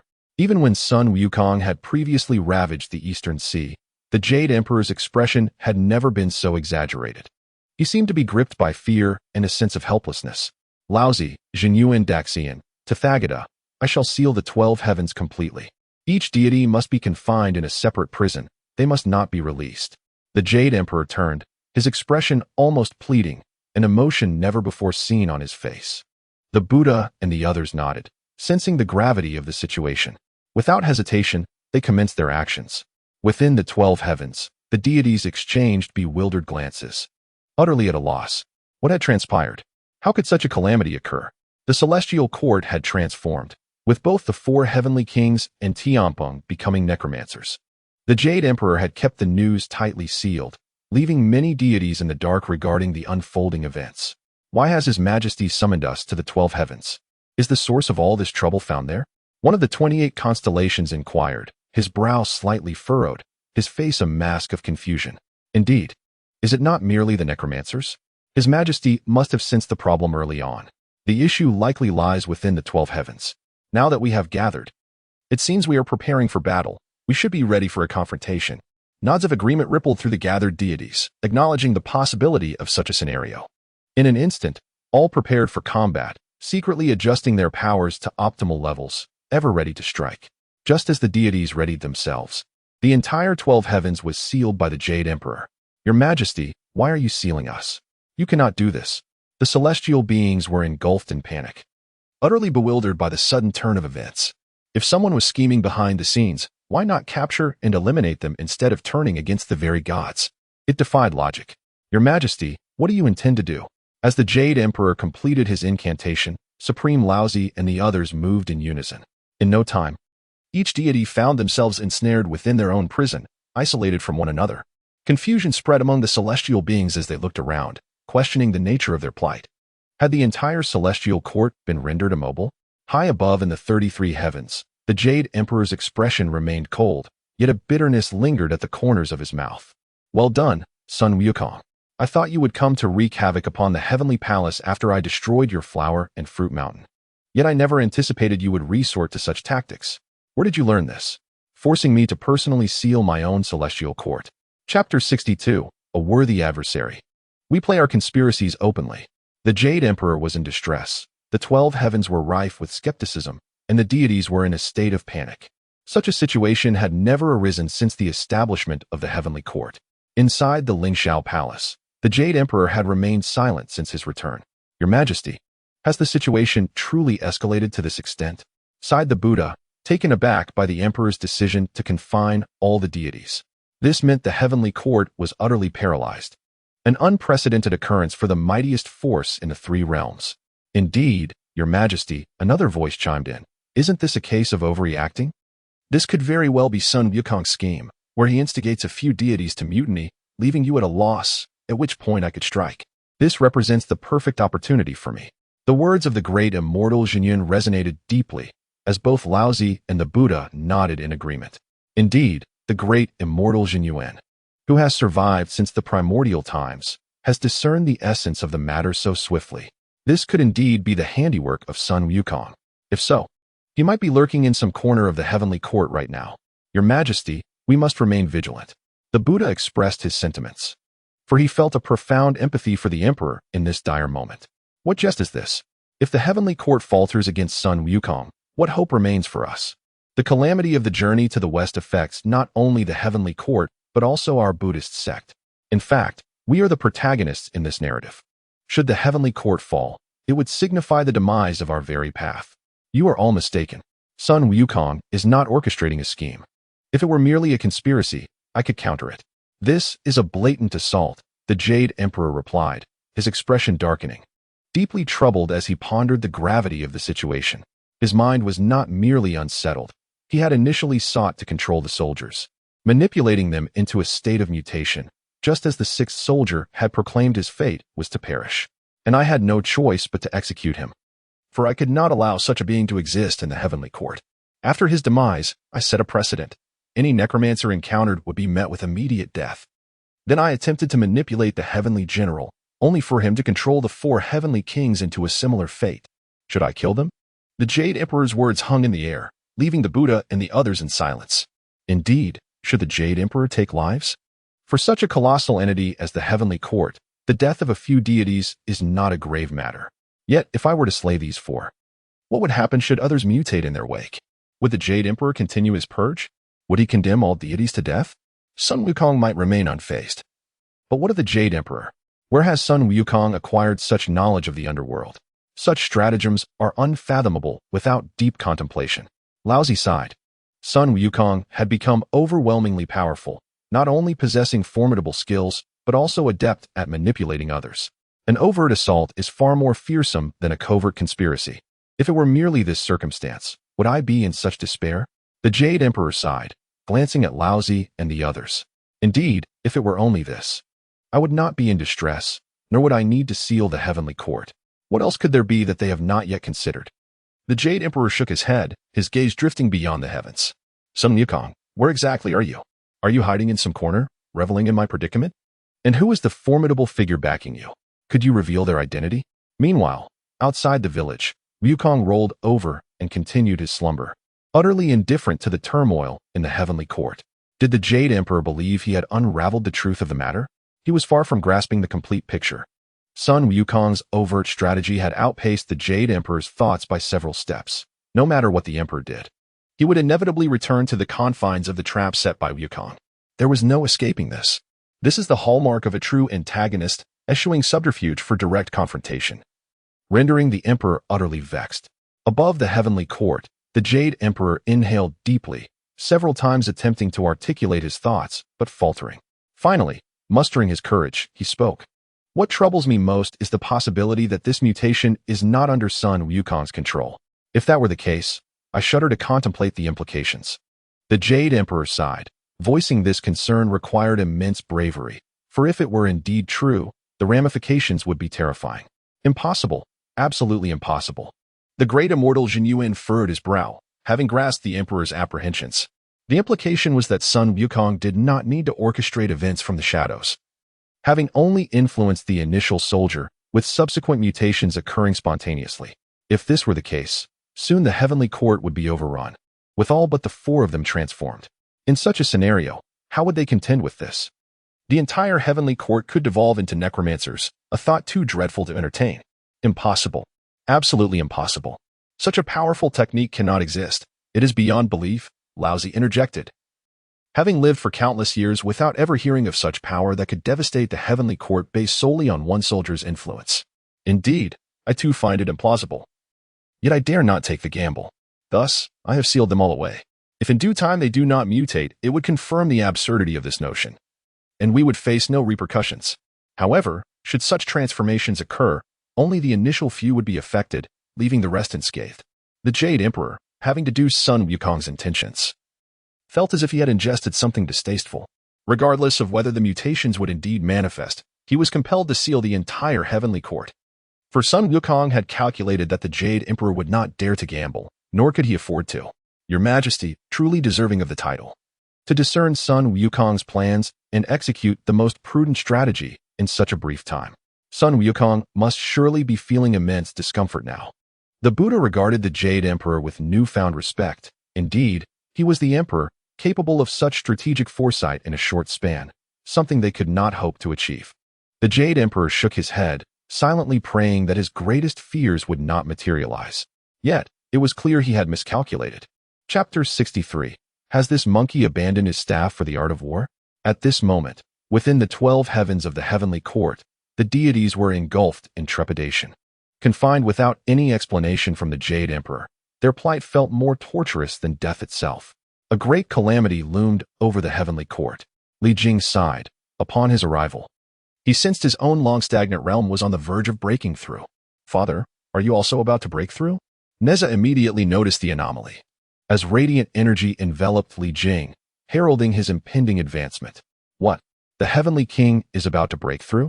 In an instant, the gazes of the other deities shifted towards Li Jing, for such a breakthrough in these dire circumstances was not fortuitous.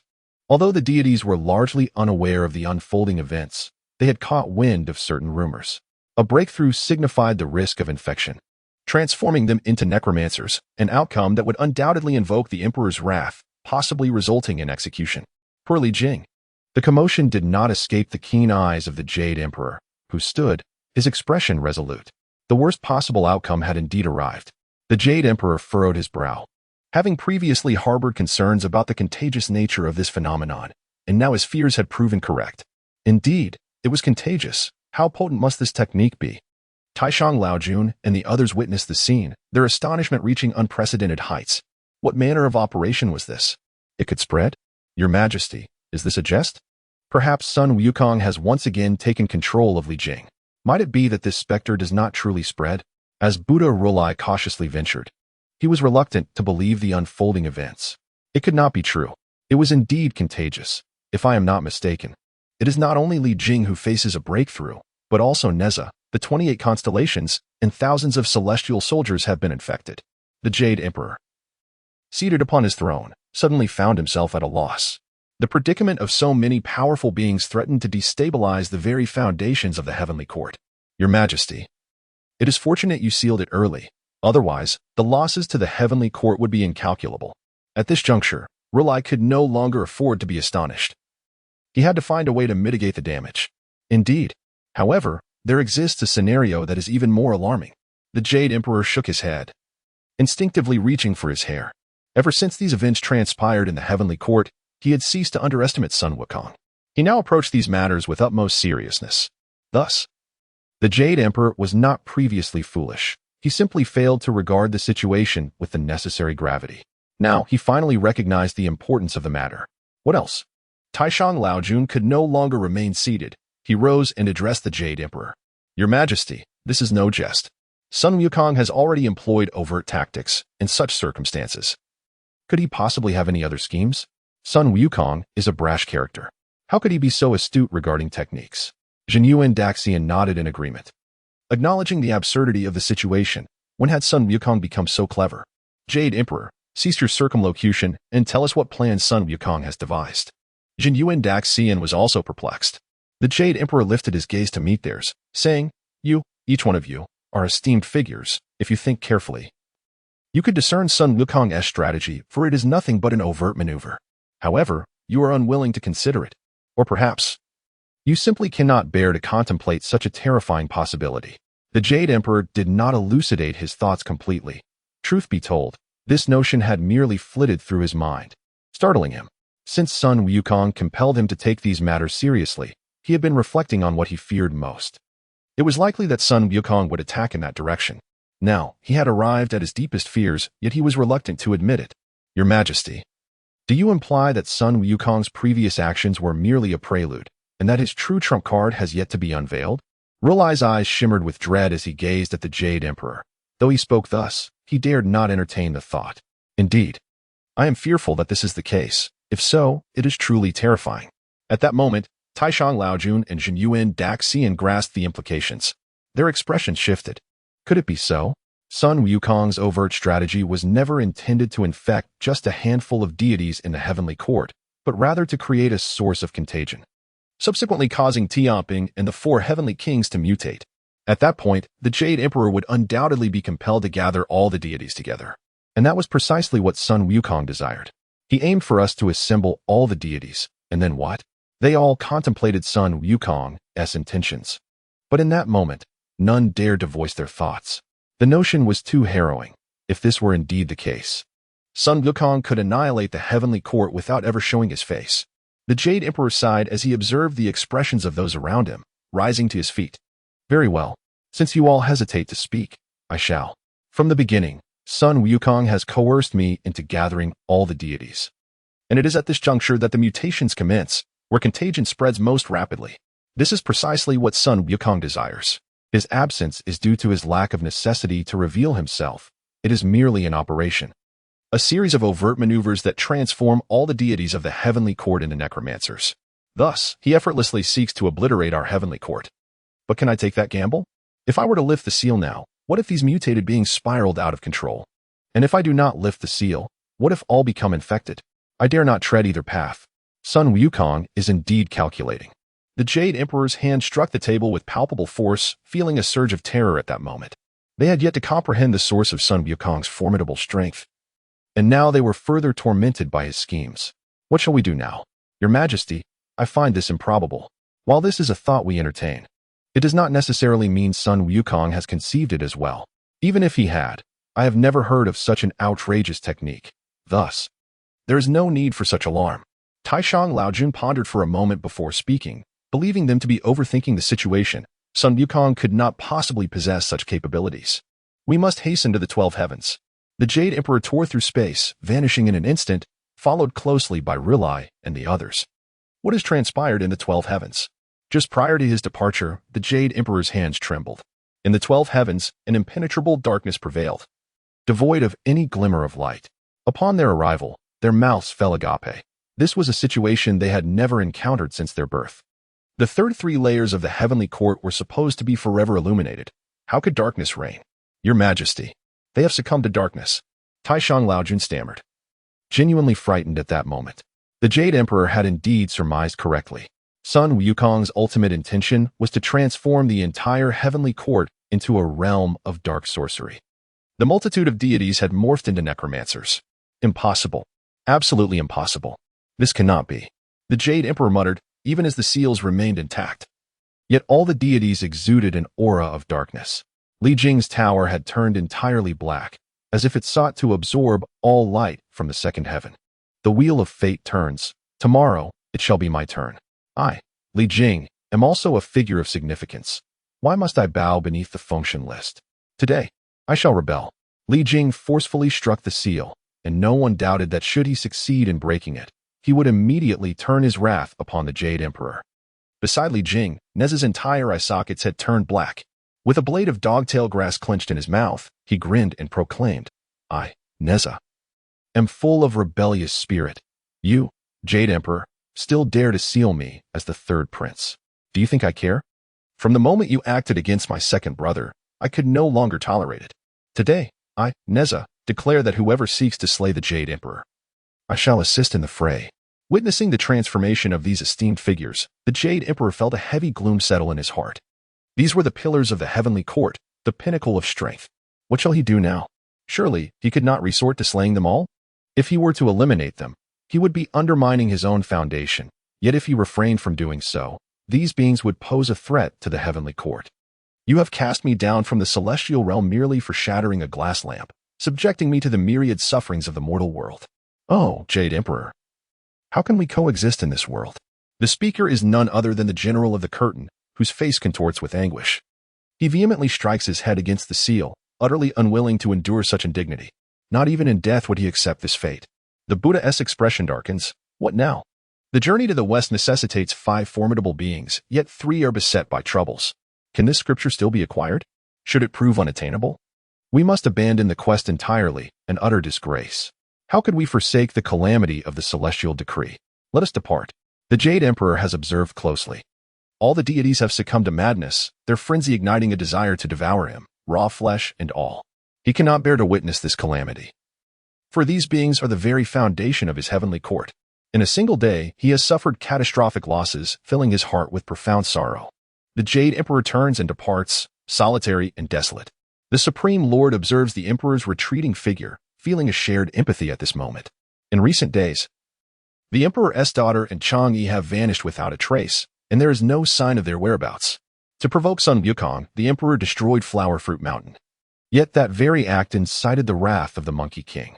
Although Wukong did not reveal himself, his actions have wrought devastation upon the heavenly realm. What has transpired? Is the 3 realms still as they once were? Is the heavenly court unchanged? The Jade Emperor wanders alone amidst the 33 heavens, enveloped in a cloak of desolation. Who is he?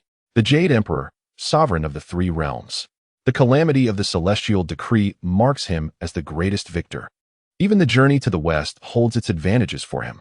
Once a disciple beneath the Tao ancestor, his stature in the primordial chaos was not insignificant. When has he ever endured such humiliation? Son Wukong, what has transpired? What trials have you faced? Who stands behind you? The Jade Emperor finds himself alone in the 33 heavens. The Supreme Lord has not followed. He surveys his surroundings, and when he sees that no one is watching, he spits out a mouthful of blood. Having witnessed that scene, he has suppressed his anguish, but under such circumstances, he cannot allow himself to bleed. If he were to do so, it would signify his defeat, and the Jade Emperor cannot afford to lose. Even in defeat, it must not be so obscure. Since Sun Wukong's disappearance, he has not encountered him. Yet this unknown individual has caused the heavenly court to descend into chaos. I may accept defeat, but you shall not insult me so. You cannot insult me, for I am the Jade Emperor. If you are so powerful, then ascend and strike me down. Do not belittle me so. The Jade Emperor has never felt such oppression. He is the exalted sovereign. Yet at this moment, he feels as vulnerable as a child. The Jade Emperor weeps in the 33 heavens. At this moment, the skies open, and not a soul in the three realms comprehends the plight of the Jade Emperor. Surely, there must be a solution. I cannot lose. I must not lose. Sun Wukong must be watching my disgrace. I cannot afford to fail. The Jade Emperor rises, drying his tears, and steps forward, resolute. Meanwhile, in a village, Sun Wukong yawns. Truth be told, after orchestrating all of this, he has not given the heavenly court a second thought. In his view, if the Jade Emperor cannot withstand this trial, then he is unworthy of engaging with him. Just as Wukong is lost in thought, Xīyóu approaches, having paid his respects once more. For these days, Xīyóu has come daily to offer incense, and today, being a day of rewards, he arrives a tad earlier. Ah, Xīyóu, you are here. Wukong exclaims with a smile, having grown familiar with him over time. After offering your incense, do not rush off. Let us share a drink. Wukong produces a flask of wine, and Xīyóu nods in agreement, not rejecting the invitation. The construction in Xīyóu has progressed significantly, and after receiving his reward today, he plans to strategize further. My friend Wukong, you must visit my Xīyóu. It has transformed entirely, even surpassing the heavenly court. As they converse at the gates of Xīyóu, Yang Jian, disguised as a mortal, expresses his bewilderment. Chapter 65. Yang Jian accidentally enters the resurgence of spiritual energy. Can this be done? Yang Jian is utterly oblivious to the recent happenings in the heavenly court. Since witnessing Sun Wukong and Xīyóu in action that day beyond the heavens, he has been scouring the mortal realm. He seeks a place to offer incense, wishing to join their ranks. However, despite traversing numerous locales, he has discovered nothing. This is the capital of the mortal realm, Xīyóu, yet the gate appears peculiar. Yang Jian furrows his brow, standing at the gate. It seems unremarkable, yet it evokes a sense of profound awe within him. As a celestial being, he should not experience such feelings.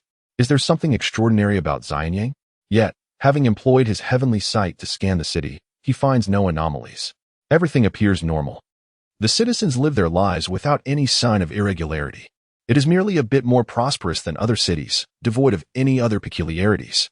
I shall enter and investigate. As Yang Jian steps into the city, he is immediately enveloped by a potent surge of spiritual energy. Is this the aura of celestial spirits? The moment he crosses the threshold, he stands frozen in place. What is this? Is this not the mortal realm? Why is the spiritual energy so overwhelming?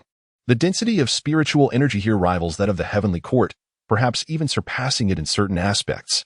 Hey, are you going to move or not? If not, clear the way for me. You look like a country bumpkin, unfamiliar with our grand domain. A grumpy old man remarks from behind Yang Jian. Yang Jian raises an eyebrow. A country bumpkin? After years of navigating the three realms, it is his first encounter with such a label.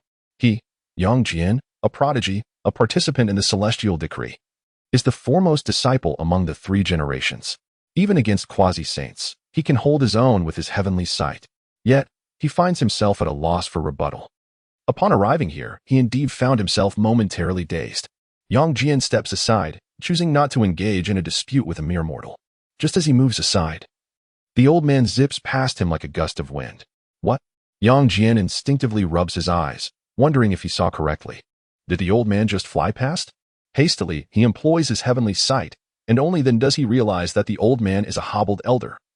leaning on a cane, yet his speed is astonishing. More intriguingly, the old man is not flying. He is walking. With each step he takes, a formation appears beneath his feet, allowing him to traverse great distances with each stride. Instantaneous movement? A technique of the golden immortal? Yang Jian's brows knit together. Such a skill should belong only to the golden immortals, yet it manifests in this old man, who possesses no golden immortal cultivation. This is absurd. Yang Jian continues forward, now amid the bustling activity of Xīyóu, filled with life and vibrancy. Fresh steamed buns for sale. Authentic dragon meat buns and tiger meat buns. Crafted from the flesh of long-cultivated beasts, absolutely genuine. Yang Jian turned his gaze towards a humble roadside stall just as he entered the city gates. The stall appeared remarkably dilapidated, and its proprietor, a middle-aged butcher, bore a scar on his face that certainly did not suggest he was a practitioner of the arcane arts. Moreover, Yang Jian had sensed earlier that this man was not a cultivator. He lacked any standing within the three realms of cultivation. Come, my friend. Try my buns. Just one bite, and you will never forget it. These buns are truly a culinary delight. One taste guarantees you will remember it for a lifetime. The middle-aged vendor, noticing Yang Jian's presence, eagerly beckoned him to take a seat at the stall. Here, try a basket of dragon meat buns first. As the vendor placed a basket before him, Yang Jian couldn't help but chuckle inwardly. What was he thinking? Surely, no one in the mortal realm could be serving dragon meat buns. Although the dragon clan had fallen from grace, they were not to be trifled with. For they were once revered divine beasts. It was inconceivable that they would be reduced to mere sustenance. In his time among mortals, he had observed that some vendors would label certain fish as dragon for profit, a well-known ruse. Deciding to indulge, Yang Jian picked up a bun and took a bite, his expression transforming into one of sheer delight. A powerful surge of primal energy coursed through him with that first mouthful. He'd enveloped his body, and a suppressed moan escaped his lips. Glancing down at the bun in his hand, he turned to the vendor and inquired, "Is this truly dragon meat?" Though he had never tasted dragon meat before, the essence was unmistakable. Only the dragon clan possessed such formidable bloodline power. "Do you think I jest?" the vendor retorted. "This is indeed dragon meat. Tasty, isn't it? I imagine you've never had it before." Yang Jian nodded, a frown creasing his brow at the implication of being looked down upon. Merely a few hundred meters into the city, and he had already faced disdain twice. He had indeed never partaken of dragon meat, and few within the three realms could claim otherwise. The dragon clan was notoriously exclusive. Showing no mercy to those who had tasted their flesh, they would simply eradicate such individuals. This was why such occurrences were rare, making his current experience all the more peculiar. Was it possible that the tumult in Xi'an had something to do with this? Was this the very place where Sun Wukong and the others had mentioned in their incense offerings? Lost in thought, Yang Jian continued to consume the buns voraciously. "How much?" he asked, adhering to the customary practices of the mortal realm. However, he couldn't shake the nagging doubt in his mind. Dragon meat was priceless across the three realms, a delicacy nearly unattainable. Having finally tasted it, he wondered if he could afford the price. "Just one copper coin. What did you say?" Yang Jian sprang to his feet, utterly bewildered. "One basket of buns for a mere penny? This is dragon meat. It is virtually impossible to acquire in the three realms. And now you tell me it costs only one copper coin? When did dragon meat become so worthless? No jest here. In our neck of the woods, dragon meat is indeed not valued highly. I've grown weary of it these past few days. I merely hope to profit from the likes of you newcomers." The vendor waved him off. "Go ahead and venture further in. You'll soon discover that dragon meat is practically refused here." Yang Jian swallowed hard, leaving a copper coin behind as he moved forward. As the foremost city of the human race, Xi'an was indeed vast, and with the resurgence of spiritual energy, it radiated an aura reminiscent of divinity. "Quickly, move along. If you dawdle, you'll miss out. Hey, don't block the way." A throng of people rushed past him, seemingly in a frenzy. Rubbing his eyes, Yang Jian felt a surge of frustration. As a top-tier powerhouse, it was disheartening to be so roughly jostled in Xi'an. Why were they in such a hurry? Was something significant about to unfold ahead? Without a second thought, he followed, his curiosity piqued by this strange place. He soon found himself before a resplendent building, where predominantly men were hurrying inside. Xīyóu Yuan? Yang Jian's brow furrowed slightly upon seeing the sign at the entrance. Recognizing it as a place of ill repute, the mortal realm lacked many constraints. Not only could men and women marry and love freely, but they could also engage in transactions. Establishments like Xīyóu Yuan were known for gathering courtesans. Are men truly this impulsive? he pondered, shaking his head as he finally witnessed the true nature of mortals. Upon entering, he was taken aback by the surreal environment. There was nothing remotely resembling a mortal establishment. It felt as if he had stepped into the cosmos. Stars twinkled around him, each one hosting groups of people engaged in revelry. I must see this for myself. Last time my wife came, I fled in fright. I hear there are thrilling performances lined up tonight. Indeed, how could one ever tire of it? Yang Jian settled in a corner, bemused by the spectacle. These men had come merely to gawk at women? What was so captivating? As a celestial being, he had encountered countless beauties. How could Chang'e possibly compare? He had met her several times in the past. Ladies and gentlemen, at that moment, a heavily made-up middle-aged woman sashayed forward, her serpentine waist swaying. Though her beauty was waning, she still possessed a certain allure. Please, quiet down. You are in for a treat today, and I must admit, I envy you all. Our star performer, the fairy Chang'e, shall grace us with a dance. Alongside the 7 fairies, who have their own delightful acts. A wave of excitement swept through Hong Yuan as the woman's words resonated. Yang Jian's brow furrowed further in disbelief. Chang'e? The 7 fairies? Dancing in a place like this? What a farce. Chang'e is the most resplendent beauty of the heavenly court. An untouched celestial being. She is not as the tales among mortals suggest, having betrayed her husband for pleasure. She is a true moon goddess, a primordial being. How could she possibly be found in a den of iniquity? Not to mention the 7 fairies, cherished treasures of the Jade Emperor. When 2 fairies descended to the mortal realm to love, the Jade Emperor was furious. How could they be allowed to fall into such disgrace? Moreover, the Queen Mother tightly controlled her fairies, forbidding them from straying too far into the mortal world. Their presence here was utterly nonsensical. Ah, I see, Yang Jian suddenly realized. In the mortal realm, beautiful women were often referred to as fairies. Such a title could hardly be trusted. Now, may I present the fairy Chang'e? The middle-aged woman gracefully retreated, and in an instant, a figure soared into the air. The woman who descended bore an expression of coldness and resignation.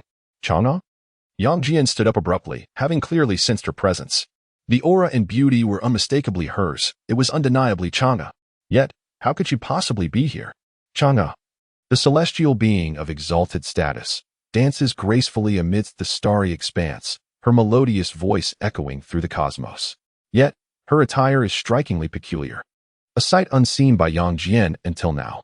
Clad in a pristine white garment adorned with a butterfly bow at the collar, she sports a remarkably short skirt, embellished with delicate pleats. A time traveler witnessing this spectacle would undoubtedly exclaim in astonishment at the unconventional fashion, for it resembles a uniform of sorts. As Chang'e twirls, one cannot help but question the moral fabric of the universe. Calm down, brother, a middle-aged man with a greasy demeanor observes Yang Jian with a lewd grin. Perceiving him as a Na'vi simpleton. You haven't seen anything yet. The real show has yet to unfold.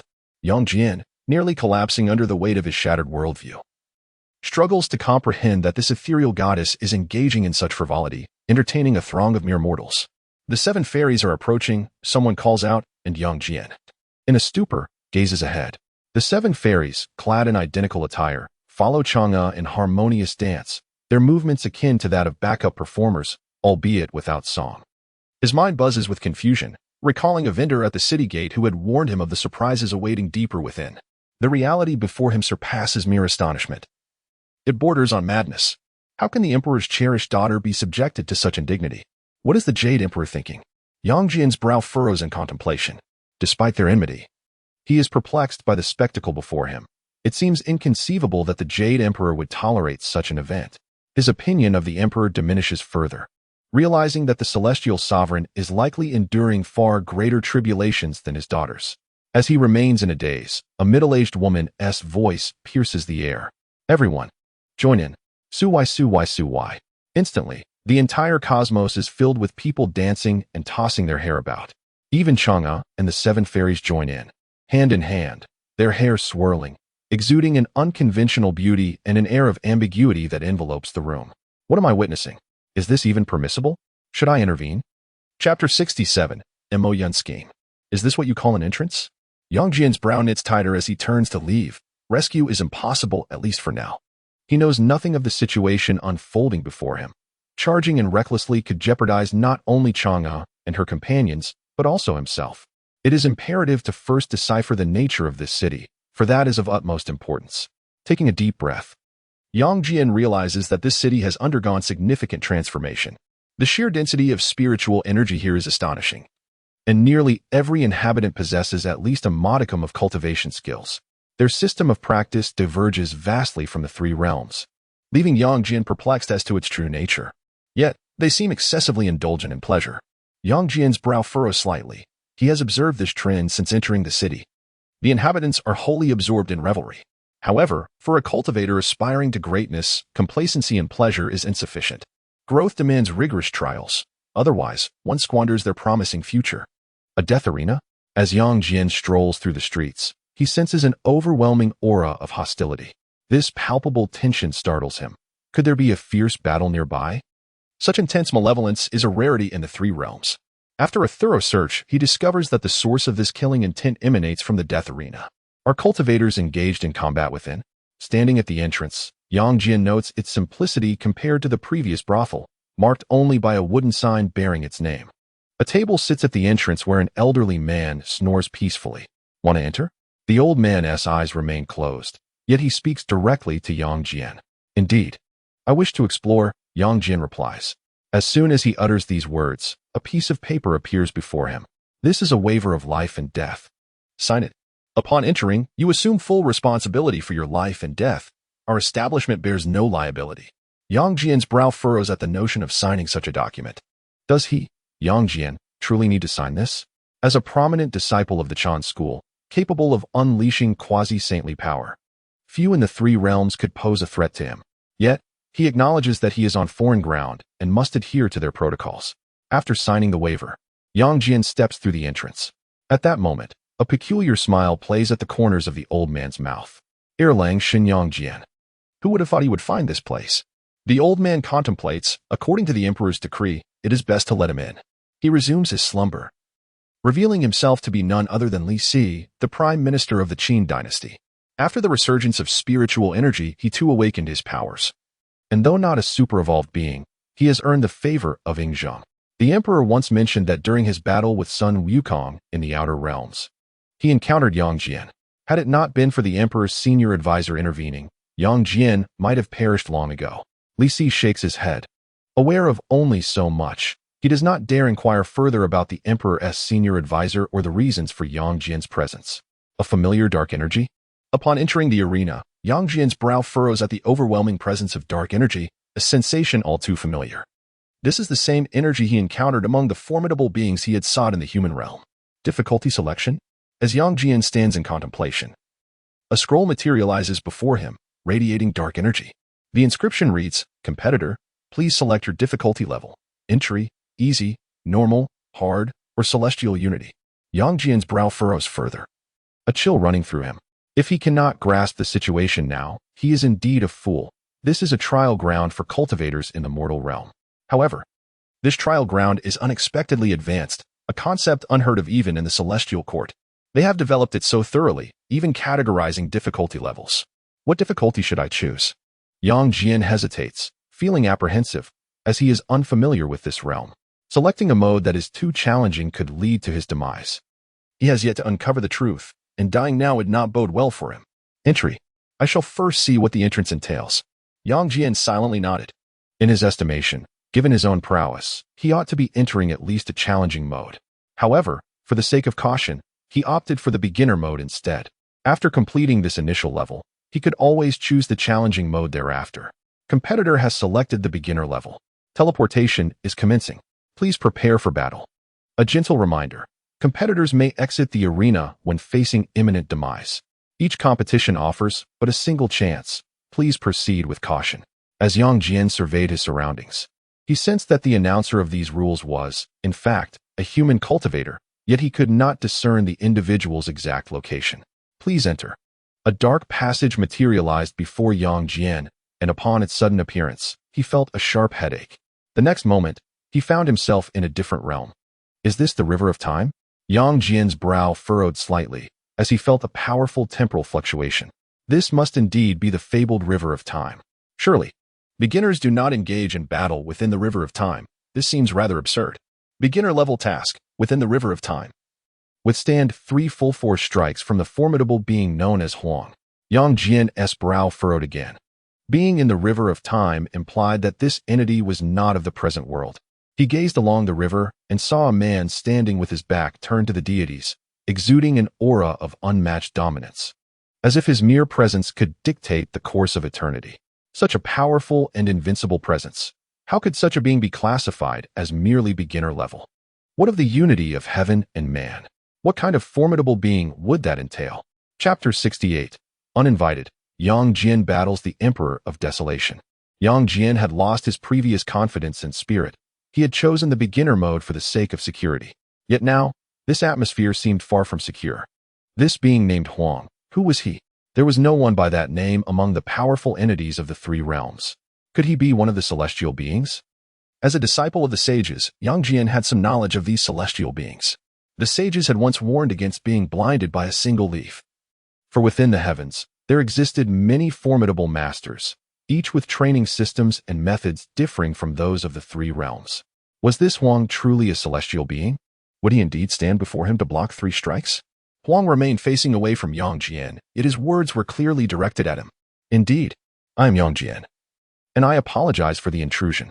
As soon as Yang Jian spoke, a torrent of images flooded his mind. A youth emerged from the vast wilderness, wandering 100,000 miles. He suffered the loss of his supreme bone, but remained unyielding in spirit. I once ruled over eternity.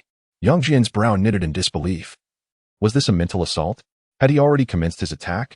He could not fathom that Huang would be so mundane as to present his life story for all to see. This was a form of mental assault, aimed at shattering Yang Jian's resolve. I refuse to believe it.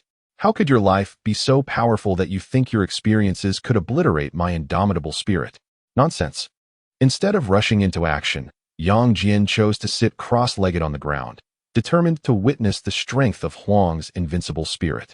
As he relaxed his defenses, a cascade of images opened before him, flowing continuously without interruption. Who dares claim invincibility? Who would dare assert their undefeated status? Not even in the age of the fallen emperor.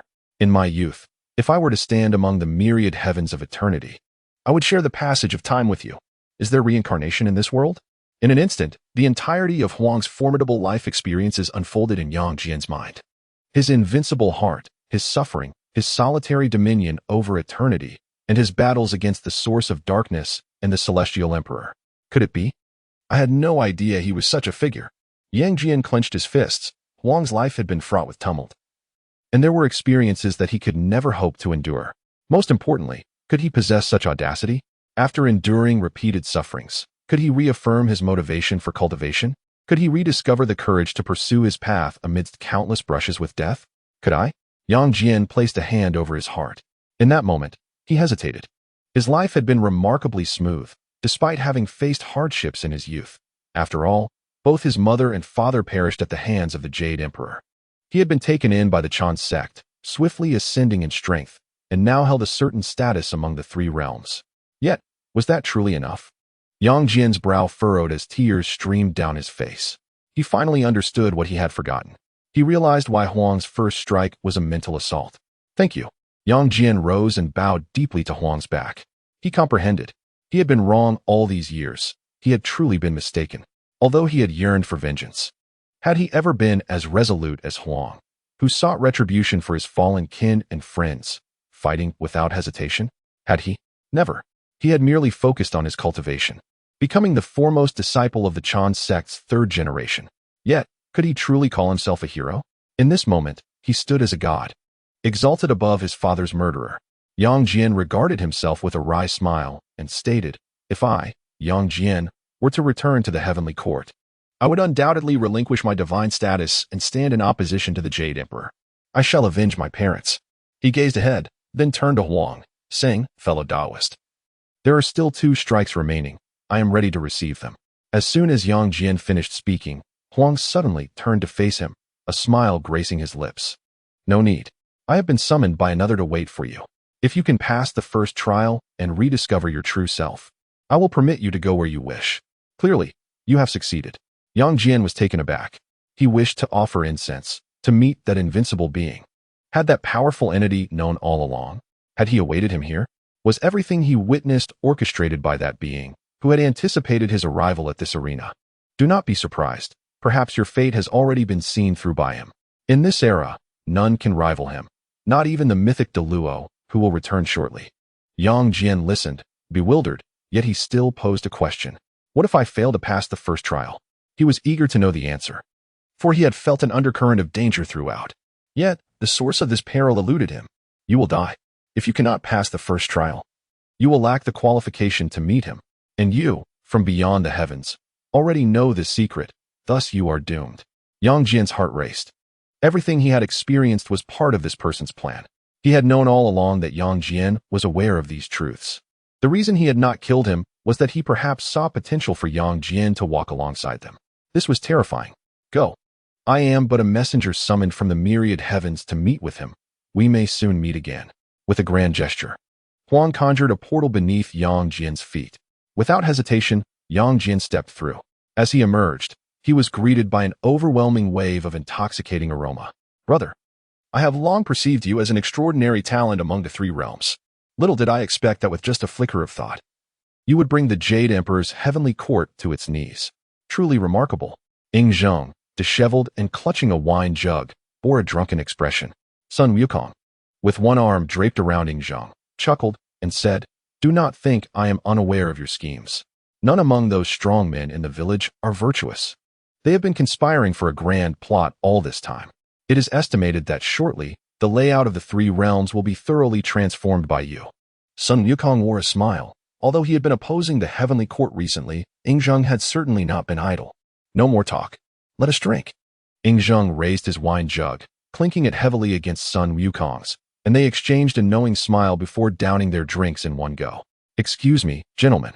I was sent here and would like to inquire where one can offer incense. Yang Jian spoke cautiously, his demeanor betraying a hint of anxiety. Sun Wukong turned around, his expression slightly inebriated. Another one? Chapter 69. The great fortune-bearer, Yang Jian, comes to offer incense. Yang Jian felt somewhat out of place standing there. Hearing their previous conversation, he could hardly suppress his astonishment. Had the heavenly court truly fallen? No wonder Chang'e and the seven fairies had been captured in the mortal realm while the Jade Emperor remained unresponsive. Xīyóu's intentions appeared to be a grand conspiracy against heaven itself, potentially altering the entire layout of the three realms. Such a monumental affair was treated with such nonchalance by them, who continued to drink merrily. Ah, Yang Jian, since you are here, come in and offer incense to the elder. Xīyóu gestured with a wave of his hand. He was well aware of Yang Jian's background. The latter had witnessed their contest from beyond the heavens. When they had contemplated silencing him, the elder had insisted on sparing his life. Xīyóu understood the elder's intentions and had since dispatched people to monitor Yang Jian, even purposefully guiding him to Xīyóu to unveil the truth. I truly wonder what kind of luck you stumbled upon to be granted the opportunity to offer incense to the elder, Sun Wukong scoffed. Having read The Journey to the West and priding himself on his cultured intellect, Yang Jian, who bore a grudge against the Jade Emperor and sought to assist in his capture, was not an admirable figure in his eyes, and this thought irked him. Unaware of the sentiments of Xīyóu and Sun Wukong, Yang Jian's mind was a whirlwind. Previously, when he heard from Xīyóu and Sun Wukong that offering incense could enhance one's strength, he had deemed it far-fetched, particularly after witnessing the might of Xīyóu. He found it implausible that such monumental arrangements could be resolved merely by offering incense. Yet now, it appeared to be true. Was there truly such a ludicrous phenomenon where one could gain strength through incense? Gentlemen, may I inquire where the temple is? Yang Jian scanned the surroundings, noting that apart from a dilapidated building, there was nothing else in sight. In his mind, a powerful being capable of orchestrating such events would undoubtedly have a grand temple, likely situated within a minor realm. The temple should be vast and imposing to be worthy of such grandeur. Right there, that house. Xīyóu pointed to the thatched hut ahead. Initially, they too had been incredulous, but now it had become somewhat customary. However, Yang Jian's astonishment was beyond words. He sought confirmation that they were not jesting. A shabby thatched hut? You claim this is where the elder offers incense? Why have you not built a proper temple for him? Yang Jian muttered with a hint of frustration now that he had obtained the qualification to offer incense. He considered himself one of them. Observing such a temple, he could not help but express his dissatisfaction. What a powerful being the elder is. How can he reside in such a place? We may lack the means, but you have the ability to make changes, Xīyóu slurred. Although the reality was indeed as he spoke. Initially, he had intended to renovate the elder's temple, but upon discovering its immutability, He had abandoned that thought.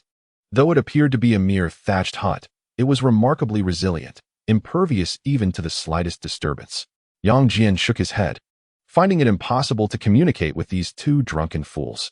As he stepped into the temple, it remained devoid of any adornments, save for a memorial tablet for Mo Yun. Kneeling, he lit 3 sticks of incense.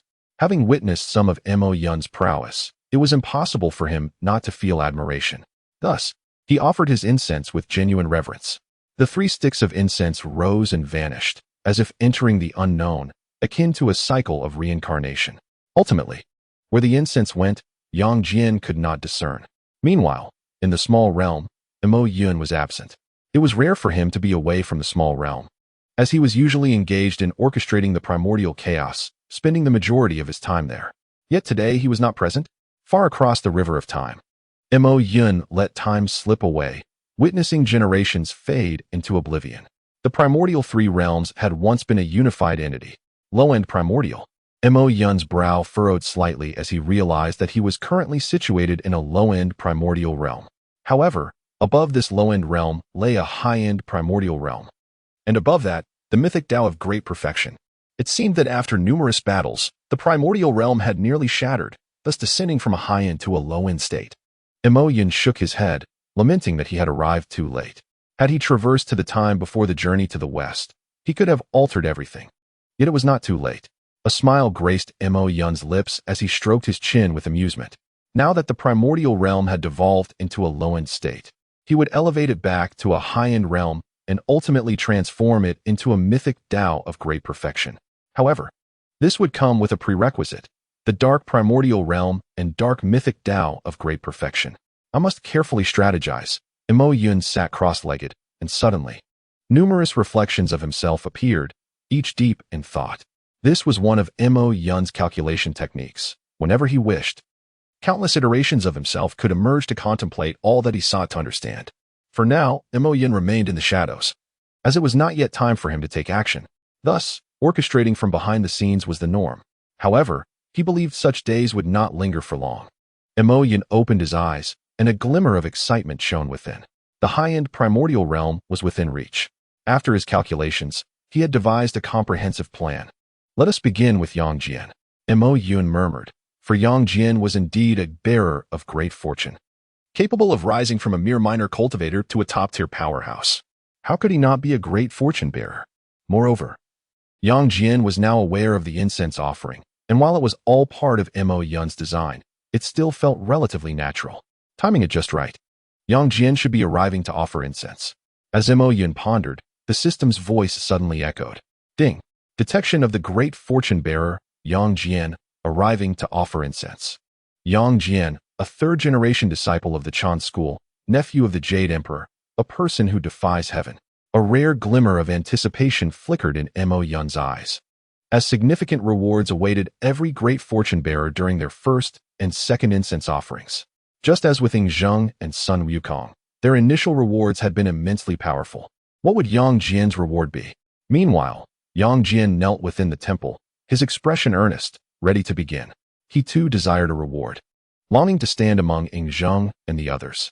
Yet, what would the reward entail? Would it be formidable?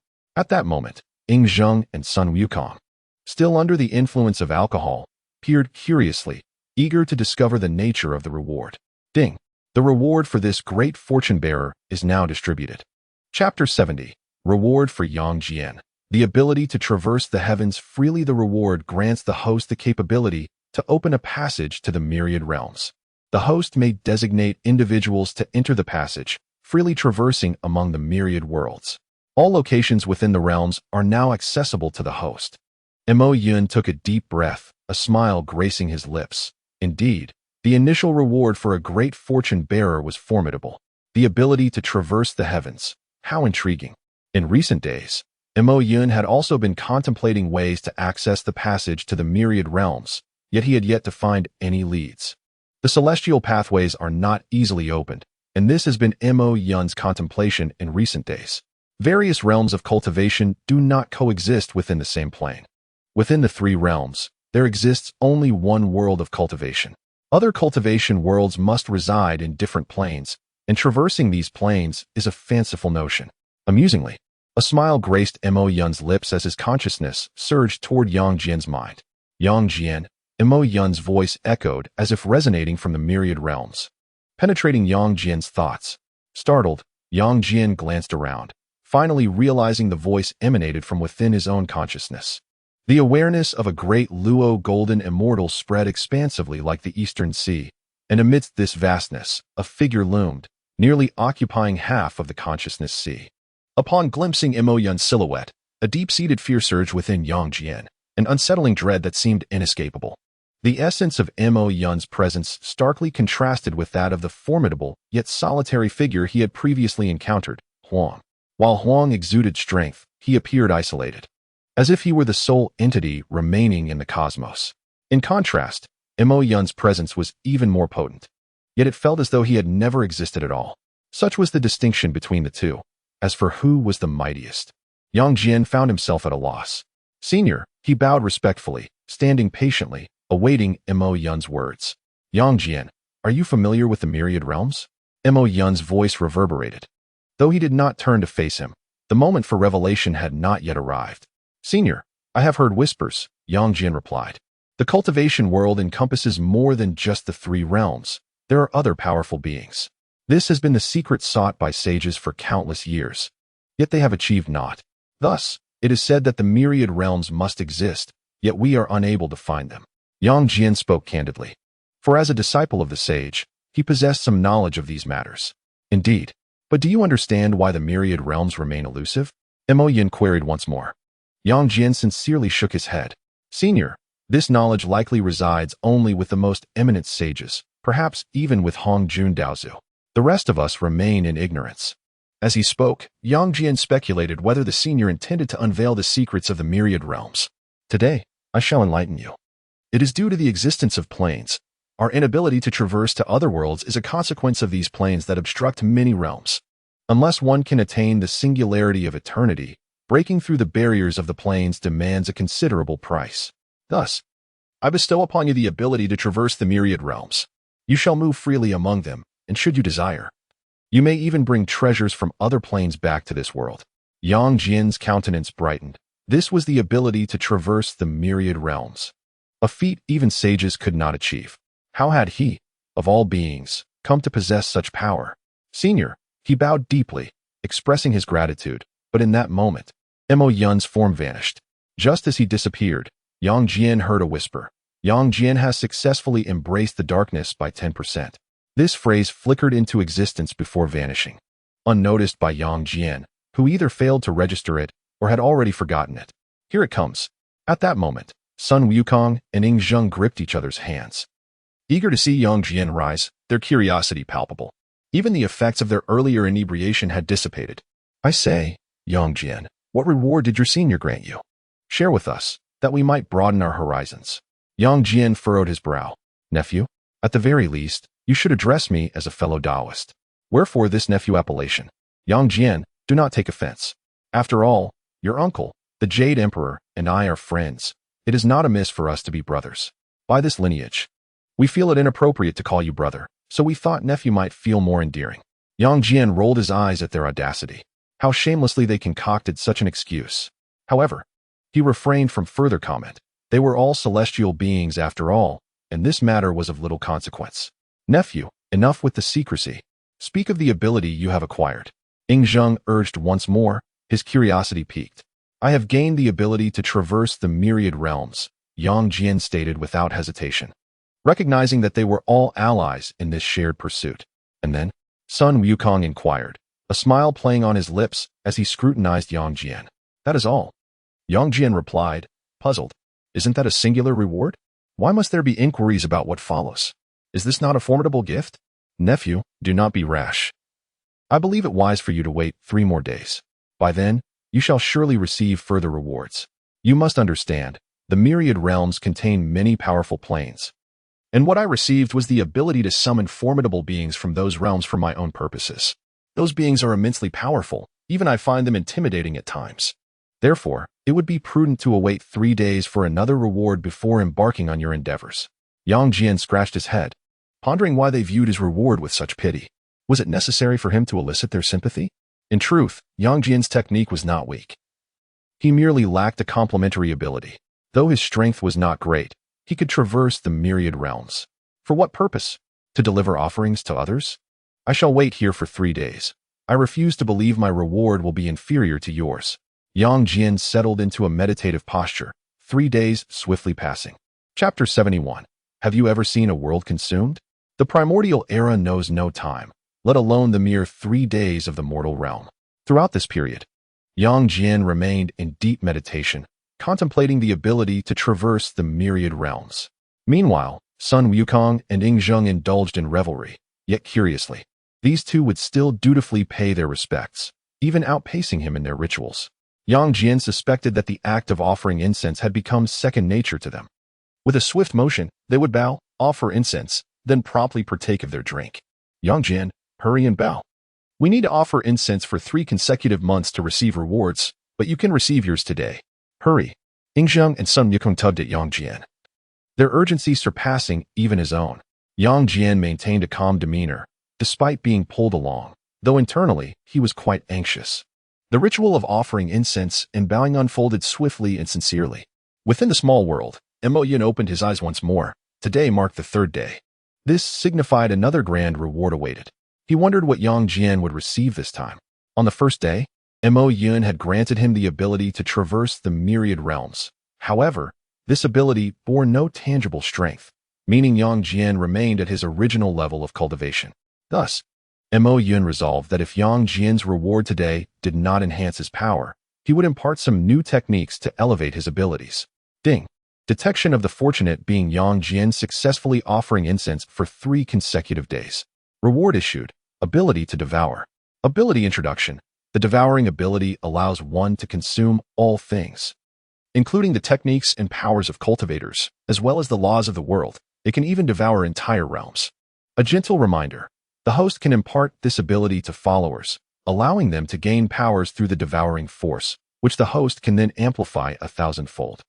A faint smile appeared on Mo Yun's lips as he pondered the devouring ability, something he had encountered in many novels during his previous life. It is indeed an essential skill for any villain. However, what intrigued Mo Yun more was the prospect of 1,000-fold amplification. This meant that regardless of what techniques Yang Jian acquired, Mo Yun could ultimately reap 1,000-fold benefit. Quite promising. Mo Yun nodded thoughtfully. After all, he was playing the role of a villain, and he felt no aversion to such nefarious powers. A villain, lacking in ruthlessness, would lose its essence. Moreover, after Yang Jian received his rewards, he would undergo a 20% transformation into darkness. Though 20% does not denote a formidable villain, it is sufficient to warrant attention. At that moment, Yang Jian knelt, filled with anticipation.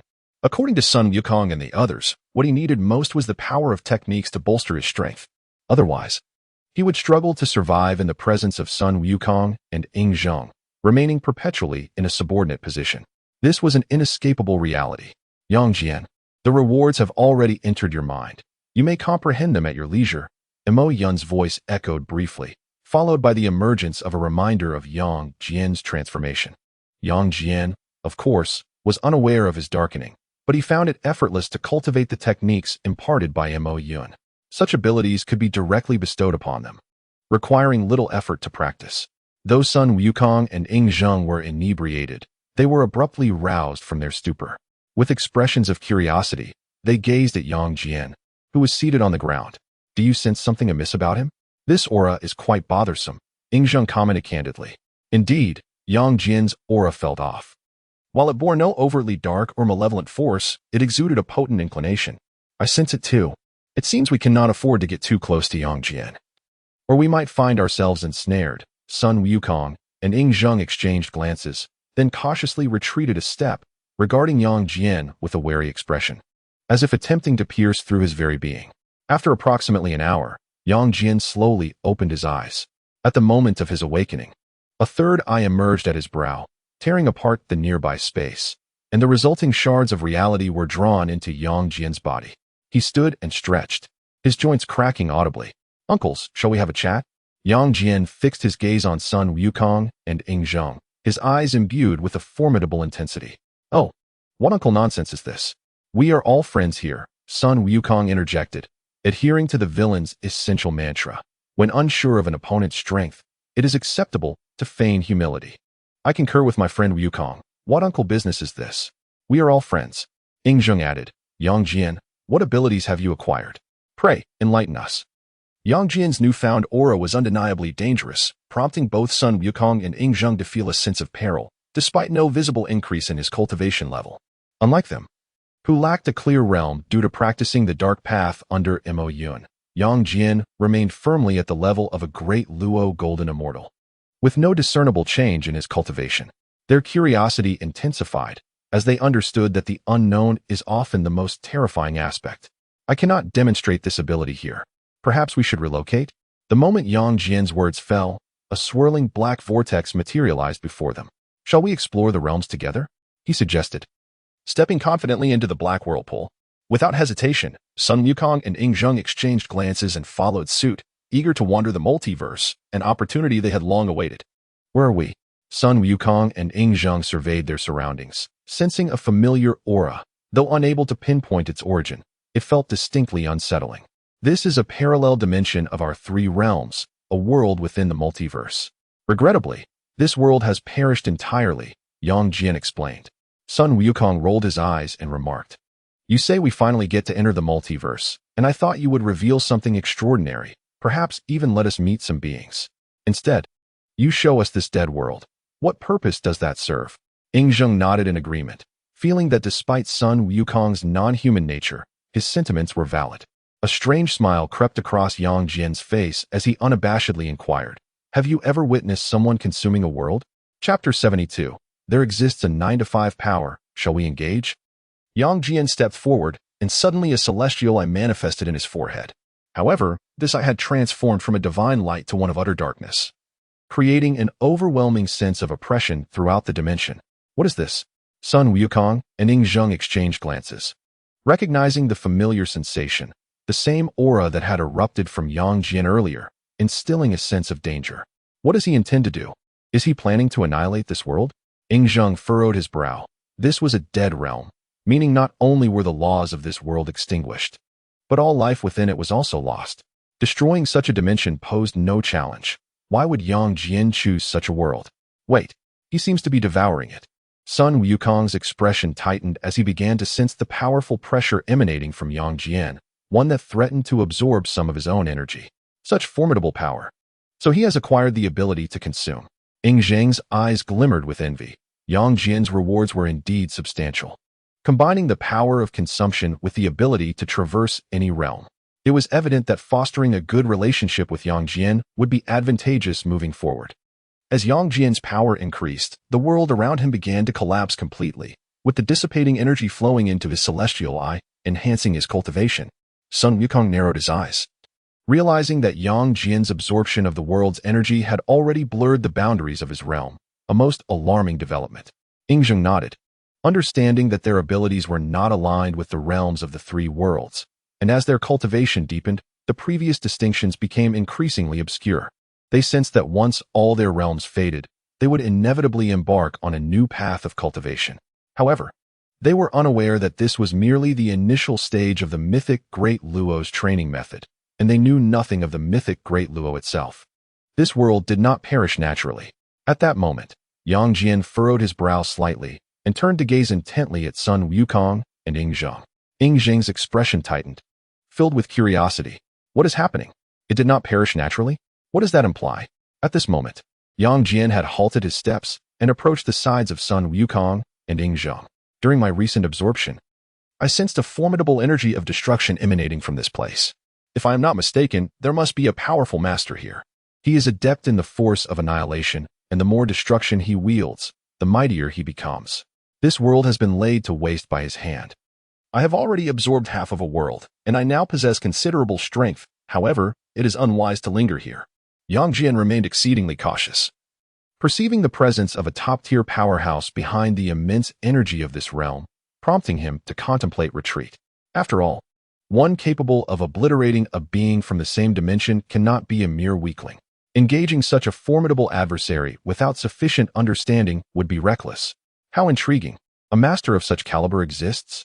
Sun Wukong's eyes sparkled with excitement. His inherently combative nature was further ignited. Yet, this fervent glimmer dissipated almost as swiftly as it appeared. Brother, fear not. Even if you cannot contend with him, you have us by your side. Your primary objective now is to amplify your power by fully absorbing this world. In doing so, your strength will be significantly enhanced. As for that formidable individual, since you have consumed half of this realm and he is yet to emerge, it implies he cannot manifest in the short term. What is there to fear? Yang Jian nodded, somewhat surprised by Sun Wukong's quick wit. Upon reflection, he acknowledged the soundness of the reasoning. With that, Yang Jian stepped forward, and in an instant, the entire dimension shattered and was drawn into his being. His physique swelled dramatically, yet returned to its original form almost immediately. I feel an unprecedented strength coursing through me, though I cannot quantify its magnitude. Who among you dares to spar with me? Yang Jian's brow furrowed with excitement as he clenched his fists, his eyes gleaming with battle fervor as they fixated on Sun Wukong and Ying Zheng. Both Ying Zheng and Sun Wukong frowned in confusion. How could this fellow so swiftly transform? Just moments ago, he had appeared timid, yet now he exuded such boldness. Nevertheless, they understood that Yang Jian's cautious nature indicated he had acquired some formidable power. Otherwise, how could he dare to challenge them? Brother, there's no need for this. What purpose does it serve to fight us? You can traverse the realms, can't you?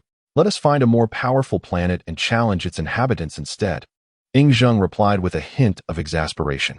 Neither of them wished to engage in combat with this consuming behemoth. After all, if he could devour an entire world, who was to say he would not consume them next? To battle him would be sheer folly. You raise valid points. I have identified a parallel dimension where it seems a formidable master resides. How about we confront him? After a moment of contemplation, Yang Jian pinpointed a world and inquired. Ying Zheng and Sun Wukong had no objections, as long as they were not the subjects of his trials. Let us proceed. Yang Jian vanished into the black hole first, with Ying Zheng following closely. Sun Wukong glanced around before waving his hand to leave behind an inscription. Then he too disappeared in an instant. The moment they vanished, a powerful aura of destruction manifested in the sky. A man clad in black appeared in the air. I step out for but a brief moment, and my stronghold is annihilated? Who dares? The black-clad figure furrowed his brow, his eyes brimming with lethal intent. Yang Jian ventured here? He stared blankly at the inscription left behind. Yang Jian?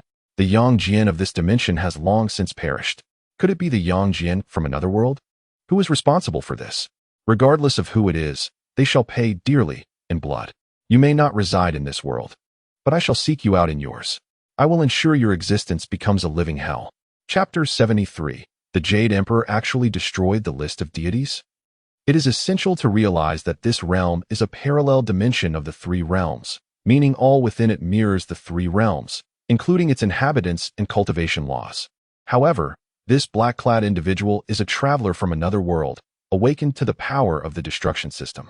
For 100,000 years, he has meticulously orchestrated the downfall of this world, transforming it into a realm of annihilation, which serves as his inexhaustible source of power.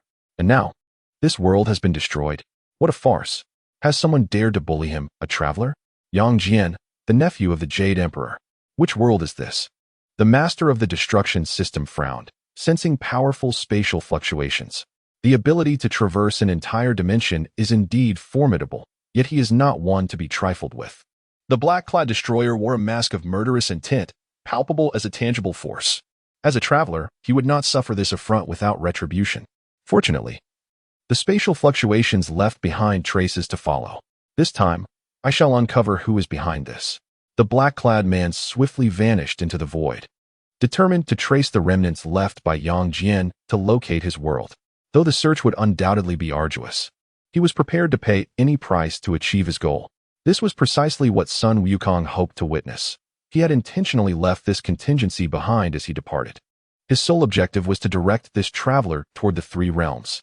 What transpired in the three realms as a result of this pursuit would only be revealed in due course. Meanwhile, in the three realms, the Jade Emperor had not relaxed his brow for days. Sun Wukong's open defiance had transformed all the deities into undead necromancers, causing the Jade Emperor immense distress. Your Majesty, have you made your decision? Consider this choice carefully. The cost is exceedingly high. Taishang Laojun frowned. There were alternative solutions. Simply informing the saints would yield methods to resolve the crisis. There was no need to resort to such drastic measures. No. If I were to disclose this matter to the saints, where would that leave my dignity as the Jade Emperor? The Jade Emperor's brow furrowed deeper as he pondered how to restore the deities of the three realms. The transformation of so many gods into undead was an incalculable loss for the heavenly court. Until they were restored, the Jade Emperor would remain in turmoil. Moreover, Sun Wukong had yet to take any action, which only intensified the Jade Emperor's anxiety. He could not fathom the motives of his adversary. With such a prime opportunity at hand, why had they not acted against the heavenly court? This uncertainty weighed heavily on the Jade Emperor's mind. Time was of the essence. The unknown is the most terrifying of all. However, Your Majesty, the list of deities is, after all, a treasure of calamity, a symbol of fortune. By offering it as a sacrifice, you may well obliterate its power, Rolai interjected. In truth, there was no need for such drastic measures. Seeking the saints would provide a resolution to this predicament. Yet, they had not anticipated the Jade Emperor's obstinacy. My mind is made up. The Jade Emperor shook his head and stepped towards the list of deities. In an instant, both he and the list radiated a brilliant light, illuminating the entirety of the heavenly court. This was the list of deities. How could the Jade Emperor bear such a sacrifice? This list was not forged by the primordial heavenly sovereign, but was crafted specifically for the Jade Emperor by the grand ancestor Hongjun. The undercurrents of his ambition to dominate the entire three realms have been meticulously laid. During the calamity of the canonization, all the fallen cultivators were inscribed upon the canonization list, transforming into deities within its ranks. Presently, the majority of the celestial beings in the heavenly court have originated from this list. Although the Jade Emperor has since restrained the deities from relying on the canonization list, it remains a symbol of the heavenly court, a representation of the Jade Emperor himself. The loss of such a significant artifact inevitably brings sorrow to him. How could he possibly endure it? Yet, what recourse does he have? The canonization list soared toward the 33 heavens, appearing almost divine in its ascent. The Jade Emperor knelt, murmuring a powerful incantation, the meaning of which eluded even him. This was a spell passed down by the primordial Tao ancestor, which the Jade Emperor had never invoked in all these years. The incantation transformed into golden characters that quickly melded with the heavenly court. Nearby, the Supreme Lord Laozi, the Grand Master Xīyóu, and the Tathagata were equally astonished by the spectacle. Indeed, the Jade Emperor still possessed the majesty of the sovereign of the three realms. He undoubtedly harbored numerous treasures bequeathed by the primordial Tao ancestor, each one a testament to his formidable strength. In the 12 heavens, all the golden light surged toward it. At that moment, the 12 heavens had morphed into a realm of darkness, with all celestial beings plunged into obscurity. Yet, amidst this darkness, waves of light began to emerge, growing ever brighter until they coalesced into a colossal sun, the canonization list itself. A formidable aura emanated from the list, enveloping the 12 heavens. It was the pressure of a sage, the overwhelming might of Hongjun. In the face of this immense force, the Supreme Lord Laozi and his companions found themselves prostrate on the ground. If one were to inquire who the mightiest in this world was, it would undoubtedly be Hongjun, a being birthed from chaos, who governed the heavenly Tao of the primordial age. His true strength remains a mystery, as he has not intervened since the demise of the demon Lord Lu. At this moment, the celestial and demonic forces of the heavenly court began to awaken, the canonization list evolving the remnants of their spirits. The Jade Emperor inhaled deeply. He had finally accomplished his task, enabling the resurrection of the heavenly court's mightiest. In the near future, it would be far more challenging for Sun Wukong to infect them again. Sun Wukong, your ploy has been unraveled by me. How remarkable you are to have compelled me to pay such a steep price. Do you comprehend the significance of the canonization list to the heavenly court? However, I am eager to see what capabilities you will possess after this conclusion, should you dare to challenge my heavenly court again. The Jade Emperor smirked coldly, skeptical of any remaining tricks up Sun Wukong's sleeve. As the Jade Emperor spoke these resolute words, a black vortex materialized in the realm beyond the three realms. A figure clad in black stepped forth, his body covered in blood, yet his face displaying a manic expression. I have finally arrived. Chapter 74. You are Yang Jian's uncle, aren't you? This figure was none other than the dimensional traveler, a victim of the world obliterated by Yang Jian. Bloodied and weakened, he lacked the ability to traverse dimensions, relying instead on the spatial fluctuations left by Yang Jian to pursue him. Throughout his journey, he had been ensnared in spatial turbulence more than once. Were it not for his formidable strength, he would have been utterly lost. What a detestable aura of survival, he grimaced. Instinctively repelled by all living things due to his acquisition of the destruction system. Yang Jian. The figure surveyed his surroundings. His consciousness rapidly spreading throughout the three realms. In a small world, Xīyóu slightly opened his eyes. Interesting. Quite intriguing. I didn't expect Sun Wukong to bring forth a powerful adversary so swiftly. With that, Xīyóu closed his eyes once more, regarding the newcomer as if he were inconsequential. Meanwhile, the destroyer stood still in midair, feeling as though he were being scrutinized by a primordial beast, an uncomfortable sensation. Could there be a top-tier powerhouse in this world? Yet, the presence he sensed was fleeting, vanishing without a trace. What is going on? The destroyer continued his search, but Xīyóu's aura had long since dissipated. He was indeed strong, for few in the three realms could perceive Xīyóu's essence. The mere ability to sense such a presence was sufficient to label him a formidable entity. Could I have misjudged? The destroyer shook his head, the sensation vanishing as if it had never existed. Without further hesitation, the destroyer charged toward the heavenly court, knowing that to find Yang Jian, he must head there. For he was the judicial deity of the heavenly court. Within the heavenly court, all deities had returned to normalcy, their expressions filled with joy. Having become necromancers, their memories had been muddled, and their souls confined within a dark prison.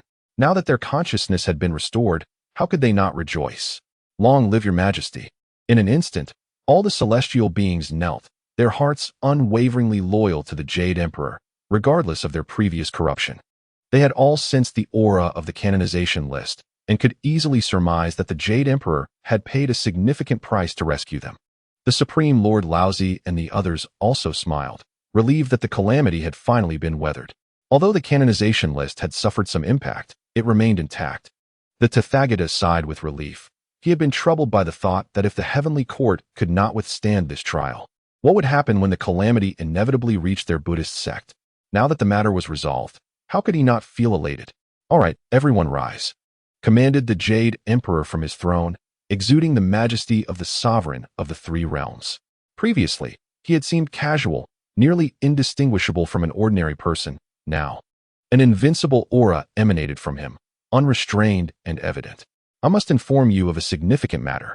A great upheaval may soon occur within our three realms, and it is connected to Sun Wukong.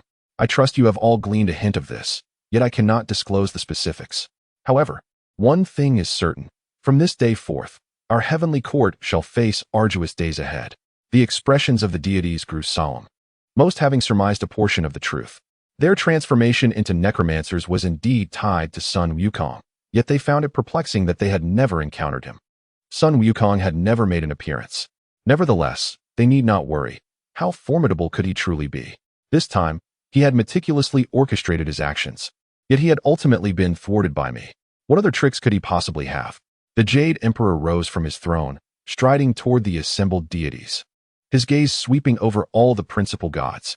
In that moment, none dared to meet the Jade Emperor's eyes, not even daring to lift their heads.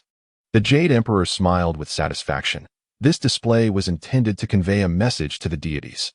Though Sun Wukong may be powerful, he is the Jade Emperor, the sovereign of all gods.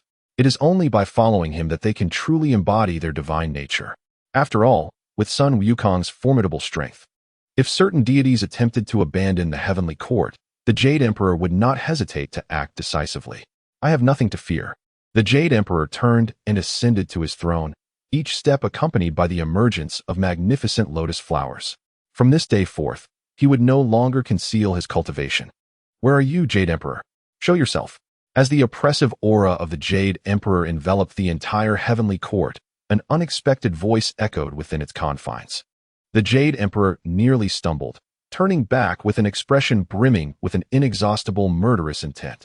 To put it plainly, who had the audacity to speak so recklessly at a time when he was exuding such grandeur? Did they not realize he was in the midst of showcasing his power? Such insolence could only invite death. Before the Jade Emperor could fully turn, he had already resolved that whoever had uttered those words would meet their demise. Who dares? The Jade Emperor's consciousness spread across the heavenly court, and at that moment, the deities exchanged bewildered glances. What a ridiculous thing to say at such a time. Was this not a blatant invitation for disaster? Who among them possessed the audacity to act so recklessly?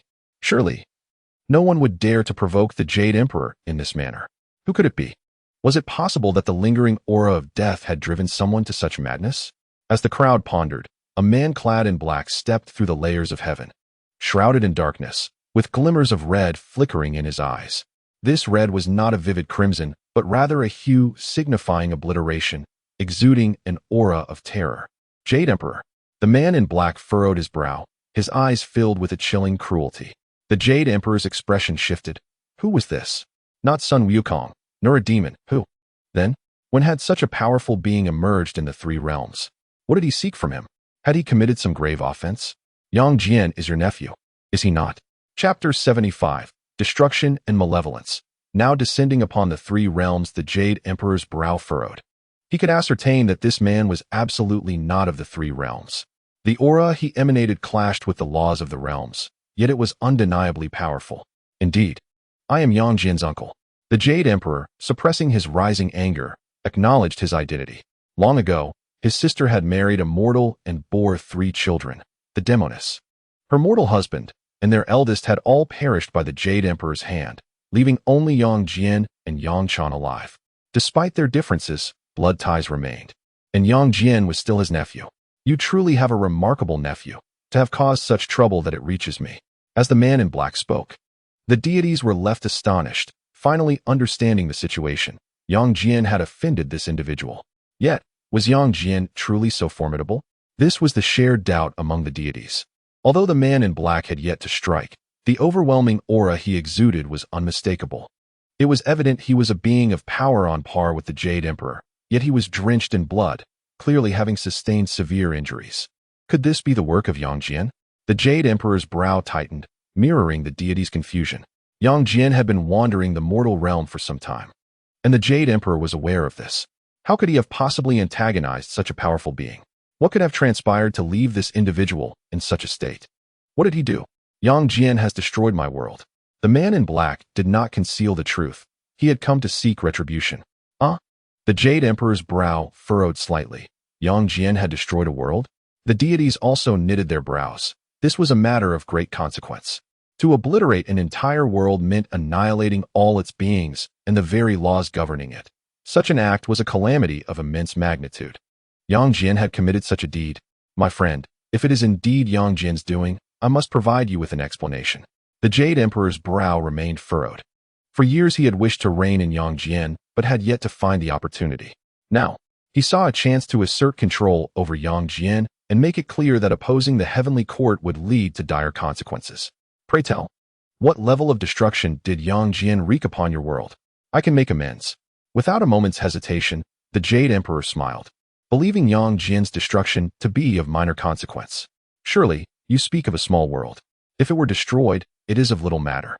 After all, worlds are categorized by rank. Minor worlds, major worlds, small thousand worlds, large thousand worlds, and infinite worlds. The three realms, being a powerful entity, fell within the category of infinite worlds. Compensate you with a small world? The man in black's expression darkened, a smile creeping onto his lips as he could hardly contain his disdain. Yang Jian had stealthily dismantled the world he had meticulously crafted, and now he sought justice. Yet the Jade Emperor had the audacity to adopt such an attitude? A small world? Yang Jian had obliterated his carefully laid infinite world. Even now, he had yet to grasp the full extent of its implications. Although it had lost its vitality, it remained a formidable entity. To have it destroyed by Yang Jian was beyond comprehension. And the Jade Emperor? He proposed to offer a mere small world in compensation? This was preposterous. Not to mention the suggestion that he serve in the heavenly court as a subordinate. You truly underestimate me. The man in black's lips curled into a cold smile, his aura unmistakably fierce. Do you realize what you are saying?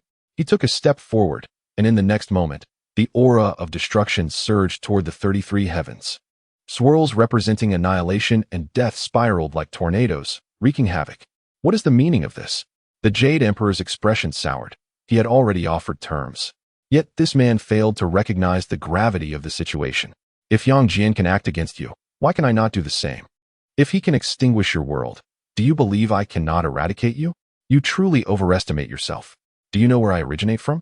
The man in black's lips curled in a sardonic smile, tinged with madness. A mere small world, the lord of a small world, by sheer chance attained quasi-saint cultivation. Do you think such power grants you the right to act recklessly before us? At that moment, the Buddha could no longer remain silent. A mere being from a small world dares to be so brazen? Truly, you have overstepped your bounds. Your Majesty, there is no need for you to intervene. I shall eliminate this demon myself. The Buddha stepped forward, his aura erupting, his golden form materializing behind him, exuding tremendous power. Are you not aware of my prowess? Indeed, I have slain you thrice in my own world. The black-clad man's words hung heavily in the air, leaving everyone in stunned silence. What did this imply? His world possessed its own version of the Buddha? The deities listened in perplexity, while the Jade Emperor's expression shifted dramatically. You are not of the three realms. You are a being from a parallel dimension, originating from another realm. The Jade Emperor, who once served as a disciple under the Tao ancestor, was well aware of numerous peculiarities within the three realms that others may not grasp. He had heard of the existence of parallel dimensional worlds. Yet the Tao ancestor had stated that although such worlds indeed existed, there was no conceivable way to breach the dimensional barriers. In other words, individuals from another dimension could not traverse into this world unless they possessed an unfathomable level of power. But how had this individual arrived here? How had Yang Jian made the journey? Are you lying? The Jade Emperor furrowed his brow, finding the situation exceedingly difficult to comprehend. It was even more unbelievable than Sun Wukong transforming all the celestial beings into necromancers. Lying? Would I speak falsehoods? The black-clad man's tone was icy. If that is your belief, allow me to demonstrate whether or not I have spoken untruths. Chapter 76. The Past Revisited. I once annihilated an entire world. The expression of the black-clad man remained impassive as he traversed the dimensional rift, sustaining severe injuries and diminished strength. Yet today, he aimed to show the celestial beings of the heavenly court a profound truth. There are realms beyond realms, mountains beyond mountains. With his hands raised as if to support the heavens, he ascended into the sky. How can one comprehend the height of the heavens? In that instant, a vast screen materialized in the sky, more accurately described as a manifestation of past events coalesced through Taoist arts. Is this a projection of collective consciousness? Taishang Lao Jun rubbed his eyes. Such a Taoist technique could be accomplished with relative ease, yet few cultivators were willing to undertake it. As images born of collective consciousness could not be fabricated, everything depicted would inevitably be true. What was his intention? Even the Jade Emperor felt somewhat bewildered as he activated his own consciousness projection. What are you attempting? Do you truly believe that your projection can intimidate us? The deities of the heavenly court? The Jade Emperor, now seated in the ethereal realm, manifested a throne of Taoist energy behind him, his lofty demeanor seemingly inviting the black-clad man to commence his display. The celestial beings of the heavenly court exchanged amused glances, dismissing the black-clad man as claims. What supreme being? To slay Tathagata? Dimensional realms? How absurd. In unison, the powerful figures turned their gazes skyward. Have you ever heard of annihilation? A voice emerged from the projection, and as it resonated, an uncomfortable sensation washed over the entire heavenly court. The utterance carried an overwhelming aura of destruction, its mere articulation indicative of the speaker's formidable Taoist power, an exaggeration, indeed. The scene shifted. The black-clad man appeared within the three realms, identical to the realm of the Jade Emperor. The latter's brow furrowed slightly as he witnessed this spectacle, his astonishment palpable. This individual truly hailed from a dimensional world? If so, how could he have breached the dimensional barriers to arrive here? Such a feat seemed utterly impossible. Before the Jade Emperor could fully digest his astonishment, the scene transitioned again, revealing the black-clad man commencing his cultivation. On the first day, he obliterated a patch of grass, and his aura began to intensify. What sort of cultivation ability is this? How can this be? The celestial beings, including Tathagata and Taishang Lao Jun, simultaneously rubbed their eyes, questioning their own perceptions. This man merely destroyed a patch of grass and gained such formidable power? Is this not absurd? Is cultivation not meant to be a gradual and diligent process? To gain such strength through the destruction of a mere patch of grass is preposterous. In that moment, all the deities turned their gazes toward the Jade Emperor, perplexed and uncertain if he could comprehend the situation at hand. The Jade Emperor himself was dumbfounded. Having just taken his throne, he now stood up once more. A dimensional being had entered the three realms, and his method of cultivation was utterly nonsensical? Is there such a thing as continuous enhancement in this manner? The Jade Emperor was rendered speechless, for the scene had shifted again, revealing the black-clad man wreaking havoc in the mortal realm. Heavens! Has he lost his mind? Does he fear the consequences? This is tantamount to courting death. How could he dare to provoke such immense karmic retribution? He annihilated the entire mortal realm? At this moment, all present were stunned. The mortal beings numbered in the billions, and although they may not have been extraordinarily powerful, they were integral to the three realms. Entities of life and part of the cosmic fortune. To destroy them is to obliterate the three realms itself. How could he dare? Moreover, what kind of karmic repercussions would that entail? A notion too daunting to contemplate. Does he not fear the vengeful spirits of countless mortals haunting him, preventing him from finding peace and sleep? With a grand gesture, the black-clad man's aura surged, having just annihilated all the beings of the mortal realm. His power became ineffably formidable. Even the Jade Emperor and his cohorts could not ascertain the true extent of the black-clad man's strength. In the heavenly court, the Jade Emperor's brow furrowed slightly as the black-clad man's gaze turned toward the heavenly court. What? He just annihilated the mortal realm. And now he aims to destroy the heavenly court? As anticipated, the black-clad man charged toward the heavenly court, his power having escalated to a terrifying level. Is this truly the heavenly court? Is it constructed of tofu? How can this be? The celestial beings were in disbelief, their worldview utterly shattered. What manner of sorcery was this? Within the projection, the heavenly court appeared as if made of tofu, crumbling under the black-clad man's thunderous might. The four heavenly kings were struck down with a mere swipe, and 100,000 heavenly soldiers fell as if they were mere mortals. At that moment, the deities felt a chilling sensation at the nape of their necks. Although it was merely a projection, it represented their own parallel realm. The powerful figures within were akin to themselves, yet these figures fell so easily. Their sense of immersion in the scene was profoundly intense. The heavenly court was destroyed? The Jade Emperor instinctively stroked his chin, having observed the destruction with clarity.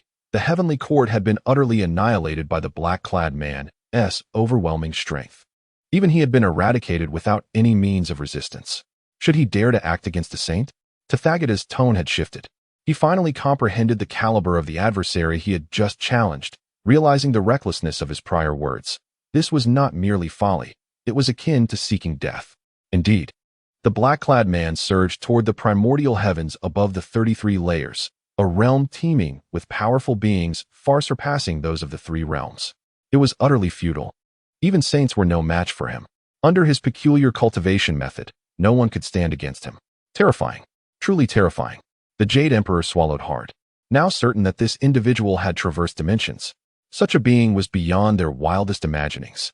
Before I meet my end, I have one final question. The Jade Emperor sighed, gazing at the black-clad man with a mixture of helplessness and resignation. This man was so powerful, transcending their understanding. How did Yang Jian arrive in your world? How could he possibly destroy your realm? Chapter 77. Another powerful being, coming from another dimension?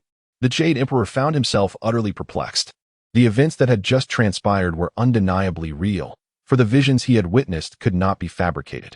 He was now convinced that a formidable being had indeed crossed dimensions, yet one question lingered in his mind. How could Yang Jian have obliterated your world? Does he possess such power?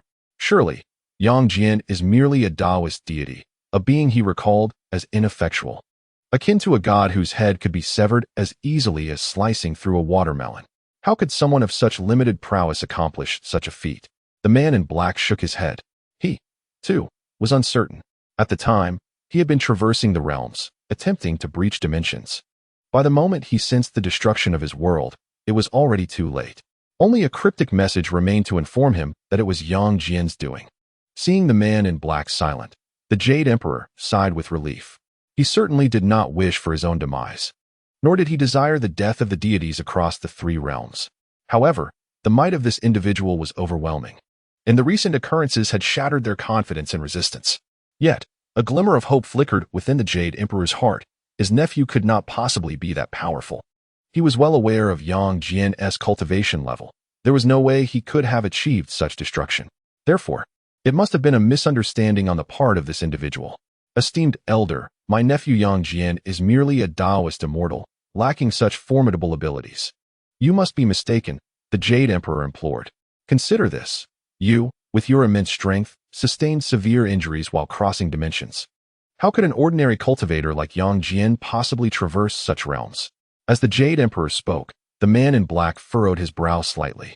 He began to wonder if he had indeed erred. The process of crossing dimensions was notoriously arduous. Could it be that he had made a mistake? It was not beyond the realm of possibility. A smile crept upon the Jade Emperor's lips, for his previous words had contained a hint of testing.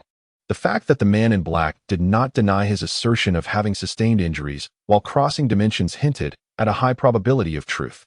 The Jade Emperor had also contemplated why such a powerful being would not strike immediately upon arrival, but instead chose to reveal his memories and demonstrate the nature of his strength. It seemed plausible that he had been gravely injured, accounting for his current behavior. Bring Yang Jian to me. If I am mistaken, I shall depart. The man in black stated, his brow knitting in contemplation. He had refrained from annihilating their realm, for he sensed the presence of a peak power within this world. Though wounded, his strength remained formidable. Very well. Yang Jian is presently wandering among mortals. I shall summon him forth, the Jade Emperor replied, finally allowing a semblance of a smile to grace his features, believing he had navigated this predicament successfully. The Jade Emperor's consciousness swiftly enveloped the entirety of the three realms. But in the next moment, the smile vanished from his face. He discovered that Yang Jian was nowhere to be found. Previously, he had left a mark upon Yang Jian, ensuring that he could locate him instantly, regardless of his whereabouts. Yet now, Yang Jian had simply vanished? This was absurd. Where could he be? As a brief moment passed, the man in black's expression grew displeased as he regarded the Jade Emperor. The latter, in a flurry of panic, began to survey the assembly of deities, inquiring if any had seen Yang Jian. Upon hearing this, the deities exchanged bewildered glances. You cannot find him, yet you ask us? How could we possibly know? They pondered, their expressions reflecting confusion. The Jade Emperor, now increasingly anxious, glanced towards the likes of Buddha and others behind him, only to find them shaking their heads. They had all commenced their search simultaneously, yet had discovered no trace. Yang Jian is missing? Impossible. The Jade Emperor was struck with disbelief. What could this signify? Did it mean he was akin to the former son Wukong, first disappearing, followed by a series of bewildering events? This was inconceivable. It was absolutely impossible for Yang Jian to have vanished. I see. Yang Jian has indeed disappeared, the man in black scoffed, the aura of destruction within the heavenly realm intensifying. However, I can assure you, it was not his doing. The Jade Emperor hastily interjected, how could it be Yang Jian? He is merely an ordinary cultivator. Just a few days ago, he was among mortals. Could he have crossed dimensions in such a short time? It is preposterous. It is he. It is indeed this world's Yang Jian. There is no mistake, came a voice from the sky, just as the Jade Emperor spoke. The deities looked around in confusion, questioning who had spoken. The man in black furrowed his brow, realizing he had failed to identify the source of this voice. It seemed to emanate not from within the three realms, but from another world altogether. Who could it be? You are spreading falsehoods. How could it possibly be Yang Jian? It is absolutely not this world's Yang Jian. The Jade Emperor exclaimed in anger, demanding to know who was stirring trouble at such a precarious moment. With a formidable adversary poised to obliterate the heavenly realm. Do not rush. When I arrive, I shall explain everything to you. The voice echoed once more. The deities turned their gazes towards its origin, where a figure clad in white appeared, bloodied and seemingly resisting some great calamity. Though distant from the three realms, he felt as if he were right before them, an indescribable sensation of the extraordinary. The assembled deities gazed in astonishment at this scene. How could they not be shocked? Another being had arrived, and this one was also crossing dimensions. If they had previously doubted the claim of the man in black, the presence of this white-clad figure traversing realms left no room for skepticism. Fear took root in their hearts. Another one? Could this truly be the doing of our own Yang Jian? Impossible. It cannot be. The Jade Emperor lamented, overwhelmed by misfortune. Not only the Jade Emperor, but the man in black also frowned slightly. Was yet another individual arriving from the other side of the dimension? This new arrival appeared no less formidable than himself. Chapter 78, the 9-to-5 powerhouse, vowing to annihilate the three realms in the 33rd layer of heaven.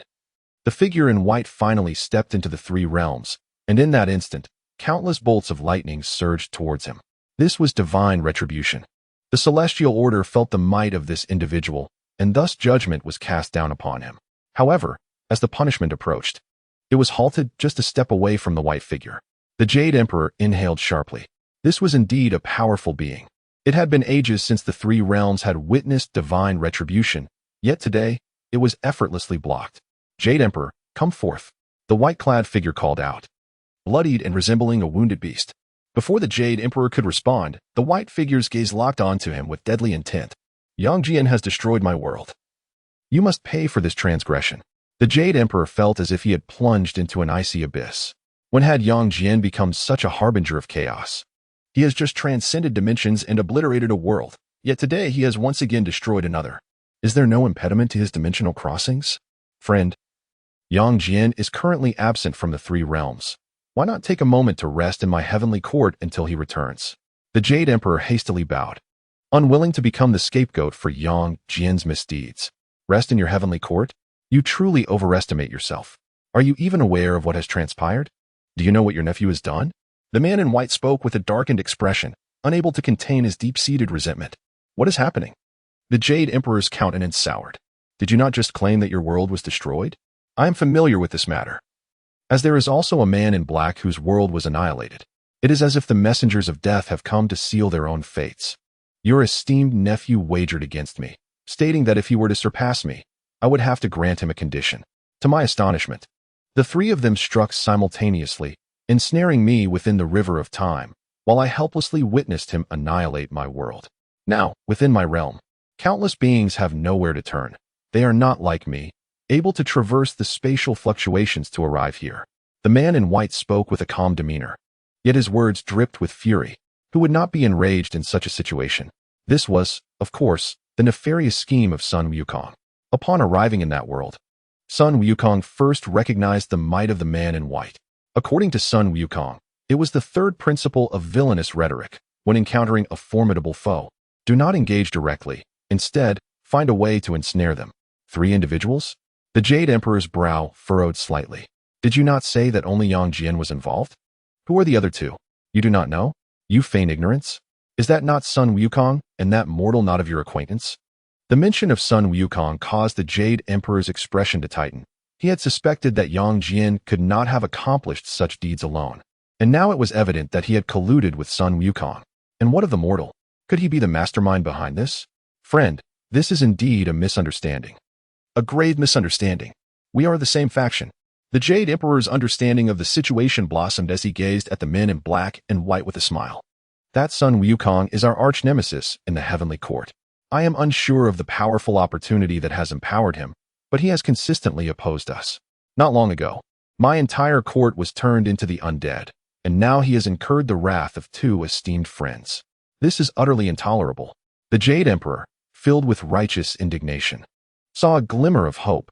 The enemy of my enemy is my friend. If he could retain these 2 powerful beings within his court, then even if Sun Wukong was formidable, they would possess the strength to confront him. The man in black frowned slightly. If what the Jade Emperor said held true, perhaps it was not an impossible notion. After all, his only enemy was Yang Jian. Once he dealt with Yang Jian, he could remain in the heavenly court, regain his strength, and turn this place into his domain. His original world was irretrievable. If he could transform this into his own, it would be a worthy alternative. Such deceitful rhetoric. Do you think you can fool me? You, the esteemed Jade Emperor, dare not even acknowledge your deeds. Today, I shall reveal to you the truth of what transpired. The man in white waved his hand, and in an instant, a vision unfolded. Within the dimensional realm, Sun Wukong, Yang Jian, and Ning Zheng stood opposed to the man in white. By the command of the Jade Emperor of the 3 realms, we have come to engage the 9-5 strongman in combat. Should you win, we shall escort you back to our world, allowing you to establish yourself in the realm of the 3 realms. If you lose, you need only agree to one condition. The subsequent scenes mirrored the account provided by the man in white. The 3 conspired together to dig a pit for the 9-5 strongman, ultimately obliterating that world. Our sovereign declared that if you possess the ability, seek him in the realm of the 3 realms. He awaits you. However, we, the Jade Emperor, doubt that a mere native like you could ever venture to the realm of the 3 realms. This is the matter at hand. Dismissed. Sun Wukong waved his hand, and in the next moment, they vanished. Instantly, the deities of the heavenly court were filled with fury, now comprehending the situation. Why had these individuals come here? Sun Wukong had orchestrated it all. What a cunning Sun Wukong! The Jade Emperor felt turmoil within, realizing that Sun Wukong's ambitions to bring about his downfall were relentless. Just as he had resolved the matter of the undead, another issue had arisen. It was yet another blatant conspiracy. Do you believe I would lie? The Jade Emperor gazed up earnestly at the man in white, who merely scoffed coldly. Do you think I would believe you? You shameless scoundrels, willing to go to such lengths to destroy our world. Today, I shall annihilate this realm of the three realms, allowing you to experience true cruelty. The Jade Emperor sighed. What of the saints? Can you truly not perceive this? With so many powerful beings, do you not intervene? Just as the Jade Emperor was lost in thought, a thunderous voice suddenly echoed from the sky. Bold ruffians, dare you enter our three realms, seeking death? As the voice faded, another voice chimed in. Grandfather, are we not here to slay? Why do you not curse before your killings this time? Chapter 79. Can a slipper crush a top-tier strongman? The moment the voice emerged, the Jade Emperor was startled. Who was this? Not only the Jade Emperor, but also Taishang Laojun and the Buddha were left speechless. They were unfamiliar with this voice. Among the myriad of powerful beings in the three realms, they knew most of them, yet this voice was too foreign. What sort of extraordinary being existed in the three realms? This was truly astonishing. Who? The expressions of the men in black and white shifted abruptly. Just moments ago, they felt an overwhelming surge of power that could rival their own. Who? I am your grandfather. Before his words had even fully escaped his lips, an old man approached. Appearing with only one leg, scraggly beard, and a cane in hand. A child closely followed behind him, his eyes darting about with intrigue. Who are you? We are all powerful beings of the same dimensional plane in the three realms. There is no one like you among us. Both the 9-to-5 strongman and the destroyer strongman spoke nearly in unison, having come from dimensional planes where their world and this one were identical, including its inhabitants. Yet, their world held no such figure as this old man. Who am I? That is of no concern to you. You only need to know that we have come to slay you. The old man's expression was rugged as he scrutinized the two strongmen. What a pity. All human forms, yet unpalatable. The child nodded earnestly. Indeed, his grandfather's words held truth. I truly do not understand why grandfather insists on attempting to kill those who cannot be consumed. The Jade Emperor remained silent. His curiosity piqued as he observed the unfolding events. Where did this powerful being originate? Could he be a strongman sent by the saints? The Jade Emperor glanced back at the Buddha, who also nodded, pondering that it might indeed be a possibility. Saints are immensely powerful. Their methods are beyond what they can fathom.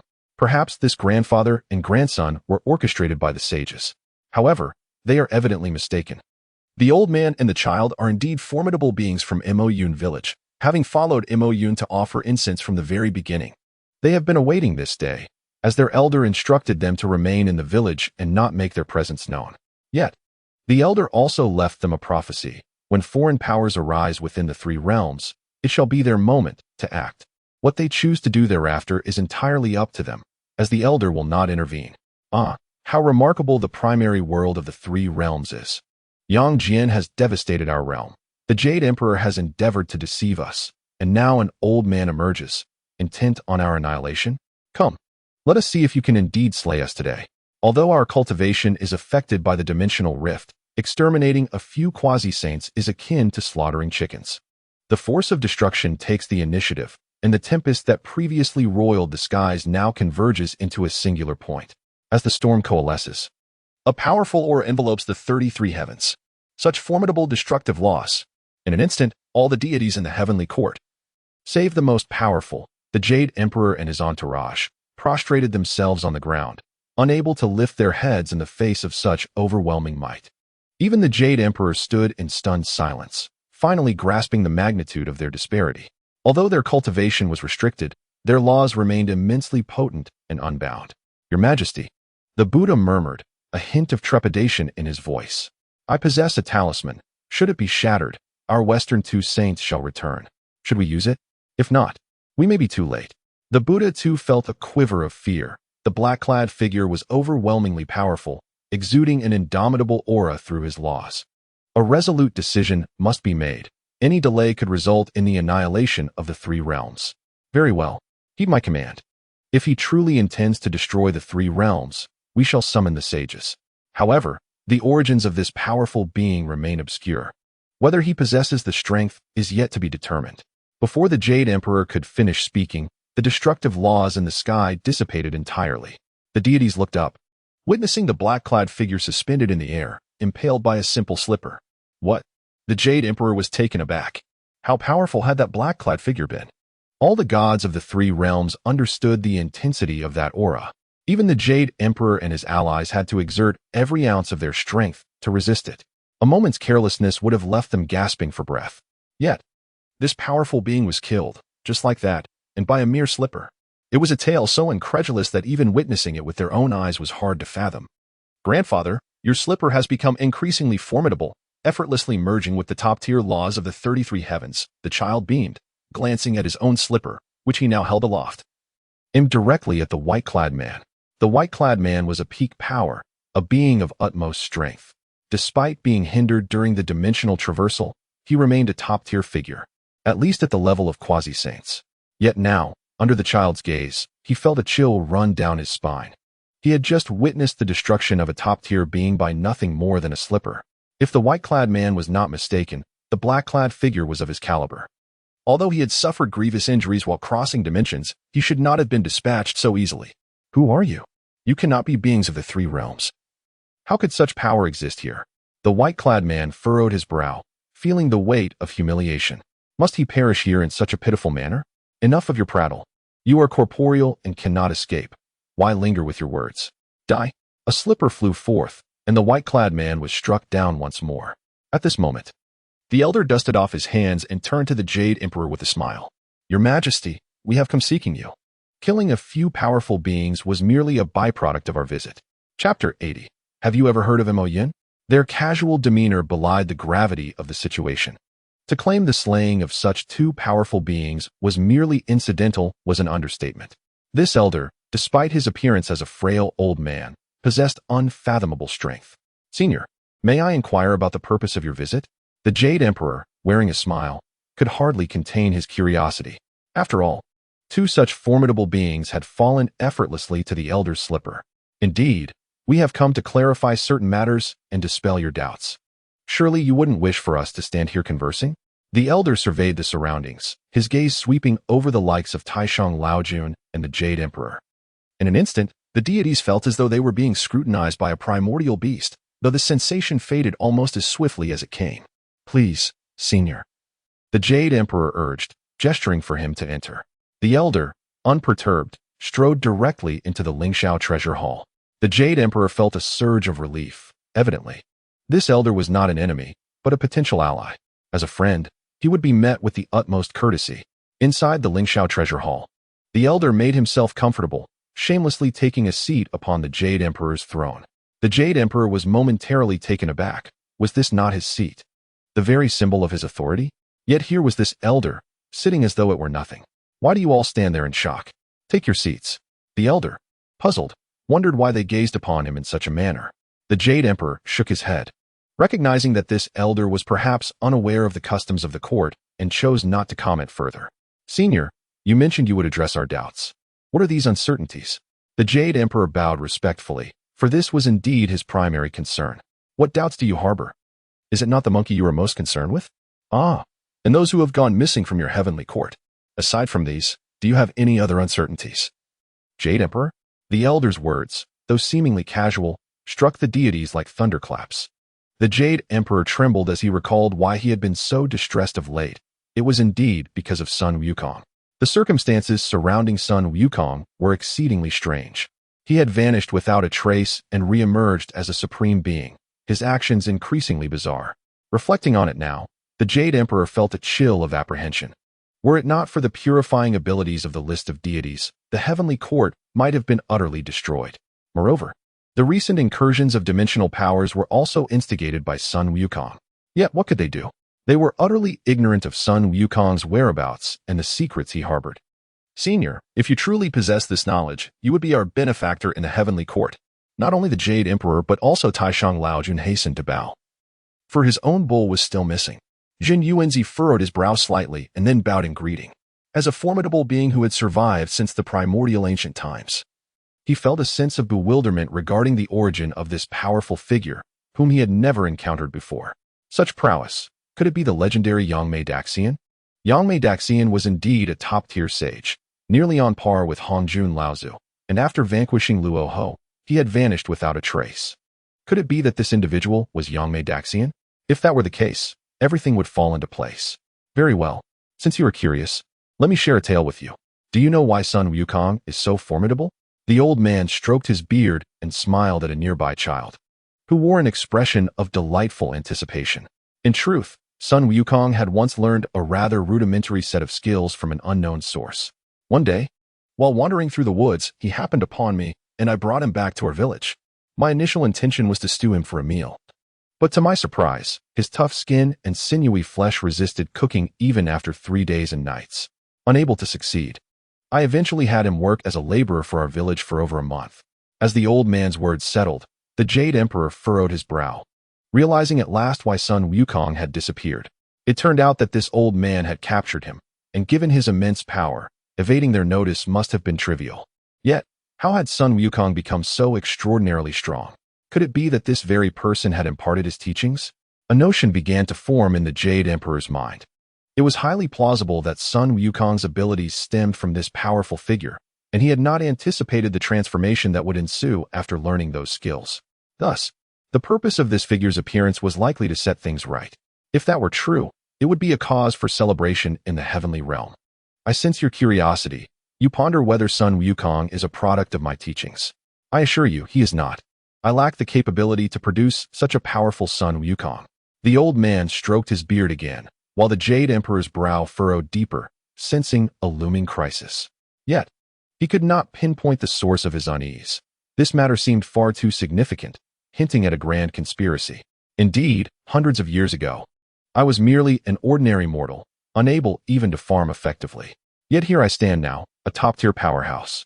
Upon hearing this, the Jade Emperor's eyes widened in disbelief. Had he misheard? This old man had only practiced for a few centuries. In the celestial realm, a few hundred years was akin to just a year on Earth. Yet within such a brief span, a being of such might had emerged. What lay behind this phenomenon? Sakyamuni also furrowed his brow, holding a talisman at the ready to notify the sages, for this matter had escalated beyond their control. That bald monk, do not rush to summon the sages. Allow me to finish speaking before you do so. Sakyamuni's brow furrowed. Did he truly know this? As he spoke, he tightened his grip on the talisman. Dear friends, have you ever heard of Mo Yin? Chapter 81. The Dark Tower Village. Today's emergence, Mo Yin? The moment the name was uttered, the Jade Emperor and Sakyamuni felt an uncanny familiarity, yet they could not recall where they had encountered it. It was as if all secrets lay hidden within the Tao, or perhaps had been lost to the sands of time. Have you not heard of him? Allow me to enlighten you. Mo Yin is orchestrating everything within the 3 realms, and soon, the realms will undergo a profound transformation. I have come today to inform you. It is time you understood all of this. The old man smiled, revealing only the name of the elder, keeping the majority of the secrets concealed. Of course, this was all sanctioned by Mo Yin. Had it not been for his consent, the old man would have been silenced the moment he spoke. This revelation hinted at the imminent emergence of Mo Yin himself. Very well. That is all I shall reveal for now. I must return home to prepare a meal for my grandson, so I shall take my leave. With a wave of his hand, 2 dragons descended from the sky, magnificent steeds from the heavenly barracks, which the old man had summoned. I shall borrow a bit of dragon meat. You will not require it any longer. And with that, the old man vanished. The Jade Emperor stood in silence for a long moment, grappling with the newfound truths he had uncovered, yet the implications of these truths were daunting. Who exactly was Mo Yin, capable of nurturing such strength in such a brief period? This matter must be communicated to the sages. The Jade Emperor surveyed his surroundings, his gaze settling on Sakyamuni and Laojun. This situation had escalated beyond their capacity to manage. If such individuals were willing to divulge this information, it indicated they no longer viewed the heavenly court as their adversary. Laojun, Sakyamuni, it is time for you to take action.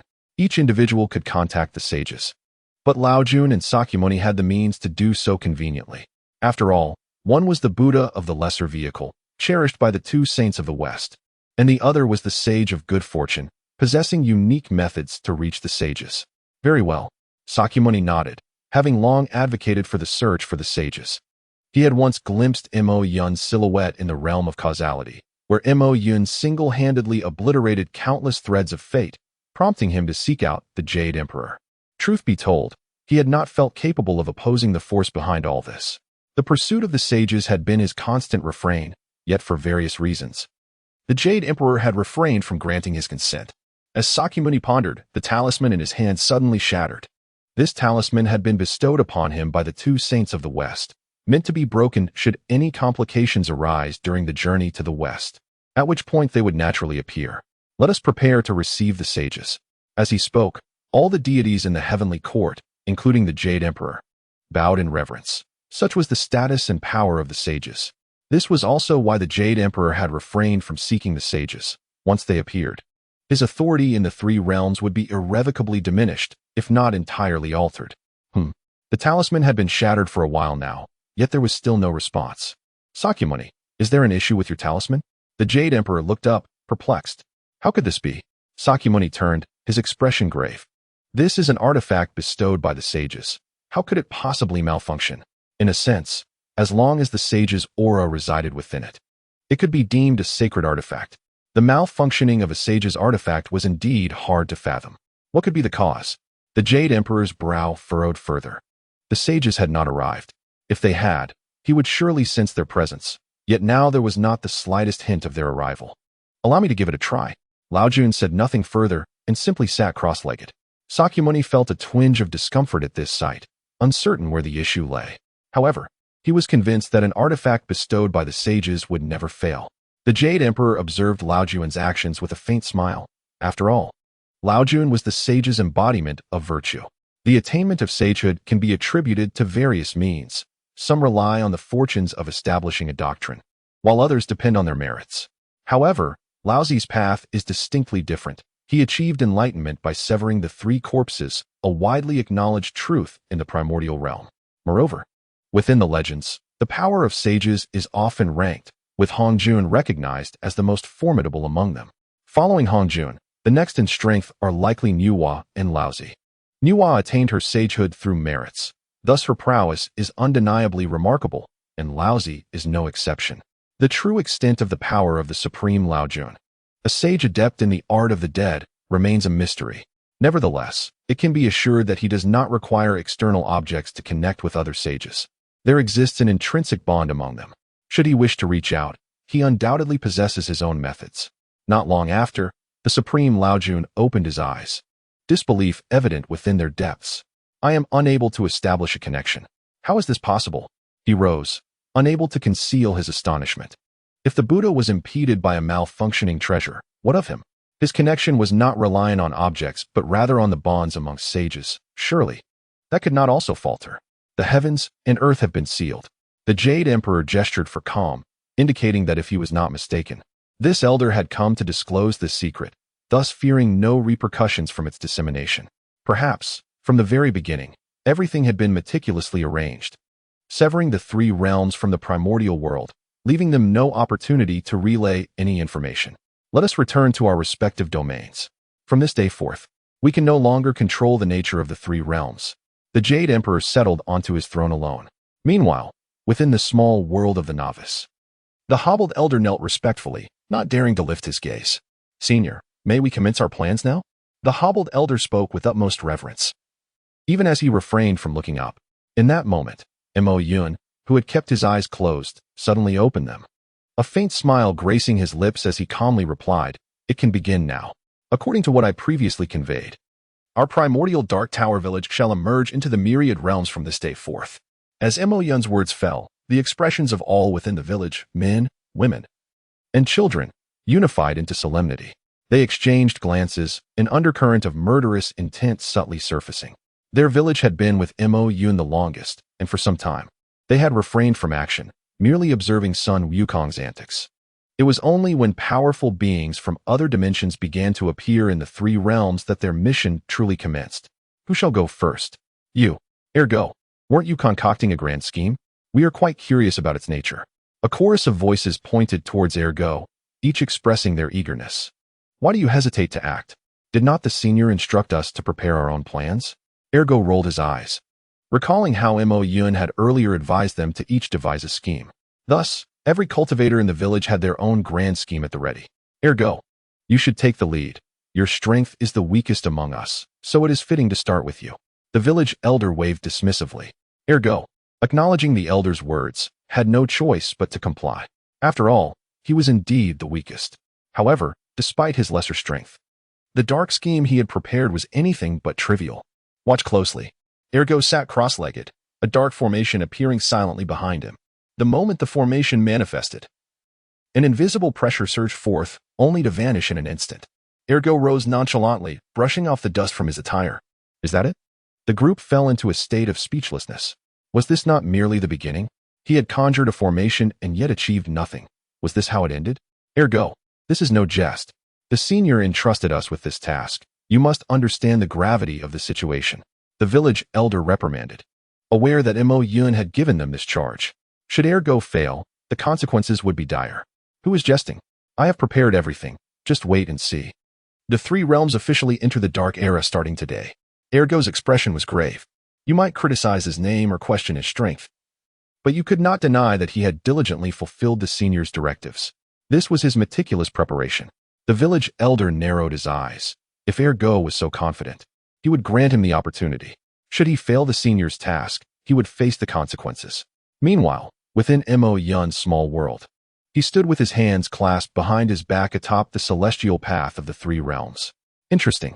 This Ergo possesses potential. Should a dark mythos of great power be established, he might well be considered for cultivation. The awakening of darkness this time seems unrelated to humanity. Fascinating. A smile played upon Mo Yun's lips. With the dark era now officially commencing, he too would gradually reveal himself within the three realms. It appears to have begun anew from the heavenly court. How pitiful that realm is. Mo Yun shook his head, his expression unwavering despite the sentiment of pity.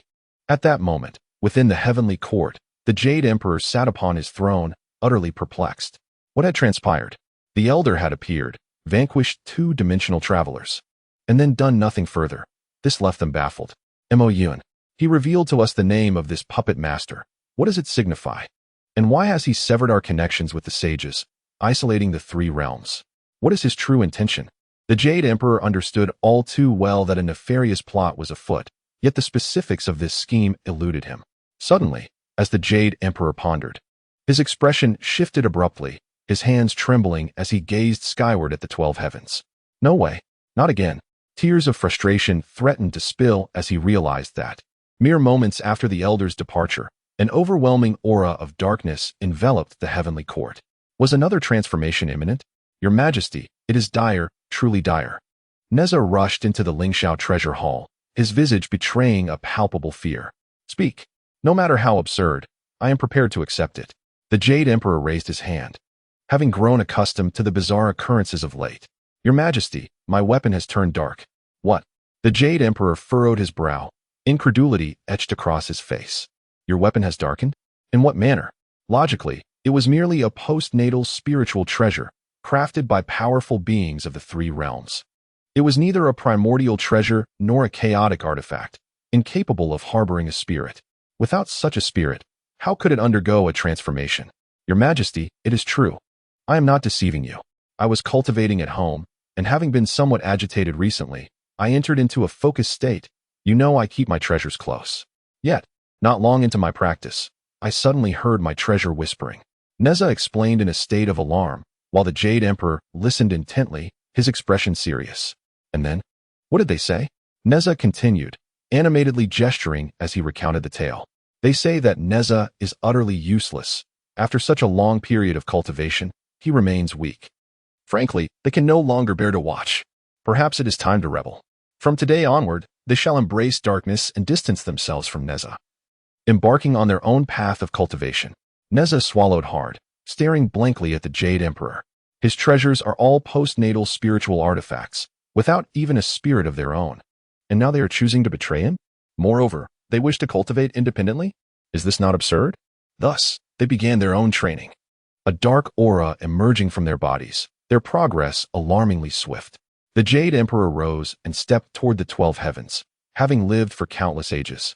He had never witnessed weapons capable of cultivation. Today, he would seek to understand this phenomenon. Go fetch Lao Jun as well. Let him see this. Are we to encounter another ghostly event? At this moment, within the 12 heavens, several of Neza's treasures floated in the air, not yet taking human form. Yet their dark aura had grown overwhelmingly potent. Hurry. Once we finish our training, we shall seize the Jade Emperor's consort. Chapter 83, Jade Emperor. If I were to be killed by my own sword, would it not be quite humiliating? A series of abrupt and inappropriate voices emerged from several artifacts, leaving the Jade Emperor standing in place, a surge of unnamed anger rising within him. The three realms had indeed undergone a transformation. But the Jade Emperor is not someone to be bullied at will. Chang'e and the seven fairies have yet to find their footing. And now these artifacts audaciously declare their intent to rob him of his wife? What do they intend to accomplish? At this moment, Lao Jun approached the Jade Emperor. His brow slightly furrowed, a hint of surprise gracing his lips. Is it that Mo Yun again? The Jade Emperor shook his head. It seemed likely. Yet the specifics remained unclear. Allowing weapons to cultivate? What manner of operation is this? All the deities present were utterly astonished. Today marked a revelation, a group of weapons capable of cultivation. Indeed, when had such a thing been witnessed? Previously, tales were told of ancient primordial treasures possessing supreme spirits, capable not only of speech but also of self-evolution. Yet, how could Nez's postnatal weapons possibly cultivate? Amidst the chatter, the Jade Emperor furrowed his brow, then calmly spoke. There is no need for alarm, everyone. This is undoubtedly the doing of Mo Yun, but it poses little threat to our heavenly court. The Jade Emperor's conjecture was likely accurate. Apart from that individual, who else could achieve such feats? Yet, what could a few darkened weapons truly stir in the three realms? He could easily shatter a multitude of such artifacts with a mere flick of his hand. Jade Emperor, you speak so boldly. Are you not concerned about straining your back? The sudden voice belonged to none other than Nez's artifact, the Hunyuan Ling. It had transformed into a pitch-black entity, floating in the sky like a dragon.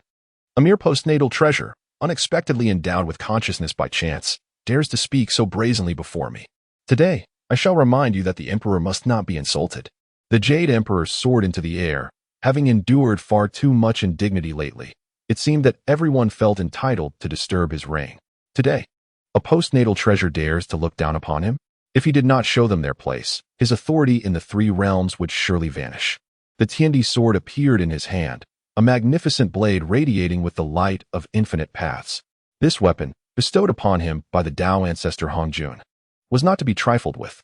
When Hongjun appointed Hao Yin as the sovereign of the heavenly court, he granted him the power of the Fengshen Bang, along with the Tiandi sword. The Fengshen Bang governed the deities, while the Tiandi sword determined their fates in battle. No deity could withstand a single strike from the Tiandi sword. Who would have thought the Emperor would wield the Tiandi sword directly? Indeed, it has been ages since we have witnessed its presence. Is it not a bit excessive to use the Tiandi sword against Hunyuan Ling? In an instant, the deities chattered amongst themselves, while Neza smirked. Though Hunyuan Ling was one of his treasures, he could not deny that it stood no chance against the Tiandi sword. Even if it had now embraced darkness and gained the ability to cultivate, it was still far from sufficient. Tiandi sword go. The Tiandi sword flew from the Emperor's grasp. A postnatal artifact forged by Hongjun himself, arguably more powerful than some innate spiritual treasures. It ascended, entwined in the divine chains of order from the three realms. A colossal net descending from the heavens, akin to an immortal slaying blade. Gods would perish upon contact, and treasures would shatter. Is that all?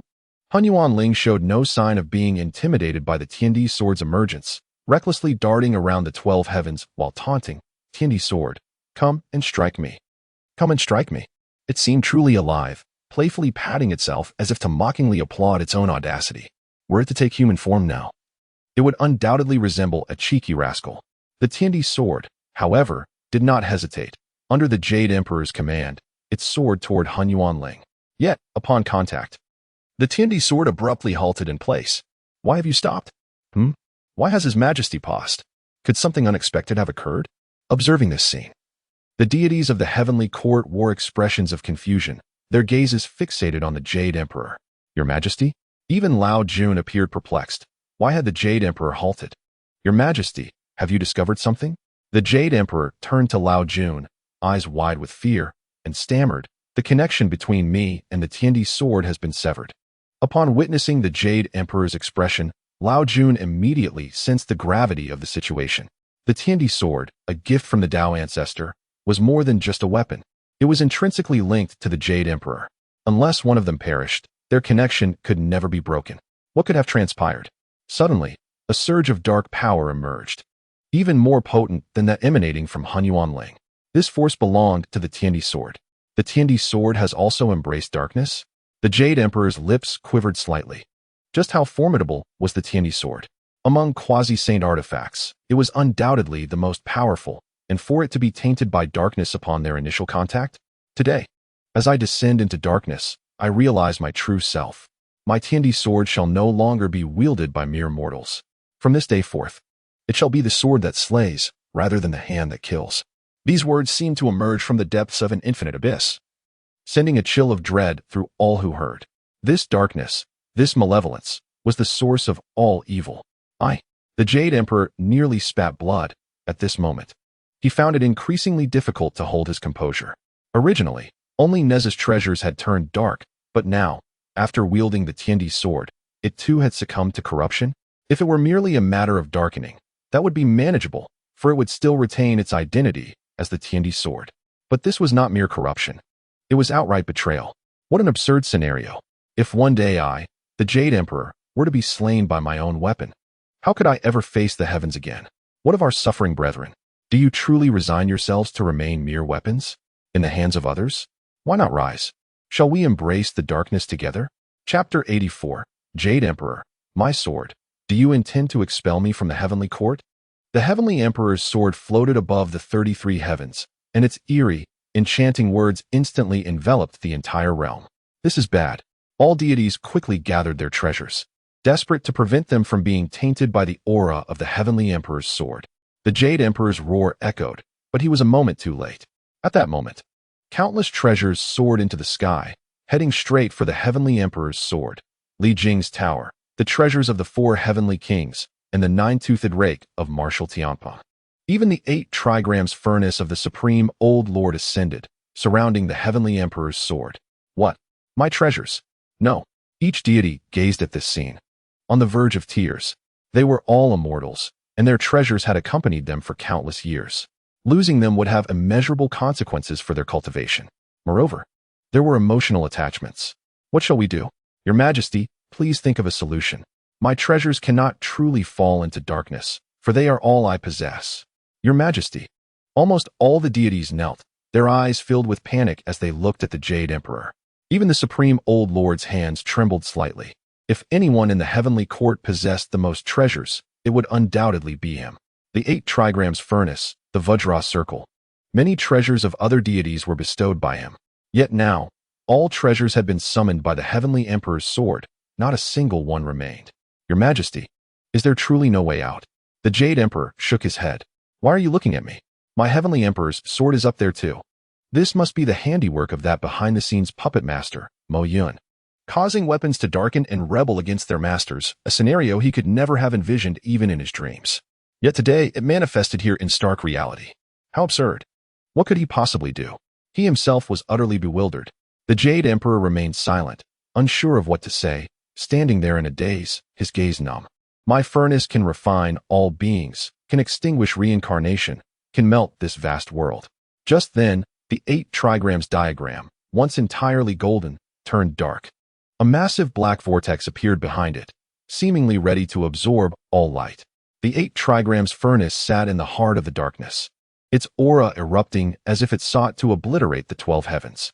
The supreme old lord swallowed hard, staring at his 8 trigrams furnace transformed into this state. Utterly speechless. This was merely a furnace for alchemy, valuable, yet not inherently aggressive. Yet now, it had morphed into an extraordinary demonic treasure. From this day forth, the heavenly Tao shall crawl beneath my feet, while all beings are but mere ants. A voice resounded, as the Vajrazwai soared like a black sun, ascending through the 33 heavens. It spun in the sky, and a wave of black pressure swept over the entire heavenly court, causing 100,000 heavenly soldiers to kneel, trembling uncontrollably. It was as if the words spoken were true. All beings are but ants. Though I possess 9 teeth, these 9 teeth can extinguish the heavens. How could a tower not subdue the entire cycle of reincarnation? Where the spear reaches, all paths are mere illusions. One by one, treasures darkened, proclaiming their newfound power. And then lined up, the weapons of the 100,000 heavenly soldiers arranged behind them, resembling the formation of the heavenly army behind the Jade Emperor in days of yore. At the forefront of all the weapons stood the Heavenly Emperor's sword, swirling between heaven and earth, exuding an aura identical to that of the former Jade Emperor. However, whether its power surpassed that of the Jade Emperor remained uncertain. Jade Emperor, from this day forth, vacate the heavenly court. The moment the voice of the Heavenly Emperor's sword echoed, the Jade Emperor's gaze dulled. He was not frightened, merely bewildered. Are you serious? You were all treasures of our heavenly court, and now the first act after darkening is to demand my departure? Are you jesting? I am the Jade Emperor. This is my heavenly court, not a treasure vault. You expect me to leave at your command? The Jade Emperor furrowed his brow, his fists clenched tightly. You may have gained sentience and seemingly the ability to cultivate, but remember, you are merely treasures, not cultivators. Deities of the three realms, do not be intimidated by them. Even awakened, they remain mere objects. Today, we shall subdue them. Even if they darken, they will be reduced to our weapons. Such is their fate. The Jade Emperor's brow furrowed, yet the murderous intent in his eyes was unmistakable. He had indeed been astonished. The absurdity of this situation rivaled that of Sun Wukong's transformation. However, astonishment does not equate to fear for the Jade Emperor. His quasi-saint cultivation, though lacking weapons, still stood as a quasi-saint. If he were to be intimidated by a collection of weapons, how could he continue to rule the heavenly court? Indeed, your majesty speaks true. We were merely startled by their strangeness, yet they remain treasures. Should we act against them now, we might truly subdue them, thereby significantly enhancing our own strength. Precisely. Let us battle. Men die for wealth, birds perish for food. With just a few words, the Jade Emperor ignited their fighting spirit to its zenith. Yes, if we can reclaim these treasures, our strength will surely increase substantially. Simultaneously, Mo Yun's conspiracy shall unravel, and we will ensure he is left with nothing but the garments of his own making. Is that so? However, before we engage in battle, I have other matters to attend to. Upon hearing the Jade Emperor's words, the Heavenly Emperor's sword did not express anger, but rather a tone laced with mockery. Friend, you've been here for quite some time. When do you wish to be seen? The Heavenly Emperor's sword pointed sharply at a spatial rift, and in the next moment, the rift shattered, and a bald figure stepped forth. This realm truly is intriguing, far more so than my own. I never anticipated arriving here only to witness a host of weapons mutiny. Had I not experienced such bizarre events myself, I might not have believed it. Yet now that I am here, from this day forth, this realm shall belong to me, the unrestrained Tang Sung. The unrestrained Tang Sung is a powerful being from another dimension, arriving here due to the destruction of his world. His ability lies in growing stronger through breaking taboos. Is that so? Do you know why you can appear in this realm? Do you think your strength allows you to traverse the so-called dimensions that cannot be crossed by human power? To be truthful, I have awaited your arrival for quite some time. I was even slightly worried that if we succeeded in darkening, you beings from other worlds might not come. Chapter 85. The unrestrained Tang Sung, struck down by a brick Tang Sung, was momentarily taken aback. What does this mean? A conspiracy? Not long ago, he was ambushed by a group of unscrupulous youths, resulting in the destruction of his world. Thus, he resolutely traversed the pathway they left behind to this dimensional realm. Yet now, a sword in this world claims that all of this is a conspiracy? What kind of conspiracy? Deceptive words lead astray. Even if it is a conspiracy, what of it? I, the unrestrained Tang Sung, am not like them. Yang Jian, Sun Wukong, and another human powerhouse are all top-tier beings. Yet to say they could match me in battle falls short. However, upon seeing them, I sensed a force that transcended dimensions. So I deliberately allowed them to destroy my world. My intention was to arrive in this dimensional realm. A strange smile appeared on the corner of Tang Seng's mouth. He was not the least bit flustered. If he were to be intimidated by a mere handful of weapons, he would not be worthy of the title of a formidable being from this dimension. Moreover, do you know how the legendary Tang Sung, the one who defied the precepts, became powerful? If you were aware, you would not speak to me with such disdainful gazes. I find your contempt quite unpleasant. As he surveyed his surroundings, Tang Sung perceived a hint of pity in the eyes of the deities of the heavenly court. This pity made him uncomfortable. Throughout his training, he had seldom encountered such gazes. When he awakened his formidable abilities, breaking precepts enabled him to grow stronger. During the calamity of the journey to the west, he consumed demons, engaged with them, and after each encounter, he grew even more powerful. By the end of the calamity, he had emerged as the mightiest being across the three realms. For the first time, He was the one to gaze upon others with pity, rather than the other way around. The Jade Emperor shook his head, originally intending to confront these weapons. However, it seemed unnecessary now. This defiant Tang Xing had been present in the heavenly court for some time, yet he had noticed nothing amiss. Yet, the heavenly emperor's sword and the others had perceived the danger long ago. This dimensional powerhouse before him lacked the resolve to engage. The previous two injured dimensional beings had been no match for him. Furthermore, he was a formidable entity who had traversed realms with minimal injury. They were certainly no match for him. Yet, this did not impede their sympathy for him. Not only those weapons aware of the corruption, but even the onlookers understood that this was a conspiracy. Sun Wukong and his companions had traversed dimensions to summon powerful beings here, only to eliminate them on this very spot. The true intentions behind this were unknown to the Jade Emperor and his court. However, they were acutely aware that this Tang Xing must perish today. The manner of his demise, however, remained uncertain. Kill me? You truly lack the qualifications, he declared. Though our dimension may not rival yours in strength, I once compelled the Jade Emperor of the Heavenly Court to take his own life. The Jade Emperor furrowed his brow, contemplating the tragic fate that seemed to befall him. Why was it that in every realm, whenever such a powerful being appeared, he was invariably the first to suffer? And to be forced into suicide? Heavenly Emperor's sword, I know you have succumbed to darkness, yet before your fall, I was once your master. You must eliminate him for me. The Jade Emperor spoke directly to the Heavenly Emperor's sword, finding Tang Xing's arrogance intolerable. Humph.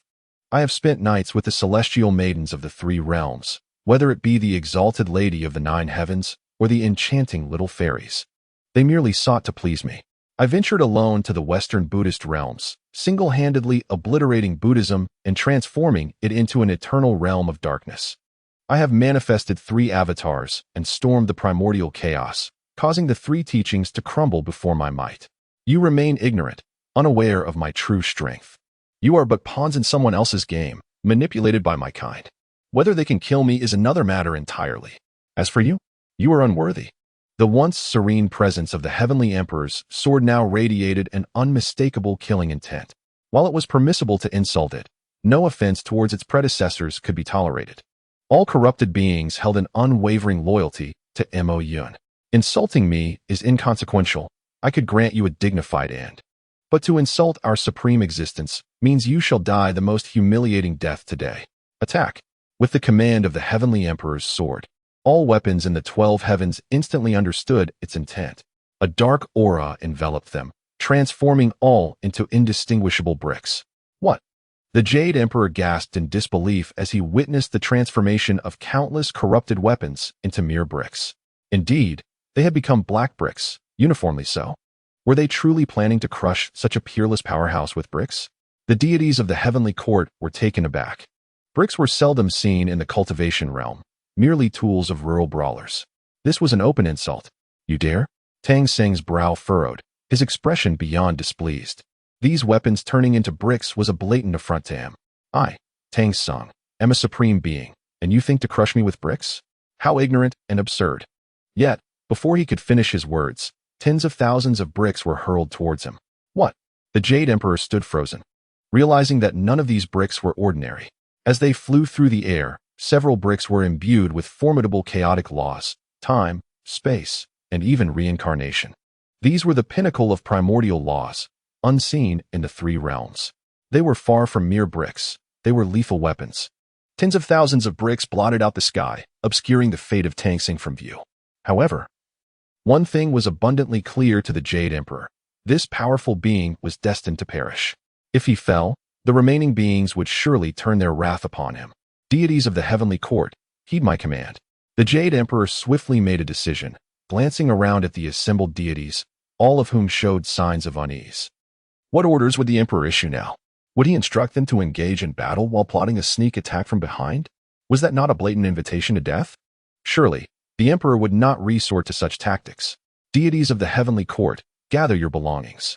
We must vacate the heavenly court. The 3 realms are undergoing a transformation, and we can no longer remain here. It seems we must descend to the mortal realm and await our opportunity. The Jade Emperor sighed, contemplating that leaving the heavenly court for the mortal world might afford him some respite. After the passage of an incense stick's time, all treasures returned to their original positions. Yet the defiant Tang Sung had vanished without a trace, as if he had never existed within the three realms. I say to you, since you wish to take control of the heavenly court, then take your place. We shall endure this. The Jade Emperor gazed at the assembled weapons with resignation, feeling profoundly constrained. These were their treasures, yet they were now cornered without recourse. Truly, the world did not allow the divine to thrive. Very well, we share a history. This time I shall let you depart, thus concluding our past. From this moment forth, we shall have no further dealings. The heavenly emperor's sword floated in the air, a flicker of emotional turbulence surfacing within its essence, though it was fleeting. Very well, the Jade Emperor sighed, reflecting on the calamity that had befallen the heavenly court within a span of mere days. Not only had all treasures betrayed them, but they had also lost the heavenly court itself, rendering them homeless. Jade Emperor, before you depart, allow me to impart a final message. The tides of fate are irreversible. This three realms shall inevitably succumb to darkness, perhaps even to the pinnacle of dark mythos, the Great Luo. This is the first thought I have conceived since gaining independent thought. The Jade Emperor furrowed his brow slightly, pondering the term mythos of Great Luo. What could it possibly mean? He had never encountered such a concept before, especially one associated with darkness. I understand, thank you. The Jade Emperor waved his hand as the deities of the heavenly court hastily gathered their belongings. Their celestial abodes could not be taken, but they managed to salvage most other possessions. What a pity for my peach tree, the Jade Emperor lamented, shaking his head. The peach tree was one of the 10 primordial spiritual roots of the primordial era, and it could only thrive in the heavenly court. Leaving would spell its doom. So he had no intention of taking it with him. Once again, the celestial realm is home to countless weapons and treasures, which do not require sustenance from the peaches of immortality, rendering their presence here relatively secure. Above the first heaven, the deities gazed longingly at the 33 heavens, reluctant to part from a place they had inhabited for countless years. The sudden prospect of departure filled their hearts with an undeniable sense of loss, compounded by an overwhelming feeling of frustration. Your Majesty, even if we must leave the heavenly abode, must we descend to the mortal realm? The spiritual energy there is scarce, unfriendly to our cultivation, sighed Li Jing, who hailed from the mortal realm himself. The lack of spiritual essence rendered cultivation a formidable challenge. If they were indeed cast into the mortal world, it seemed likely that these celestial beings would never return to the heavenly court. Indeed, Your Majesty, another deity chimed in. With so many places of fortune across the three realms, why must we go there? If all else fails, we could seek refuge on Penglai Island with the Queen Mother of the West. You and she are both disciples of the Tao ancestor. She would surely welcome us, especially considering your status as the sovereign of the three realms. The Jade Emperor sighed, fully aware of the sentiments shared by the celestial beings. For cultivators, the only path is one that ascends. The notion of descending is foreign. This not only affects their cultivation but also profoundly impacts their resolve. It is conceivable that, should this situation persist, all cultivators in the heavenly court might be rendered utterly ineffectual, an irreplaceable loss for the Jade Emperor. However, we have no choice but to proceed as we must, he stated, taking a deep breath to steady his emotions. Many of you are unaware of the circumstances at hand. The three realms have truly undergone a drastic transformation. Reflect on this. Our celestial court was once dedicated to the construction of the journey to the West Calamity. Yet who now recalls its significance? With the disappearance of Sun Wukong, Yang Jian's ability to traverse dimensions, and the mutation of all deities within the heavenly court, these occurrences are unprecedented and beyond our wildest imaginations. Yet, they have indeed transpired. The deities lowered their heads, acknowledging the overwhelming events of recent days that had dulled their sense of astonishment to a state of numbness. Following the Jade Emperor's recap, their apprehension intensified. We now understand that all this is orchestrated by a supreme entity named Xīyóu. But why does he target our celestial court? At this point, the deities raised their heads in unison. Indeed, the three realms are vast, filled with formidable beings. Why does this powerful entity persist in opposing us? What could be the motivation behind such actions? The celestial beings felt helpless, as they bore no animosity towards Xīyóu. After much contemplation, I have finally discerned the answer. It is because we inhabit a lofty position, residing atop the 33 heavens, looking down upon all. For them, the first sight upon awakening is our celestial court. Thus, it is only natural for them to oppose us. As the Jade Emperor articulated his hypothesis, the deities nodded in agreement, impressed by the clarity of his insights regarding a matter that had eluded their understanding. Little did they know that Mo Yun was indifferent to such considerations. As the ultimate antagonist, he cared little about the order of his strikes. His initial assault on the celestial court was rooted in a simple fact. The individuals who sought incense had grievances against the court. Their tumultuous actions were of their own volition, unrelated to Mo Yun. Thus, we are compelled to avoid other powerful realms and refrain from visiting Penglai. Our only option is to retreat to the mortal realm, where we must maintain a low profile. Only in this manner can we evade their might. And I have faith that, in due time, the saints will uncover the truths of the three realms. We need only to wait. One day, light shall return, and we will reclaim our place within the celestial court, becoming the sovereigns of the three realms once more. With a grand gesture, the Jade Emperor rallied the celestial beings, restoring their morale. I have identified a suitable location for us. The mortal realm belongs to the Qin dynasty, where the current emperor is but a puppet. Living there is not without its advantages. Consider it a holiday for our celestial court, allowing us to partake in the joys of mortal life. A smile graced the Jade Emperor's lips, and the spirits of the heavenly court remained steadfast. He was resolute in his belief that all they needed to do was wait, until the saints were none the wiser. Let us proceed to the mortal realm. The Jade Emperor vanished into thin air, unaware that the mortal realm had transformed dramatically since their last encounter. Chapter 87. A mortal seeks to accept me as his disciple? The Jade Emperor had vanished, and the deities understood that he did not intend for them to accompany him. His earlier words were unequivocal. They must act discreetly to avoid drawing the attention of their adversaries, necessitating their separation. From this day forth, the celestial beings would infiltrate the mortal realm, awaiting the Emperor's summons. The supreme Lao Jun also disappeared into the mortal realm, and the remaining deities followed suit without hesitation. With their most powerful leaders, the Jade Emperor and the supreme Lao Jun, having fled, there was little reason for the lesser beings to linger. Father, I have harbored a bold idea. Neza approached Li Jing with a mischievous expression once the deities had vanished. Li Jing furrowed his brow, fully aware of his son's rebellious nature. Neza was undoubtedly the most defiant spirit in the three realms, always eager to assist in any chaos that ensued. Are you contemplating a rendezvous with some forbidden entity? Currently, Mo Yun is referred to as a forbidden existence throughout the three realms. Few have laid eyes on him, yet the celestial court has been thoroughly disrupted by his machinations. What would happen if he were to reveal himself? Indeed, Father, consider our plight. The celestial court has fallen to this state. Do we not feel stifled day by day? Look at my second brother. I once saw him in the mortal realm, where he encountered this forbidden existence and now revels in joy. Who knows where he currently finds happiness? I wish to experience that as well. Li Jing sighed, uncertain of what the future held. If the realm truly belonged to this forbidden existence, Neza's choice would be justified. However, should a saint emerge, everything might revert to its original state, leaving Neza unable to return to the heavenly court. Make your own decision. I shall remain in seclusion for the time being. With that, Li Jing vanished, though in that fleeting moment, he pondered what Yang Jian might be doing at this very hour. In the dimensional world, amidst the boundless cosmos, Yang Jian had undergone a remarkable transformation, radiating an aura of destruction throughout the space around him. His gaze alone seemed capable of annihilating entire worlds. Behind him, Sun Wukong and Ying Zheng were poring over a map. I say, Yang Jian, this place seems promising. It is known as the Beidou world, and according to the map's account, it is home to numerous top-tier powerful beings, such as Huang and Yi He, not to mention a stunning beauty. Should we not explore this place for a bit of amusement? Yang Jian nodded, acknowledging that these two cunning strategists had become quite attached since their arrival, only returning to their previous realm to offer incense each day, and otherwise remaining by his side. Their scheming minds were always preoccupied with devising plots against others. In this world, the destruction shall not come just yet. For now, I wish to comprehend the essence of annihilation, and thus refrain from taking action. However, we can explore different realms, which would greatly benefit us.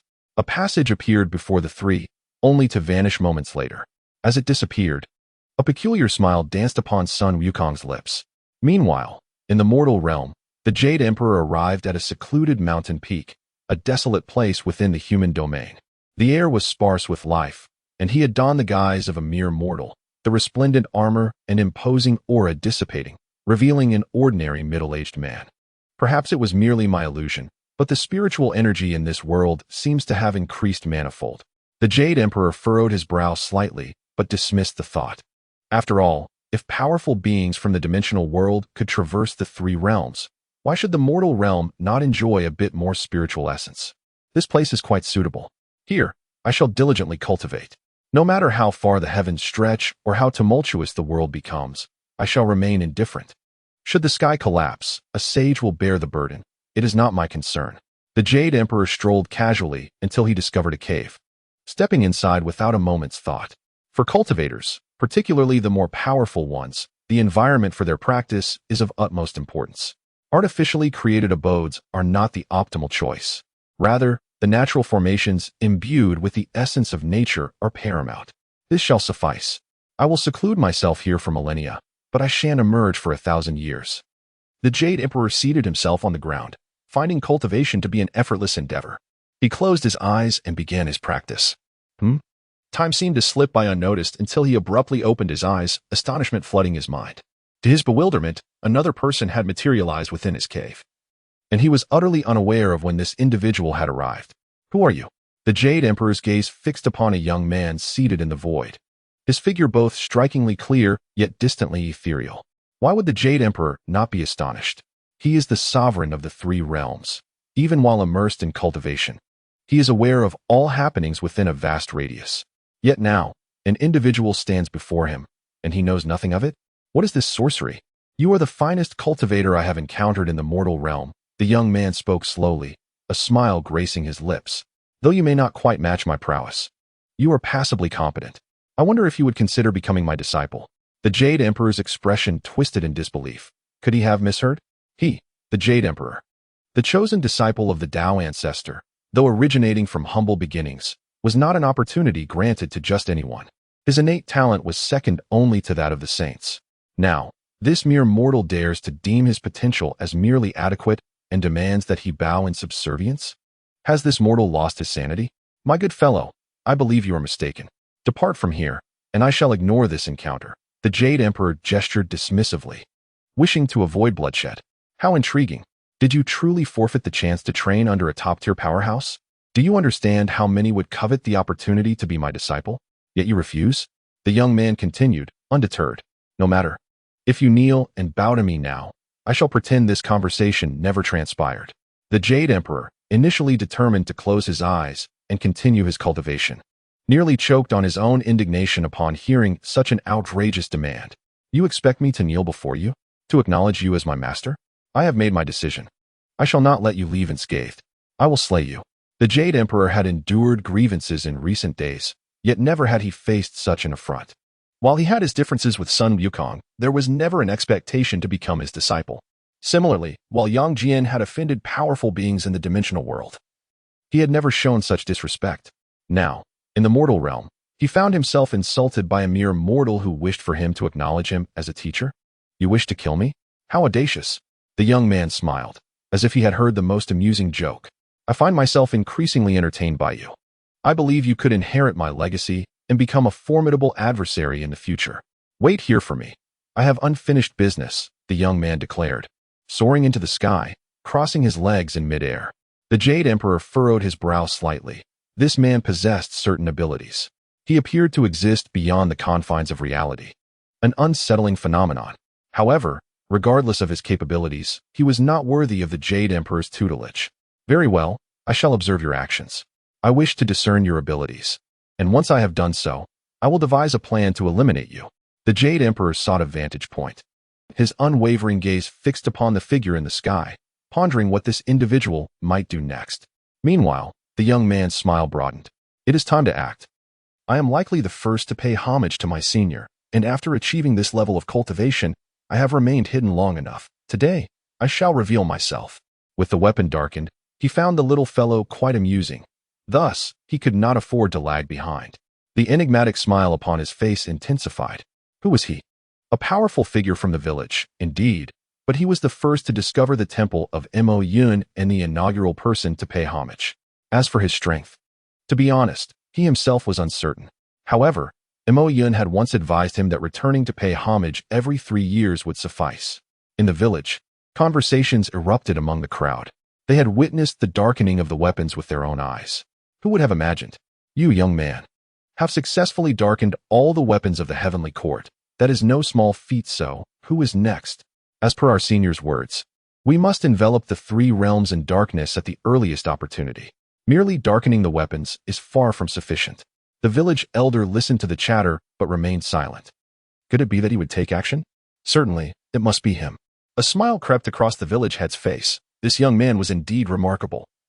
Arguably the most promising among them. Even before the temple of Mo Yun had appeared, he had embarked on the path of cultivation through his own talents. Subsequently, he was the first to discover the temple of the esteemed Mo Yun, and he had seldom been seen in the village since. I am ready to act. I have devised a plan. No, it is my turn. I too have a plan. Let me take the lead. Let the young ones have their chance. The villagers continued to debate until the village head chuckled and interrupted. Enough of your quarrels.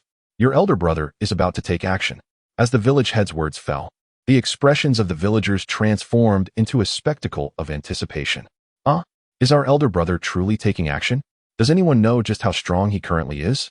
I am curious. When our elder brother acts, it is bound to be grand. Indeed, it was our elder brother who initially guided my cultivation, offering invaluable advice.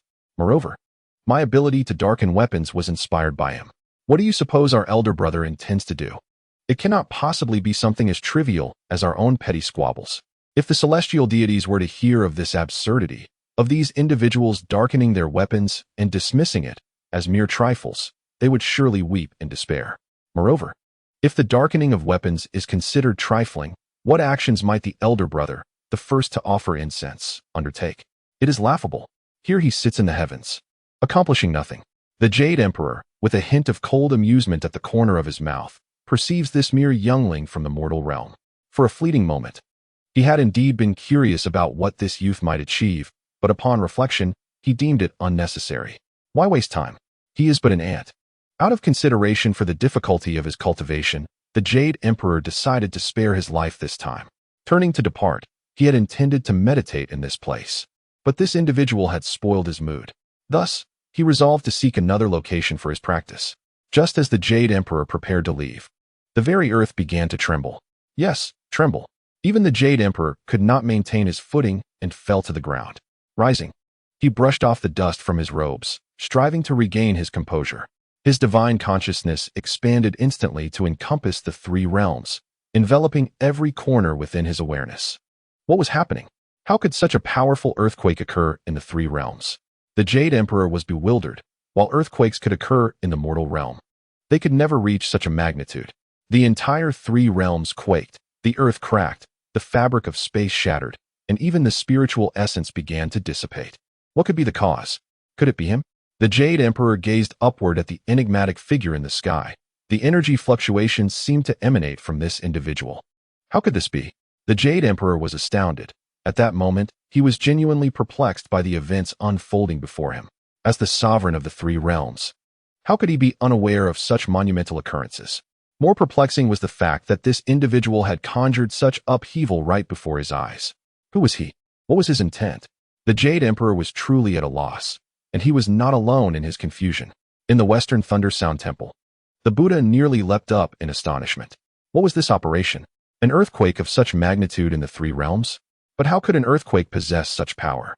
Moreover, where was the Western Thunder Sound Temple located? This had once been the domain of Rahu. Surely an earthquake could not reach this place. Were they to face annihilation? Chapter 89. Is this the dawn of creation or the end of existence?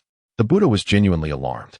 Previously, numerous strange occurrences had transpired in the three realms, and they were aware of the forbidden existence therein. Even before revealing himself, he had thrown the heavenly court into disarray. Yet the heavenly court still had a chance for survival. Although some deities had vanished, there had been no large-scale fatalities. But now, with such a disturbance, did annihilation truly loom? All the bodhisattvas of Buddhism rallied to protect the Thunder Sound Temple. Upon the Buddha's decree, they hastily fortified their defenses. While the Buddha's expression grew grave, his heart a tumult of emotions. What was happening? What kind of demon could cause this? In the Wukong Temple, the Grand Master Xīyóu soared into the air, his expression darkened to the point of bleeding.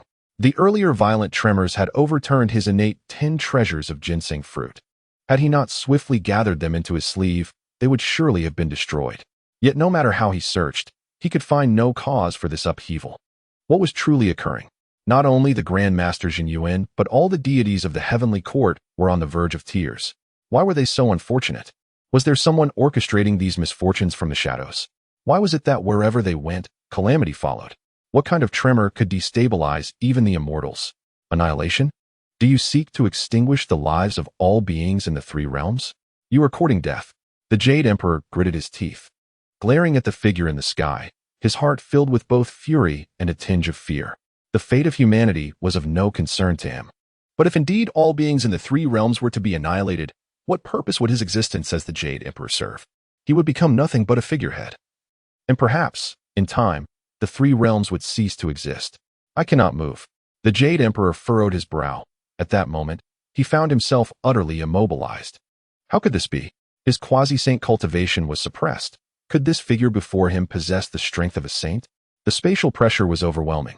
The Jade Emperor's brow tightened slightly, and in the next moment, he was transported to a wondrous space. Not only he, but nearly all beings of the three realms found themselves in this peculiar realm. Your Majesty? Your Majesty? The fragmented deities of the heavenly court had reunited here, exchanging bewildered glances after having just parted. Where could they seek answers? Your Majesty, who is this? Does he truly intend to bring about annihilation? To destroy our three realms? The deities of the heavenly court were filled with shock. They had all felt the previous tremors, yet the purpose of it all remained a mystery. Your Majesty, what is happening? The Buddha and Grand Master Xīyóu also found themselves in this place, their expressions mirroring the confusion lingering in their eyes. I do not know. Now, all beings of the three realms have gathered in this realm. What could they possibly aim to achieve aside from destruction? But why would they seek to annihilate? What do they stand to gain? The Jade Emperor was truly anxious. While he might be surprised by the suffering inflicted upon the heavenly court or the destruction of other worlds, he would not be so distressed. But now, they threatened the very existence of the three realms. What is the three realms? It is the realm upon which all deities rely for their existence. Why would they wish to destroy it? What benefit would such annihilation bring to this forbidden existence? At this moment, the space where the beings of the three realms had appeared was the small world inhabited by Mo-Yun. Mo-Yun sat cross-legged atop the myriad paths of this small world, having just opened his eyes. Annihilation? How could life arise without destruction? It seems he has grown stronger. Yet this destruction would still lead to widespread death. Every life in the three realms is valuable and must not perish. It was Mo-Yun who had just transported everyone to this small world. His motives were not born from compassion, but rather a calculated strategy. He could not allow significant casualties to occur. Furthermore, while he may indeed be a villain, he was not the type to indiscriminately slay innocent mortals. Would it be destruction or creation? All would soon be revealed. My plan has finally taken its first step. Perhaps I have achieved 1% of my goal. Mo-Yun chuckled to himself. If others were to hear his words, they might truly be terrified. So many upheavals had transpired in the three realms, even causing the former rulers of the heavenly court to contemplate despair. Yet his plan had only just begun. Was this not absurd? With a sweeping motion of his hand, a smile graced his lips. Today marked a pivotal day for the three realms. As beings of the three realms, they surely had the right to know. Moreover, if all proceeded as intended, from this day forth, the history of the three realms would be divided into two epochs. In the sky of the small world, a massive screen materialized, displaying the events currently unfolding in the three realms. The three realms have been utterly destroyed. The beings of the three realms looked on helplessly at this scene, realizing that the entire realm had been obliterated. The grand path has collapsed, and the earth has caved in. Were it not for the evacuation of all living beings, it is likely that none would have survived. Has it truly been annihilated? The esteemed Zhen Yuan de Xian swallowed hard, his eyes betraying a hint of panic. Had their very existence in the three realms vanished? What could that being possibly intend? Why would he seek to obliterate the three realms? Zhen Yuan de Xian was utterly bewildered. The three realms constituted the foundation of their existence. If they were to perish, where would they go? Where could they cultivate? To other dimensional worlds? What folly! With their current strength, how could they venture into other dimensions? It seemed their paths of cultivation would be irrevocably severed. What were the saints doing? In such dire circumstances, had they not sensed anything amiss? Even if the primordial chaos and the three realms were indeed separated, the three realms remained a fragment of the primordial chaos. They should have been able to perceive this. Why was there no intervention? Even the usually composed Buddha was on the verge of cursing. Wait, there is something amiss. This may not be the end of the world, but rather the dawn of creation. Behold, I sensed the breath of destruction intertwined with a powerful life force. The Buddha furrowed his brow. Creation? Could it genuinely be the act of creation? How could that be possible? What level of power is required for such a feat? Creation has always been relegated to the realm of legend. The legendary Pangu, the creator of the universe. What caliber of strength did he possess? These are mere tales. Are we truly to witness the act of creation today? Chapter 90. The high-end primordial journey to the West. Today the position is set the deities of the three realms fell into a profound silence, each nurturing a burgeoning thought within. They felt as though they were witnessing a momentous chapter of history, yet they struggled to articulate its implications. For now, they could only gaze silently at the screen, striving to comprehend the unfolding spectacle. Amidst the shattering void, a figure sat cross-legged, his hair billowing in the cosmic winds. In his grasp lay the heart of the world, albeit one that had perished, a shattered heart of creation. The ancient method of creation bestowed upon me by my predecessor is indeed formidable. Even the heavenly Tao seems to align with my endeavors. A faint smile graced the man's lips as a vivid recollection surfaced in his mind. Once merely an ordinary human, he had stumbled upon a cultivation technique by chance. During a journey beyond his village, he encountered a temple of his forebear. Compelled by an unseen force, he reverently bowed and offered incense. To his astonishment, his first offering granted him the method of creation, and he subsequently traversed the three realms, awaiting his predecessor's summons. Today, that call had finally arrived, bidding him to create. His predecessor had instructed him to forge a powerful high-end primordial world, and he was merely the initial step in this grand creation, first destruction, then rebirth. What a profound technique! The man remained in awe prior to his offering. He had never contemplated the concept of creation. This was the domain of Pangu, existing only in myth. After acquiring this technique, he discovered that creation was, in truth, an astonishingly simple endeavor, at least within the confines of this method. Creation. Mysterious characters of the technique materialized in the void, devoid of color and lacking a defined form, yet undeniably present. They eluded clarity and understanding. Different individuals perceived these characters uniquely. The words of creation, the utterances of the Tao. The shock in the Jade Emperor's eyes reached unprecedented heights. Others might remain oblivious. But how could he not comprehend? The Tao ancestor had once proclaimed that when Pangu cleaved the heavens and forged the primordial chaos, countless truths and utterances of the Tao manifested. Those who beheld these truths and grasped their essence were destined to receive extraordinary techniques. Even the Tao ancestor himself could not fathom the reason behind this, declaring it a divine miracle. Indeed, we are witnessing the act of creation. According to legend, when the words of the Tao appear, a new world is born. A new world is upon us. The Jade Emperor's hands trembled. In that moment, he was genuinely overwhelmed. The emergence of a new world heralds the end of all that is old. What then of the ancient deities? Must they also face their demise? Heaven above. Is this truly a world? How can it be so magnificent? How is it possible?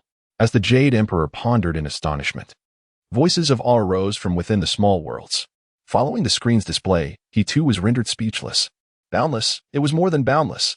Even the original primordial chaos paled in comparison. A majestic primary world had manifested, encircled by countless smaller worlds. This is the original layout of the primordial chaos. Yet this new world, the central primary world, is an endless realm. What does an endless realm entail? A world without end. Its vastness is unfathomable. Beyond mountains, there are more mountains. Beyond the heavens, there are more heavens. Layer upon layer, unpredictable in nature. Not only does the primary world astound, but the smaller worlds surrounding it have also grown significantly stronger. The once diminutive realms now qualify as lesser thousand worlds. A primary world encircled by innumerable lesser thousand worlds. The former three realms may surpass even the primordial chaos of yore. A divine miracle. The Jade Emperor sighed deeply, then shook his head. What was happening to him? Moments ago, thoughts of submission had flickered in his mind. Was he under some form of external influence? He shook his head to dispel the notion, allowing displeasure to resurface in his gaze. He was at odds with these beings. Their strength held no relevance to him. Son Wukong sought his demise. Yang Jian, too, harbored intentions to kill him. This was hardly a favorable situation. The expanse of this new realm, though grander, did not signify much. Any sage from the primordial chaos could achieve such feats. There was nothing to be astounded by. As the Jade Emperor's words settled, the other deities nodded in agreement. They understood little. After observing for some time, they discerned only a singular word. Clearly, the current three realms far surpassed the primordial chaos of the past. Yet, they could not pinpoint the exact nature of this strength. Only by experiencing that world could they grasp its essence. Indeed, it fell short in certain aspects. The figure on the screen rose, his brow slightly furrowed. At this moment, though the world had been forged, it seemed to lack a certain element. What precisely that element was, he could not articulate or comprehend. With a resigned smile, he mused that his predecessor had merely tasked him with creation, not with perfecting the world. If perfection were attainable, it would indeed be beyond reason. He surmised he would need to offer incense several more times. What he was destined to create was a high-end primordial world, wherein not only the vastness of the world but also the cultivation techniques, treasures, and elixirs would vastly surpass the inferior primordial chaos of the past, encompassing even greater mysteries yet to be fathomed. Predecessor, my task is complete. The once mighty creator now knelt humbly upon the ground, his demeanor reverent, akin to a docile cat.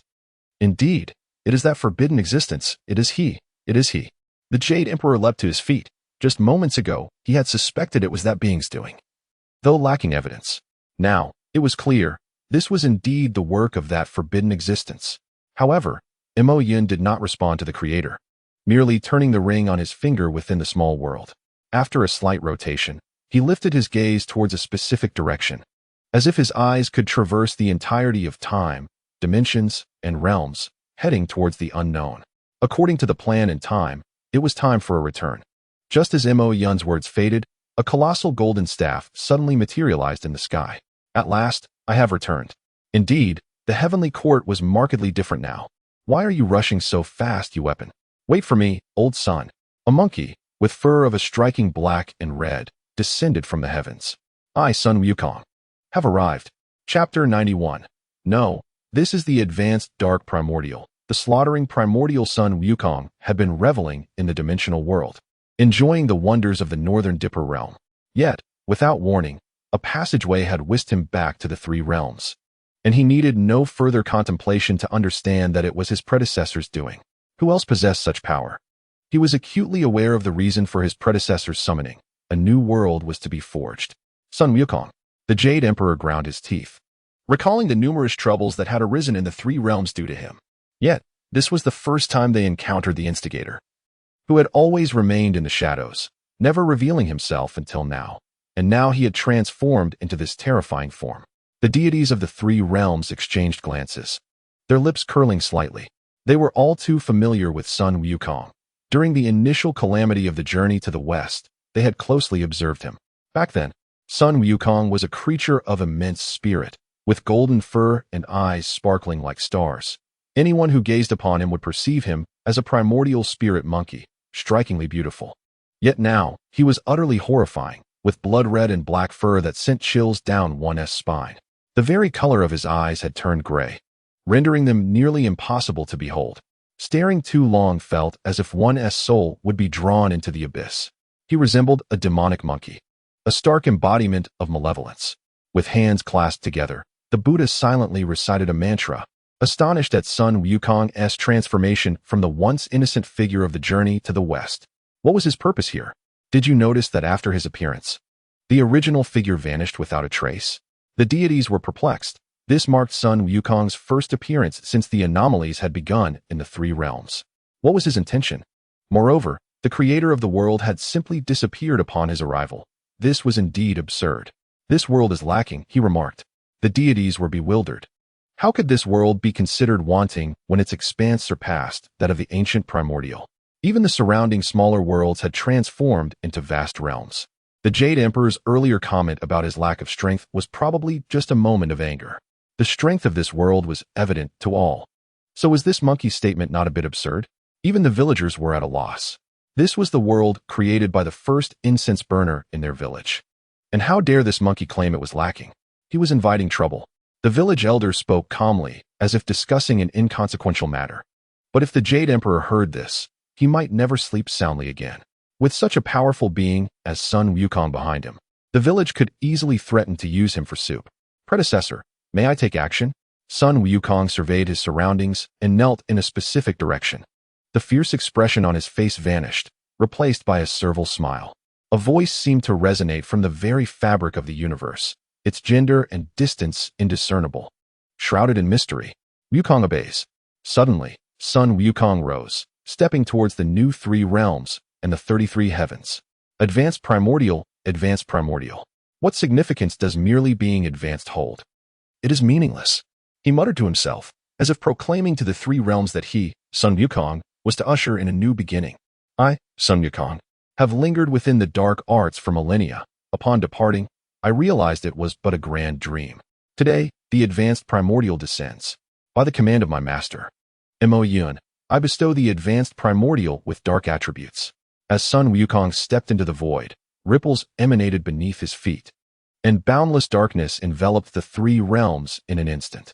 Slaughter, betrayal, deceit, darkness, reincarnation, death, return. Dark attributes filled the heavens and earth as a peculiar sacrificial ritual unfolded in the sky, with Sun Wukong as the offering.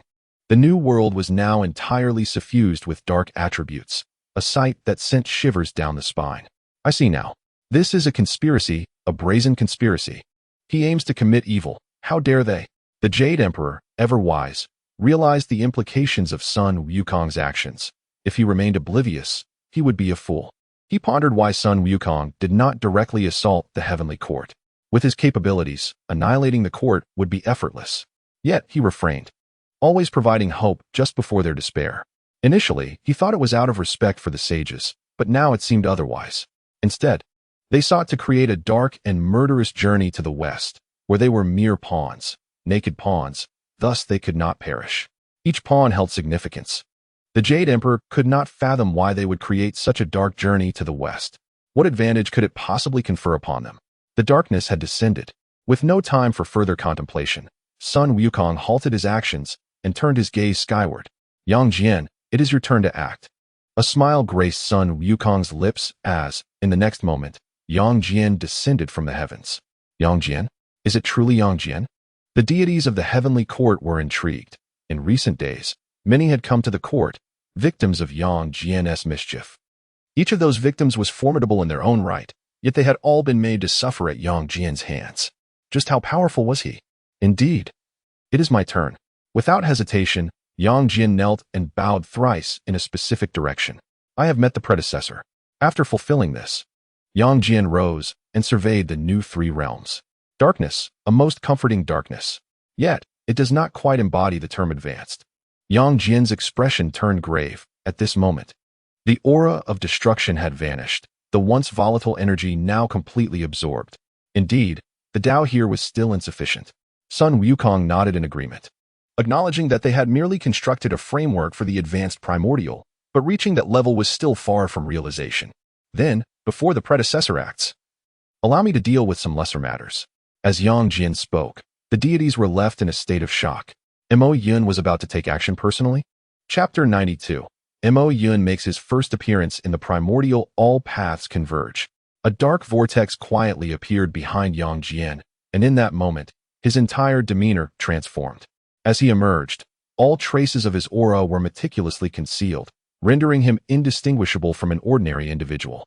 However, once his cataclysmic technique was unleashed, his presence surged forth like a raptor freed from its constraints. With a shout, Yang Jian's garments billowed as he soared upward. The newly manifested realm seemed to collapse once more. Within the swirling vortex behind him, myriad mystical laws surged forth. What is this? The deities could scarcely comprehend. Or perhaps they simply could not grasp the essence of what Yang Jian had unveiled, something entirely beyond their ken, an entity they had never before encountered. Nez aside, taken aback by how, in such a brief span, his elder brother's powers had escalated to an unfathomable level. This was the myriad paths. The Jade Emperor sighed, recognizing that while it was normal for others to be oblivious, it was unacceptable for him to be unaware. As the disciple of the Tao ancestor, he embodied the very essence of the primordial Tao. The emanations from the vortex that Yang Jian summoned were indeed manifestations of that Tao, transcending even the heavenly Tao. At last, The Jade Emperor understood why Yang Jian sought to annihilate worlds in the dimensional realms. It was as if he were lamenting, or perhaps musing aloud, to obliterate a world and then retain its Tao for integration into a new realm. How formidable must this new world be? The Jade Emperor dared not imagine. The mystical laws erupting from Yang Jian's vortex numbered not in the thousands, but perhaps even 10,000. How terrifying. At that moment, a smile graced Yang Jian's lips. Ever since acquiring this ability, a mission had seemingly inscribed itself within his mind, to eradicate worlds in other dimensional planes while preserving their Tao. As for the reason behind this preservation, he remained in the dark. It was not his place to know. Now that the myriad paths had been unleashed, his task was complete. Please, Senior, take action. Yang Jian, Sun Wukong, and the Primordial Creator knelt simultaneously, their knees touching the ground, a stark contrast to their earlier demeanor, which had been that of the most formidable of fiends. Now, they resembled meek kittens, awaiting their master's arrival. Is the moment finally at hand? The Jade Emperor murmured. Just a few days had passed. Since Sun Wukong's disappearance, the three realms had transformed utterly. Setting aside the peculiar occurrences in the heavenly court, the entirety of the three realms had been devastated, reshaping into a new world, one of advanced primordial essence. Not merely advanced primordial essence, but a darkened version thereof. Behind all this stood the figure Sun Wukong was now poised to confront. They knew him only as Mo Yun, unaware of any other details. The anticipation of finally meeting this individual stirred excitement within them. Who was he? What made him so powerful, allowing him to orchestrate such events? It was nothing short of astonishing. At last, the pantheon of deities each held their own thoughts. Even the Buddha's hands trembled slightly. The journey to the west had been stalled, its ultimate cause rooted in this individual. Had it not been for him, preparations for that journey would have long been complete. Sun Wukong was already trapped beneath the Five-Finger Mountain, awaiting the successful reincarnation of Jin Shanzi to set everything in motion. At that point, the Western Buddhist faith would rise to prominence, with Taoism beneath its heel, establishing itself as the foremost ecclesiastical authority in the three realms. Henceforth, Buddhism would flourish. This was a tacit agreement among the sages. Yet whether it would come to fruition remained uncertain. Curiosity reigned among the other deities. They were eager to discern the nature of the individual capable of such feats. Meanwhile, within the small world, Mo Yun's expression remained tranquil, as if the events of the day bore no connection to him. Yet today, he was indeed prepared to act. He had awaited this moment for far too long. He orchestrated the darkening of Sun Wukong in the entire village, as well as the shadowing of Yingzheng. The true purpose was to reach this very moment, which was not an end, but merely a beginning. Mo Yun's intricate designs had only just commenced. The darkened advanced primordial realm was merely the outset, followed by mythic grandness and dark mythic grandeur. A lengthy journey lay ahead. It was his first appearance in the three realms, and it transpired under the gaze of countless onlookers. How intriguing. With this thought, Mo Yun proceeded without hesitation, stepping forth from the small world. Senior. The instant Mo Yun materialized, the worship etched upon Sun Wukong and his companions' faces intensified immeasurably. Truth be told, this was their first encounter with Mo Yun. Though he had previously manifested in their consciousness, they could not discern his visage. This time, however, they beheld him clearly, draped in a simple black robe, seemingly unremarkable. So much so that one might overlook him entirely if not for a closer inspection. Yet therein lay his true strength. Sun Wukong felt a jolt within. To what extent had the senior's power ascended? Why, despite having clearly observed Mo Yun's countenance moments ago, did it now elude him entirely? No matter how he tried to recall it, the image slipped away. Yet upon a second glance, he felt that what he saw now was not the same as before. This time, Mo Yun appeared as if he were a singular divine entity, each step he took seeming to tread upon the myriad paths that had just emerged. With his presence, no matter how formidable the gods or demons of the world might be, they could only prostrate themselves at his feet. It was utterly uncanny. This was a realm beyond their comprehension. Likewise, Sun Wukong's experience mirrored that of all present. The Jade Emperor's hands clenched tightly. He struggled to fathom the nature of this power. Yet one thing was certain. It was overwhelmingly formidable, beyond their understanding. However, to integrate so many paths into the new world of the three realms would not be a trivial endeavor. Each path represented a confluence of myriad laws, transcending all.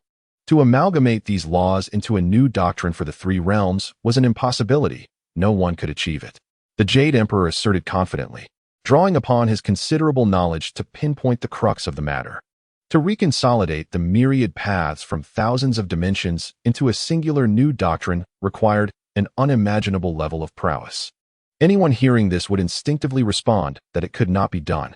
Yet, if others were incapable, did that mean Mo Yun was also unable? Chapter 93. Mo Yun takes action, annihilating countless paths with a single hand? As the Jade Emperor's words echoed, the surrounding deities grasped Mo Yun's intentions. To transform these countless paths into a new doctrine was an unprecedented notion. Impossible. Each path was among the most elusive entities in existence, beyond human comprehension.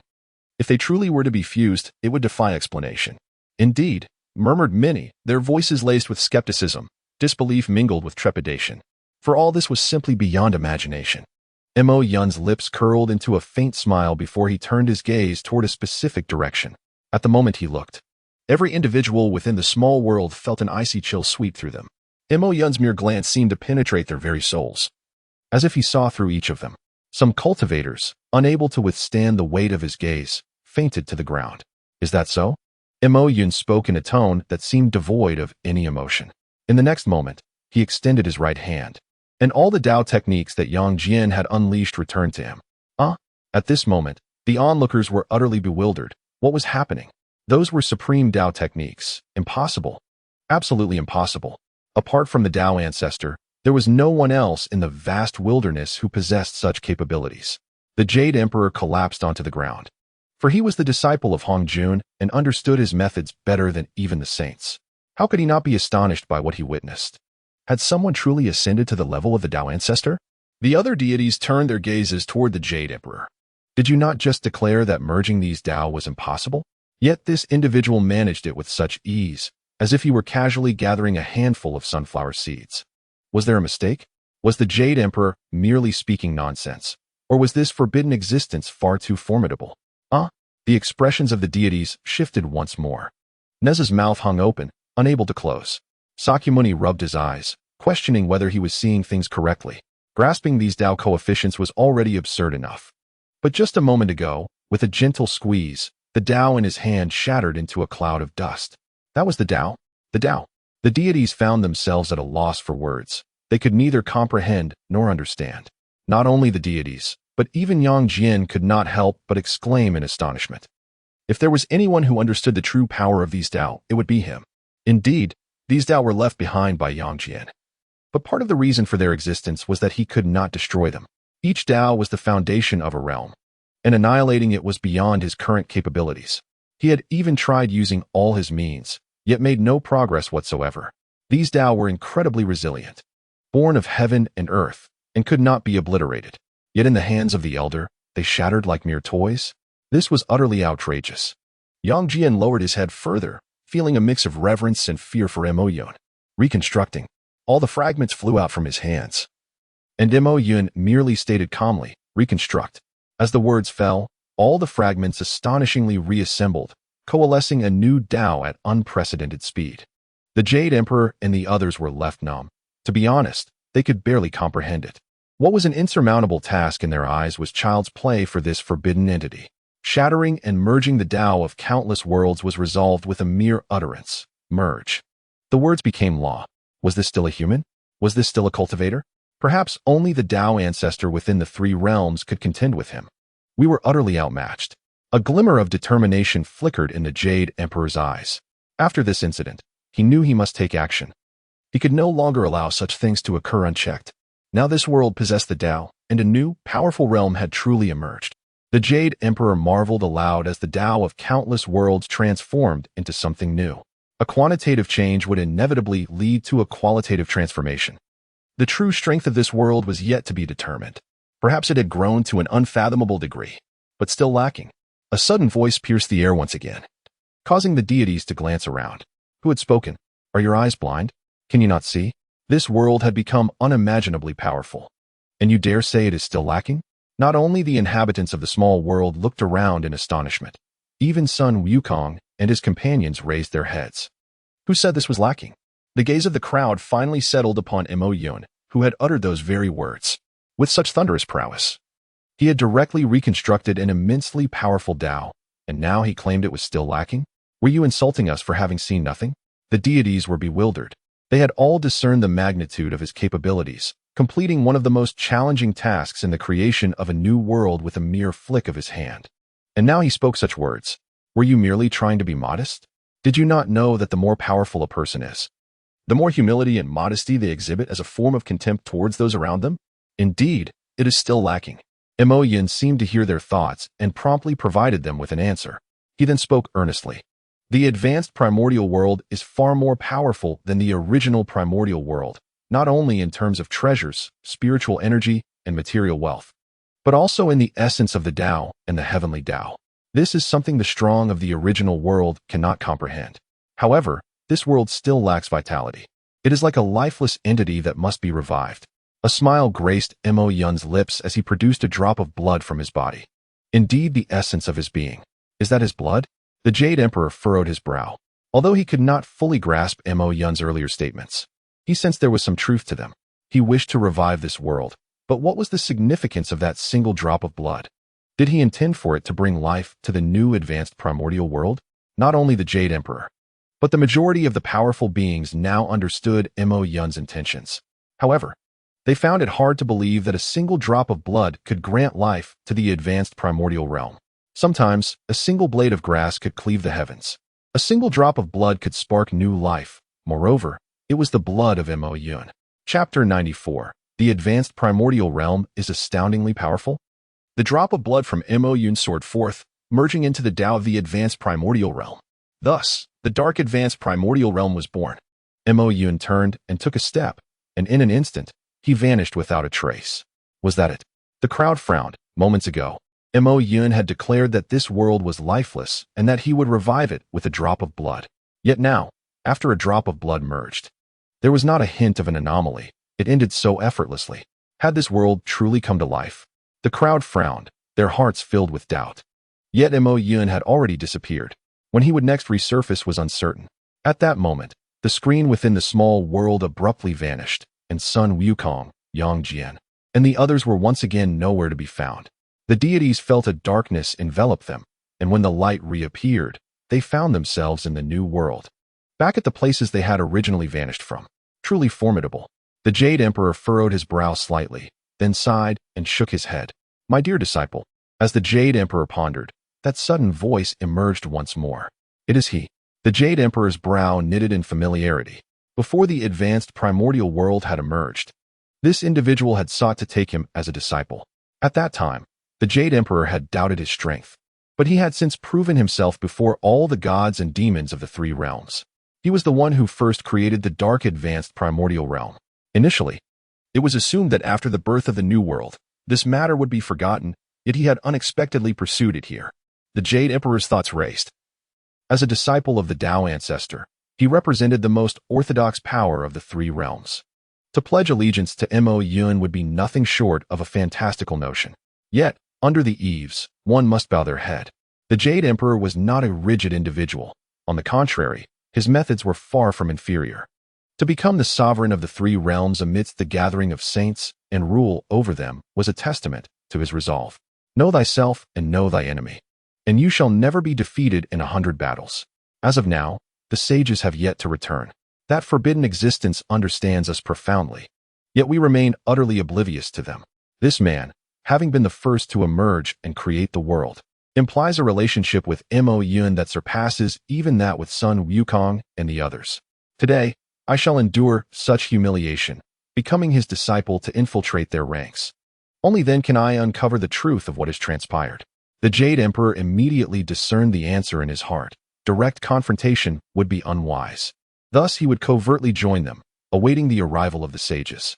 Upon this thought, a smile crept upon the Jade Emperor's lips. I am willing. The Jade Emperor, true to his character, demonstrated remarkable adaptability, kneeling without hesitation and addressing the heavens with a sycophantic tone. Master, please enlighten your disciple in the ways of cultivation. No sooner had the Jade Emperor spoken than the man appeared from the void. He had been in that space, and as long as he chose to remain hidden, few in the three realms could perceive him. The man's gaze roamed over the Jade Emperor, only to shake his head afterward. The Jade Emperor's heart jolted. What could this mean? Is he having second thoughts? But why would he? Has he discerned my true identity? Master, I have concealed my identity from you. I am indeed the Jade Emperor of Heaven, but I no longer wish to fulfill that role. The arrival of a higher-order primordial world demands adherence to the tides of change. Otherwise, I risk being cast aside by this world. Henceforth, I shall follow your lead. The Jade Emperor spoke with unreserved candor, launching into a tirade about his past and the celestial court for a whole incense stick's worth of time, ultimately revealing a satisfied smile. Was my previous demeanor not sincere enough? Even if I am the Jade Emperor, surely this unassuming master would grant me a chance for a fresh start? I have long known you are the Jade Emperor. The man's voice resonated, leaving the Jade Emperor momentarily speechless. You knew I was the Jade Emperor all along. Then why would you still wish to accept me as your disciple? Was it merely to vex me? The Jade Emperor's expression subtly shifted, a change that the man keenly observed. I meant no offense. I did indeed intend to take you as a disciple. However, you are unworthy now. The man's words, spoken as if trivial, struck the Jade Emperor like a bolt from the blue. What do you mean by this? You wish to accept me as a disciple, and now you deem me unworthy? Is this not the hallmark of a scoundrel? The Jade Emperor had hoped to infiltrate Mo Yun's side to uncover the reasons behind the events. If you refuse to take me as your disciple, how can I enact my grand design? Your talent was once passable, but since the emergence of this higher-order primordial realm, it has diminished significantly. Even if I were to accept you as a disciple, the techniques I possess would be beyond your grasp in this lifetime. It is best to part amicably. The man turned and vanished once again, leaving the Jade Emperor in a state of bewilderment. At that moment, he felt utterly insulted. Had he truly heard correctly? Did he just say my talent is lacking? I, the Jade Emperor, am a disciple of Hongjun. Why did the Tao ancestor choose only me and the Queen Mother amidst countless beings? The reason is clear. My talent is formidable, merely a shade weaker than those few sages. Were it not for the upheaval in the primordial world, with my innate gifts, achieving sagehood would not have been insurmountable. Yet now, he dares to proclaim my talent is inadequate? This is sheer absurdity. The Jade Emperor, feeling deeply insulted, turned and struck a nearby stone with his fist. His brow furrowed slightly. Though he hadn't struck with great force, ordinary stones would shatter upon impact, yet this stone remained unscathed. Is this world truly so formidable? Is my supposed quasi-saint cultivation so ineffectual? The Jade Emperor's brow knitted further as he attempted to extend his divine sense across the three realms. No matter how he exerted his power, he could only perceive a radius of a mere 1,000 miles. What is this? He is the Jade Emperor, the sovereign of the three realms. Enveloping the primordial world with his divine sense should pose no challenge. Yet now, he can only survey a mere 1,000 miles. I refuse to believe this. It must be their machination. How could this advanced primordial world possess such strength? The Jade Emperor nearly roared in frustration. And in the next moment, a woman of exquisite form appeared behind him. How Yin, this advanced primordial realm is far more powerful than we can fathom. Chapter 95, The Tao Ancestor Acts, the Jade Emperor's Astonishment. Queen Mother of the Yaoqi. The Jade Emperor turned, surprise glimmering in his eyes. This Queen Mother is not to be confused with his own consort. The Queen Mother of Heaven is his wife, yet this one holds an equal status. It is said that the Tao ancestor Hongjun has two disciples. One is the Jade Emperor, and the other is the Queen Mother. Queen Mother, did you not retreat with the celestial beings of Palai to avoid the mortal realm? Why have you emerged now? The Queen Mother, adorned in resplendent celestial garments, bore a countenance of unparalleled beauty, yet her delicate features were marred by a slight frown. The three realms have devolved into this state. Can I still afford to remain uninvolved? Previously, I wished to stay clear of the power struggles among the sages, but this time, it is no longer a matter of choice. I am compelled to engage. I suspect this is the boundless calamity of the three realms. Upon hearing the term boundless calamity, the Jade Emperor's lips trembled. The three realms are but a fragment of the primordial world. All laws and principles mirror those of the primordial realm.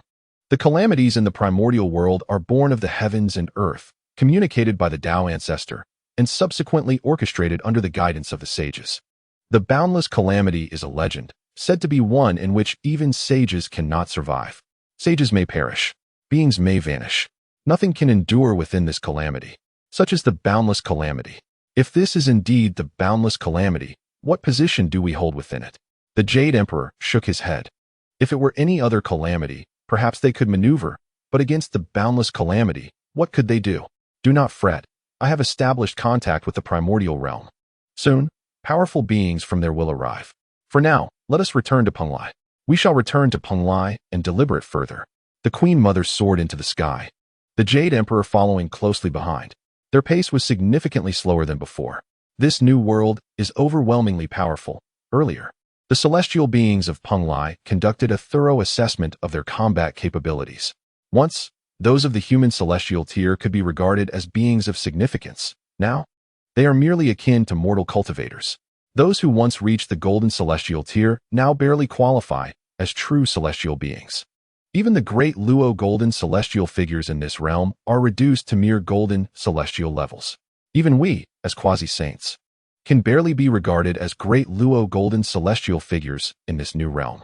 As the Queen Mother concluded her assessment, the Jade Emperor gritted his teeth. Is this the advanced primordial realm? Their diminished capabilities signify the overwhelming strength of this world, implying that attaining the great Luo golden celestial level here would render one more formidable than the sages of the past three realms. This signifies a complete evolution of the primordial three realms.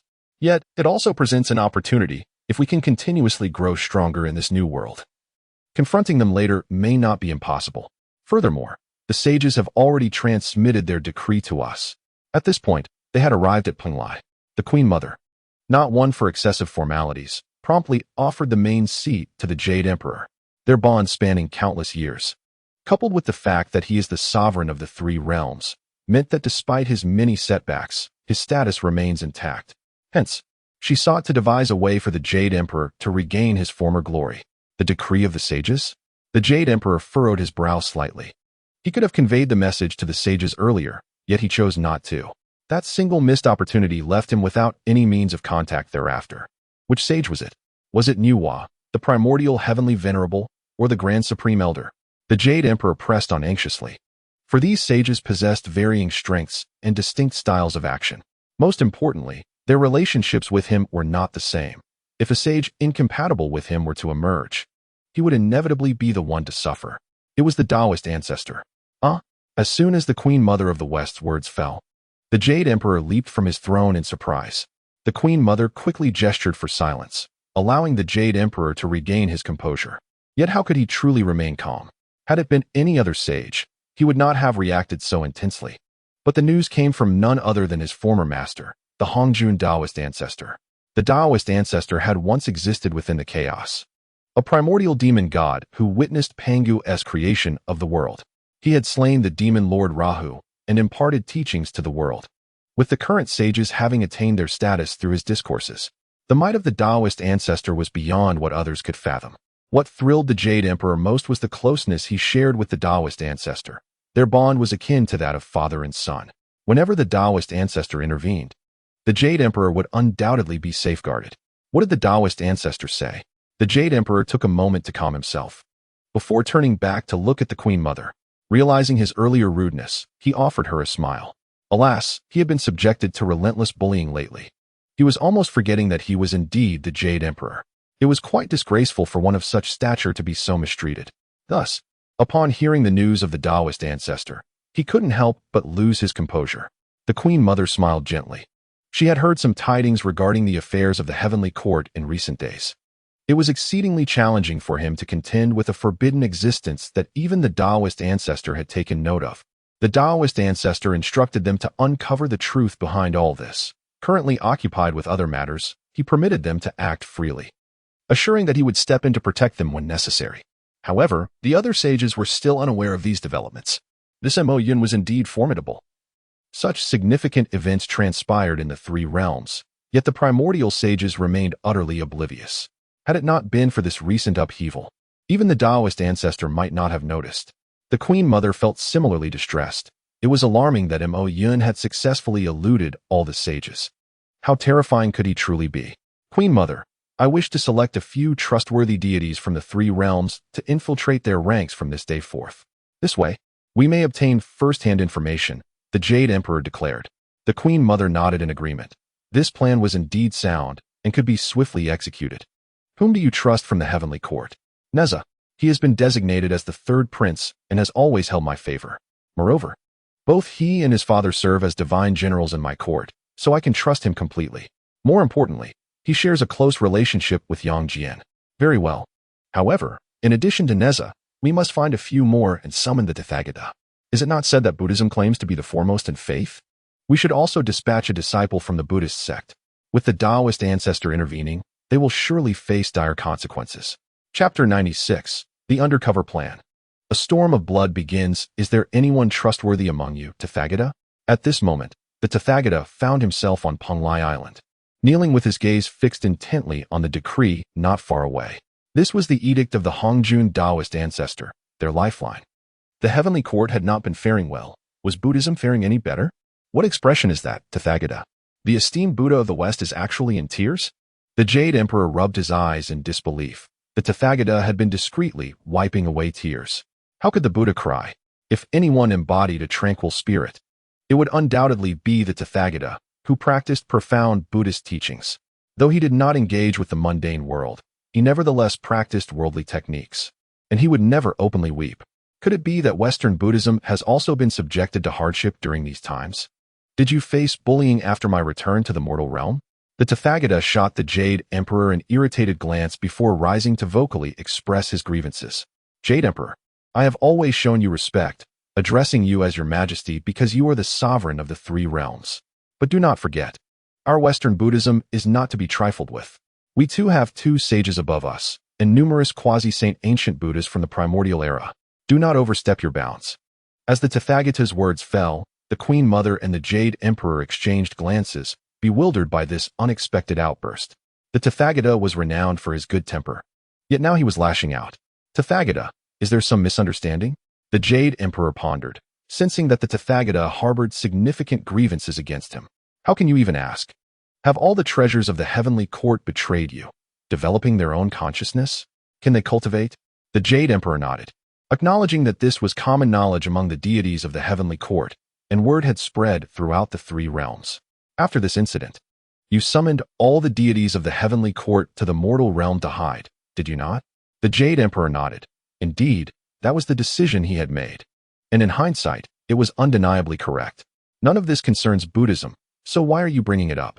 Then why did you not inform me? Oh, you could have at least given me a heads up. The Tathagata's frustration was palpable. They are not merely targeting the heavenly court, they are also after us in Buddhism. How could the Tathagata be at ease? When the weapons of the heavenly court betrayed them, the Jade Emperor and his court all retreated to the mortal realm, causing quite the uproar. Yet, the Tathagata had been completely unaware. Since returning from the heavenly court, he had recognized the severity of the situation and ordered all of Buddhism to enter retreat. They were to disengage from the affairs of the three realms, even recalling the reincarnated golden cicada. But shortly after their return, the entire Thunder Sound Temple was besieged by a multitude of weapons. They were forced to surrender the Thunder Sound Temple, which was built upon Mount Sumru, the very nexus of Buddhist fortune. How could they concede? Moreover, the ones demanding this were merely weapons, and those weapons appeared somewhat familiar. They were all artifacts from the heavenly court, prompting the Tathagata to suspect that something had gone awry in the heavenly court. However, since the Jade Emperor had not provided him with any information, he thought little of it. Do you know? I fought against that group of weapons. The Tathagata glared at the Jade Emperor with resentment. The Jade Emperor now understood why the Tathagata's gaze was so hostile. What kind of strength did those weapons possess, and what were their capabilities? They had killed a celestial being with nothing but a brick. Thus, you see, the Tathagata inhaled deeply, tears brimming in his eyes. Our Buddhist sect's 500 golden body arhats were brutally slain by their transformed wooden fish. Can you fathom the pain in my heart? We, practitioners of Buddhism, have spent our lives striking wooden fish, only to be killed by them in the end. Had you merely informed us before departing, our Buddhist sect would not have faced such a calamity. The Jade Emperor offered a sheepish smile, acknowledging the truth in the Tathagata's words. Had he only communicated with Buddhism, such a catastrophe could have been averted. However, at that time, he was subjected to severe bullying and had not even considered Buddhism, focusing solely on how to protect the strength of the heavenly realm, inadvertently forgetting about Buddhism. There was no need for you to be angry with me. You are aware of how I was tormented during those days. The slightest disturbance in the heavenly realm would put me on edge, and it is only natural that I might overlook things at such times. But now, things have changed. After the Tao ancestor became aware of this matter, we stand tall. unafraid of anything, and we can finally seek vengeance for the deep-seated grievances of the past. The Jade Emperor clenched his fists. The Tathagata did not linger on the matter, as even if he wished to seek retribution, he had no opportunity to do so. After all, this incident was not directly related to the Jade Emperor. Furthermore, with the Jade Emperor invoking the Tao Ancestor, he found himself in no position to say much. By the decree of the Tao Ancestor, we are commanded to send people to investigate the origins of Xīyóu, allowing us to proceed with confidence, knowing he will intervene if necessary. Upon hearing this, the Tathagata's expression grew serious, as he understood why the Jade Emperor had sought him out. There are many whom I trust here. After all, Buddhism is founded on faith, and our disciples generally do not betray us. The Jade Emperor nodded in agreement. They had to acknowledge the truth of the Tathagata's words. None among those who had descended into darkness were disciples of Buddhism. However, Xīyóu was indeed peculiar, and we must investigate him closely. It would be best to send my second disciple, Qin Shi, as he has always been unwilling to take a life and would never succumb to darkness. The Queen Mother of the Jade Pool nodded contemplatively. Qin Shi was indeed well known throughout the three realms. Though he was the Tathagata's second disciple, his status within Buddhism was not low. Otherwise, he would not have been chosen as a seeker of the scriptures. Very well, in that case, let us each make our arrangements. Sometimes, to understand the nature of a tiger, one must stick their head into its den. This time, we can only succeed. Failure is not an option. A cruel smile appeared at the corner of the Jade Emperor's mouth, for they had been bullied by Xīyóu for far too long. Now that even the Tao Ancestor had become aware of this matter, how could they continue to be oppressed? Vengeance. I have made my decision. This plan of ours shall be called the Divine Investigation Plan. Only we few shall know of its details, and it must remain a secret from everyone else. Let those two observe for us what has transpired in this world, leading to its current state. Is Xīyóu prepared to face my wrath?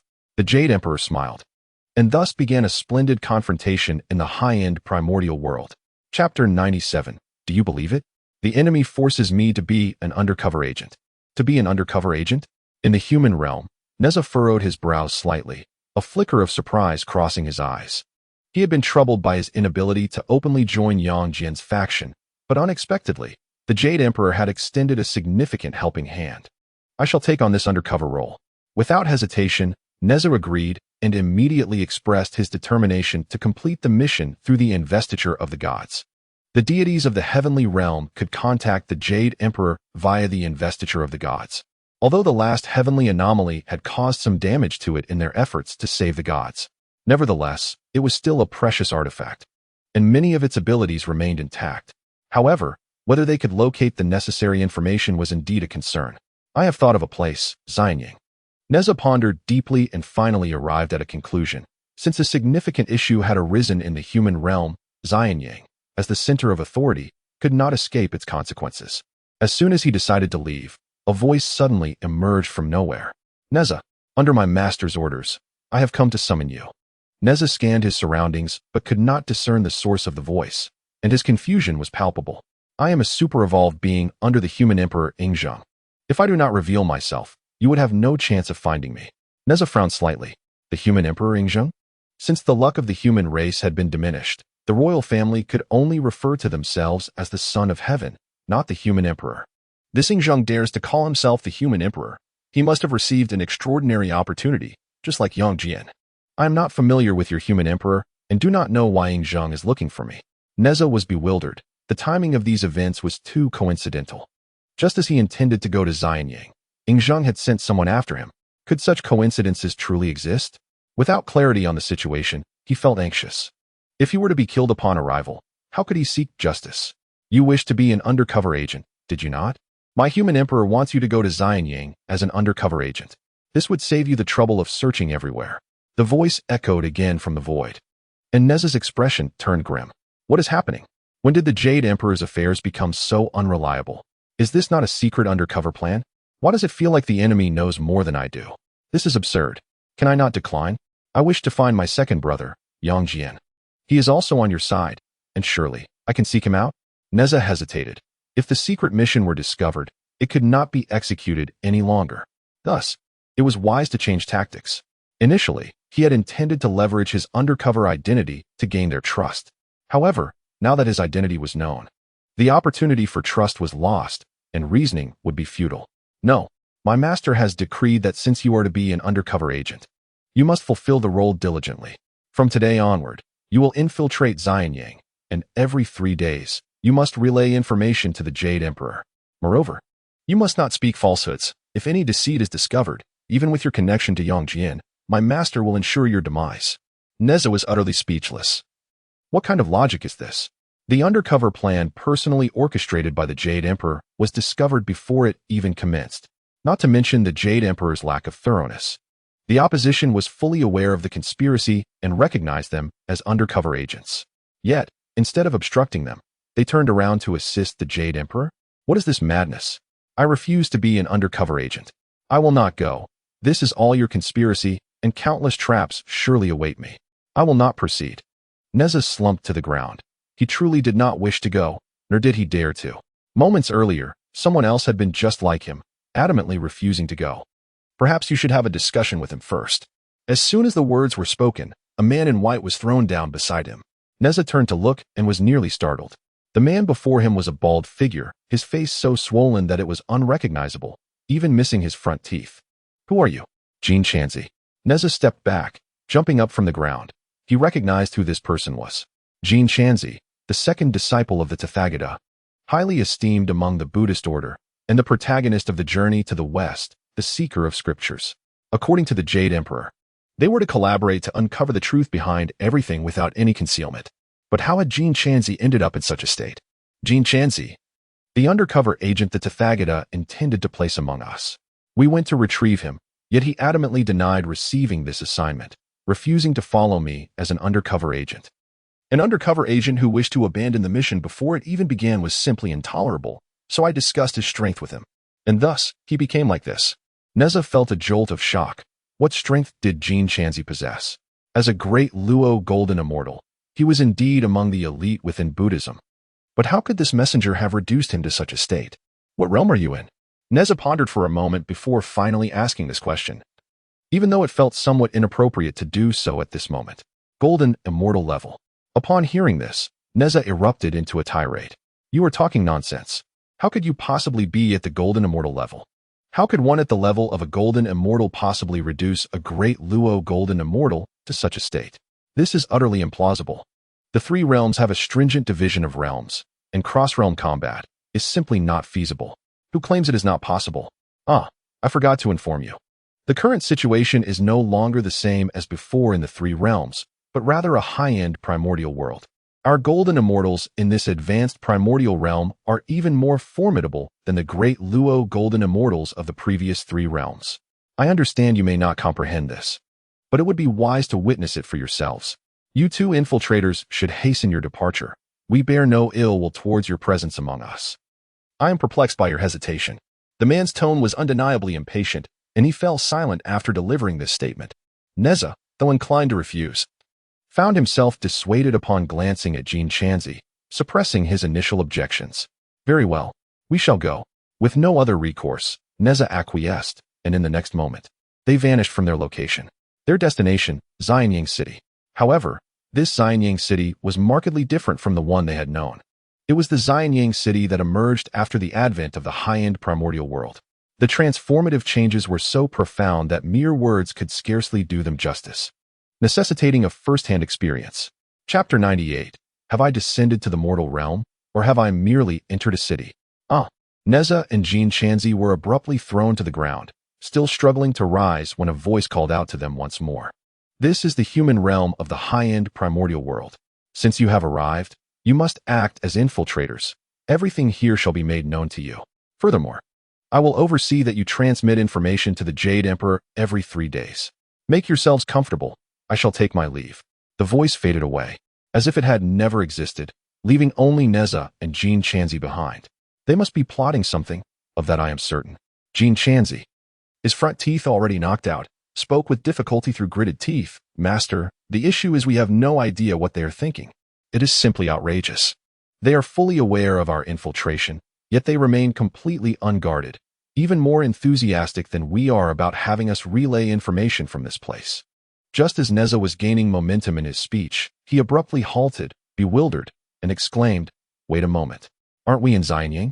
Why does this place seem so extravagant?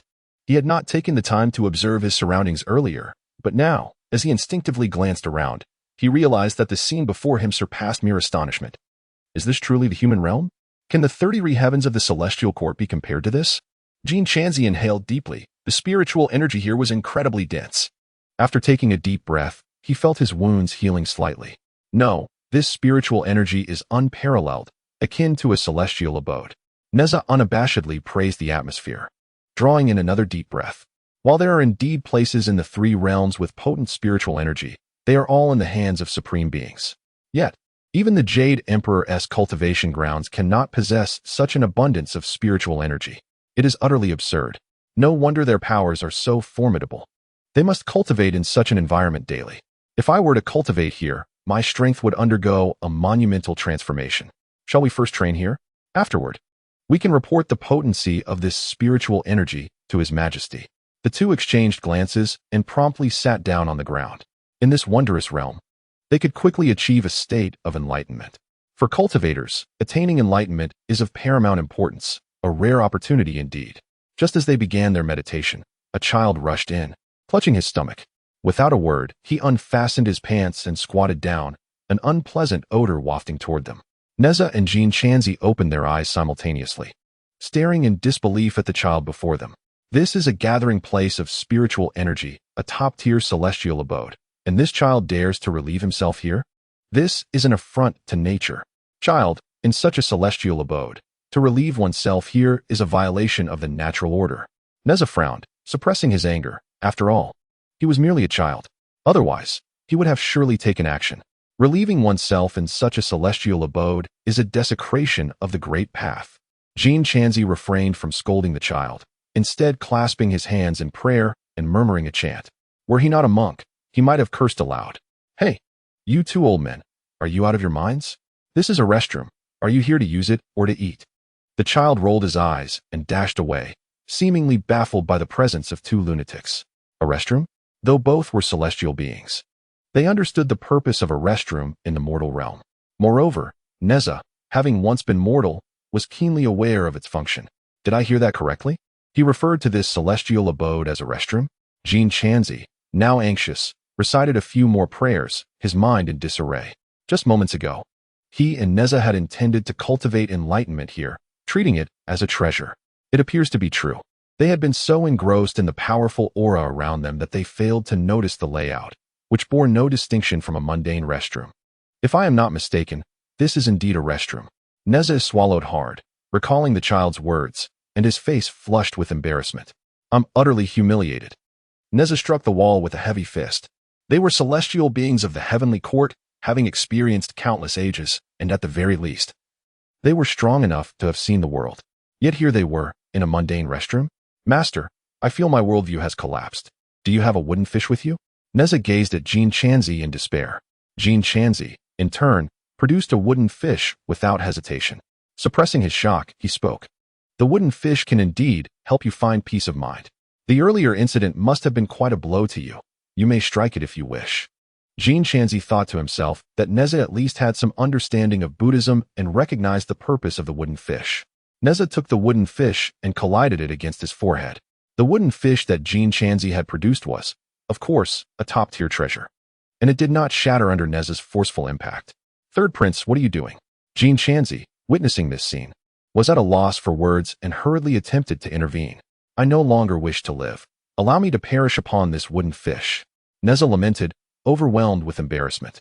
Qin Shi sighed, momentarily unsure of how to remedy the situation. This is it. 2 lunatics, sneaking about in a restroom. I suspect they are spies sent by the deity clan. The child's voice echoed from outside the restroom, accompanied by members of the city's law enforcement. Little one, based on your description, the individuals who came are indeed spies from the heavenly court. One is the 3rd Prince Neza, and the other is Qin Shi, the 2nd disciple of the Buddha. His Majesty has permitted their free movement in the city, so we cannot apprehend them. The law enforcement team explained patiently, while Neza and Qin Shi, mortified, longed for a hole to hide in. Unfortunately, there was only one hole. If they were to burrow into it, how would they survive in the heavenly court afterward? But, dear law enforcement uncle, Could it be that all those from the heavenly court are such bumpkins? They have never even seen a restroom in the mortal realm. I just heard them planning to cultivate in there. If they do so, where am I supposed to go when I need to relieve myself? The child's words pierced Neza and Jin Shanzi's hearts like needles. Neza's pace of striking the wooden fish quickened. They were being pushed to the brink. They were being driven mad. Let us leave. Pay no mind to these bumpkins. A group vanished without a trace, leaving Neza and Jin Shanzi too embarrassed to emerge. It was not until darkness fell that Neza finally spoke. Outside. It seems there is no one around. Shall we venture out? After all, we are undercover agents sent by the heavenly court and the Buddhist sect, and remaining cooped up in this restroom is hardly prudent. Chapter 99. Can you believe that dining in a restaurant allows one to unlock unparalleled techniques? Under the starry sky, the two stealthily departed from the restroom, relieved that there were not many people outside, thus avoiding embarrassment. Is this the entirety of Xīyóu? Neza furrowed his brow. At this moment, Xīyóu was not merely a simple city but a conglomeration of countless celestial bodies, each inhabited by countless human beings. Now it was nighttime, and the myriad of celestial spheres radiated a luminous glow, a manifestation of spiritual energy. Such defiance of natural order. Each sphere appeared exceedingly distant, yet remarkably close. Accessible even to mere mortals. Has humanity replaced their former cities with celestial spheres? Neza mused, understanding that after the evolution of the three realms, the dwelling places of humanity had undergone a transformation. However, this change seemed rather unsettling, even more opulent than the former 33 heavens. How terrifying! Jin Shanzi chanted a Buddhist mantra, unable to restrain himself. Where shall we go now? I was somewhat familiar with the previous human realm, but this current one leaves me utterly perplexed. A tavern or an inn? Jin Shanzi's eyes lit up. During his previous reincarnation, memories lingered in his mind. The best place to gather information in the human realm is indeed taverns and inns, where all sorts of news abound. How could I have overlooked that? My spiritual sense has detected an inn not far from here. Let us head there. Neza pointed in a direction, and in an instant, both vanished from sight. Inside the inn, Neza and Jin Shanzi occupied a table by the window, rendered speechless. The inn was completely devoid of patrons. How could they gather intelligence in such an empty place? Esteemed guests, this feast has been prepared for you at the behest of the enforcement team. Our proprietor has personally cooked it for you. The enforcement team mentioned that although you spent the entire day there, they feared you might not have had enough to eat. So they specially prepared a late-night snack. The inn was empty, yet the voice never ceased. In the next moment, dishes began to materialize on the previously bare table. Why are these enforcement team members being so generous to us? They're undercover agents. Surely this food cannot be poisoned? Neza pondered, aware of their undercover status. The city's enforcement team had prepared a late-night meal for them. Could there be ulterior motives? Jin Shanzi shook his head, glancing regretfully at the spread before them. It was all meat. Did they not realize there was a monk among them? I, a humble monk, adhere to a vegetarian diet. Fear not. They are already aware of our undercover identities. If they wished us dead, we would have perished long ago. Neza nodded thoughtfully, then proceeded to eat heartily. Their original intent was to gather information, yet with no one around, they might as well fill their bellies first. If there's food, why not indulge? Neza's brow furrowed. After consuming 2 dishes, he felt a surge of heat coursing through him. He promptly sat cross-legged on the ground, speaking with fervor. What is this? Enlightenment? Jin Shanzi stared in astonishment. Neza's state was unmistakably one of enlightenment. But how could he attain enlightenment at such a moment? Could it be the food? Techniques? Each dish seemed to embody a technique, and the cultivation process appeared remarkably effortless. Neza suddenly opened his eyes, turning to Jin Shanzi with an unusual gaze. What did you say? The dishes are techniques?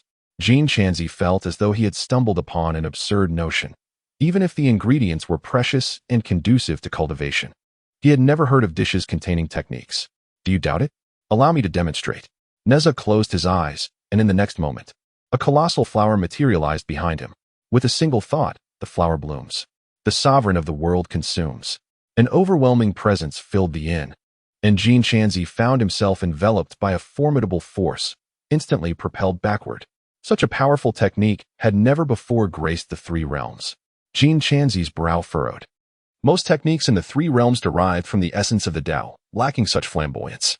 Yet, the technique Neza had just invoked was exquisitely intricate, entirely distinct from prior techniques. Indeed, this was not a technique from the 3 realms, but rather a celestial technique passed down by Mo Yun, further refined to enhance its power. Did you see?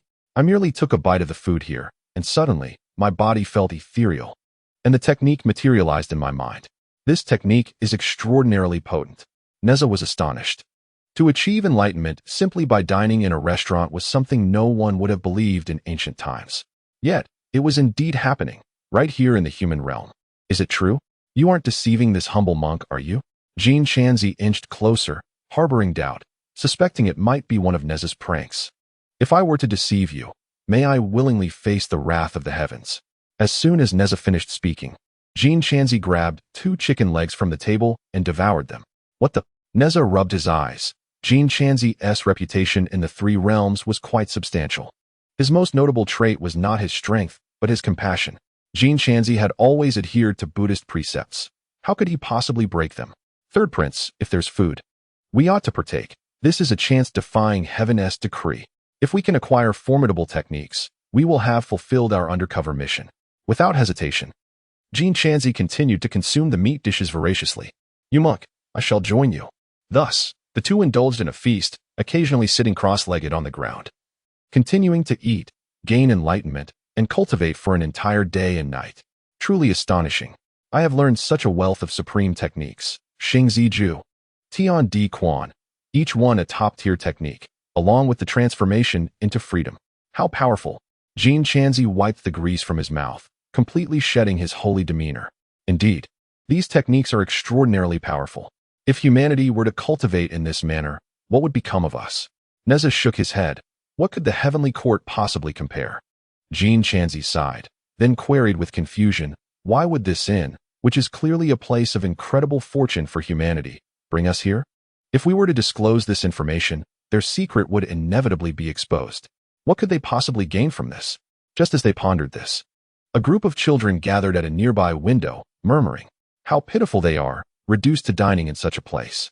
Even beggars among humanity would not come here to eat. How tragic. Chapter 100. Laughable. Even puppies can master this technique. Neza glanced back at the children by the window. He could not quite discern their words, but upon meeting his gaze, they quickly scampered away. This message must reach His Majesty. If humanity possesses such a formidable place, it would be remiss not to inform him. Jin Shanzi nodded in agreement, recognizing the logic in that. However, did they truly wish for their message to be conveyed? Though they claimed to report honestly, could it be so straightforward? Perhaps they were merely speaking in jest? Observing Jin Shanzi's expression, Neza surmised his thoughts. You may report everything you witness. We will not interfere. An ethereal voice echoed once more, prompting Neza and Jin Shanzi to exchange glances. It turns out this individual has been covertly observing them all along. They truly act with impunity, and such news has reached us. Thus, we shall convey it. Jin Shanzi furrowed his brow slightly.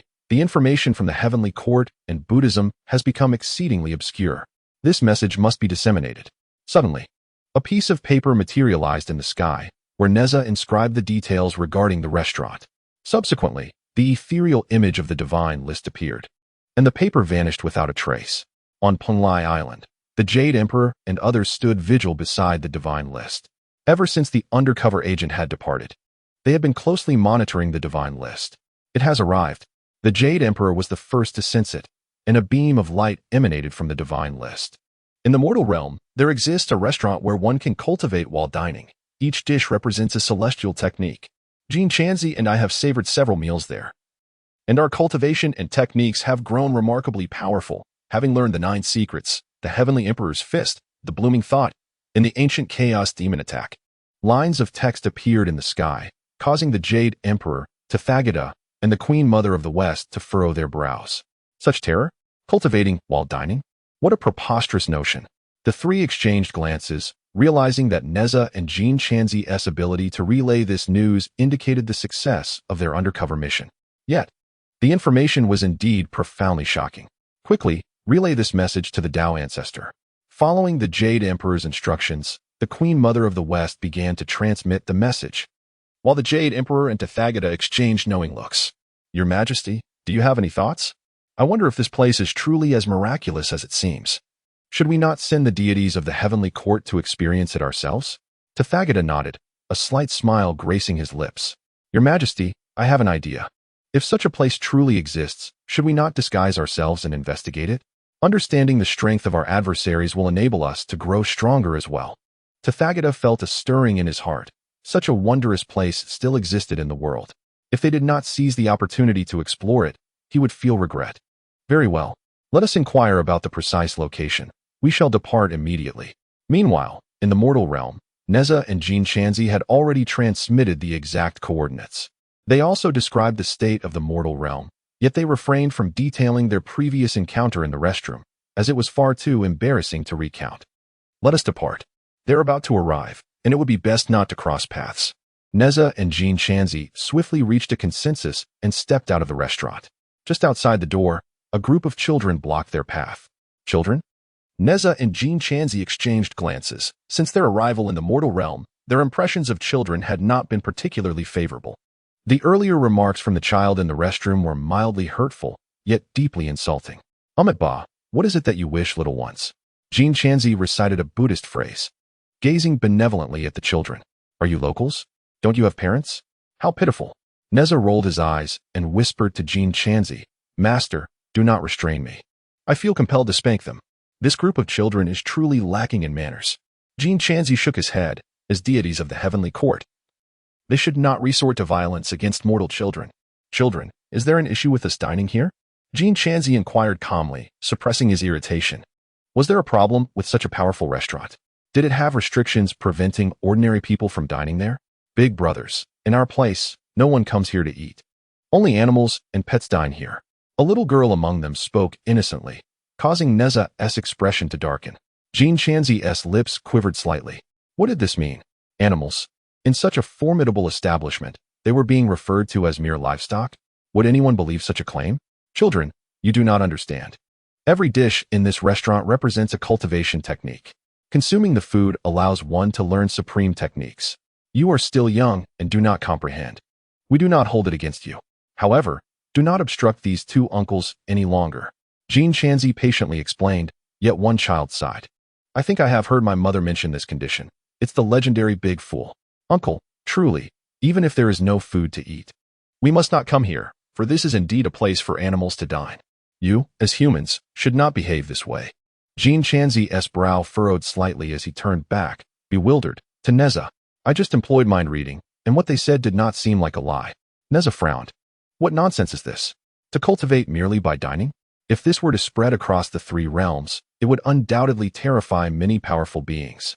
And now they claim this is a place for animals to eat. Where shall we seek justice? The techniques you learn here are for our pets and magical beasts. Truly, it is quite embarrassing, one child remarked as they patted their large yellow dog, which then stood up and performed a hand seal, a flower blooming behind it. What? Neza felt as though his heart were shattering. The techniques he had once taken pride in were now being outperformed by a mere dog. Where could they seek justice? Let us depart. I feel utterly humiliated. Jin Shanzi and Neza hastily fled towards the horizon, eager to leave this place. How embarrassing. Uncles, you are not planning to head to the main city, are you? It is not safe there. Whether Neza and Jin Shanzi heard this was uncertain, as they vanished from sight. Meanwhile, at the entrance to the restaurant, the Jade Emperor and Tathagata quietly appeared.